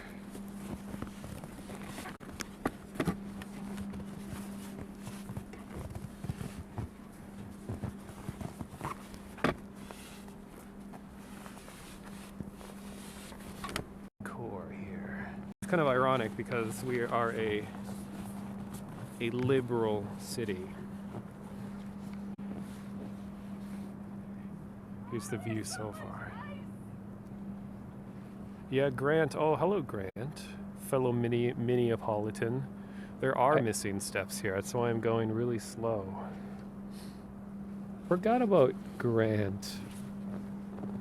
He was, for a long time, he was the only person I'd ever met in real life. Look at this. That started. Wouldn't that be a fun surprise? I haven't seen him in chat in a long time. We went on a architectural bike tour together as part of a big event, and it was fun. Got to go and look at examples of Art Deco, I think it was, in Minneapolis via bike. Cool time.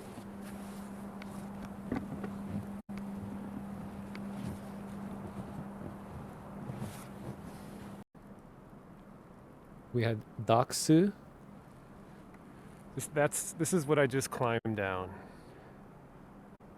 And this thing is with lots of missing steps. Is now gone entirely. Nails sticking out. And look, we got a jacket. Maybe walking onto a crime. We'll go check out the ducks in a little bit because I don't want to fall into the river.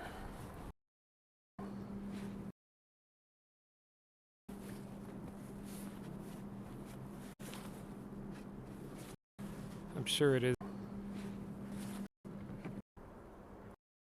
Oh yeah, here's my urban exploring.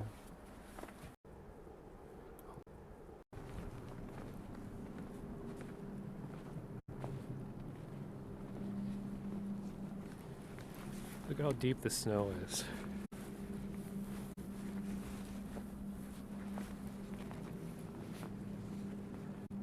So here's the entrance to a secret hideout. This is turned into urban exploring with Mono.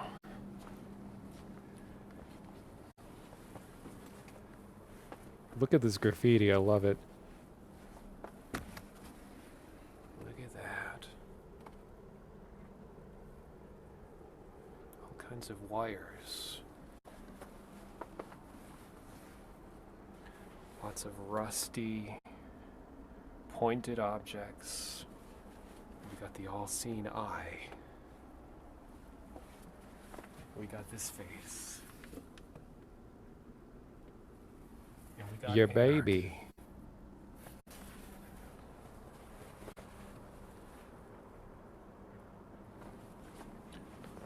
But look at this view.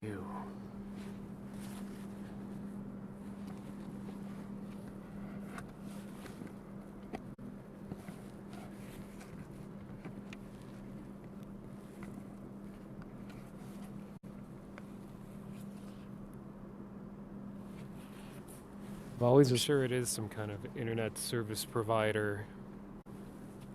Definitely not going to touch those wires.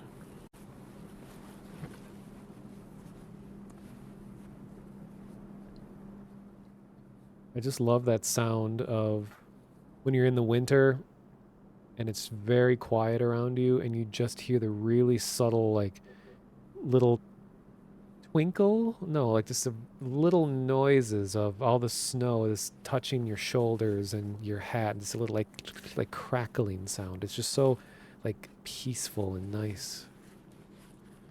No, dabbing does not happen on this stream. This is a no dab zone. And I have to be especially careful here because the Mississippi River is covered in snow, so I don't know if I'm stepping into literal thin ice or ground. So I'm not gonna go out that direction very far. Yeah, it must be audio atmosphere. It must be weird seeing your past self appear on stream. Luckily, I've Blue been here version before, of you. not in the winter. Hey, is this Vine graffiti? Let's take a look at some of the local art. It's very pleasant. Because I know what sort of activities happen down here. Just lose a jacket in the... See them. It's Skip around. It's a... Then I go check out some trains.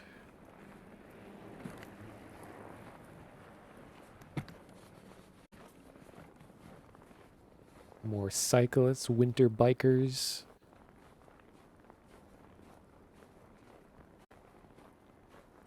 Oh yeah, I forgot the A. Good catch. Really cool barbed wire. In fact, I think it's razor wire.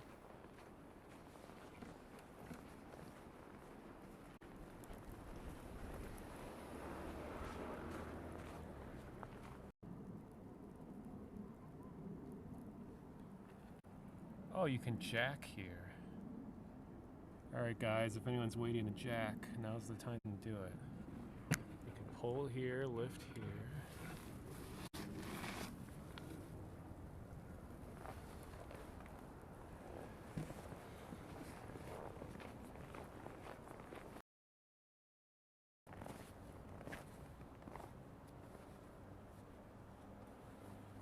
See, this is what my VR chat streams are going to look like. It's me putting the camera down, walking around in places that I think look nice, have kind of a nice atmosphere to them. You're going to see a lot of this.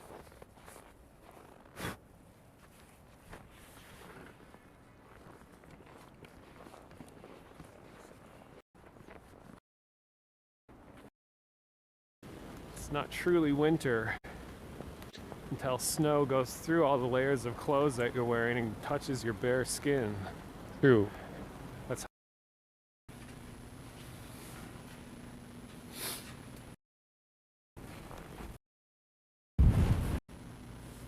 Weird analog noise. Static interference.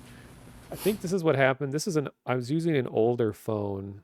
The most recent IRL streams, I'm using a newer phone. This was, I think I was using a Galaxy S6 for this, and then I upgraded to an S8, which is still old. But this is one of the streams where I got in trouble while streaming, and they told me to leave. Maybe I'll skip that part. I mean, they were nice about it, but I was like, there was no signage saying that you couldn't do it. I even asked them, is it okay for me to film in here? And they're like, yeah, it's okay. And then I go into a certain room, they're like, oh, wait, you can't film this. We can't have you here doing this. And I was like, okay. and dirt and mucus. Oh, hey, Shore Talk. Welcome. The Coziest EverQuest. stream ever. Snow and an art gallery. I know it could. The EverQuestian economist in chat. Could treading new ground. Okay, I'll look into that. Cool. Then art galleries are always like, we can't have you holding anything. And it's like women are allowed to carry purses around galleries, but guys can't have bags of equal size held in the same position. So you have to leave that behind. It's like, get with the times. So I had to leave all my bags behind.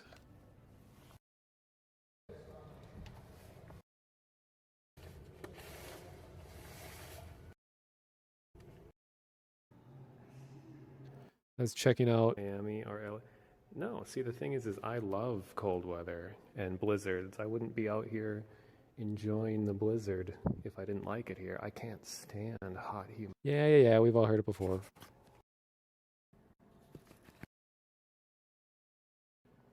Weird contrast. There we go.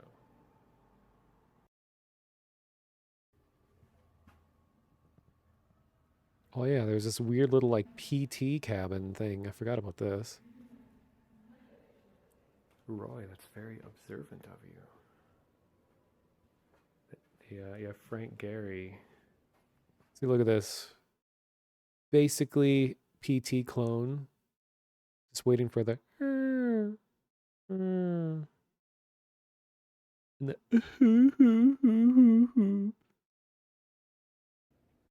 Is the architect of the building I'm in. And now I have entered PT. Oh my god, I made the same observation back then. So God. 3 baby giggles, we might get a phone call. Oh.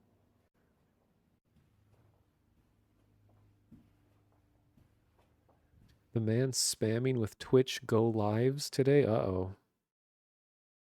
Your 5070s went on the fritz? That sounds terrifying.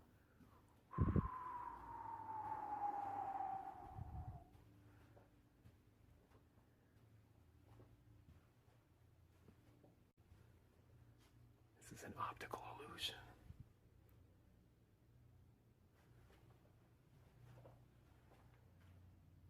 D. C. See if I can spell out the correct word. Death Stranding will unlock.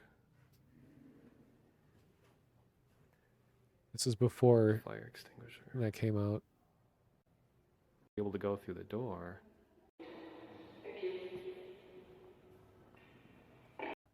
What was that? Right.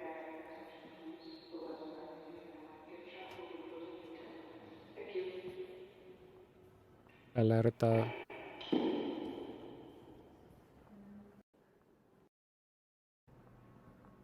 There's a lot of really cool stuff here. Let's see, where did I get kicked out? I think it was during this enormous. Oh, yeah, it was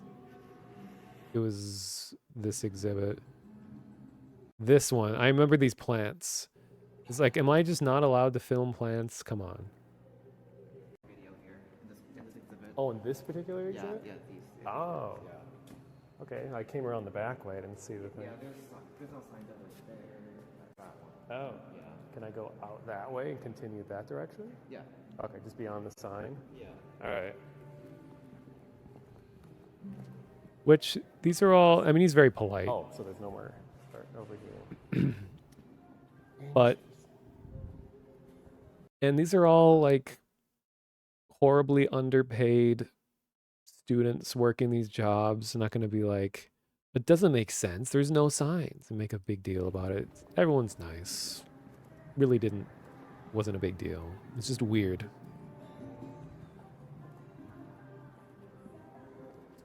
Plus, I always just say I'm recording video. I don't say that I'm live streaming. And that's not necessarily to be deceiving. It's just, it's a lot harder to explain the situation. So I'm just like, if I have it down facing the ground to be like, oh yeah, I'm not filming. I am live and my audio is going through, but you know, I'm not filming. Technically.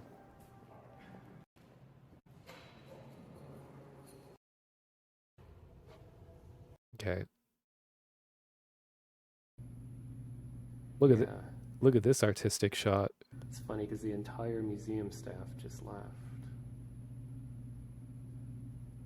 I'm actually like alone in here right now.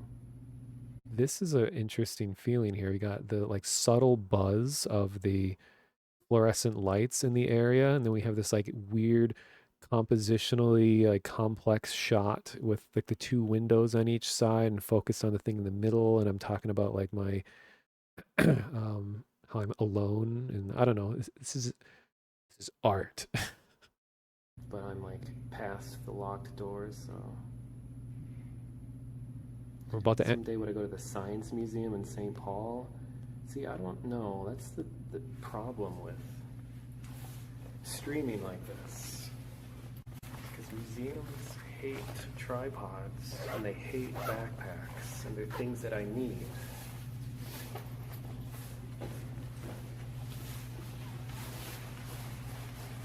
So everywhere I go, I get scrutinized.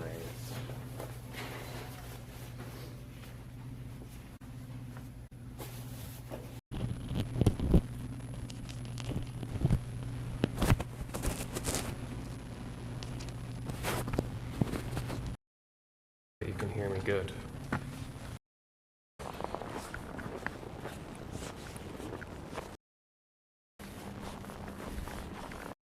Oh, great. Why did I? Wait a minute.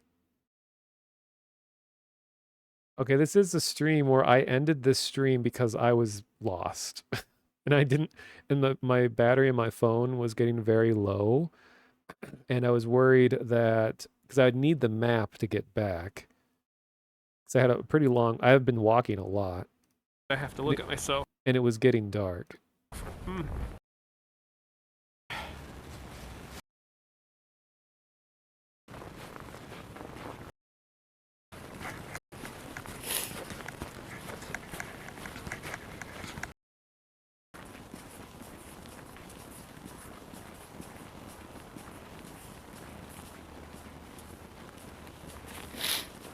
Gross noises, sorry.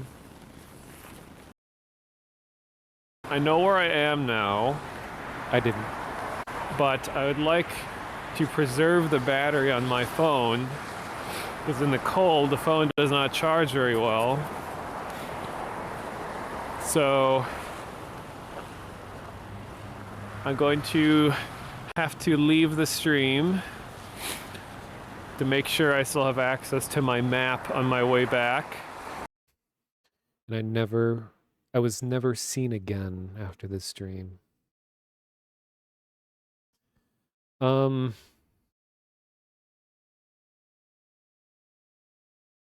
nice. Short Talk, you've been to Alaska? I'd like to visit Alaska sometime. As someone that enjoys this part of the country, I'd like to see more of it. I feel like Alaska is like Midwestern US 2.0. Everything but worse. In a good way. See, since we're doing IRL stuff still, see, how many hours do I have left? I'm at 9 hours, 9 to 10, 10 to 11. Okay, so I got a couple. You're born in Anchorage. Nice. This Alaska culture is so interesting to me. Like just the idea of being so far apart. Like every city is really far apart from one another. It has like the highest percentage of people with like pilot's licenses and stuff. There's like so much like personal aircraft are flown around the area. Apparently I did another shortwave radio stream. When was this? I remember playing this game. It actually has the physics that a hanger should have, and you can hang it back onto the rack. That is impressive. That's the only time I've seen that.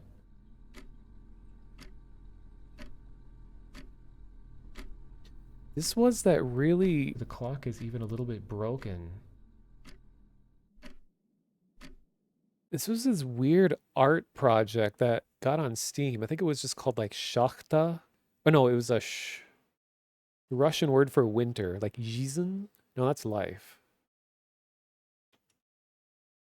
Let me look it up real quick. Rus. Oh, Zima. Zima. Sorry, that was loud. Zima. But it was this game that was just like so detailed, and a bunch of people were playing it, and people were like, what's the point? I don't get it. But they really captured it, like a captivating feeling to this game. There's lots of little details of the environment.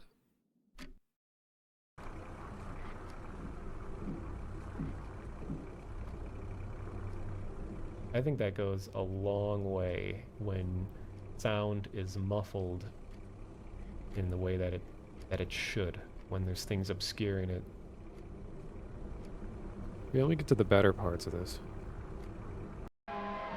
This is my favorite show.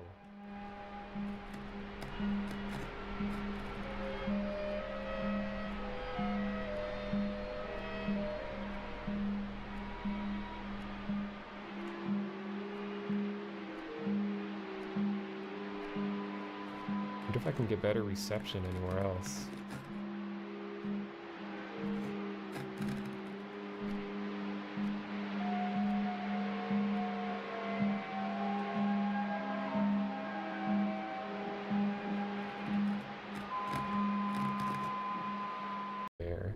But I actually really enjoyed the hum of helicopters taking off and landing all day and night. The game just had really nice Celadon ambient says, "Can I sound. adjust the vertical hold? Do you mean like this?"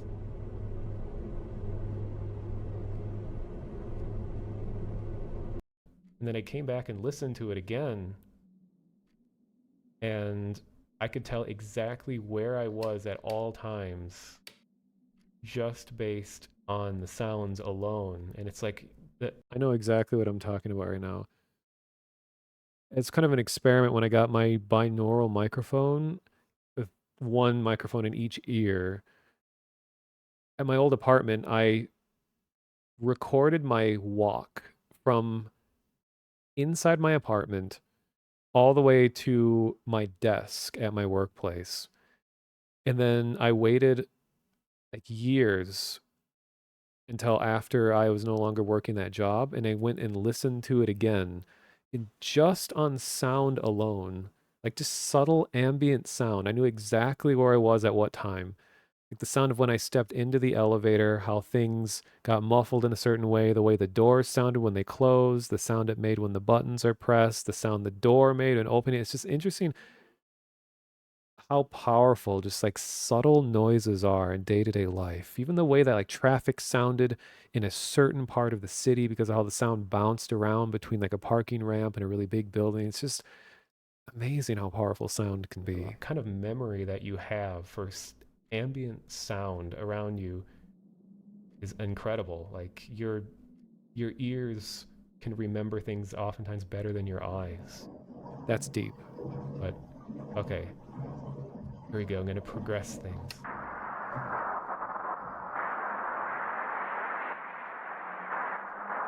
I should play this game again. This is really cool.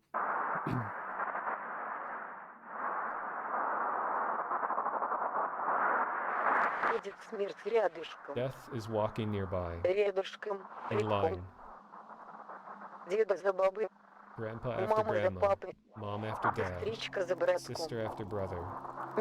Siostre y bratsia? Siostre y bratsia? I don't know. Boy, what's boy? Chłopiec? I don't know. My precious boy sailing on a plastic bag boat. The needle is your lord, and the fork is your holy lady. Девочка.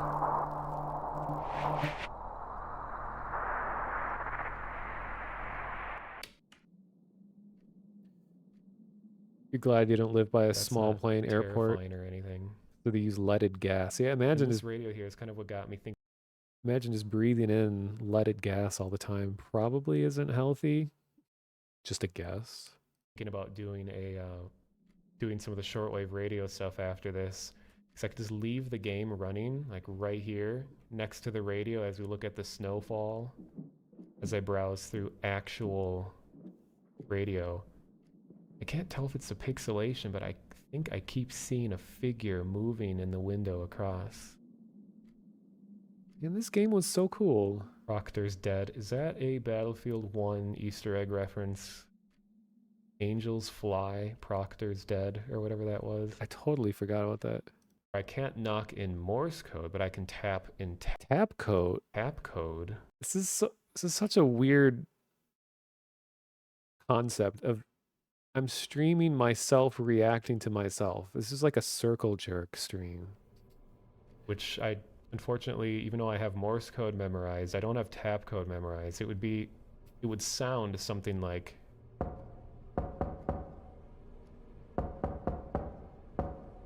True. That's why when people say, oh, just knock in Morse code, it's like it's not that easy because Morse code is more than just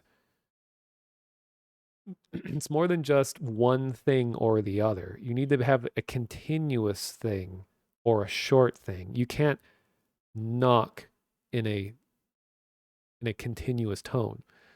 So you could do it really slow because in Morse code, there's 3 dits in a da.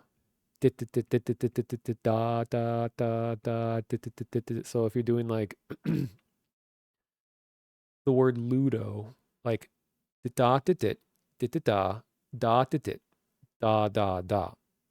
But if you're doing that in Knox, you'd have to do it so slow that it would be understood that a especially long break is implied to be a dash or a da. So it'd be like, how do I even do that? Like, okay, it looks like you can't really see when I tap on the mic.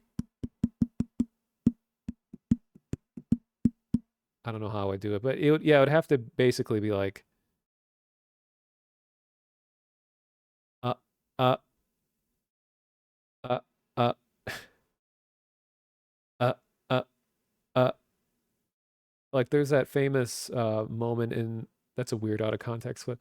There's that famous moment in is it the Vietnam War where a guy was blinking in Morse code and he did a similar technique where he was blinking the word torture because the Vietnamese, I think it was making him say a bunch of things like that he was okay and all that, but he was blinking the word torture to show that he's very much not okay and needs help.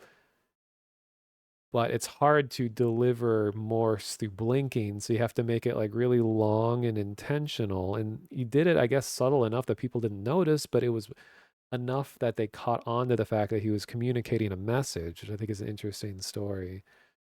But then tap code is this idea that you have a chart where you take, and this is pretty common in English related ciphers, that so you have 26 letters in the alphabet and you compress it down to 25. So I and J are often joined together as one letter.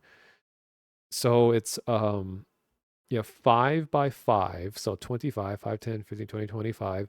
And across the top is like A, B, C, D, E, F, G, H, I, J, K, L, N, O, P, Q, R, T, V, and then you deliver the first knock is how many jumps of the grid square horizontally.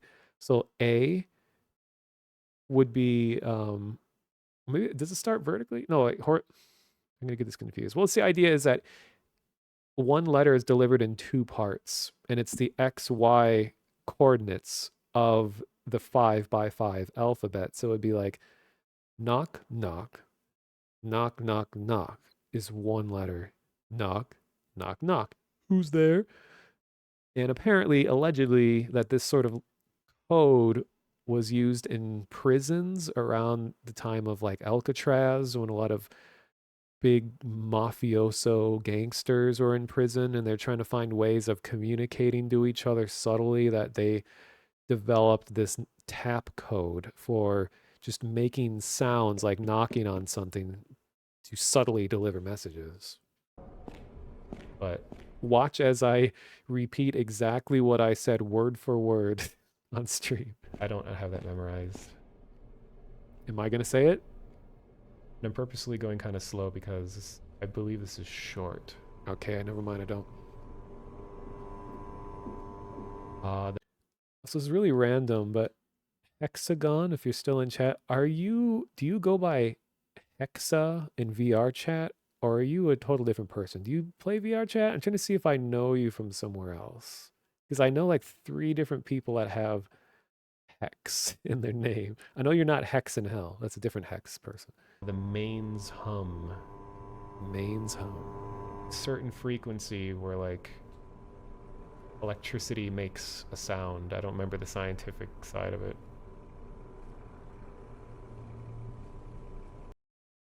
Tibia. Oh, it says I love you in Russian. That's one phrase I know. Oh, я тебя люблю. Люблю. You can also say "Вы красивая" means you're beautiful. Вы красивая. Then I can say I'm beautiful. I can be like я. Wait, what is it? Красив. Я красиваю? Or something like that. Google. Very important to be able to say I'm beautiful. It's okay, it's a whole different thing. Я прекрасен. Прекрасен. Loud voice. Я прекрасен. Я прекрасен. Well, then what's красивая? I don't know.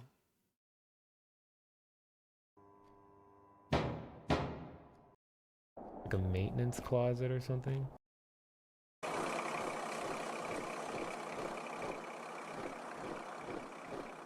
Hey, it's just like what my IRL stream.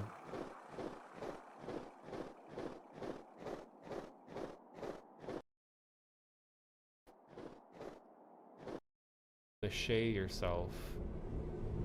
You fill a bathtub full of water, get paper and flour and just completely fill the tub with it, and then you lay down in the tub.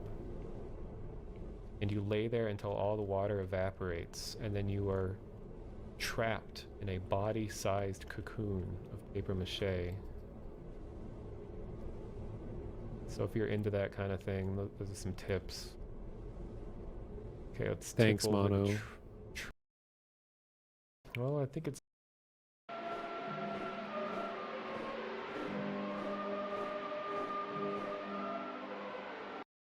not. Then this is when I accessible by your radio in your car, and there's a lot of different uses of it. It became a big hobby with the rise of radio technology. Hey, I can look at chat. This is an interesting thing. It's so weird looking back, like when sometimes I'll briefly see chat during the stream from 5 years ago. This is right when Agent Red Jackal had followed me 3 hours before this stream that long ago. And I recognize some of these other names are from people from Blackout Club, or the Blackout Club. Huh. How am I going to organize this? Once more denotes the removing of those things which can be shaken, as of created things, in order that those things which cannot be shaken may remain. Therefore, since we receive a kingdom which cannot be shaken, let us show gratitude by which we may offer to God an acceptable service with reverence. And this is something that is very common. One of the biggest uses of modern day shortwave radio is for religious stuff. You're going to come across endless amounts of preaching Christian stations, but it's not just Christianity. There's lots of religions use shortwave radio because they can broadcast over countries that don't have big internet infrastructure and stuff. You could just grab a radio, really cheap radio from a store, and tune in to these kinds of stations. So it's used as like a form of like missionary work. So you'll get a lot of stuff that sounds like this. Shame on you if you have no more faith in your God than that. Some friends sent me an interesting book about old a man. But what's fun is because this is analog radios, I can make some really freaky stuff.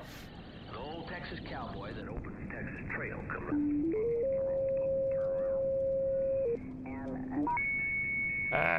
Sorry. This is what I'm talking about.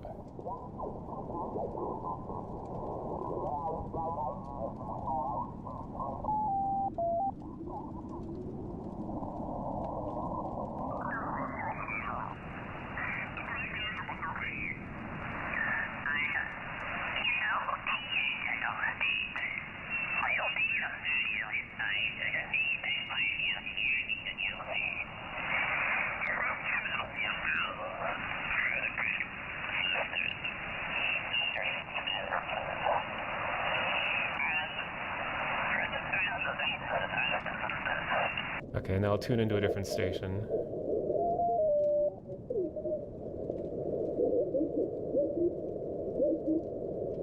And destroy, followed by a trump inside, in the high sacred positions of our politics, our religion, our economic. This is really making me want to do one of these streams again, going back and just browsing the airwaves for weird stuff.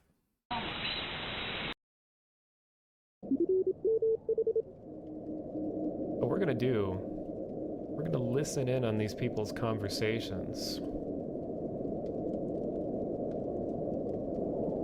So as part of the reveal tonight, or I don't know what that even means, you're all gonna have to behold this ungodly program, which is very powerful and is super useful, but radio operator software is not known for its usability.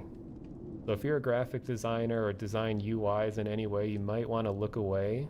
I forgot about this. So this is a program called Multi-PSK. I still have this program. Now, so this is, you know, I can kind of understand some of this, but let's get into the RxTX, which means receiving, transmitting screen. Let's take a look at this. Here's all the different ways in which you can communicate on radios. I'm going to go in and go to CW, which stands for continuous wave, which is the sort of technology that you use to communicate in Morse code. So radio operators will very often correct you when you're like, oh, where's the Morse frequencies? They'll correct you and say, no, it's CW, it's continuous wave. Because the reason that Morse code was developed is because it's a way to communicate just by cutting off a signal and turning it on and off. And depending on the lengths in which you leave it on and when you cut it off, that will determine what each of the letters is. So it's fundamentally an audio-based way of speaking, and they're really traditional about all of this. So like when I'm a part of a radio operator group, like an amateur radio operator, and I brought in some like ARG Morse code stuff once, and they were disgusted. They're like, no, Morse code is never meant to be written down. Not something that you just type out dots and dashes for. They're very upset with me trying to, you know, use Morse code for something other than the way it was designed for originally. And something I want to show real quick is that my microphone is going to be picked up by all of these programs. And I pointed this out earlier, but you know the age of the stream when in my past chat in the corner, oh, you can't see behind my camera. The Stay Hydrated bot is in chat. And that's actually a good idea. I'm going to go get a drink of water while this is playing. I will be right back. So let's take a look at see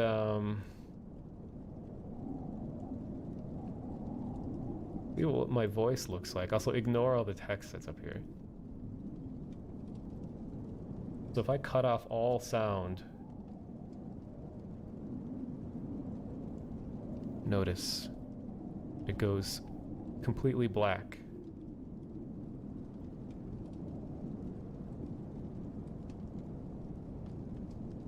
I'll turn off my ambient noise.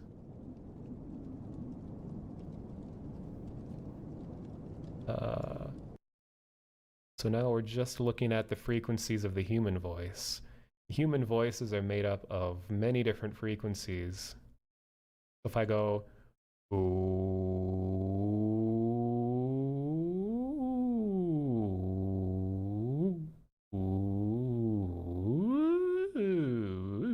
okay. Just to show you that it's reacting to frequency. Anyway, I'm not going to use this particular program. I like this. I like that sort of sense that tonight we decided to sit down and watch Mono go through radio broadcast, but someone else is out there sitting down to broadcast. That is the thrill of this, is these are all people talking right now in real time. Okay, let's eavesdrop. Oh, hey, Hexagon, since you're back, I was wondering, are you the same person as Hexa in VR chat? I was curious because I asked earlier and I was like, I know so many people that have Hex in their name. I don't know if you're the same person. Oops. Where is it good? So that sounds like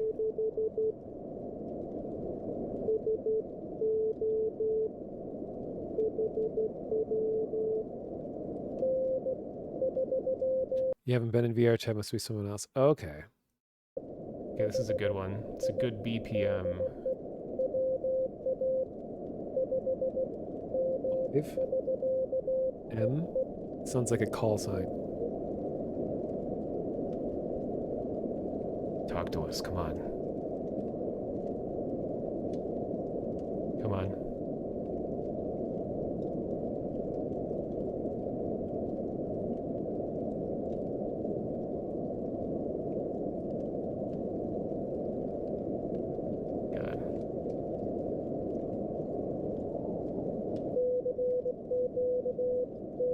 CQ, CQ.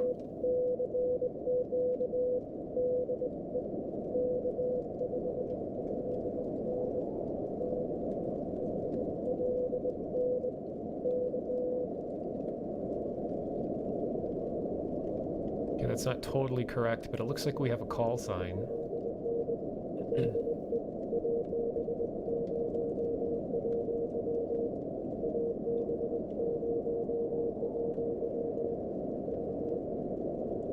So what I was trying to do is to set up the automatic Morse reader, which is what a lot of people do these days. So you don't have to actually memorize it, you could just use the tech to interpret it for you.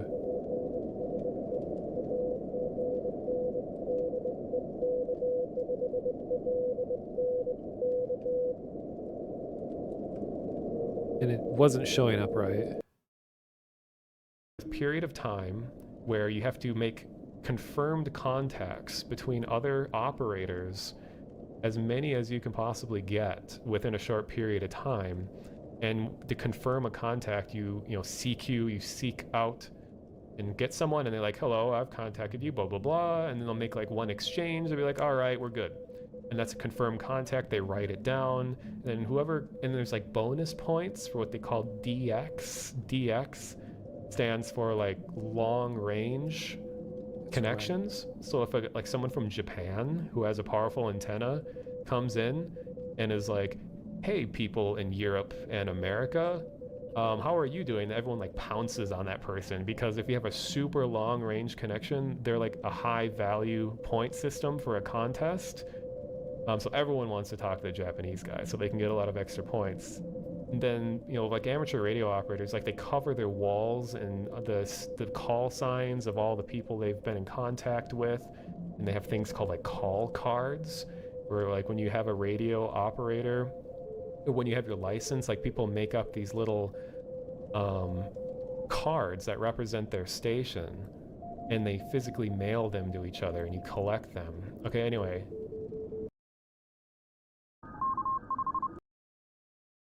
Here, and it wouldn't need a draft, it would just go like, and then if you put it to the right, it keeps doing dashes. It would go so you jump back and forth between left and right with your fingers, and you can communicate or transmit very fast. Yeah, that's what the side paddle, compared to the traditional Morse key, which is what you see when it's like, then you have the side paddle where they're just going back and forth, and like, and they could just do really fast transmitting through that. That's more like the modern tech for Morse. There's all kinds of other stuff that I don't fully understand about, like the power of incorrect spacing, equipment. God, I kept a few that were creepier than others. A lot of them are just kind of like ugly MS Paint art. There's ones that look like this. Like, see, this is getting a little creepy, just a little bit. God, these things are so good.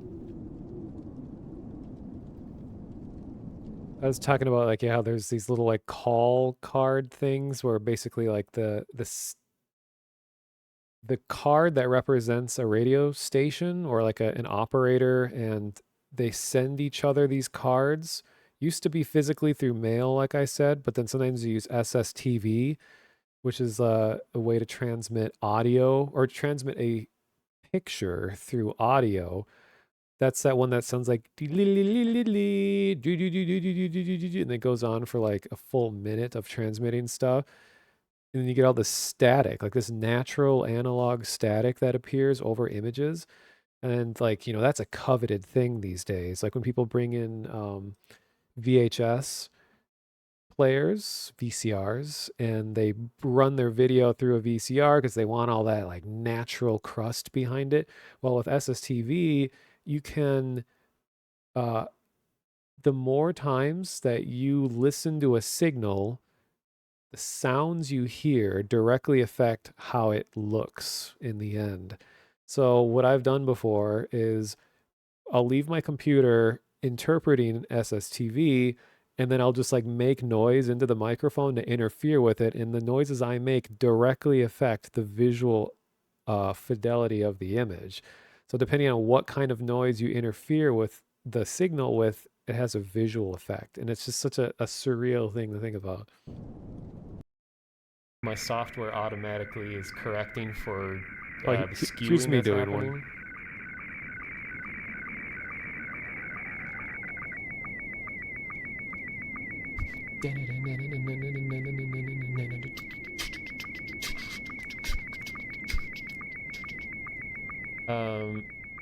Not going to do the whole thing, but just to show you that this is all audio, we can mess with the way it looks by making sound. So what's something that won't get me muted that's annoying? Recycled commentary. How about oh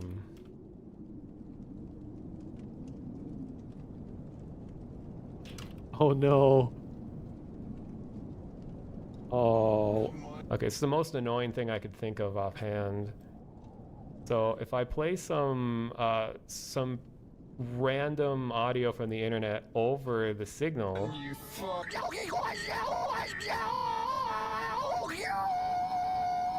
and then I put the signal through,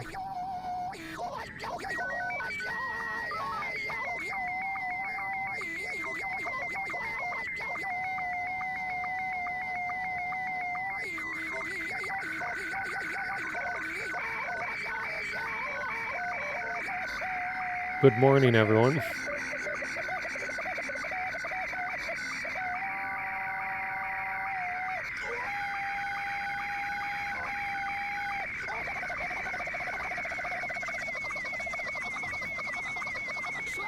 Oh my god, I haven't heard this sound in so long. and then I stop it. Notice how clean it gets all of a sudden. I don't know if you can see it. Oh god, that's annoying, isn't it? So you could see that it's really crusty looking up here, and then as soon as I turned it off, it started getting clean again. So now my own voice going through right now is messing with the signal. I can be like... and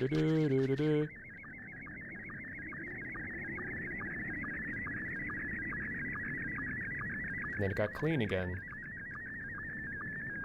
But the technology is surprisingly robust that it despite all the noise, it can still give a pretty clear image. Digital meat. So like, there's a radio frequency that you called monkey music. It's a series of nonsensical sounds. I never found it again, but rediscovered it recently as a sample in a song by Air.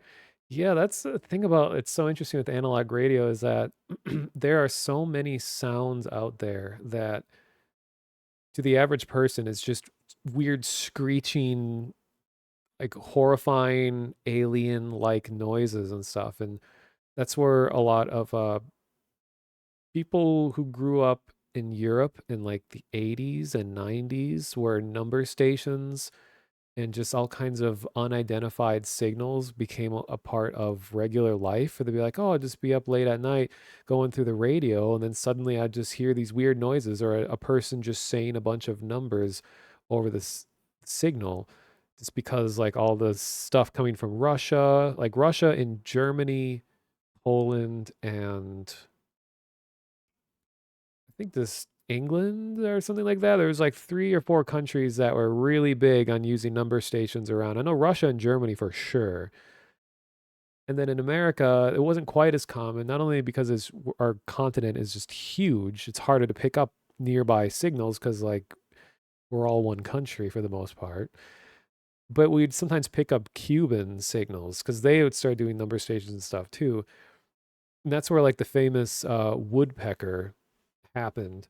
And this was before Chernobyl incident and all of that, before the rest of the world really had any idea about the kinds of stuff that the Soviets were making happen over in Ukraine and Russia and that area.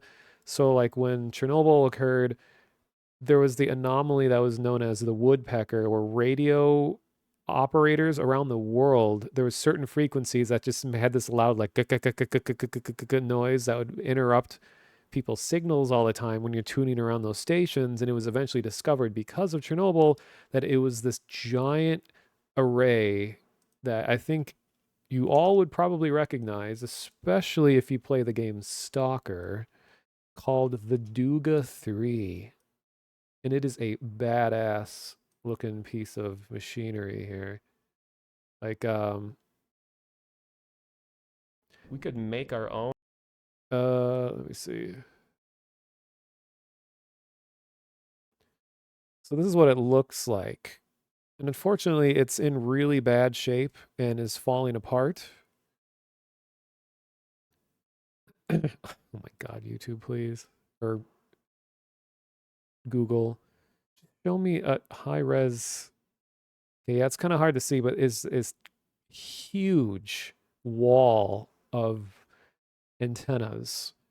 And it's called a over the horizon radar. And it was like Russia experimenting with early missile detection technology. So this was pointed towards America.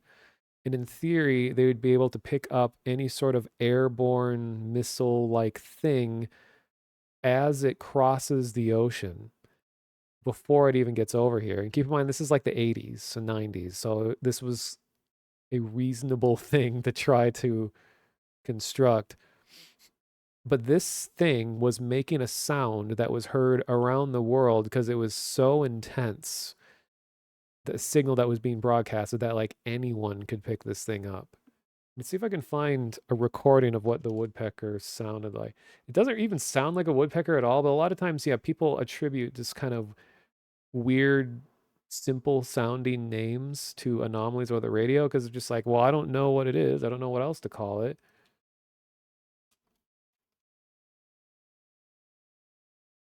Of course, there's a bunch of like documentaries about it. Okay, here's a clip of what it sounded like. This is from between 1976 and 1989. It was this.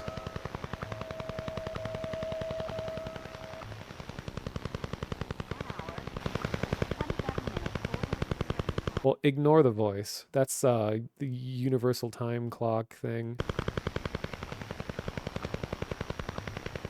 Okay, that's not a very good recording. Where's a more better sounding version? Well, there's of course like the Russian buzzer. That's kind of, it's the buzzer is the normies introduction to radio anomalies. Because there was a creepypasta made about it. But that's cool because that introduced a lot of people to radio anomalies when they started learning about the buzzer, because it was like, oh my God, it's so creepy. Nobody knows what it is. But a lot of people know what it is now. In fact, people found the box that, or no, they found the paperwork that was used as instructions for the broadcaster of it, or something like that. And it was all in Russian. Sounds like a helicopter. Is that HARP? No, HARP is in Alaska, right? Aren't you an Alaska expert? Let me see. HARP.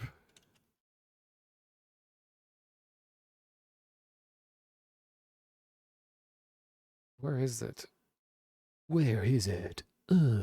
Yeah, Fairbanks. University of Alaska, Fairbanks. That's another horrifyingly huge experimental satellite system that this is HARP. That people are like, the government is using this to control the weather.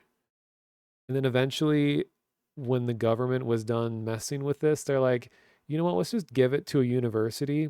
And the university held a party at the HARP location, and you could just like hang out. And then they did some like funny art project experiments using the HARP antennas to like deliver a story. It was interesting. This is really recent too.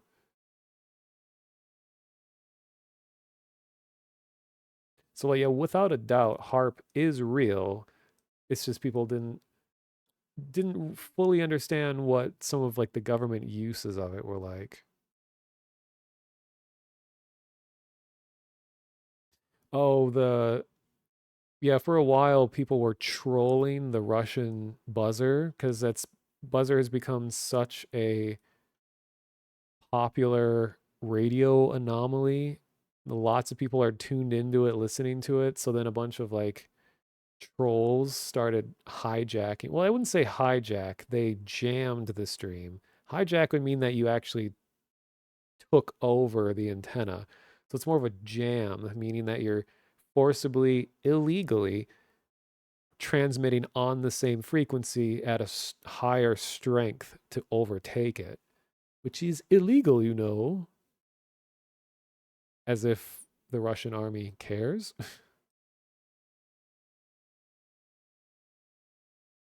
Okay, here is a better quality recording of woodpecker. Okay, this is apparently what it sounded like.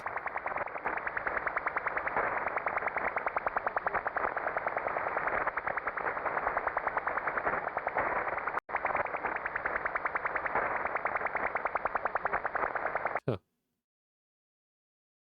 Cool. So this thing was emitting that for many years, and it took until Chernobyl, the Chernobyl did the Chernobyl thing in Pripyat, for them to be like, what is this huge ass antenna that is near the reactor? And then they eventually figured out, oh, they've been experimenting with this stuff. Like you can see Chernobyl from this site.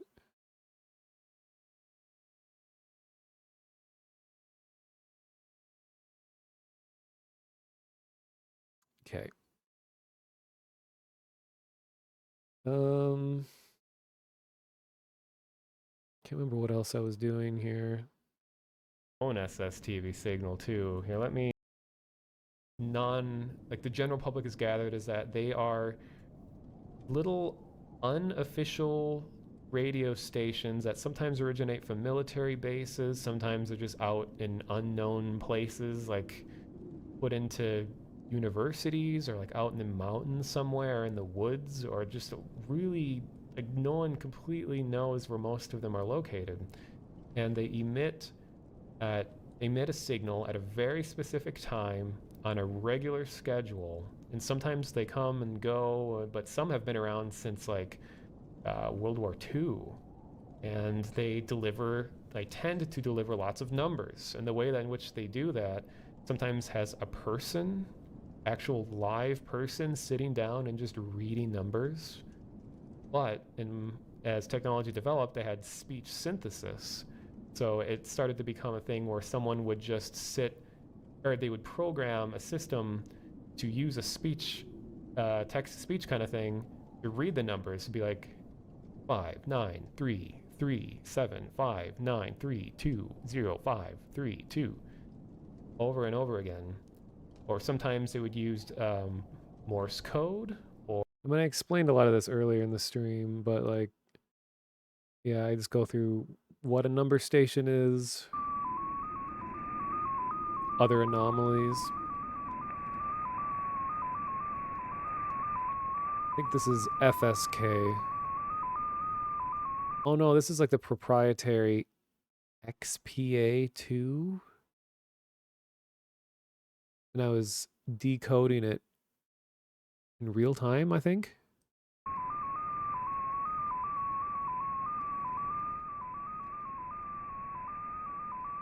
Just a bunch of numbers. Shouldn't they? Well, they just woke up. Do they know I'm listening in? No, they don't. Well, they're lost too, like safe. I forgot. They have no way of knowing that I'm listening to them. Yesterday, he said he never been to your house. Maybe the one who got lost. Sounds like he might be talking to somebody in He India. must have been lost when he was there and can't remember.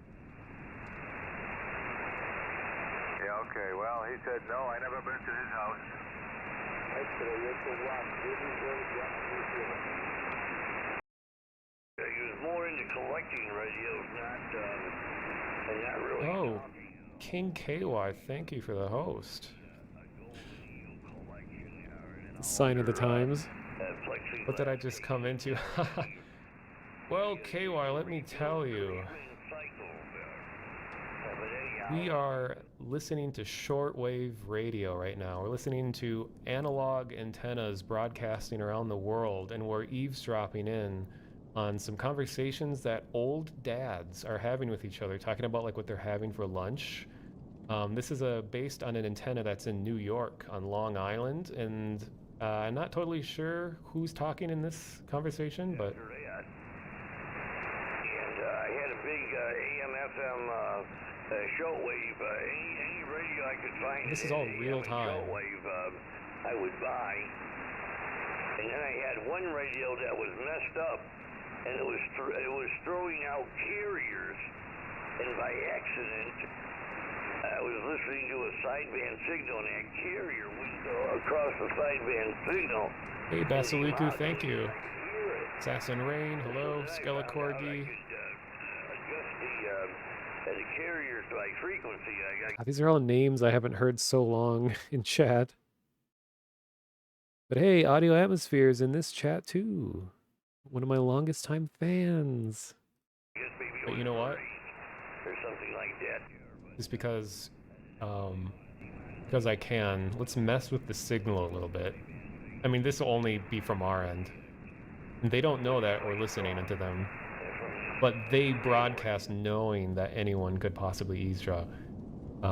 Yeah, these are amateur radio operators. Everything else, I ended up talking to the same guys that I listened to for those years, and I still talk to some even today, but I don't. Personally, not no more on AM radio anyhow. I gave that up. So. God. I just had to tell you, the soil is almost identical. So. Myself a good night there, Doug, and hope to catch you again.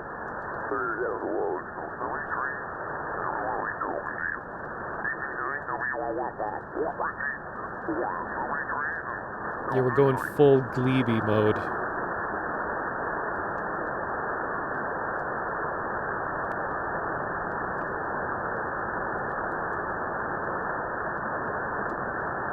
Okay, so this signal over here looks like it's an AM signal of some kind, of possibly music. You can kind of tell by looking at the frequencies. I mean, I've been explaining all this throughout the whole stream. So what we're looking at is what's called a waterfall, and these are the strengths of different signals at frequencies. So here's 7.1 megahertz, and this thing in the middle here is called a carrier signal, which is unique to an AM or FM signature. So that means that it's probably going to be music or some kind of thing, but we're in the amateur band, so it's probably like a pirate radio station or someone's own unofficial music station. Let's see. And there's always a warning with these streams that it could possibly be really loud, so get ready.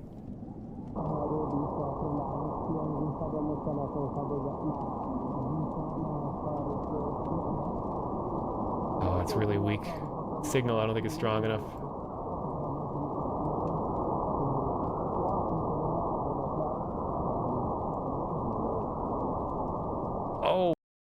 See, I don't even need to do another one of these streams. I can just have me reacting to a previous stream of me doing it, and that's a new stream. We're missing the number station.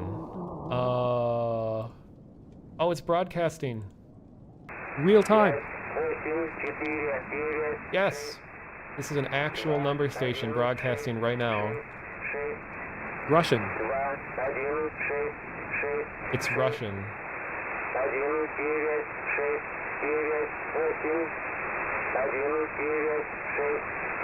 I can kind of understand it.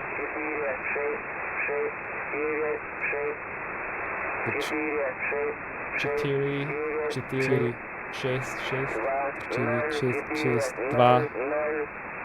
0, 0, 2, 0.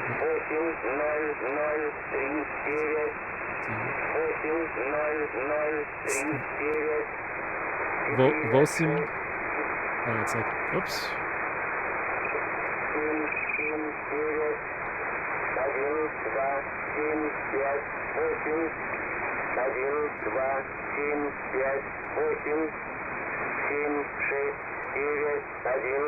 So this is an old speech synthesizer that's broadcasting out of Moscow, Russia right now. And it's delivering the body of the number station right now. So this is where all the actual encoded one-time pad information is. And according to the guide, this is the record of the station, is it delivers stuff in groups of 5. So right now we're in the body of it.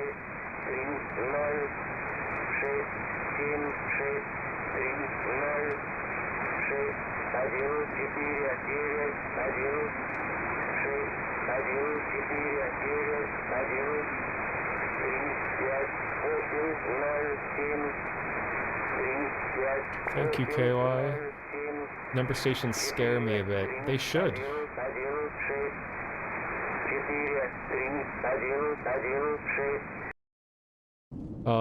So this follows a very similar formula to what we were just listening to. Like when this website priom.com .org or .org. Ha. Wait, is our number station friend still going? Yeah, they are.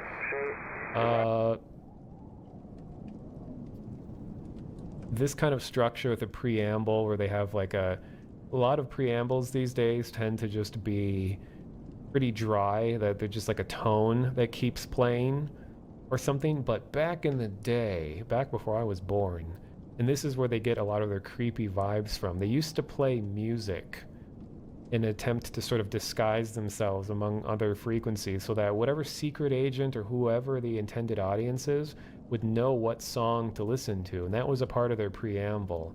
And the Lincolnshire Poacher, a lot of people who grew up in the UK in like the 60s and 70s, this would be playing at a specific schedule at a certain time of day, a certain day of the week, and it became a part of their upbringing, and no one ever fully figured out what the message was that was being sent or anything, but they knew that it was creepy, and that was what all that was of matter to the general public. Thanks for the follow, Fake Theory. Pyri. Wow, this is a good one.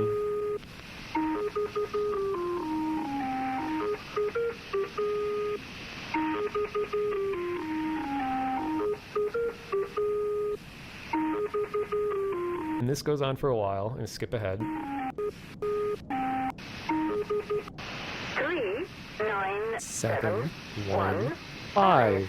This is real. This isn't an ARG or anything. This is 7, 1, broadcasted for actual practical purposes. 9, 7, 1, 5. 3, 9, 7, 1, 5. Really makes you think.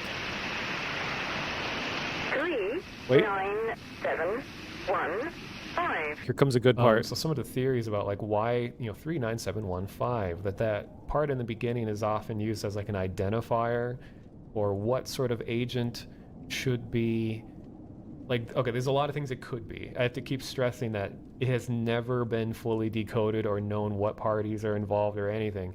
Theory is that in the beginning, that designation is telling the agent, a specific agent, like let's say there's 5 Russian agents in the US and they tune into this. Actually, it would have been Europe at the time.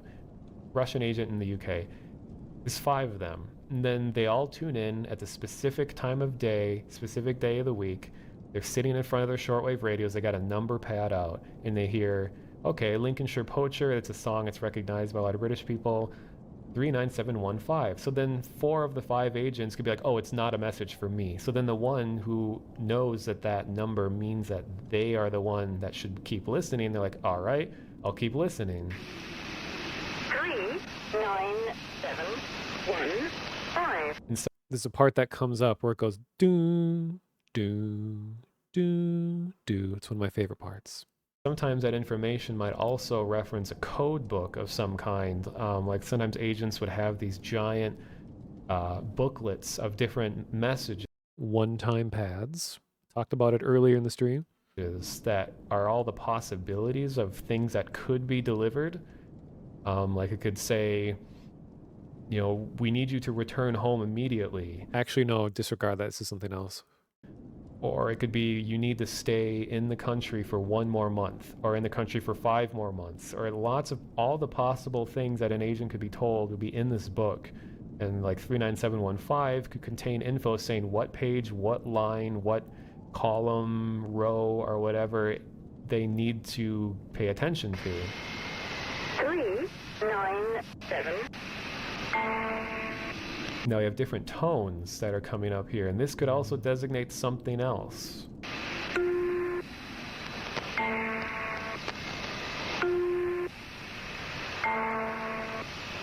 66475. 66475. 19274. 19274. This will keep going. 22397. When you get to the end,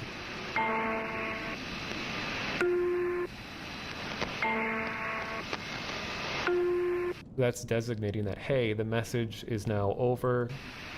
And it I think this one does it, but 6 zeros in a row is often assigned in a lot of different radio communications to say, hey, I'm about to cut off my my antenna. And I think this one ends that way. Oh, okay. Or it just ends in the intro song.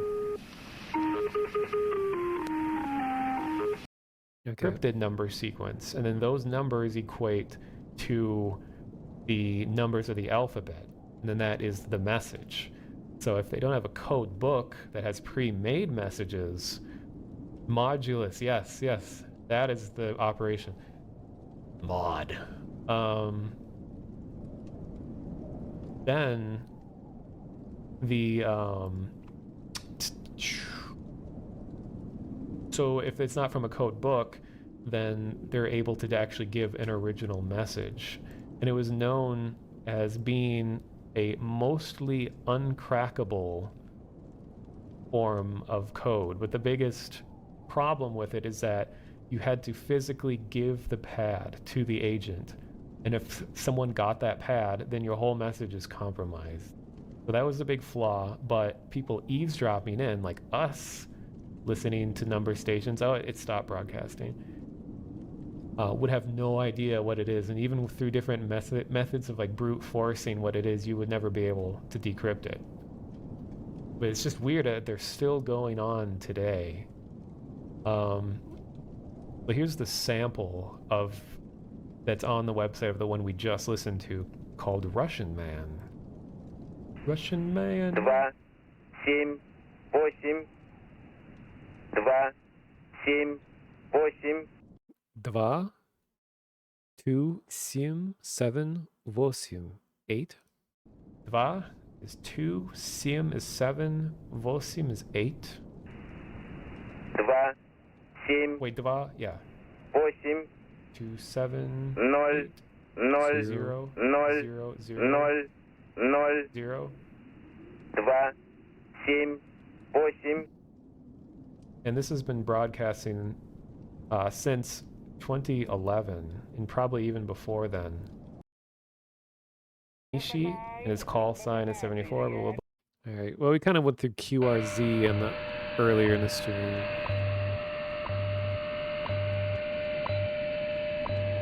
Come on, do the thing. I want to hear the voice. This is a radio clock where I don't know if it's used as much anymore, but for a lot of military vehicles and stuff, that before the internet was a big thing, that there was radio clocks that you would tune your like tank or something to, and it would calibrate the system based on the rhythmic beats, and it would know what time it is, and it would synchronize. So it was a way of automatically synchronizing time across any number of things that are located remotely without the use of satellites or internet or anything. Because like I was saying earlier about analog signals, when you're listening to analog radio, you're completely anonymous. So if you have an entire army of vehicles sitting out at a remote location, all of them could be tuning in the analog signals, and no one, like, their position won't be compromised just by the nature of listening to it. Whereas like with the internet these days, with like mobile phones or computers or devices, there's usually a way to figure out where these devices are coming from, because they're accessing networks that go through computers and ISPs and satellites, and so many ways to backtrack a signal to go back to its original source, that your anonymity is gone. Where analog radio is very anonymous and just very basic. So it's like, it's still used by a lot of militaries today because of that nature.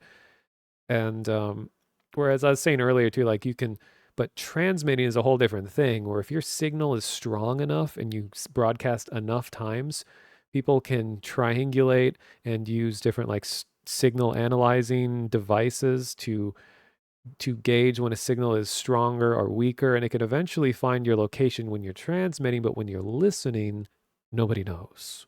And that's a big strength of this type of signal. Oops.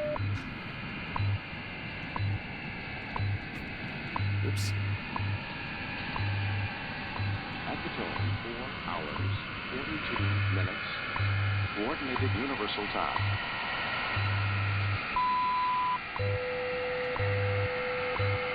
It has a nice little like musical number to it. Now what's this?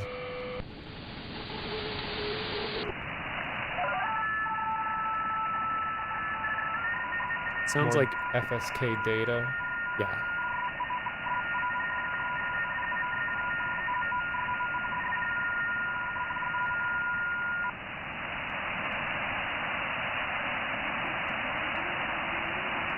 So this goes on for a while. She hasn't offered to take it to her place, no. Although it might be a good place. But yeah, it's getting a lot of publicity here, and a lot of people have been offering to take it and help with relocating it. There you go. If you're an Up All Night listener and you want Howie, get in touch with Chris Hale. That's it from Up All Night. Okay. So I think we just got gnomed through shortwave radio. Wow, that's a thing of the past. 19 of the 157 people killed in the Ethiopian Airlines plane crash I heard about worked that. for the United Nations. 7 Britons were among the victims, including 36-year-old Joanna Toole from Devon. She'd been heading to an environmental forum in Kenya's capital. Flight recorders and preserving any evidence that might be perishable, but the flight recorders would be the prime thing. Oh, everybody's talking about it. And if your horse finishes second, third, or fourth, we're naming the offer after the specialists in finishing second, third, or Oh, fourth. this is a very... It's the Tottenham Hotspur. This antenna does a good job reducing the noise. Look at how much black there is. That means there's very little noise. This offer applies to all races all day long. Paddy power. Enough of the nonsense. Max free bet £10 per customer per race, valid for 7 days. Win and win part of each race single. a 55-year-old British Kenyan man and a polar tourism expert who had dual French-British citizenship were also killed. Oh my God. Every station was talking about this incident. 7 Britons were among the victims, including 36-year-old Literally Joanna Toole from every Devon. station is talking She'd about been this headed in down London. Stop the takeoff from Addis Ababa yesterday. The Prime Minister is battling to save her Brexit deal with warning she's headed for another defeat in tomorrow's. Some of the spiritual conditions in which doubt grows, and then to prescribe some remedies that will help us to deal with these struggles. We began by looking together at the condition of defective memory, which is very simply when we forget. A big win over rivals Manchester United. They triumphed 2-0 to pull 2 points clear of United. Liverpool had a 4-2 victory over Burnley, while Chelsea drew 1.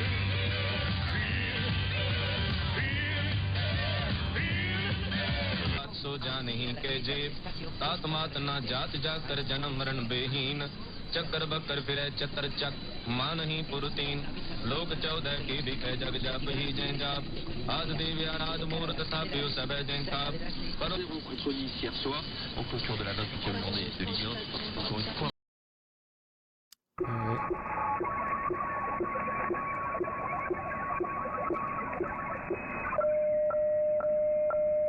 Okay, that's loud. Excuse me? No. Yeah. Radio station. That one's cool too.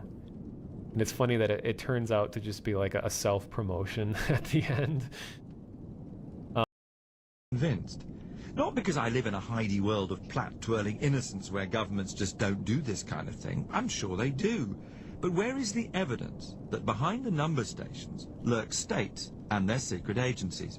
I pressed the signals expert Owen Lewis for a definitive answer. Not with any great success.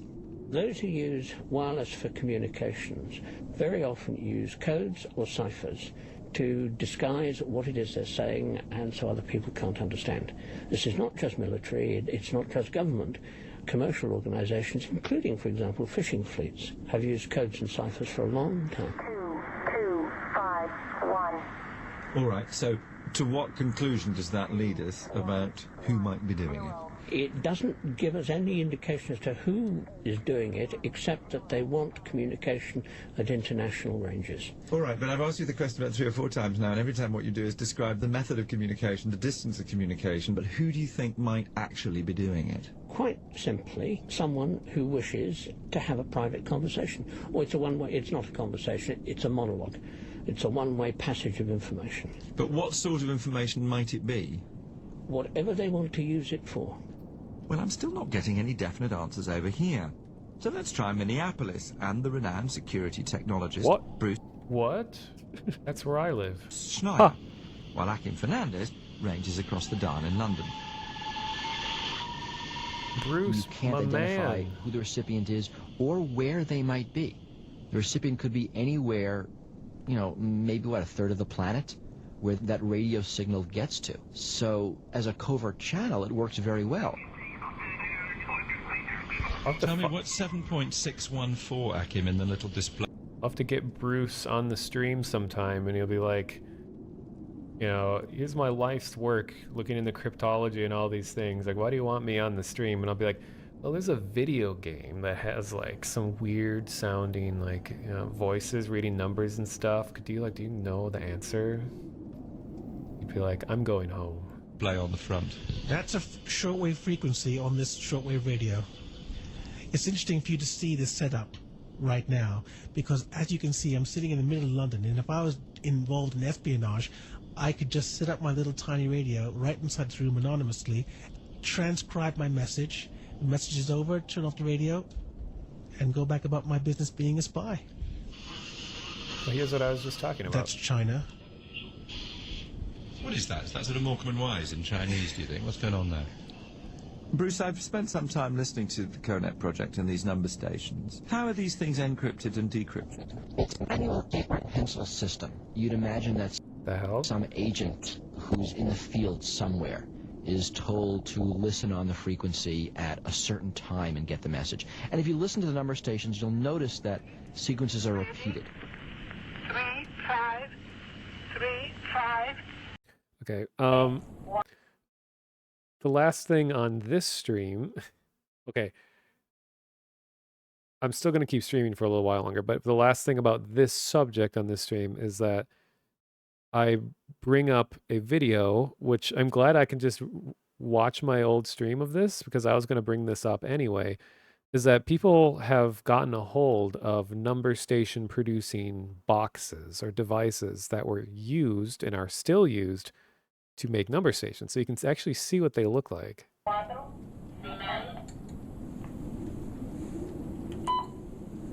Atención 71719 final 06. Atención 71719 final 06. 7292 772 96 92. Achtung 7179 Trennung. So they're just these little boxes that have a tiny amount of memory, and you actually just plug in the numbers that you want it to repeat, and you change what mode or what language to put it into, and it will just repeat that for a certain amount of time, and then will shut itself off. Or you can have these devices just go directly into like your radio broadcasting equipment so that it would be broadcasted much like a microphone or something would.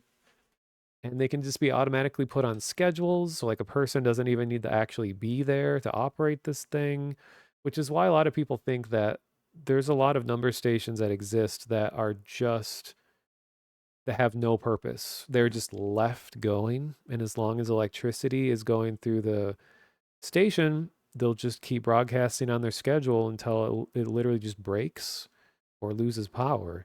So there might not actually be any use for them anymore. It's just they're just being neglected and forgotten, which is very possible.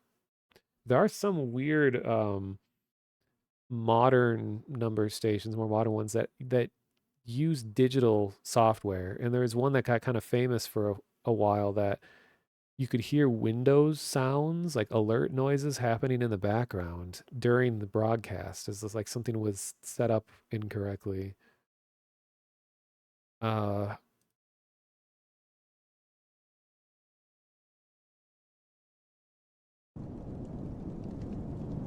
I survived. And then I jumped off the balcony at the end of that one. So yeah, there's 5 years ago, I was doing all that stuff. It kind of makes me want to do another one of those types of streams again in the future because those were a lot of fun.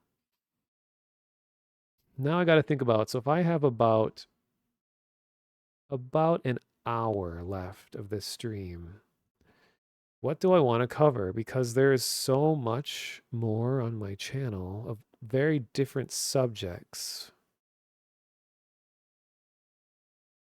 I forgot I streamed Signal Simulator.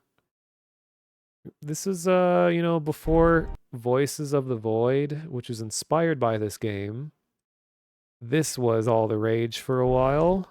Near Presidio, Texas in 1974. Remember this game? It's being averaged. Okay.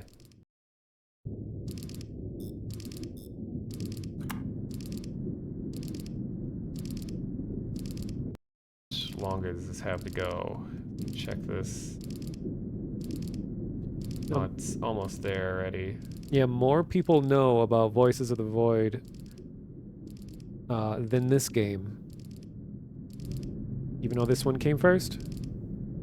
But Voices of the Void is way better made, in my opinion. It's more fun from a game standpoint.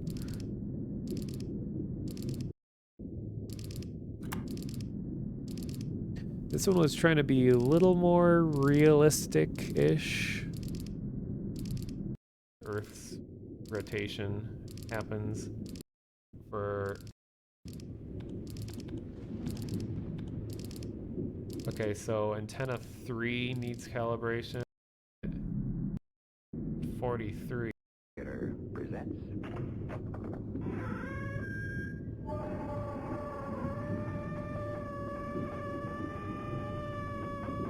Jesus Christ, what is that noise?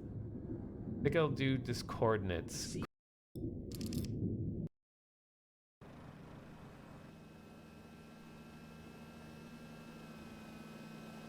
Yeah, the environment isn't as interesting. It's just like a flat land in this game.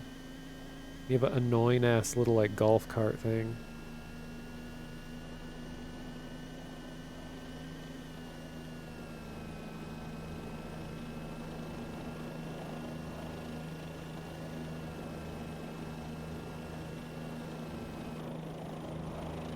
And you have the helicopter instead of a drone, delivering the things that you order in the mail.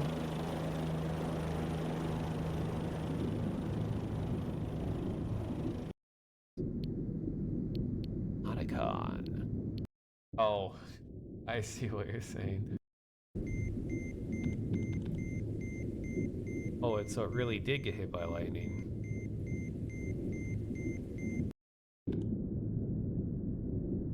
Yeah, Voice of the Void really does, and I think in its favor, it adds a lot more challenge to it. Like in this game, it was just kind of straightforward, the same process of analyzing signals over and over again. But yeah, you get lost in a VOTV trying to go and repair stuff and return back because you get the trees are all facing different directions, and or not the trees, but like the paths go all over the place and trees block your view and things like that. Here's a random thing. I forgot I put this on here. This video that I took going to the top floor of the Target headquarters behind the giant displays on the building.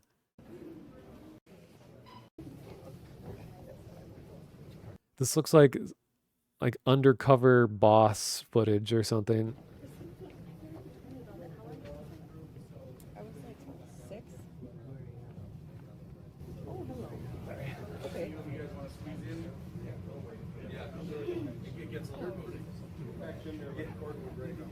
We'll be right back.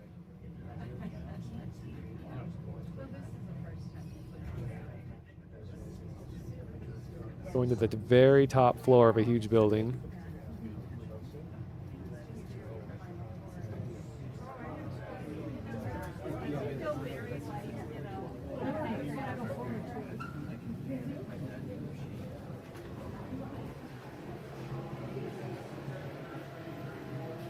Hey, Mr. Lugnutto, thank you for the raid.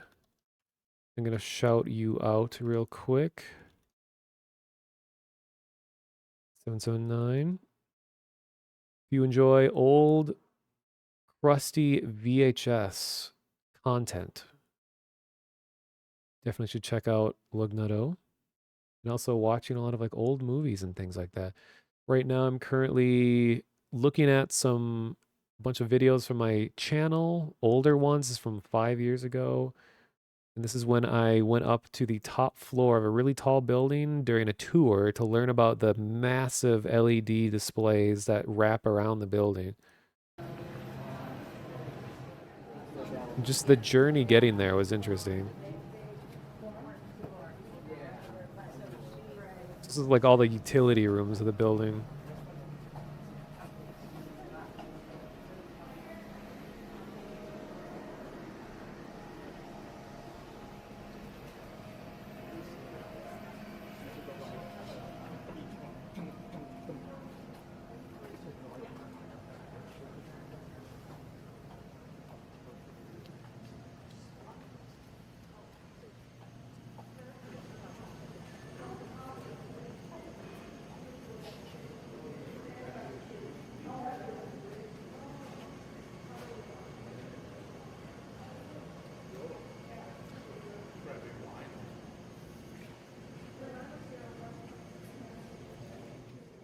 Inside the base of each one was a 575-watt light fixture. And that light fixture rotated through color wheels. And that's how they created the color patterns here. So this was controlled by a stage lighting software, similar to like you use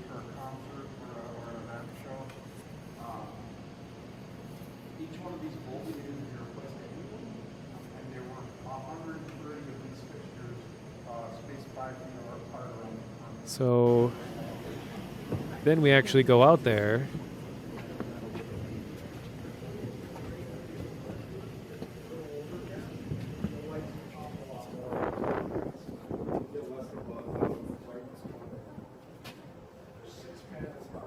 And it's so weird that when you're on a floor of a building, oh, thanks for the follow, Chaos Hawk. That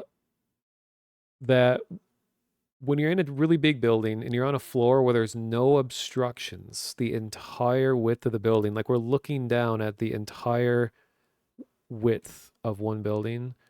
And it's just weird because you're so used to, walls dividing stuff up. And you don't really have a perception of the entire thing, but we could just walk around the entire perimeter of it from this space here.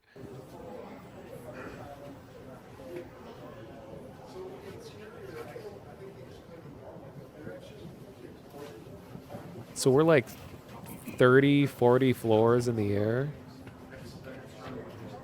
And I have video from the outside after this.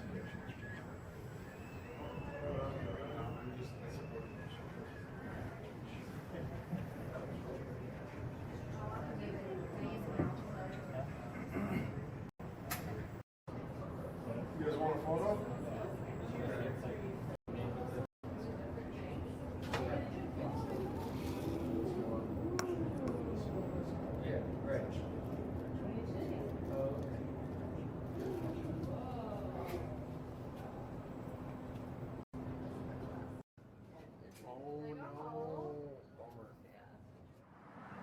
So this is what it looks like from the outside at night.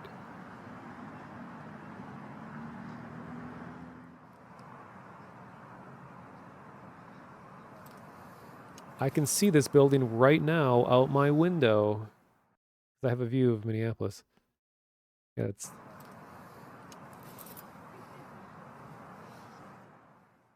And a lot of times I'll use like binoculars to go and see what's on the building at any given time.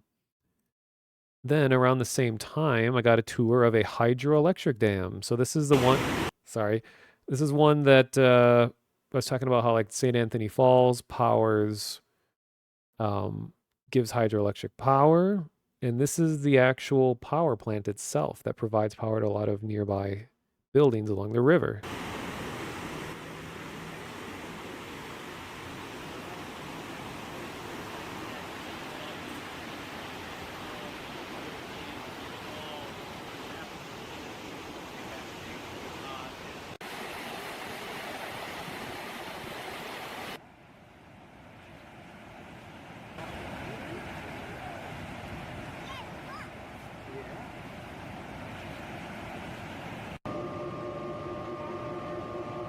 He was so loud in here, I could not hear the guy.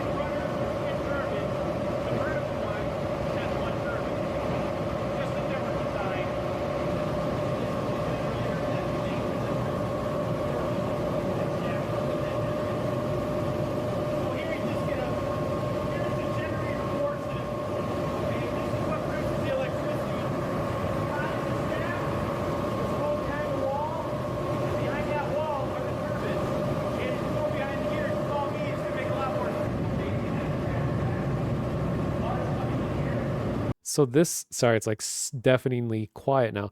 I mean, it is a little exaggerated. I remember at the time I could hear what the guy was saying, but the microphone really like prevents you from hearing anything. So it wasn't quite as bad as it sounds. But this tube was kind of terrifying because this is like the full force of the river in all one highly concentrated spot.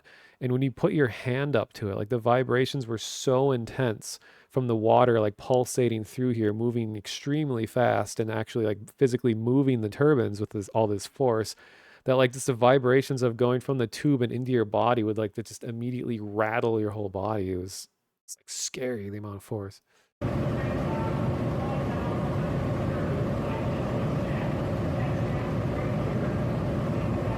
So these are all filled with water.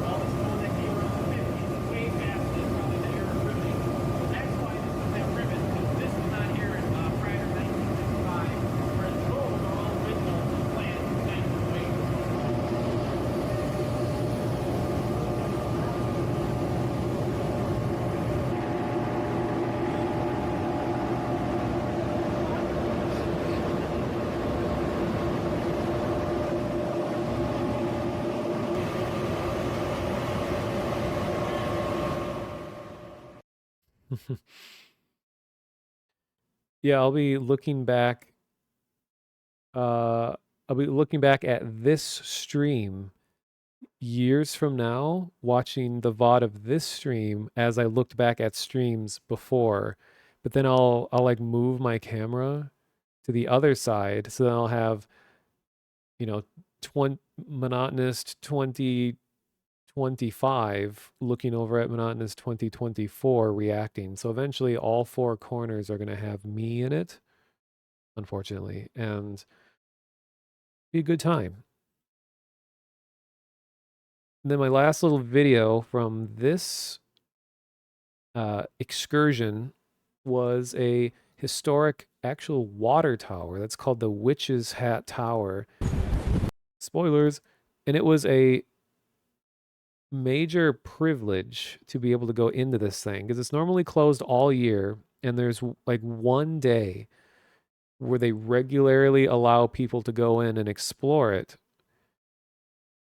or to go to the top of it. And it's a water tower that is like disguised as a like observation kind of thing. And that was really common practice back then because people considered water towers to be unsightly. So there's a lot of time and effort was put into disguising utilities to make them look like, you know, things that are pleasant to the eye. And there's a lot of cases of this. Like there's a famous Art Deco gargoyle water tower here in Minneapolis. Let's see.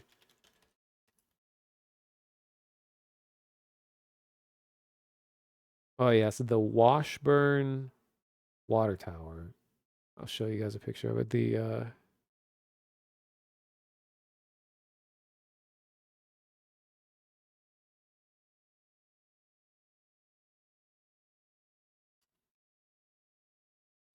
This thing is badass looking.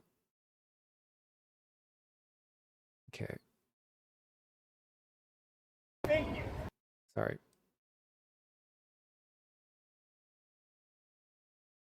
So here's how it looks from a distance. Like you would never really guess this is a water tower. This looks like some kind of tribute to like a god, a Greek god or something. And then you get up closer to it, and you can see that it has these giant like relief sculptures. If one of these will actually load. Whoa, this is super high res. Nice. Okay. And then it's surrounded by sculptures like this on it.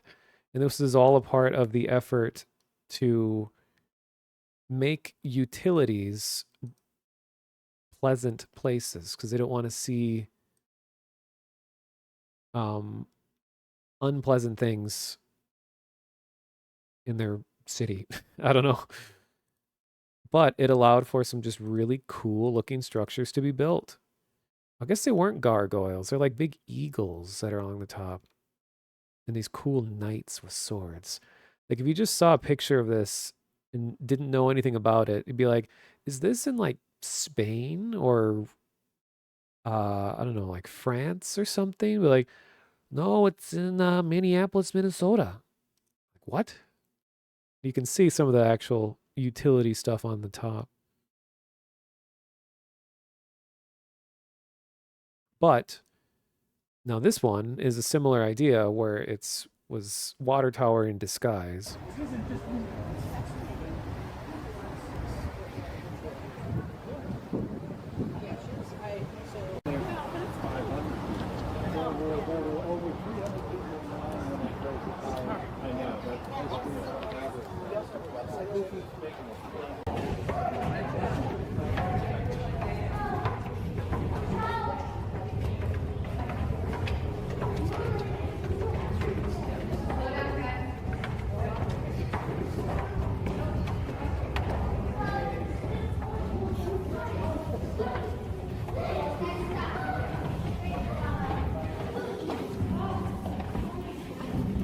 Very claustrophobic in here. Luckily, it wasn't too upsetting for me, but I know some people that would not be able to be in this tight of a space with going like body to body with people.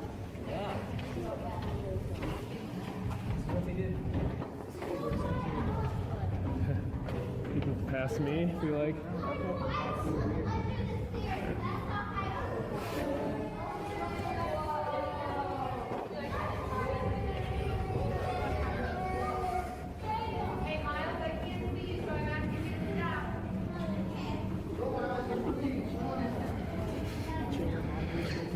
It was kind of exhausting climbing up so many flights of stairs. I didn't realize I was breathing this heavy. Ew. Oh, it's really cold too, I think.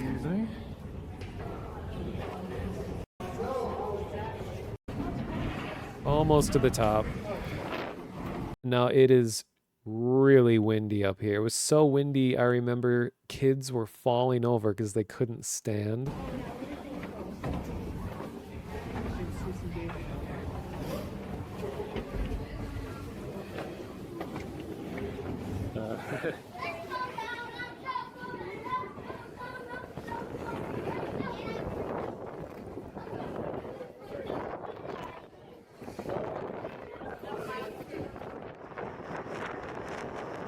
Sorry, I had to lower the volume a lot in the video.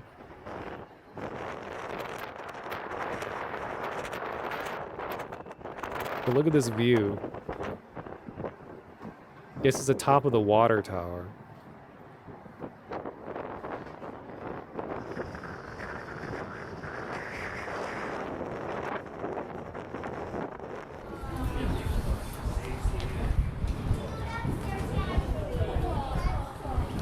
This is with a gimbal out for smoother video.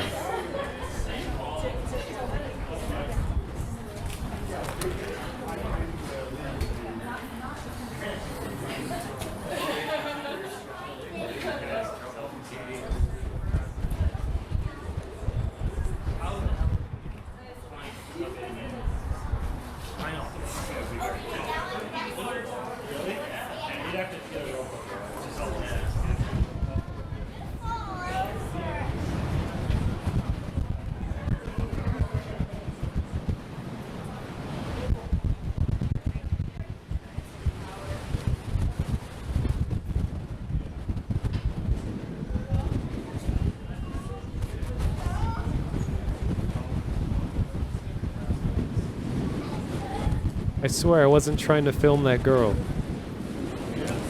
She just kept stepping in front of me.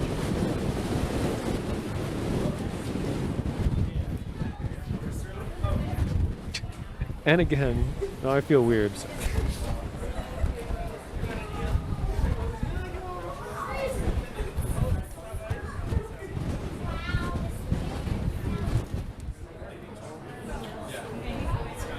He wanted my attention now. Not possible.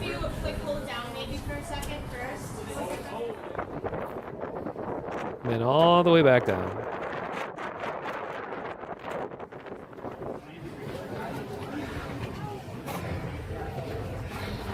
Uh-oh.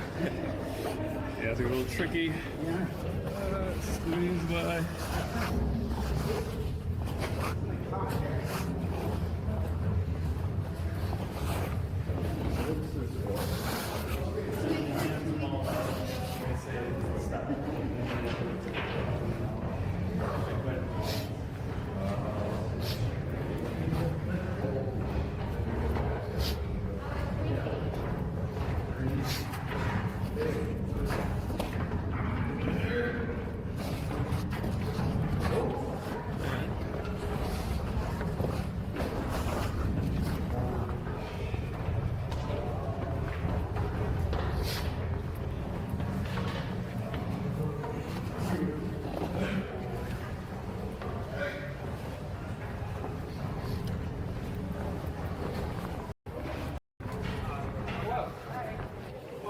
And I'm back. Hold on to that. Okay. Okay. Watch your head at the top. All right. Thank you. Watch your head at the top. Was a cool moment. Have different versions of the bare bones puppet show. I think this had a lot of fire in this show.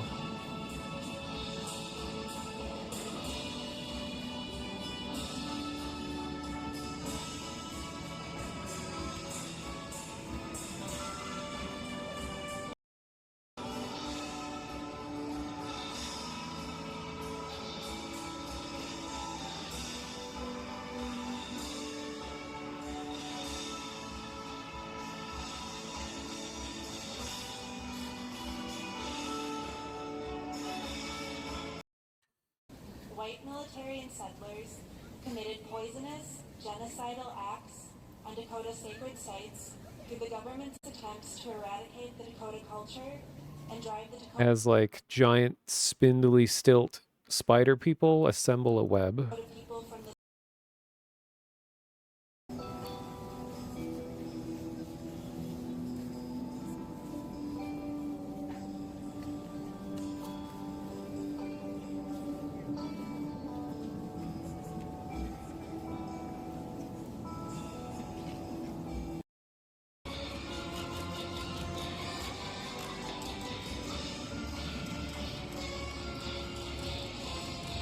Ooh, okay.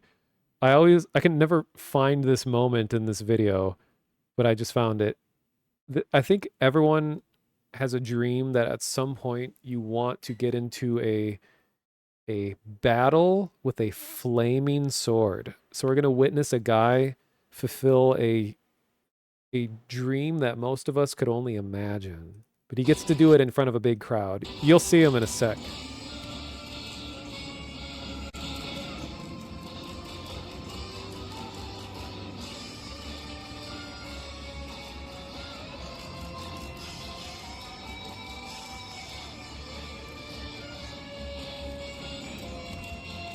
Okay, any second now. Here he comes. Look. Wait, no, that's not him. That's still cool.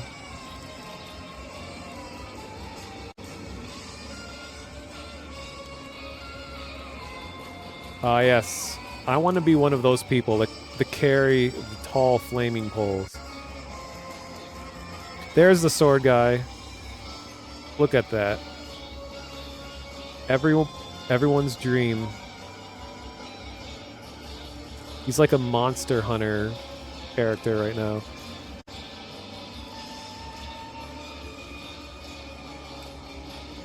Actually, that's a woman. As far as I know.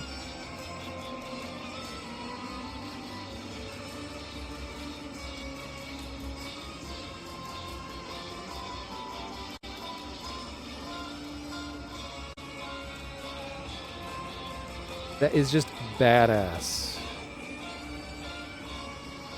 wonder how much that thing weighs, too. Especially if it's, like, drenched in, like, lighter fluid.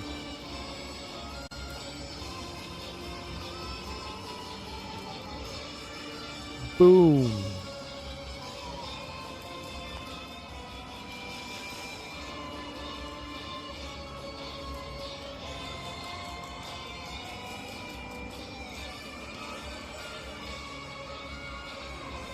I want to be one of these people.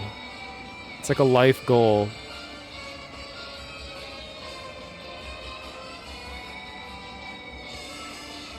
And then, when you least expected it, they released the skull car. Nothing can prepare you for the skull car.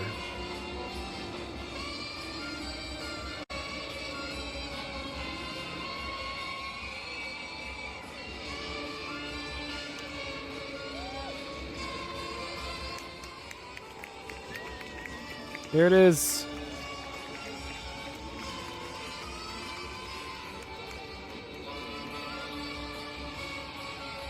Turn around.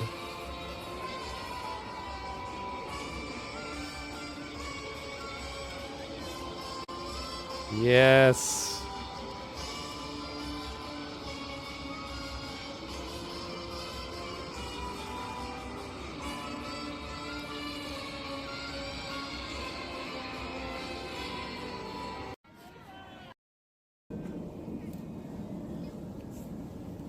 And then just some rituals.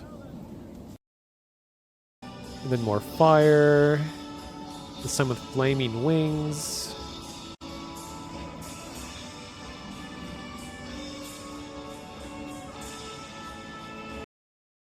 Flaming butterfly, because why not?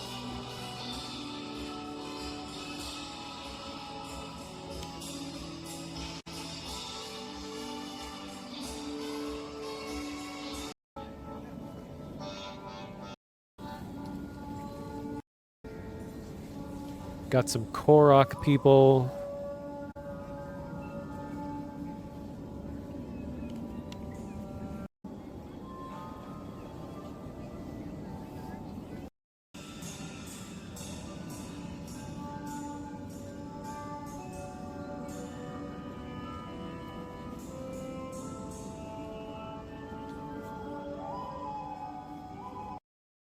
And some butterfly stilt walkers.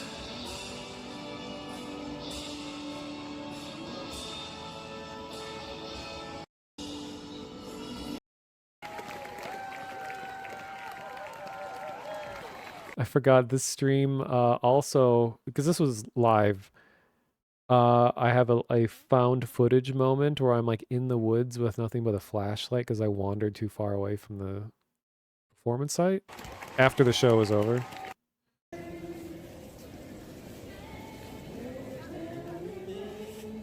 And then everyone sings together at the end.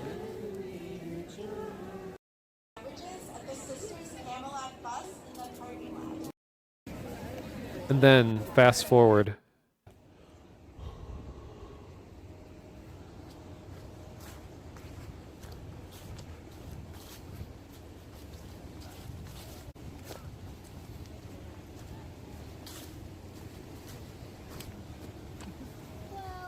Hello. That was my social interaction for like the week.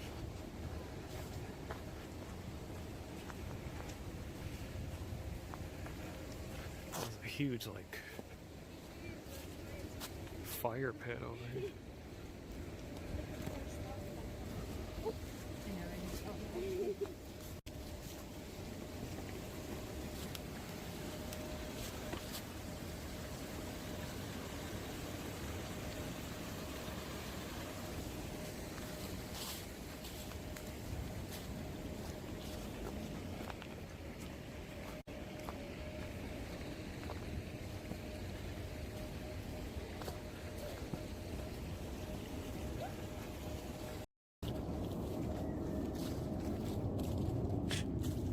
I don't know if I ever found my way out. It's like a Majora's Mask situation. We'll never know the punchline to that joke. Wait, I forgot about that moment. Let's see. someone said a joke when I walked by them. Well, it's kind of late enough in the fall that leaves aren't really crunchy right now. They're just sort of soft. It's like pieces of fabric.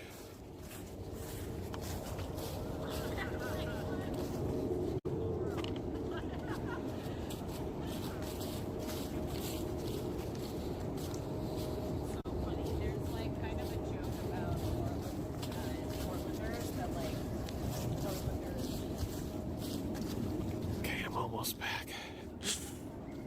He's like, there's this joke about Portlanders where like Portlanders are kinda, and then I couldn't hear whatever the end of it was.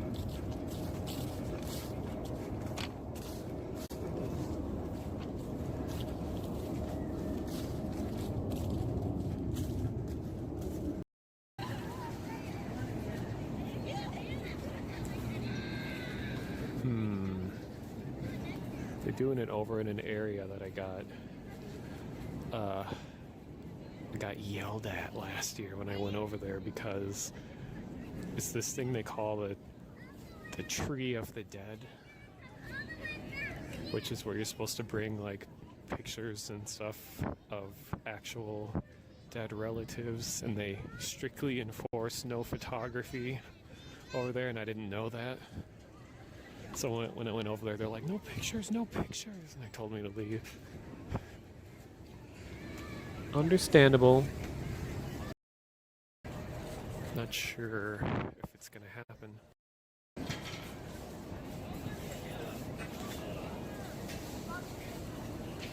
Some kind of like Silent Hill looking thing.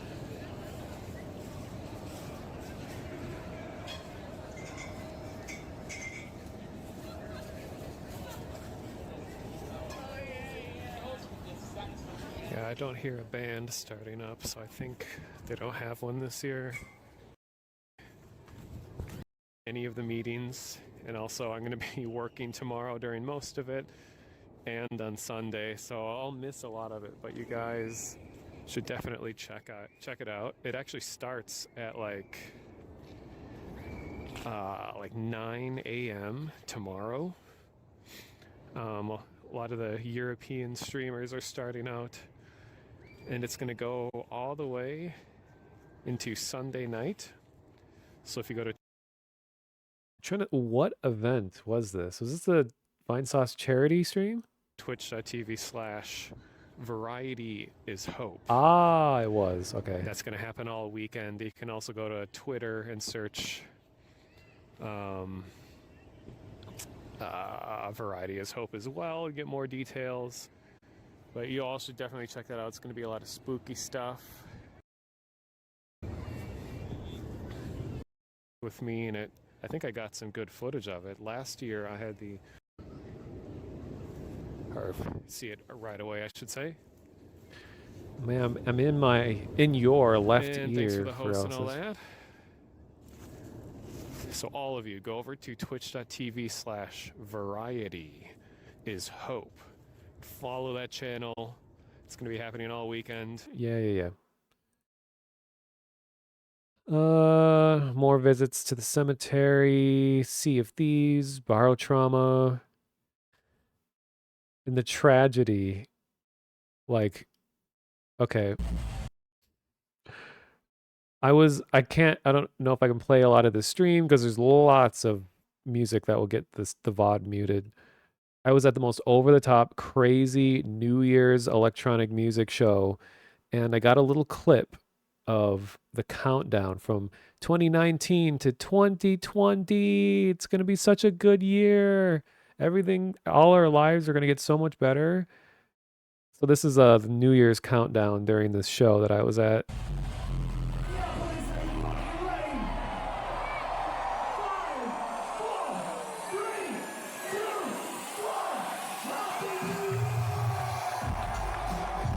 2020.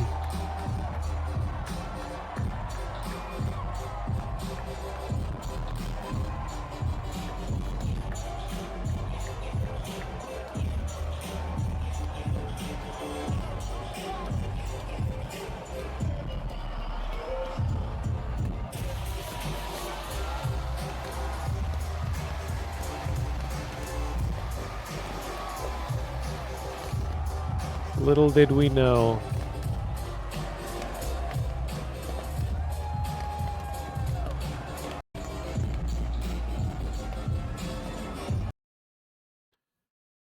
I'll really quickly scan through some of the moments from the show that were just insane.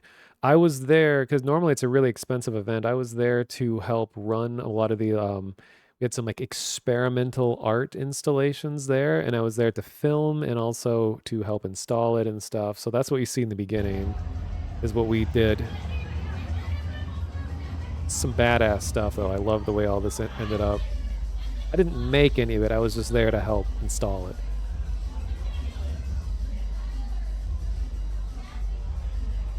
Oh, and funny thing, if any of you know the Whittler, he's in a lot of communities, especially Sphinx's community. He performed at the show, and I met him in person. I think I have a little recording of him playing here as well.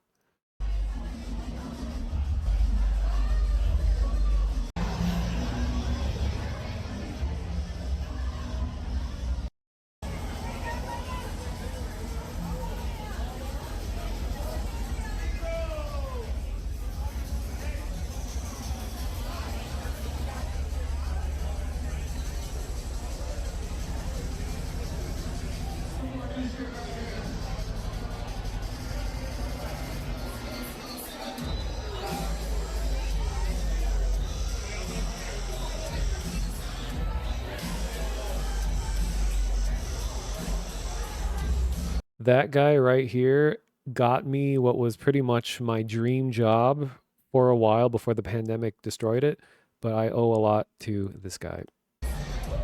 Cool dude.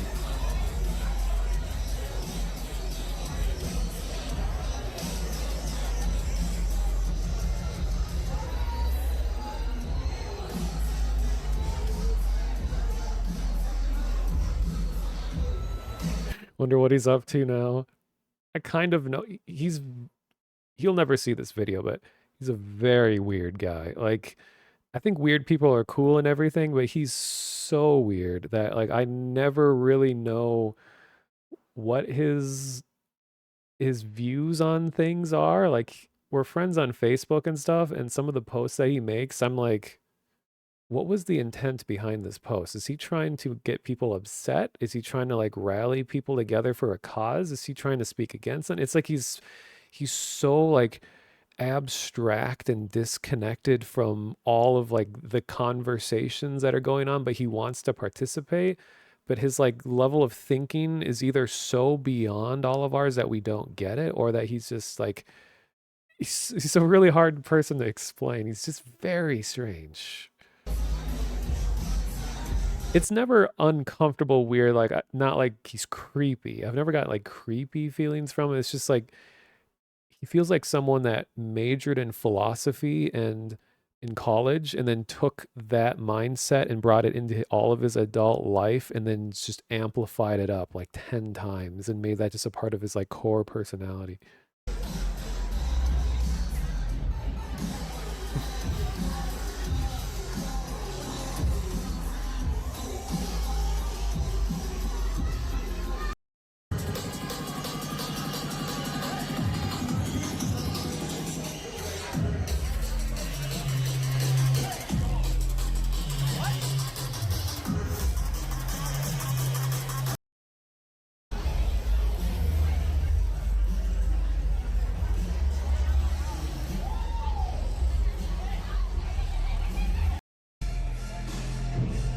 See, that was the underground stage, and this is all at a place called the Armory, which was a former munitions storage bunker during World War II that they converted into an event venue. So the whole area that we were just looking at was the underground parking lot of the building that they converted into like kind of the more like gritty music, and then the main stage is where I'm going now, and this shit is insane. And I had earplugs in the entire night. If I was anywhere near any of this, like earplugs saved my hearing. It was like the loudest event I've ever been to before. Oh, look at this. Oh no, it got muted. Oh, okay, never mind. It was a data problem.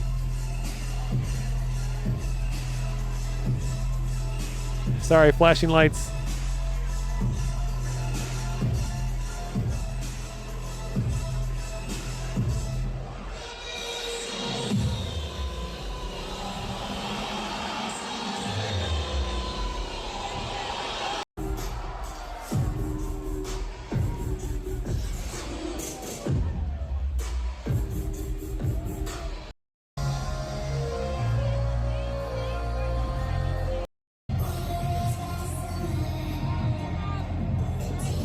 I just love the visuals.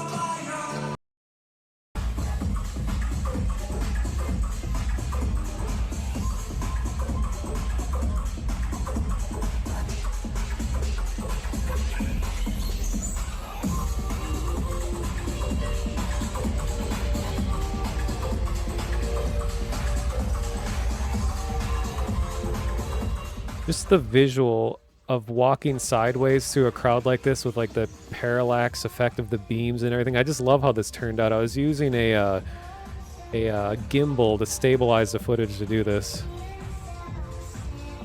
It's like how this looks.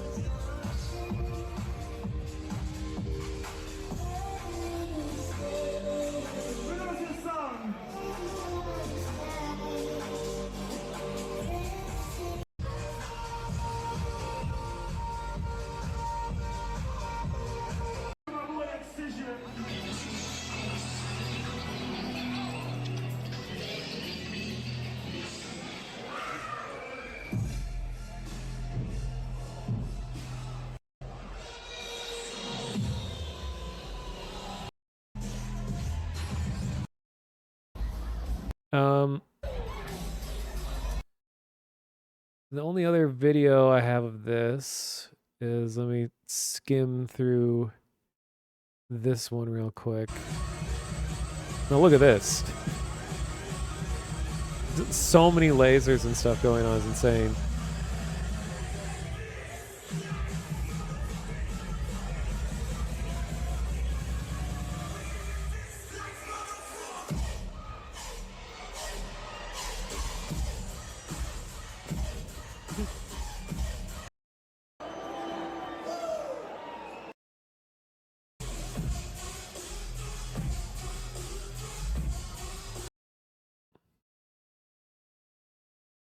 Muted.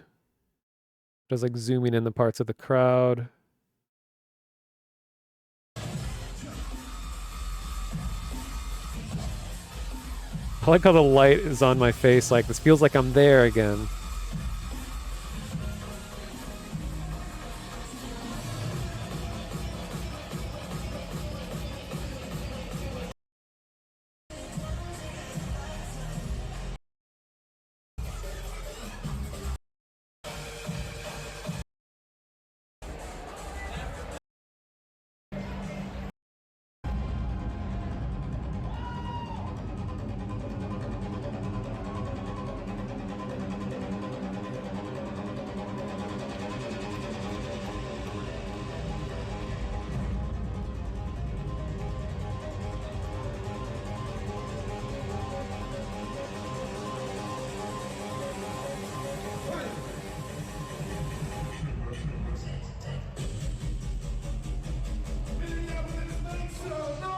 Make some noise.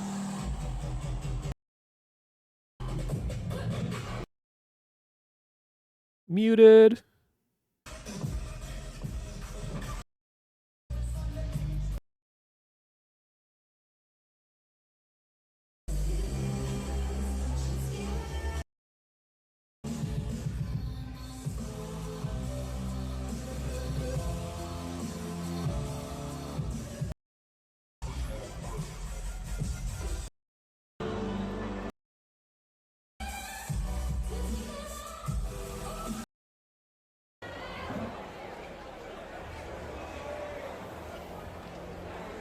And then what you usually don't see is kind of when they turn all the lights on and they're like, all right, everyone get out. We're closing the main stage, get out.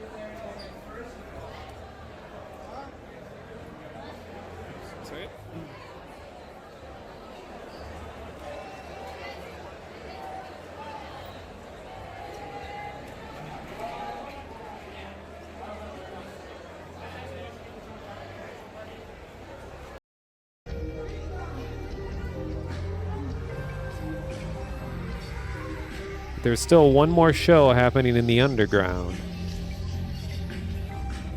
I just loved all the effects that they had in this little area with all like the lasers going across the ceiling and the pipes and stuff.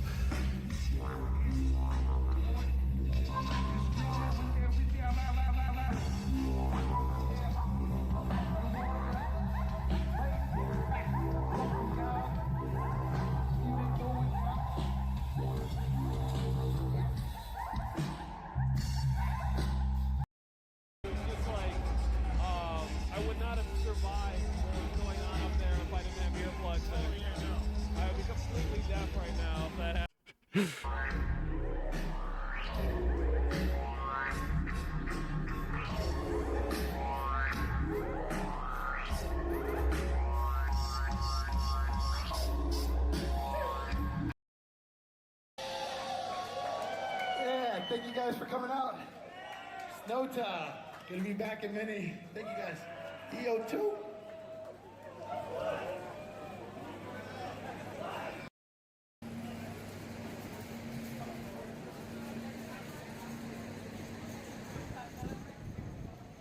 It's just so eerie, if not a bit liminal, when you're in a music venue, when all the music is done, and all you hear is just the sound of like vacuums and like heating units and non-musical things. See you all tomorrow night.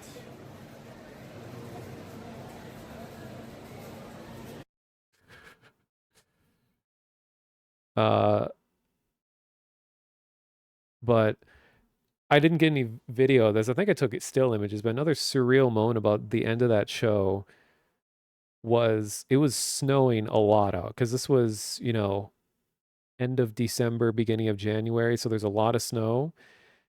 And when we got out of the venue, it had been snowing a lot, and we're just suddenly, you know, really loud, booming music. There was really kind of hot and sweaty in the place of all the people and the energy, you know, electronic stuff all running and the lights. It's just very hot. And then suddenly we're just like dumped outside into the snow, and people were all wearing their like rave clothes with like tank tops and like booty shorts and stuff. And we're just sitting in the snow, like, do you guys know where the train is? And they're like, oh, the train doesn't run this time of night. It's too late. Oh, how am I gonna get home? And they're like, there's buses you can take. I think there's like one bus. Like, oh, I don't have a bus pass. And it's just everyone was just lost and wandering and just like zombies that were just all let out. And a lot of them were probably super high or just on any number of drugs and stuff. And now they're just let loose all into the tundras, the like Siberian landscape of Minneapolis in early January.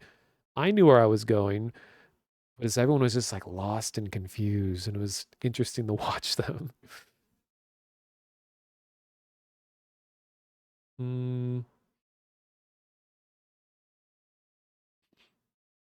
and the thousand times that I played Half-Life 2 in VR in different occasions, and I think I'm due for another Half-Life 2 in VR because I have not yet played the official HL2 VR, or the the really good one, because I normally was just doing Gmod and using their janky VR. Been playing Half-Life Alyx, and another real quick flex is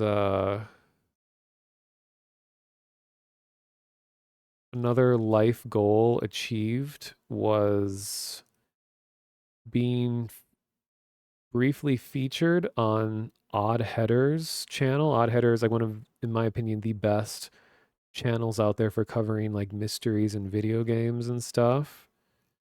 I had no idea I was going to be in this. Sometimes you find an object in a video game so mysterious. Wait a second, when did this get here? Well, I guess today's video is sponsored by Displate. High-quality metal posters that look great anywhere you hang them, with on-demand printing and unique art of seemingly any subject across the globe. As today we dive into the top 10 most mysterious unsolved objects in video games. Use the link down below to get an exclusive discount automatically applied at checkout. Okay, Good so work, Poseidon. Now if we just have some idea of where to begin with this Easter egg. Well, guess I'll get started. No Man's Sky. Thanks to Granivolus for submitting this on the Odd Header Discord. No Man's Sky is a game that had many controversies and mysteries throughout the years, but hard to pin down as the game is constantly changing, as it basically feels like a different game each time I've played it. The core, however, remains essentially the same. Anyway, and then I guess he just saved the best for last, which is fountain that the game refers to as the Pool of Forgetfulness, which has baffled house, leading some to believe the pool could have possibly been involved. Unfortunately, I didn't manage to get a hold of any Elder Scrolls developers to get any hard facts on the matter, but given lots of things about this fountain, chances are they wouldn't remember anyway. Half-Life Alex. Thanks to Randy Lubbers and that Al Dude for submitting this mystery through the Odd Header Discord and website, with additional information from YouTuber and Discord member The Monotonous. 2020's Half-Life Alex was the long-awaited return to the acclaimed first-person sci-fi shooter franchise, after having fans wait 15 years for the mythical Half-Life 3, except this time returning in VR and still managing to avoid that elusive 3. Well, it didn't take long for players to start digging up clues for an extravagant mystery, as literally as soon as the game started, players found a radio that seemed to produce yeah, The Monotonist. I'll give him a break. A number station, and immediately found in the data of the game that it wasn't just a single recording saying numbers, it was actually individually recorded numbers and letters, each being separately. This is footage at the bottom from my video. Broadcast through a random likelihood, which appears to be one of the hardest ways you could possibly program this if it was just supposed to be audio in the background. In addition, there were random robotic voices that were clearly reversed, that appeared to be giving more letters when played backwards, and extremely confusingly, the programming logic specifically says to manually play the characters A14, D7, and V4 more often. While it was actually, I think, V as in Victor 4, not B. all the other random digits are labeled under a function suspiciously called secret random. There's also a second radio that can be found in the Northern Star Hotel later in the game that turns off when you pick it up, which made players believe it needed to be taken to a certain spot to produce more sounds, similar to an Easter egg that was patched into the original Portal, or taking a radio to certain spots created a preview for Portal 2. Strangely, taking this radio out of the area actually crashes the game every time, which is the only object in the game known to do so. A fan reached out to Gabe Newell himself and asked if the radio station Half-Life Alex were part of an ARG, alternate reality game, where codes would lead players off of the game searching elsewhere in the world for clues and promotion for another title. Gabe returned with, "There is no ARG." Damn. No ARG, but why the odd programming logic with the radios? There's also this interview with Gabe with IGN around the same time. Keep in mind the radios in Portal were patched well after release, including an Easter egg teased in the next game. Are there any little Gabe Easter eggs in there, or things that you wanted or suggested? I'm not gonna give up the Easter eggs yet. Fair enough. Yet. Although Gabe has confirmed there isn't an ARG with the radios, there is the possibility that something will be added to the game later, especially as Valve was pretty open after Alex's release that they weren't sure what the next title was. Why do the radios say certain letters more than others? Why are the random numbers labeled secret? Why does this radio turn off when grabbed and suspiciously crash the game when leaving the area? I just have a really hard time imagining all this effort was put in for random radio noise in the background. Wait, did that say 3? And thanks again to Display for sponsoring. So, where all this came from was my little video here, that are forced to, which is, and you can see in the comment here, 4 years ago. Here's Odd Hitter. Damn, I was really wanting to cover this as an Easter egg yet to be found. Unfortunately, doesn't look like there's any real leads, he says. And then I'm like, thanks for taking a look. Yeah, we have so many reasons to think there's something here, but when the head of the company steps in and is like, there is no ARG, it greatly kills the enthusiasm of the community. There still could be some simple Easter eggs here regarding the backwards letters, but it feels like we exhausted every possibility. I'm happy to answer any questions for you. If you still want to cover it in some form, I'm on Twitter and your Discord. And he's like, oh, thanks so much. As soon as I saw your name, I thought, hey, I know that guy, which is kind of funny. I think he's just being nice because I've never actually interacted with him outside of this, but this was a great video altogether. There's so much convincing information you went into that I find Valve's response harder to believe, that the idea there's not something there. Kind of been bummed about this all day. I even thought to buy an Oculus just to try to investigate it further, though Alex is awesome enough to still justify it. Do you see any other developer, or did you see the other developer that responded that said there's no secret message in the radio? Oh, and he's like, that kind of hurt our chances as a whole thing for me, but I guess that still doesn't rule out that there's an Easter egg or something to be found. But I worry covering it would be considered grasping at straws at this point and igniting a wild goose chase. And he says, but anyhow, for me, the most convincing clues are the rare recordings labeled as secret that can also be reversed for more numbers, if I'm getting that correctly. That's got to mean something. The radio on the desk with its own name, stopping as soon as you pick it up, seems to be rather convincing of something also.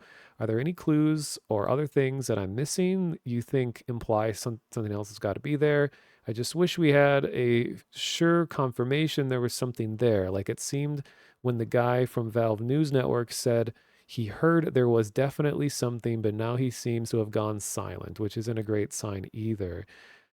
Then I respond with the video here was just me randomly deciding to talk about it on my stream and my audience from memory while I was doing other things. So I was a bit slow to deliver all the information. Thanks for having the patience to sit through it. Oh, geez. And then I wall of text him back. I basically just say, you got the main bits of evidence here. I have a few more things to add. The script generates random alphanumeric pairs as code. The force D7, A14, V4 to appear more frequently. Everything else is random. It made us think, why not just 100% random everything if there's no puzzle here? And then I would talk about the connection to Portal 2 and how they did a similar thing with radios back then.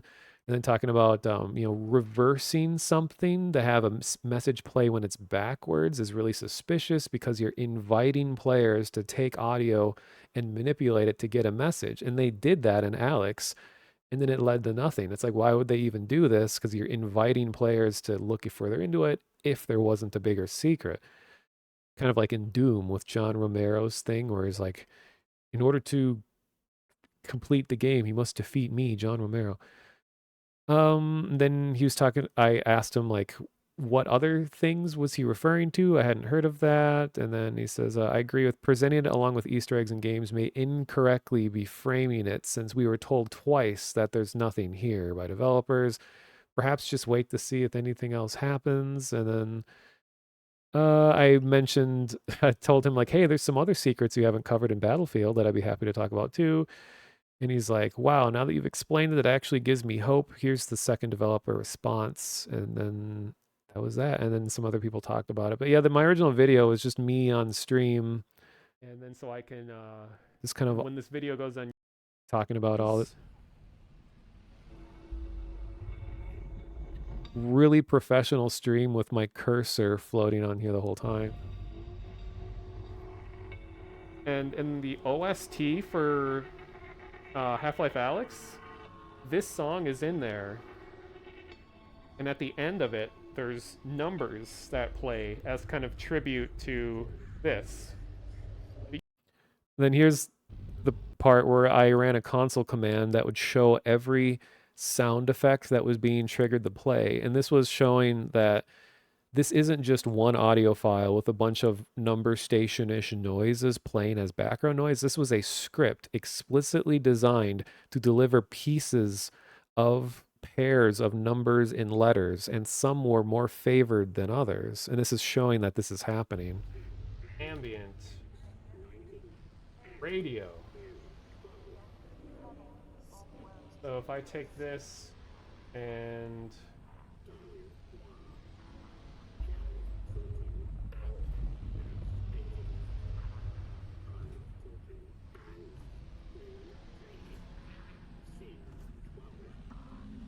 three, which is like a godly thing to do. Okay, this one's good. This is me reversing the audio to show that there's stuff hidden when you play backwards. So it sounds like this normally. Let's reverse it back.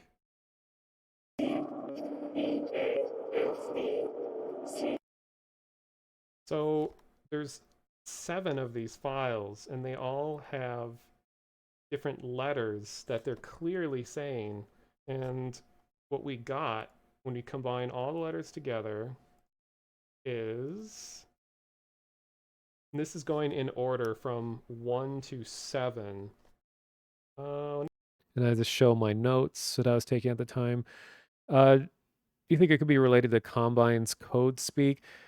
I mean, at the time of recording this, I was kind of aware, not as aware as I became when I became a Combine in a roleplay server or roleplay group in VR chat where we pretend to be Combine, but that I was aware of it. And even looking back at it now, I don't think it's related to any like lore specific Combine stuff. This felt really independent. Like this was operating more on real world number station conventions, way more so than any sort of like in-world Combine related stuff from what I could tell. You should probably share the grounded chef dev picture that's still in there. Yeah, if you're not in the Odd Header Discord and you enjoy this kind of thing, like I almost never type in there anymore, but it's good to check in on because a lot of people that just throw something out there like, hey, does anyone know about this yet? And sometimes just out of the blue, people are like, no one's ever heard of this. Apparently you're the first one to find it. So it's a good resource to figure out, has anyone figured this out yet kind of situation. Audio files are backwards, and then we have to reverse them to hear them. Maybe the intended order is supposed to be that sequence, but backwards. So then I redid everything with the backwards version, and it didn't do anything. There's no meaning behind connector. Connector plays the same role as and it's just meant to be a regular. Says that but one of the biggest smoking guns of all of this whole thing, and it might be hard to find it, but we're looking at the script that makes this work, that makes the radio do what it does. And Oddheader pointed it out in the video, but there is a sequence specifically called like radio secret, which what else could that possibly mean? Reserved a and they even refer to it as number station. V console 0U1. Everything else is random. Yeah, mail number station secret random. And this thing called secret told the script, make sure that these 3 pairs occur more often than all of the random ones. Everything else is random, but these 3 pairs need to occur more often. Why would they put that in if they didn't want us to listen and say like, I'm hearing V4 way more often than other ones. What could that mean? And even more interesting is that they call this thing secret. Mail number station secret random. Like, why are they even calling this? Oops, sorry, there you go. Why are they even calling this secret if there isn't something to be figured out here? Like, why would you evoke such a loaded word? So then this is showing that there's no meaning behind all the terminators. It's just a random thing. And the synthes, the voices that can be reversed, they had 1 through 7. And it just shows that they can appear in any order. There's no forced order. So this means that anytime you hear the backwards voice, the order that it appears is just random. So we're not meant to know an order behind the synthes. And then Tenements 1 is actually the hotel where, and people noted that the domain is not owned by the same owner as all the other Valve related websites. It's a totally different company. Yeah, and there was some URLs that could be found in Half-Life Alyx that you could go to, and they were real websites that ended up not actually going to anything. It's like they had to have planned something. Like, why would they be putting websites around? There's even like a sticky note that says password equals Laszlo with 0, or the O at the end being a 0. Which that could have just been a world building thing because what was his name? The dude, the like Alex, the code guy, he was originally going to be Laszlo, as referred to in Half-Life 2. He that's the password is written on a sticky note in his lab, so that could have just been a world building thing. But ARG, 'cause that is a Russell, yeah, thank very you. long, And then I open the debug stuff tiniest little rotation. where you can watch the map logic, the entities work in real time. And this is such a cool thing to see in VR. Like, you really feel like Hacker Mans when you witness this. Value. And then it puts that out. And then watch. Here. Certain sequences enable some of these relays and they disable other ones.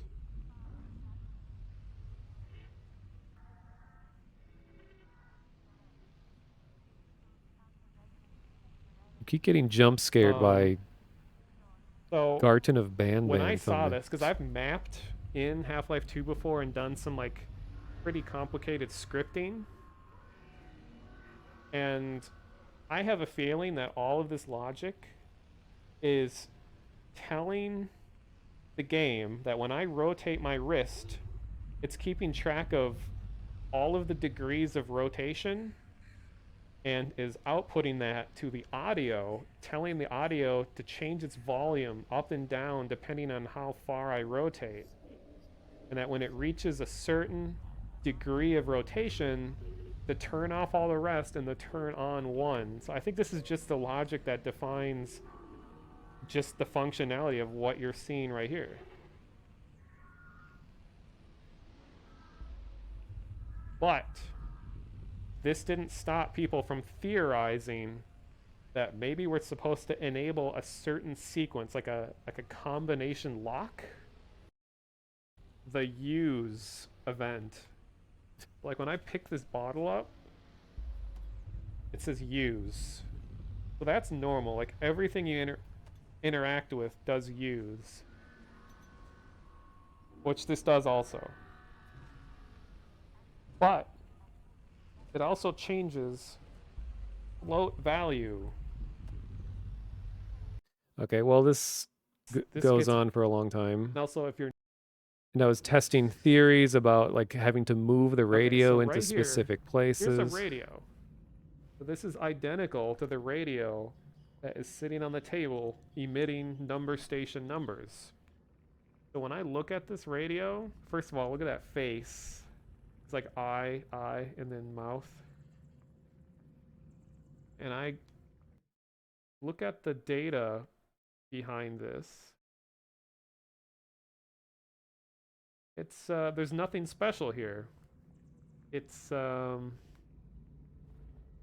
Radio Set 1. It has no name. By default, it's given the name Prop Physics because that's the type of entity it is.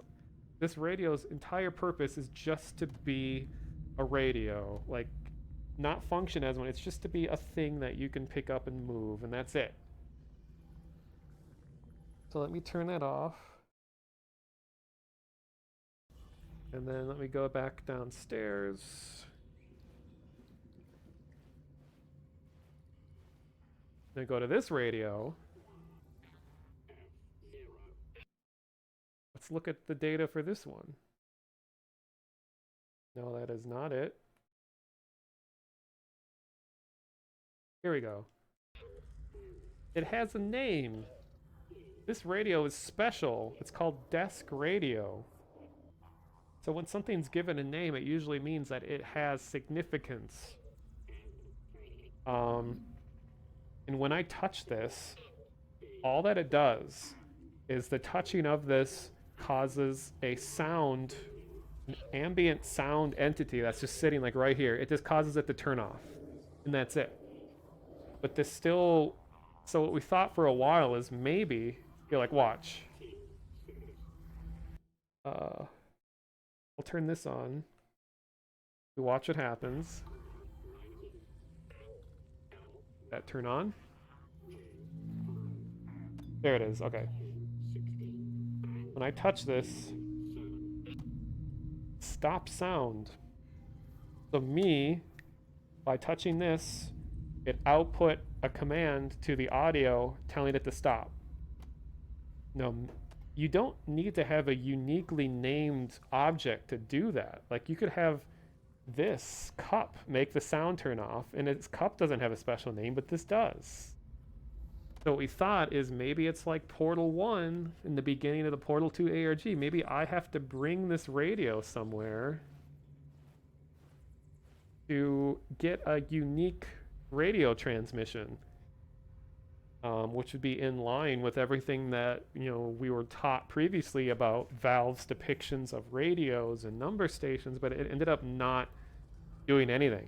Now, I'm not going to turn this command on because it has a history of crashing my game, but there's a command that shows you every trigger in the whole map, and there's a bunch of triggers inside your head. And when I turn it on, it's like a strobe light of flickering in my eyes, which is extremely unpleasant. So people, I'll just summarize this because I'm nearing the 12-hour mark where I have to stop streaming here. Otherwise, I'll just have 2 VODs, and one VOD will be like 30 minutes, and the other one's 12 hours, which is kind of pointless. So I'll just summarize it. Basically, the piano was suspected as being a suspicious thing also because it's like you can play every individual key of the piano, and it's like, what a perfect setup for some kind of mystery. But it ended up not being that. The only scripts that were even attached to the piano was a little sequence where Russell reacts to you playing the piano, and he's like, hey, play a song for me, Alex. And then you do anything, and he's like, oh, I recognize that song or something, and that's it. But I remember when we were sitting here trying to figure out if there was a certain combination of keys or songs, people were trying to convert the coordinates spoken on the number station radio to be musical notes and things. That what I was saying earlier about, like, when you're trying to figure out mysteries in games and you're listening and it feels like you're doing stuff you shouldn't do, or like secrets feel like kind of a fourth wall breaking thing where these secrets are for you, the player, not for your character. But when you have that and you're in VR, it is like an extra layer of unsettling creepiness. Like, I remember I was sitting at this piano in VR, and in real life, I had a real chair below me, perfectly aligned with the piano bench. And I was sitting here playing piano like as I would in real life, and I was reading what people are saying. Okay, try doing this note pattern. Okay, I do that. No. And I was playing this virtual piano. But as I like looked around, sitting here alone in this hotel room or this hotel in the game, I was like looking behind me, and it's just like I play something and, huh, is anything happening? Playing? No, like I was just waiting for even the most subtle thing to happen that would just terrify me, because it would be like, oh my God, I just discovered something new. And nothing ever happened, but it was just that feeling of like, what if, what if, what if, what if? And that is such like an uncanny, unsettling feeling that is actually really appealing when it comes to mysteries like this. Like, stuff doesn't usually scare me or get to me, but when you're treading onto territory that you feel like that you're not supposed to be here, that is actually scary in kind of its own strange way. And then I just talk about everything that I just talked about there. So I have 3 videos of that, and I just have uninterrupted 10 minutes of number station stuff that I gave the people for reference, people that wanted to analyze everything, see if it could be anything.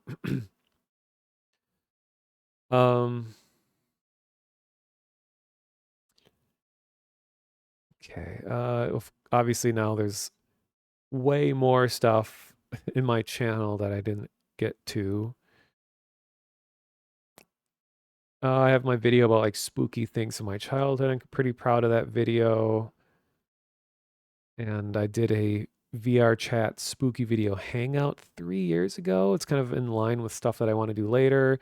Modern times on stream. And then here's me role playing as a Combine soldier, because I had just come from one of the VR chat RP events, and then I just went straight into streaming, and I was like, you know what, I'll just leave all the voice changers and stuff on And I'll just do my stream like this. So this is entirely me in how I started the stream. In my VR track space was so small that it was hard for me to be as expressive as I normally am in VR. So I was trying to make do with what I had, my tiny room at the time. Oh God, don't look at me. Okay, there we go.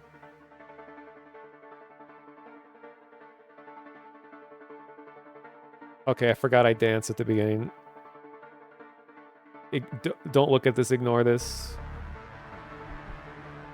Don't look at this.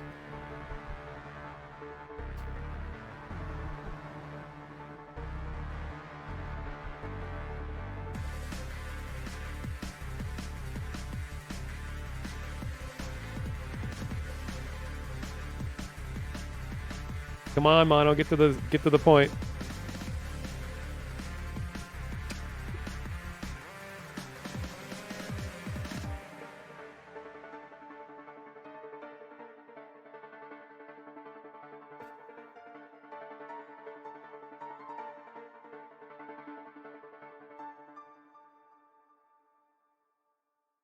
And I didn't have like the smoothing system in, so my movements are all jerky. I know what you must be thinking.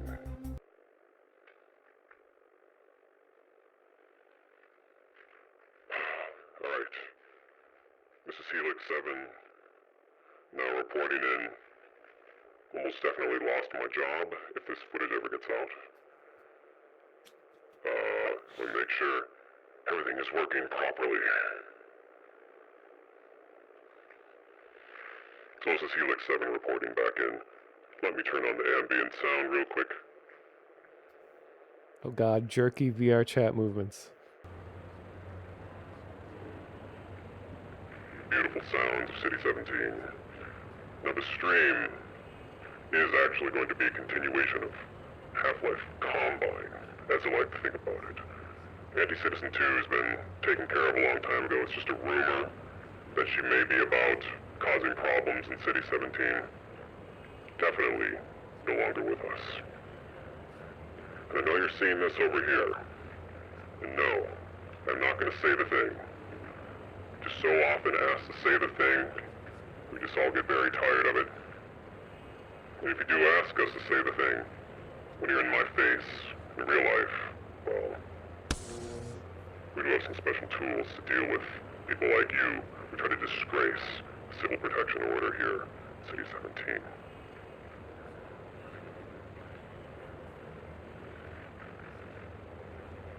Well, this is my life. This alleged Half-Life Alex and Half-Life 2. It's a very long time. I'm awaiting Anti-Citizen 1 to come out of the stasis, to find his way over here. It could be months before I get to do my thing. But this is what they hired me for. Just be waiting here for him to hang out, for him to show up.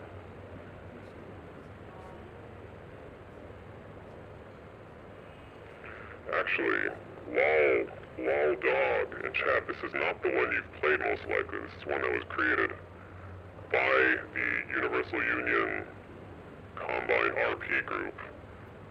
This one has a lot more special care put into it. It was just released yesterday. Earlier today we are given a full tour of the area, and it's very well done. It's been expanded upon in multiple areas.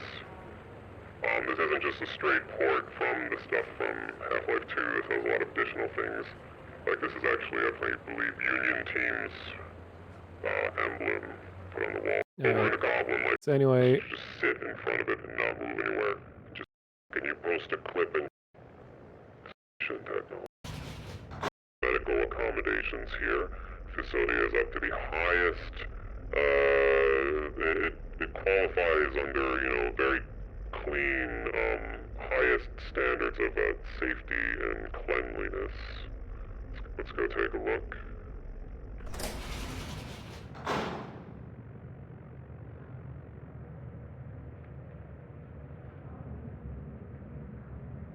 This is before I learned how to do redirected walking and all kinds of like immersive RP stuff. So I have like a choppy completely unprofessional movements. Going down. Just vibrating a little bit.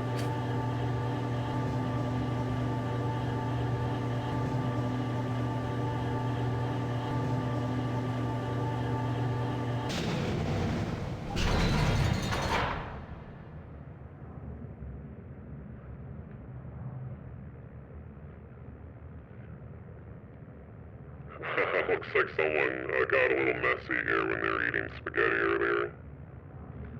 The mattresses are actually in the process of being replaced. We're going to get some Tempur-Pedic memory foam that recall all of your darkest memories, using them for further studies as you recline across it. It's going to be revolutionary.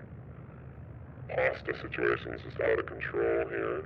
We have this chair here that is designed for comfort. It's ergonomic. As you can see, it accommodates the upper spinal region all the way down, curved to perfectly accommodate, the natural human back alignment down to your feet. Everything is just in the perfect position. We got some entertainment happening here on the side. And if you're a particularly special visitor to us, we have this room over here.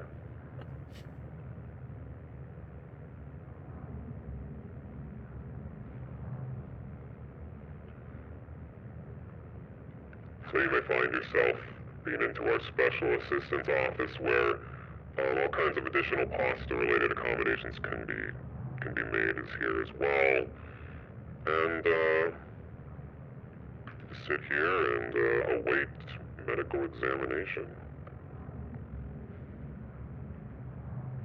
We have the latest in technology at this facility as well. As we can see, we have next generation computer monitor and keyboard.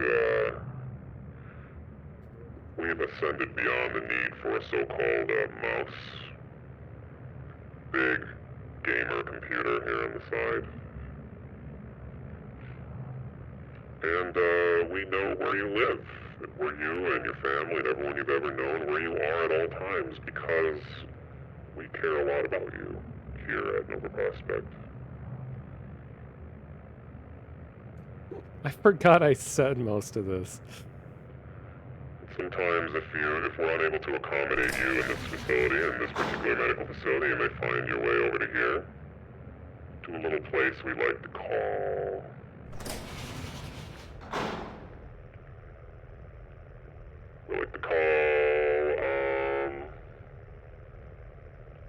Actually, let me just leave you here a minute. I gotta go do something.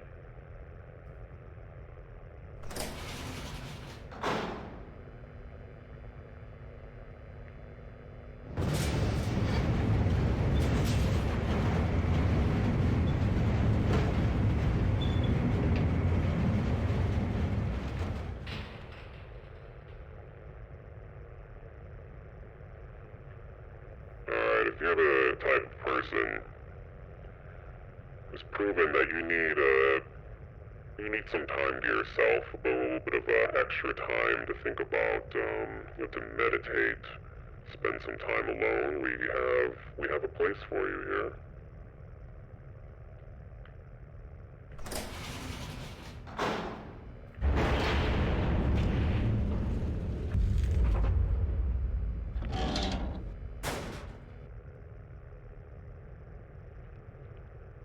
Fully padded floor, ceiling, walls, for maximum comfort, so you can meditate in peace for as long as you need to be here.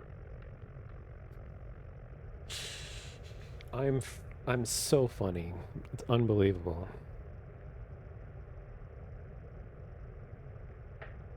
And we have a playground outside, if you just want to relive your childhood, if it's all you have left.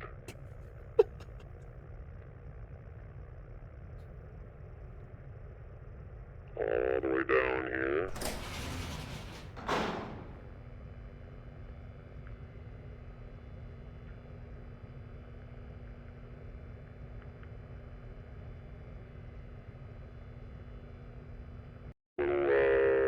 run on one time. Ignore that, that is not Helix. Couple places of significance left. Now, if you're the kind of person who's, requires a lot of extra persuasion in order to tell us the information that you'd like us to know, we have a place for you too. It's right over here.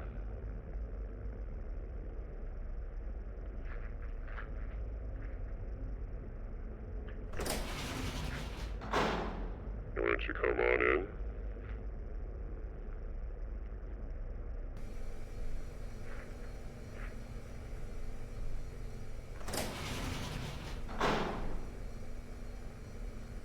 We have some tools that may aid us in better helping you. I've got one of these already. Got a very detailed profile about you and your background, everyone you've ever interacted with, anyone who's of any value to you, where they live, what residential block they reside in, serial numbers. Got a cactus, just to kind of liven up the place a little bit. Something here just to kind of serve as a reminder to any particularly aggressive individuals that may come through that will be met with proper accommodations. Same with this tool here. Now this chair here may look a little familiar. This one comes with some extra accommodations. Let me go turn it on real quick.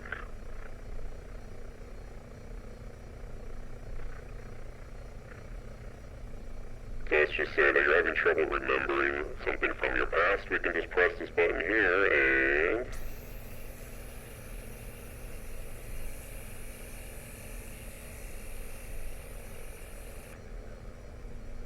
that might help jog your memory a little bit.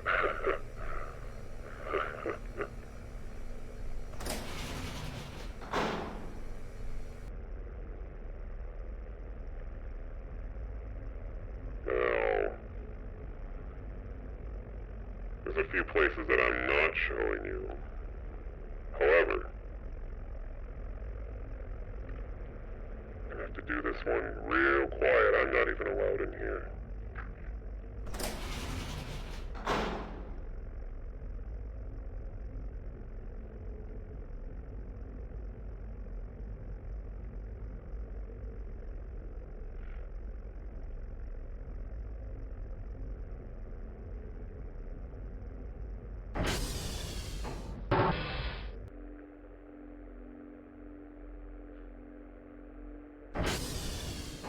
Begin scanning.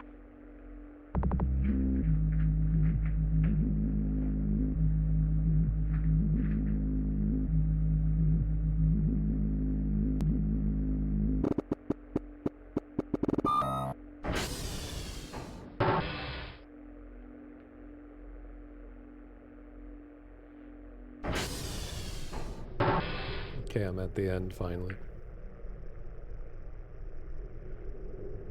Let's just say that you are a particularly valued individual. Someone of significant interest to us. You may find yourself in this space. Just so happens to be that, the administrator is out at the moment.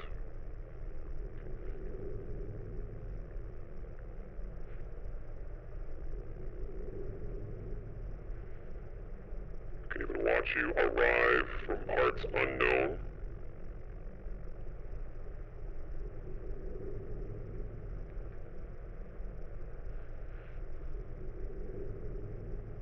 All kinds of functionality that actually does work how you might think it does in this area. I don't think I'd do anything particularly interesting at the end, but like...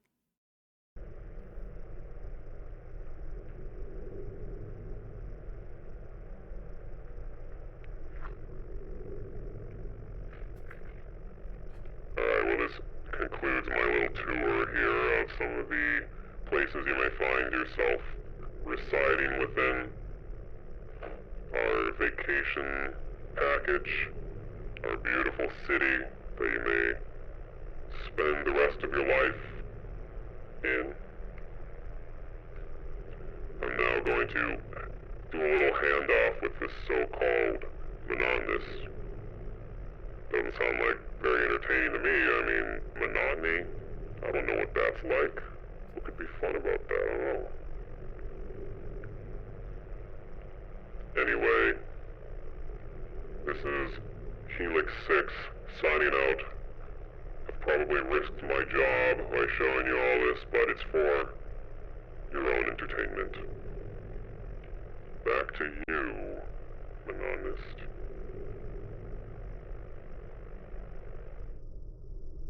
All right, Helix 6, thank you. I'll take it from here.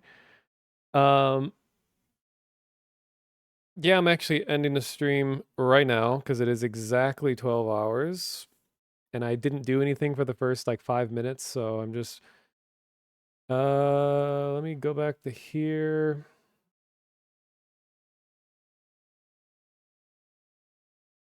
Oh wow. There's sunlight in my room now. But yeah. This is a weird stream, and I can't believe it's actually been this long. Don't like really wearing headphones that much anyway. I don't really have a lot to say. I mean, I appreciate all the raids and the follows and hosts and things that happened during the stream. I kind of feel like I want to do another one of these. I mean, it's a real like self-congratulatory kind of stream. We're just looking at stuff that I did, and I didn't get to a lot of the things that I wanted to talk about, so I don't know. So in the future, when I use the camera like this, I'm not going to be using it like during games all the time or anything, but just going to be when I have streams like this. And this is all kind of a part of just taking little steps and just iterating on how I want to eventually get my life, but streams and working on 3D models and stuff like that. Like some of the other things I had planned, I was potentially going to like do some stuff in Blender or even Bryce 3D software, but I didn't get to do any of that. It didn't really fit with the flow of all the stuff I was talking about. I really appreciate a lot of you who've been here through most of the stream. That is impressive because like no healthy person sits in for 12 hours straight in front of their computer, especially talking the whole time. I think I've gotten better at not losing my voice because I am actually feeling good and awake. I'm so good, I'll stand up as I collapse to the floor because of like circulation. And yes, my crow friend, always there to accommodate me. Which Bryce version? It is Bryce 4. I got it from archive.org. Because it turns out you can get full versions of Bryce with the CD key and everything from archive.org. And I like using the older version. It's jankier in a good way. I'm just going to check who I should raid real quick. God, I'm going over. And do I want your Bryce 7 license? No, I mean, Bryce 4 is doing everything that I want it to do. I don't really feel like I need a newer version.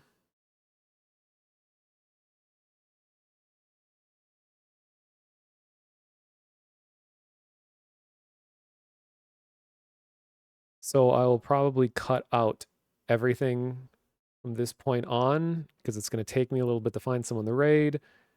So I'm not going to say anything else of value, but I'll just say for the sake of the stream, just thank you to everyone that watched this. If you're watching this VOD on YouTube and you made it through 12 hours, that you may need to seek professional help, but I do appreciate that. I think a lot of people leave my videos just going in the background while they do other things, and it's an honor to be a part of someone's life, even if it is just background noise. I don't see that as an insult. If I can improve other people's lives in any way, that's good because I like doing this. And if I can make other people enjoy their time when I'm here, as well. Everybody wins. Don't know when I'm going to stream next. Might do another stream just kind of like this, just to do more things. Who knows? But if you want to know if because I'll usually talk about if I'm going to stream like a day before I do it. And then I sometimes will be like, hey, I'm about to stream in an hour. So it won't be as much of a surprise if I'm just out of nowhere starting the stream. So I'll put a link to my Discord server real quick. It's linked below the stream along with all my other socials, but if you want to just, chat with other cool people like Inner Evil's there, Lugnato's there, Max is there, Hexagon, I don't know if you're there, but a lot of other cool people hang out there. So here's a link to that. Everyone check their bingo cards. Yeah. What all monotonous bingo do we get today? Talked about a past relationship, went on a huge tangent, had nothing to do with what was going on, while unrelated thing happens in the background. Talked about Morse code at some point. Said something about, hey, I don't stream very often. That's so weird. I want to stream more often, or talked about not having a job. Those are just all the usual recurring themes that happen in these streams. All exciting stuff. Talked about food for a little bit. Yeah, it took about an hour for me to actually start doing the stuff that I want to do in the stream. Talked about odd header at some point. These are all good, very good things. Okay. Now I'm just looking at, as I'm trapped here in my globular prison.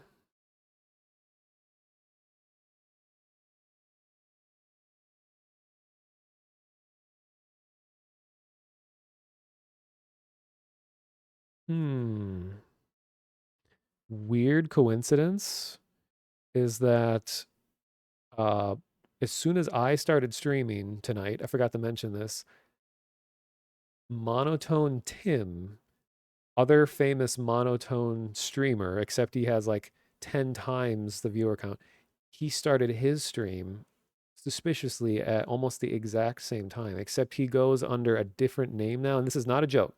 He goes under Stereotone Tim now.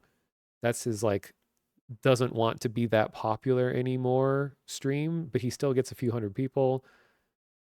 So it is possible for monotonous to ascend to stereotonous. And he's one such example.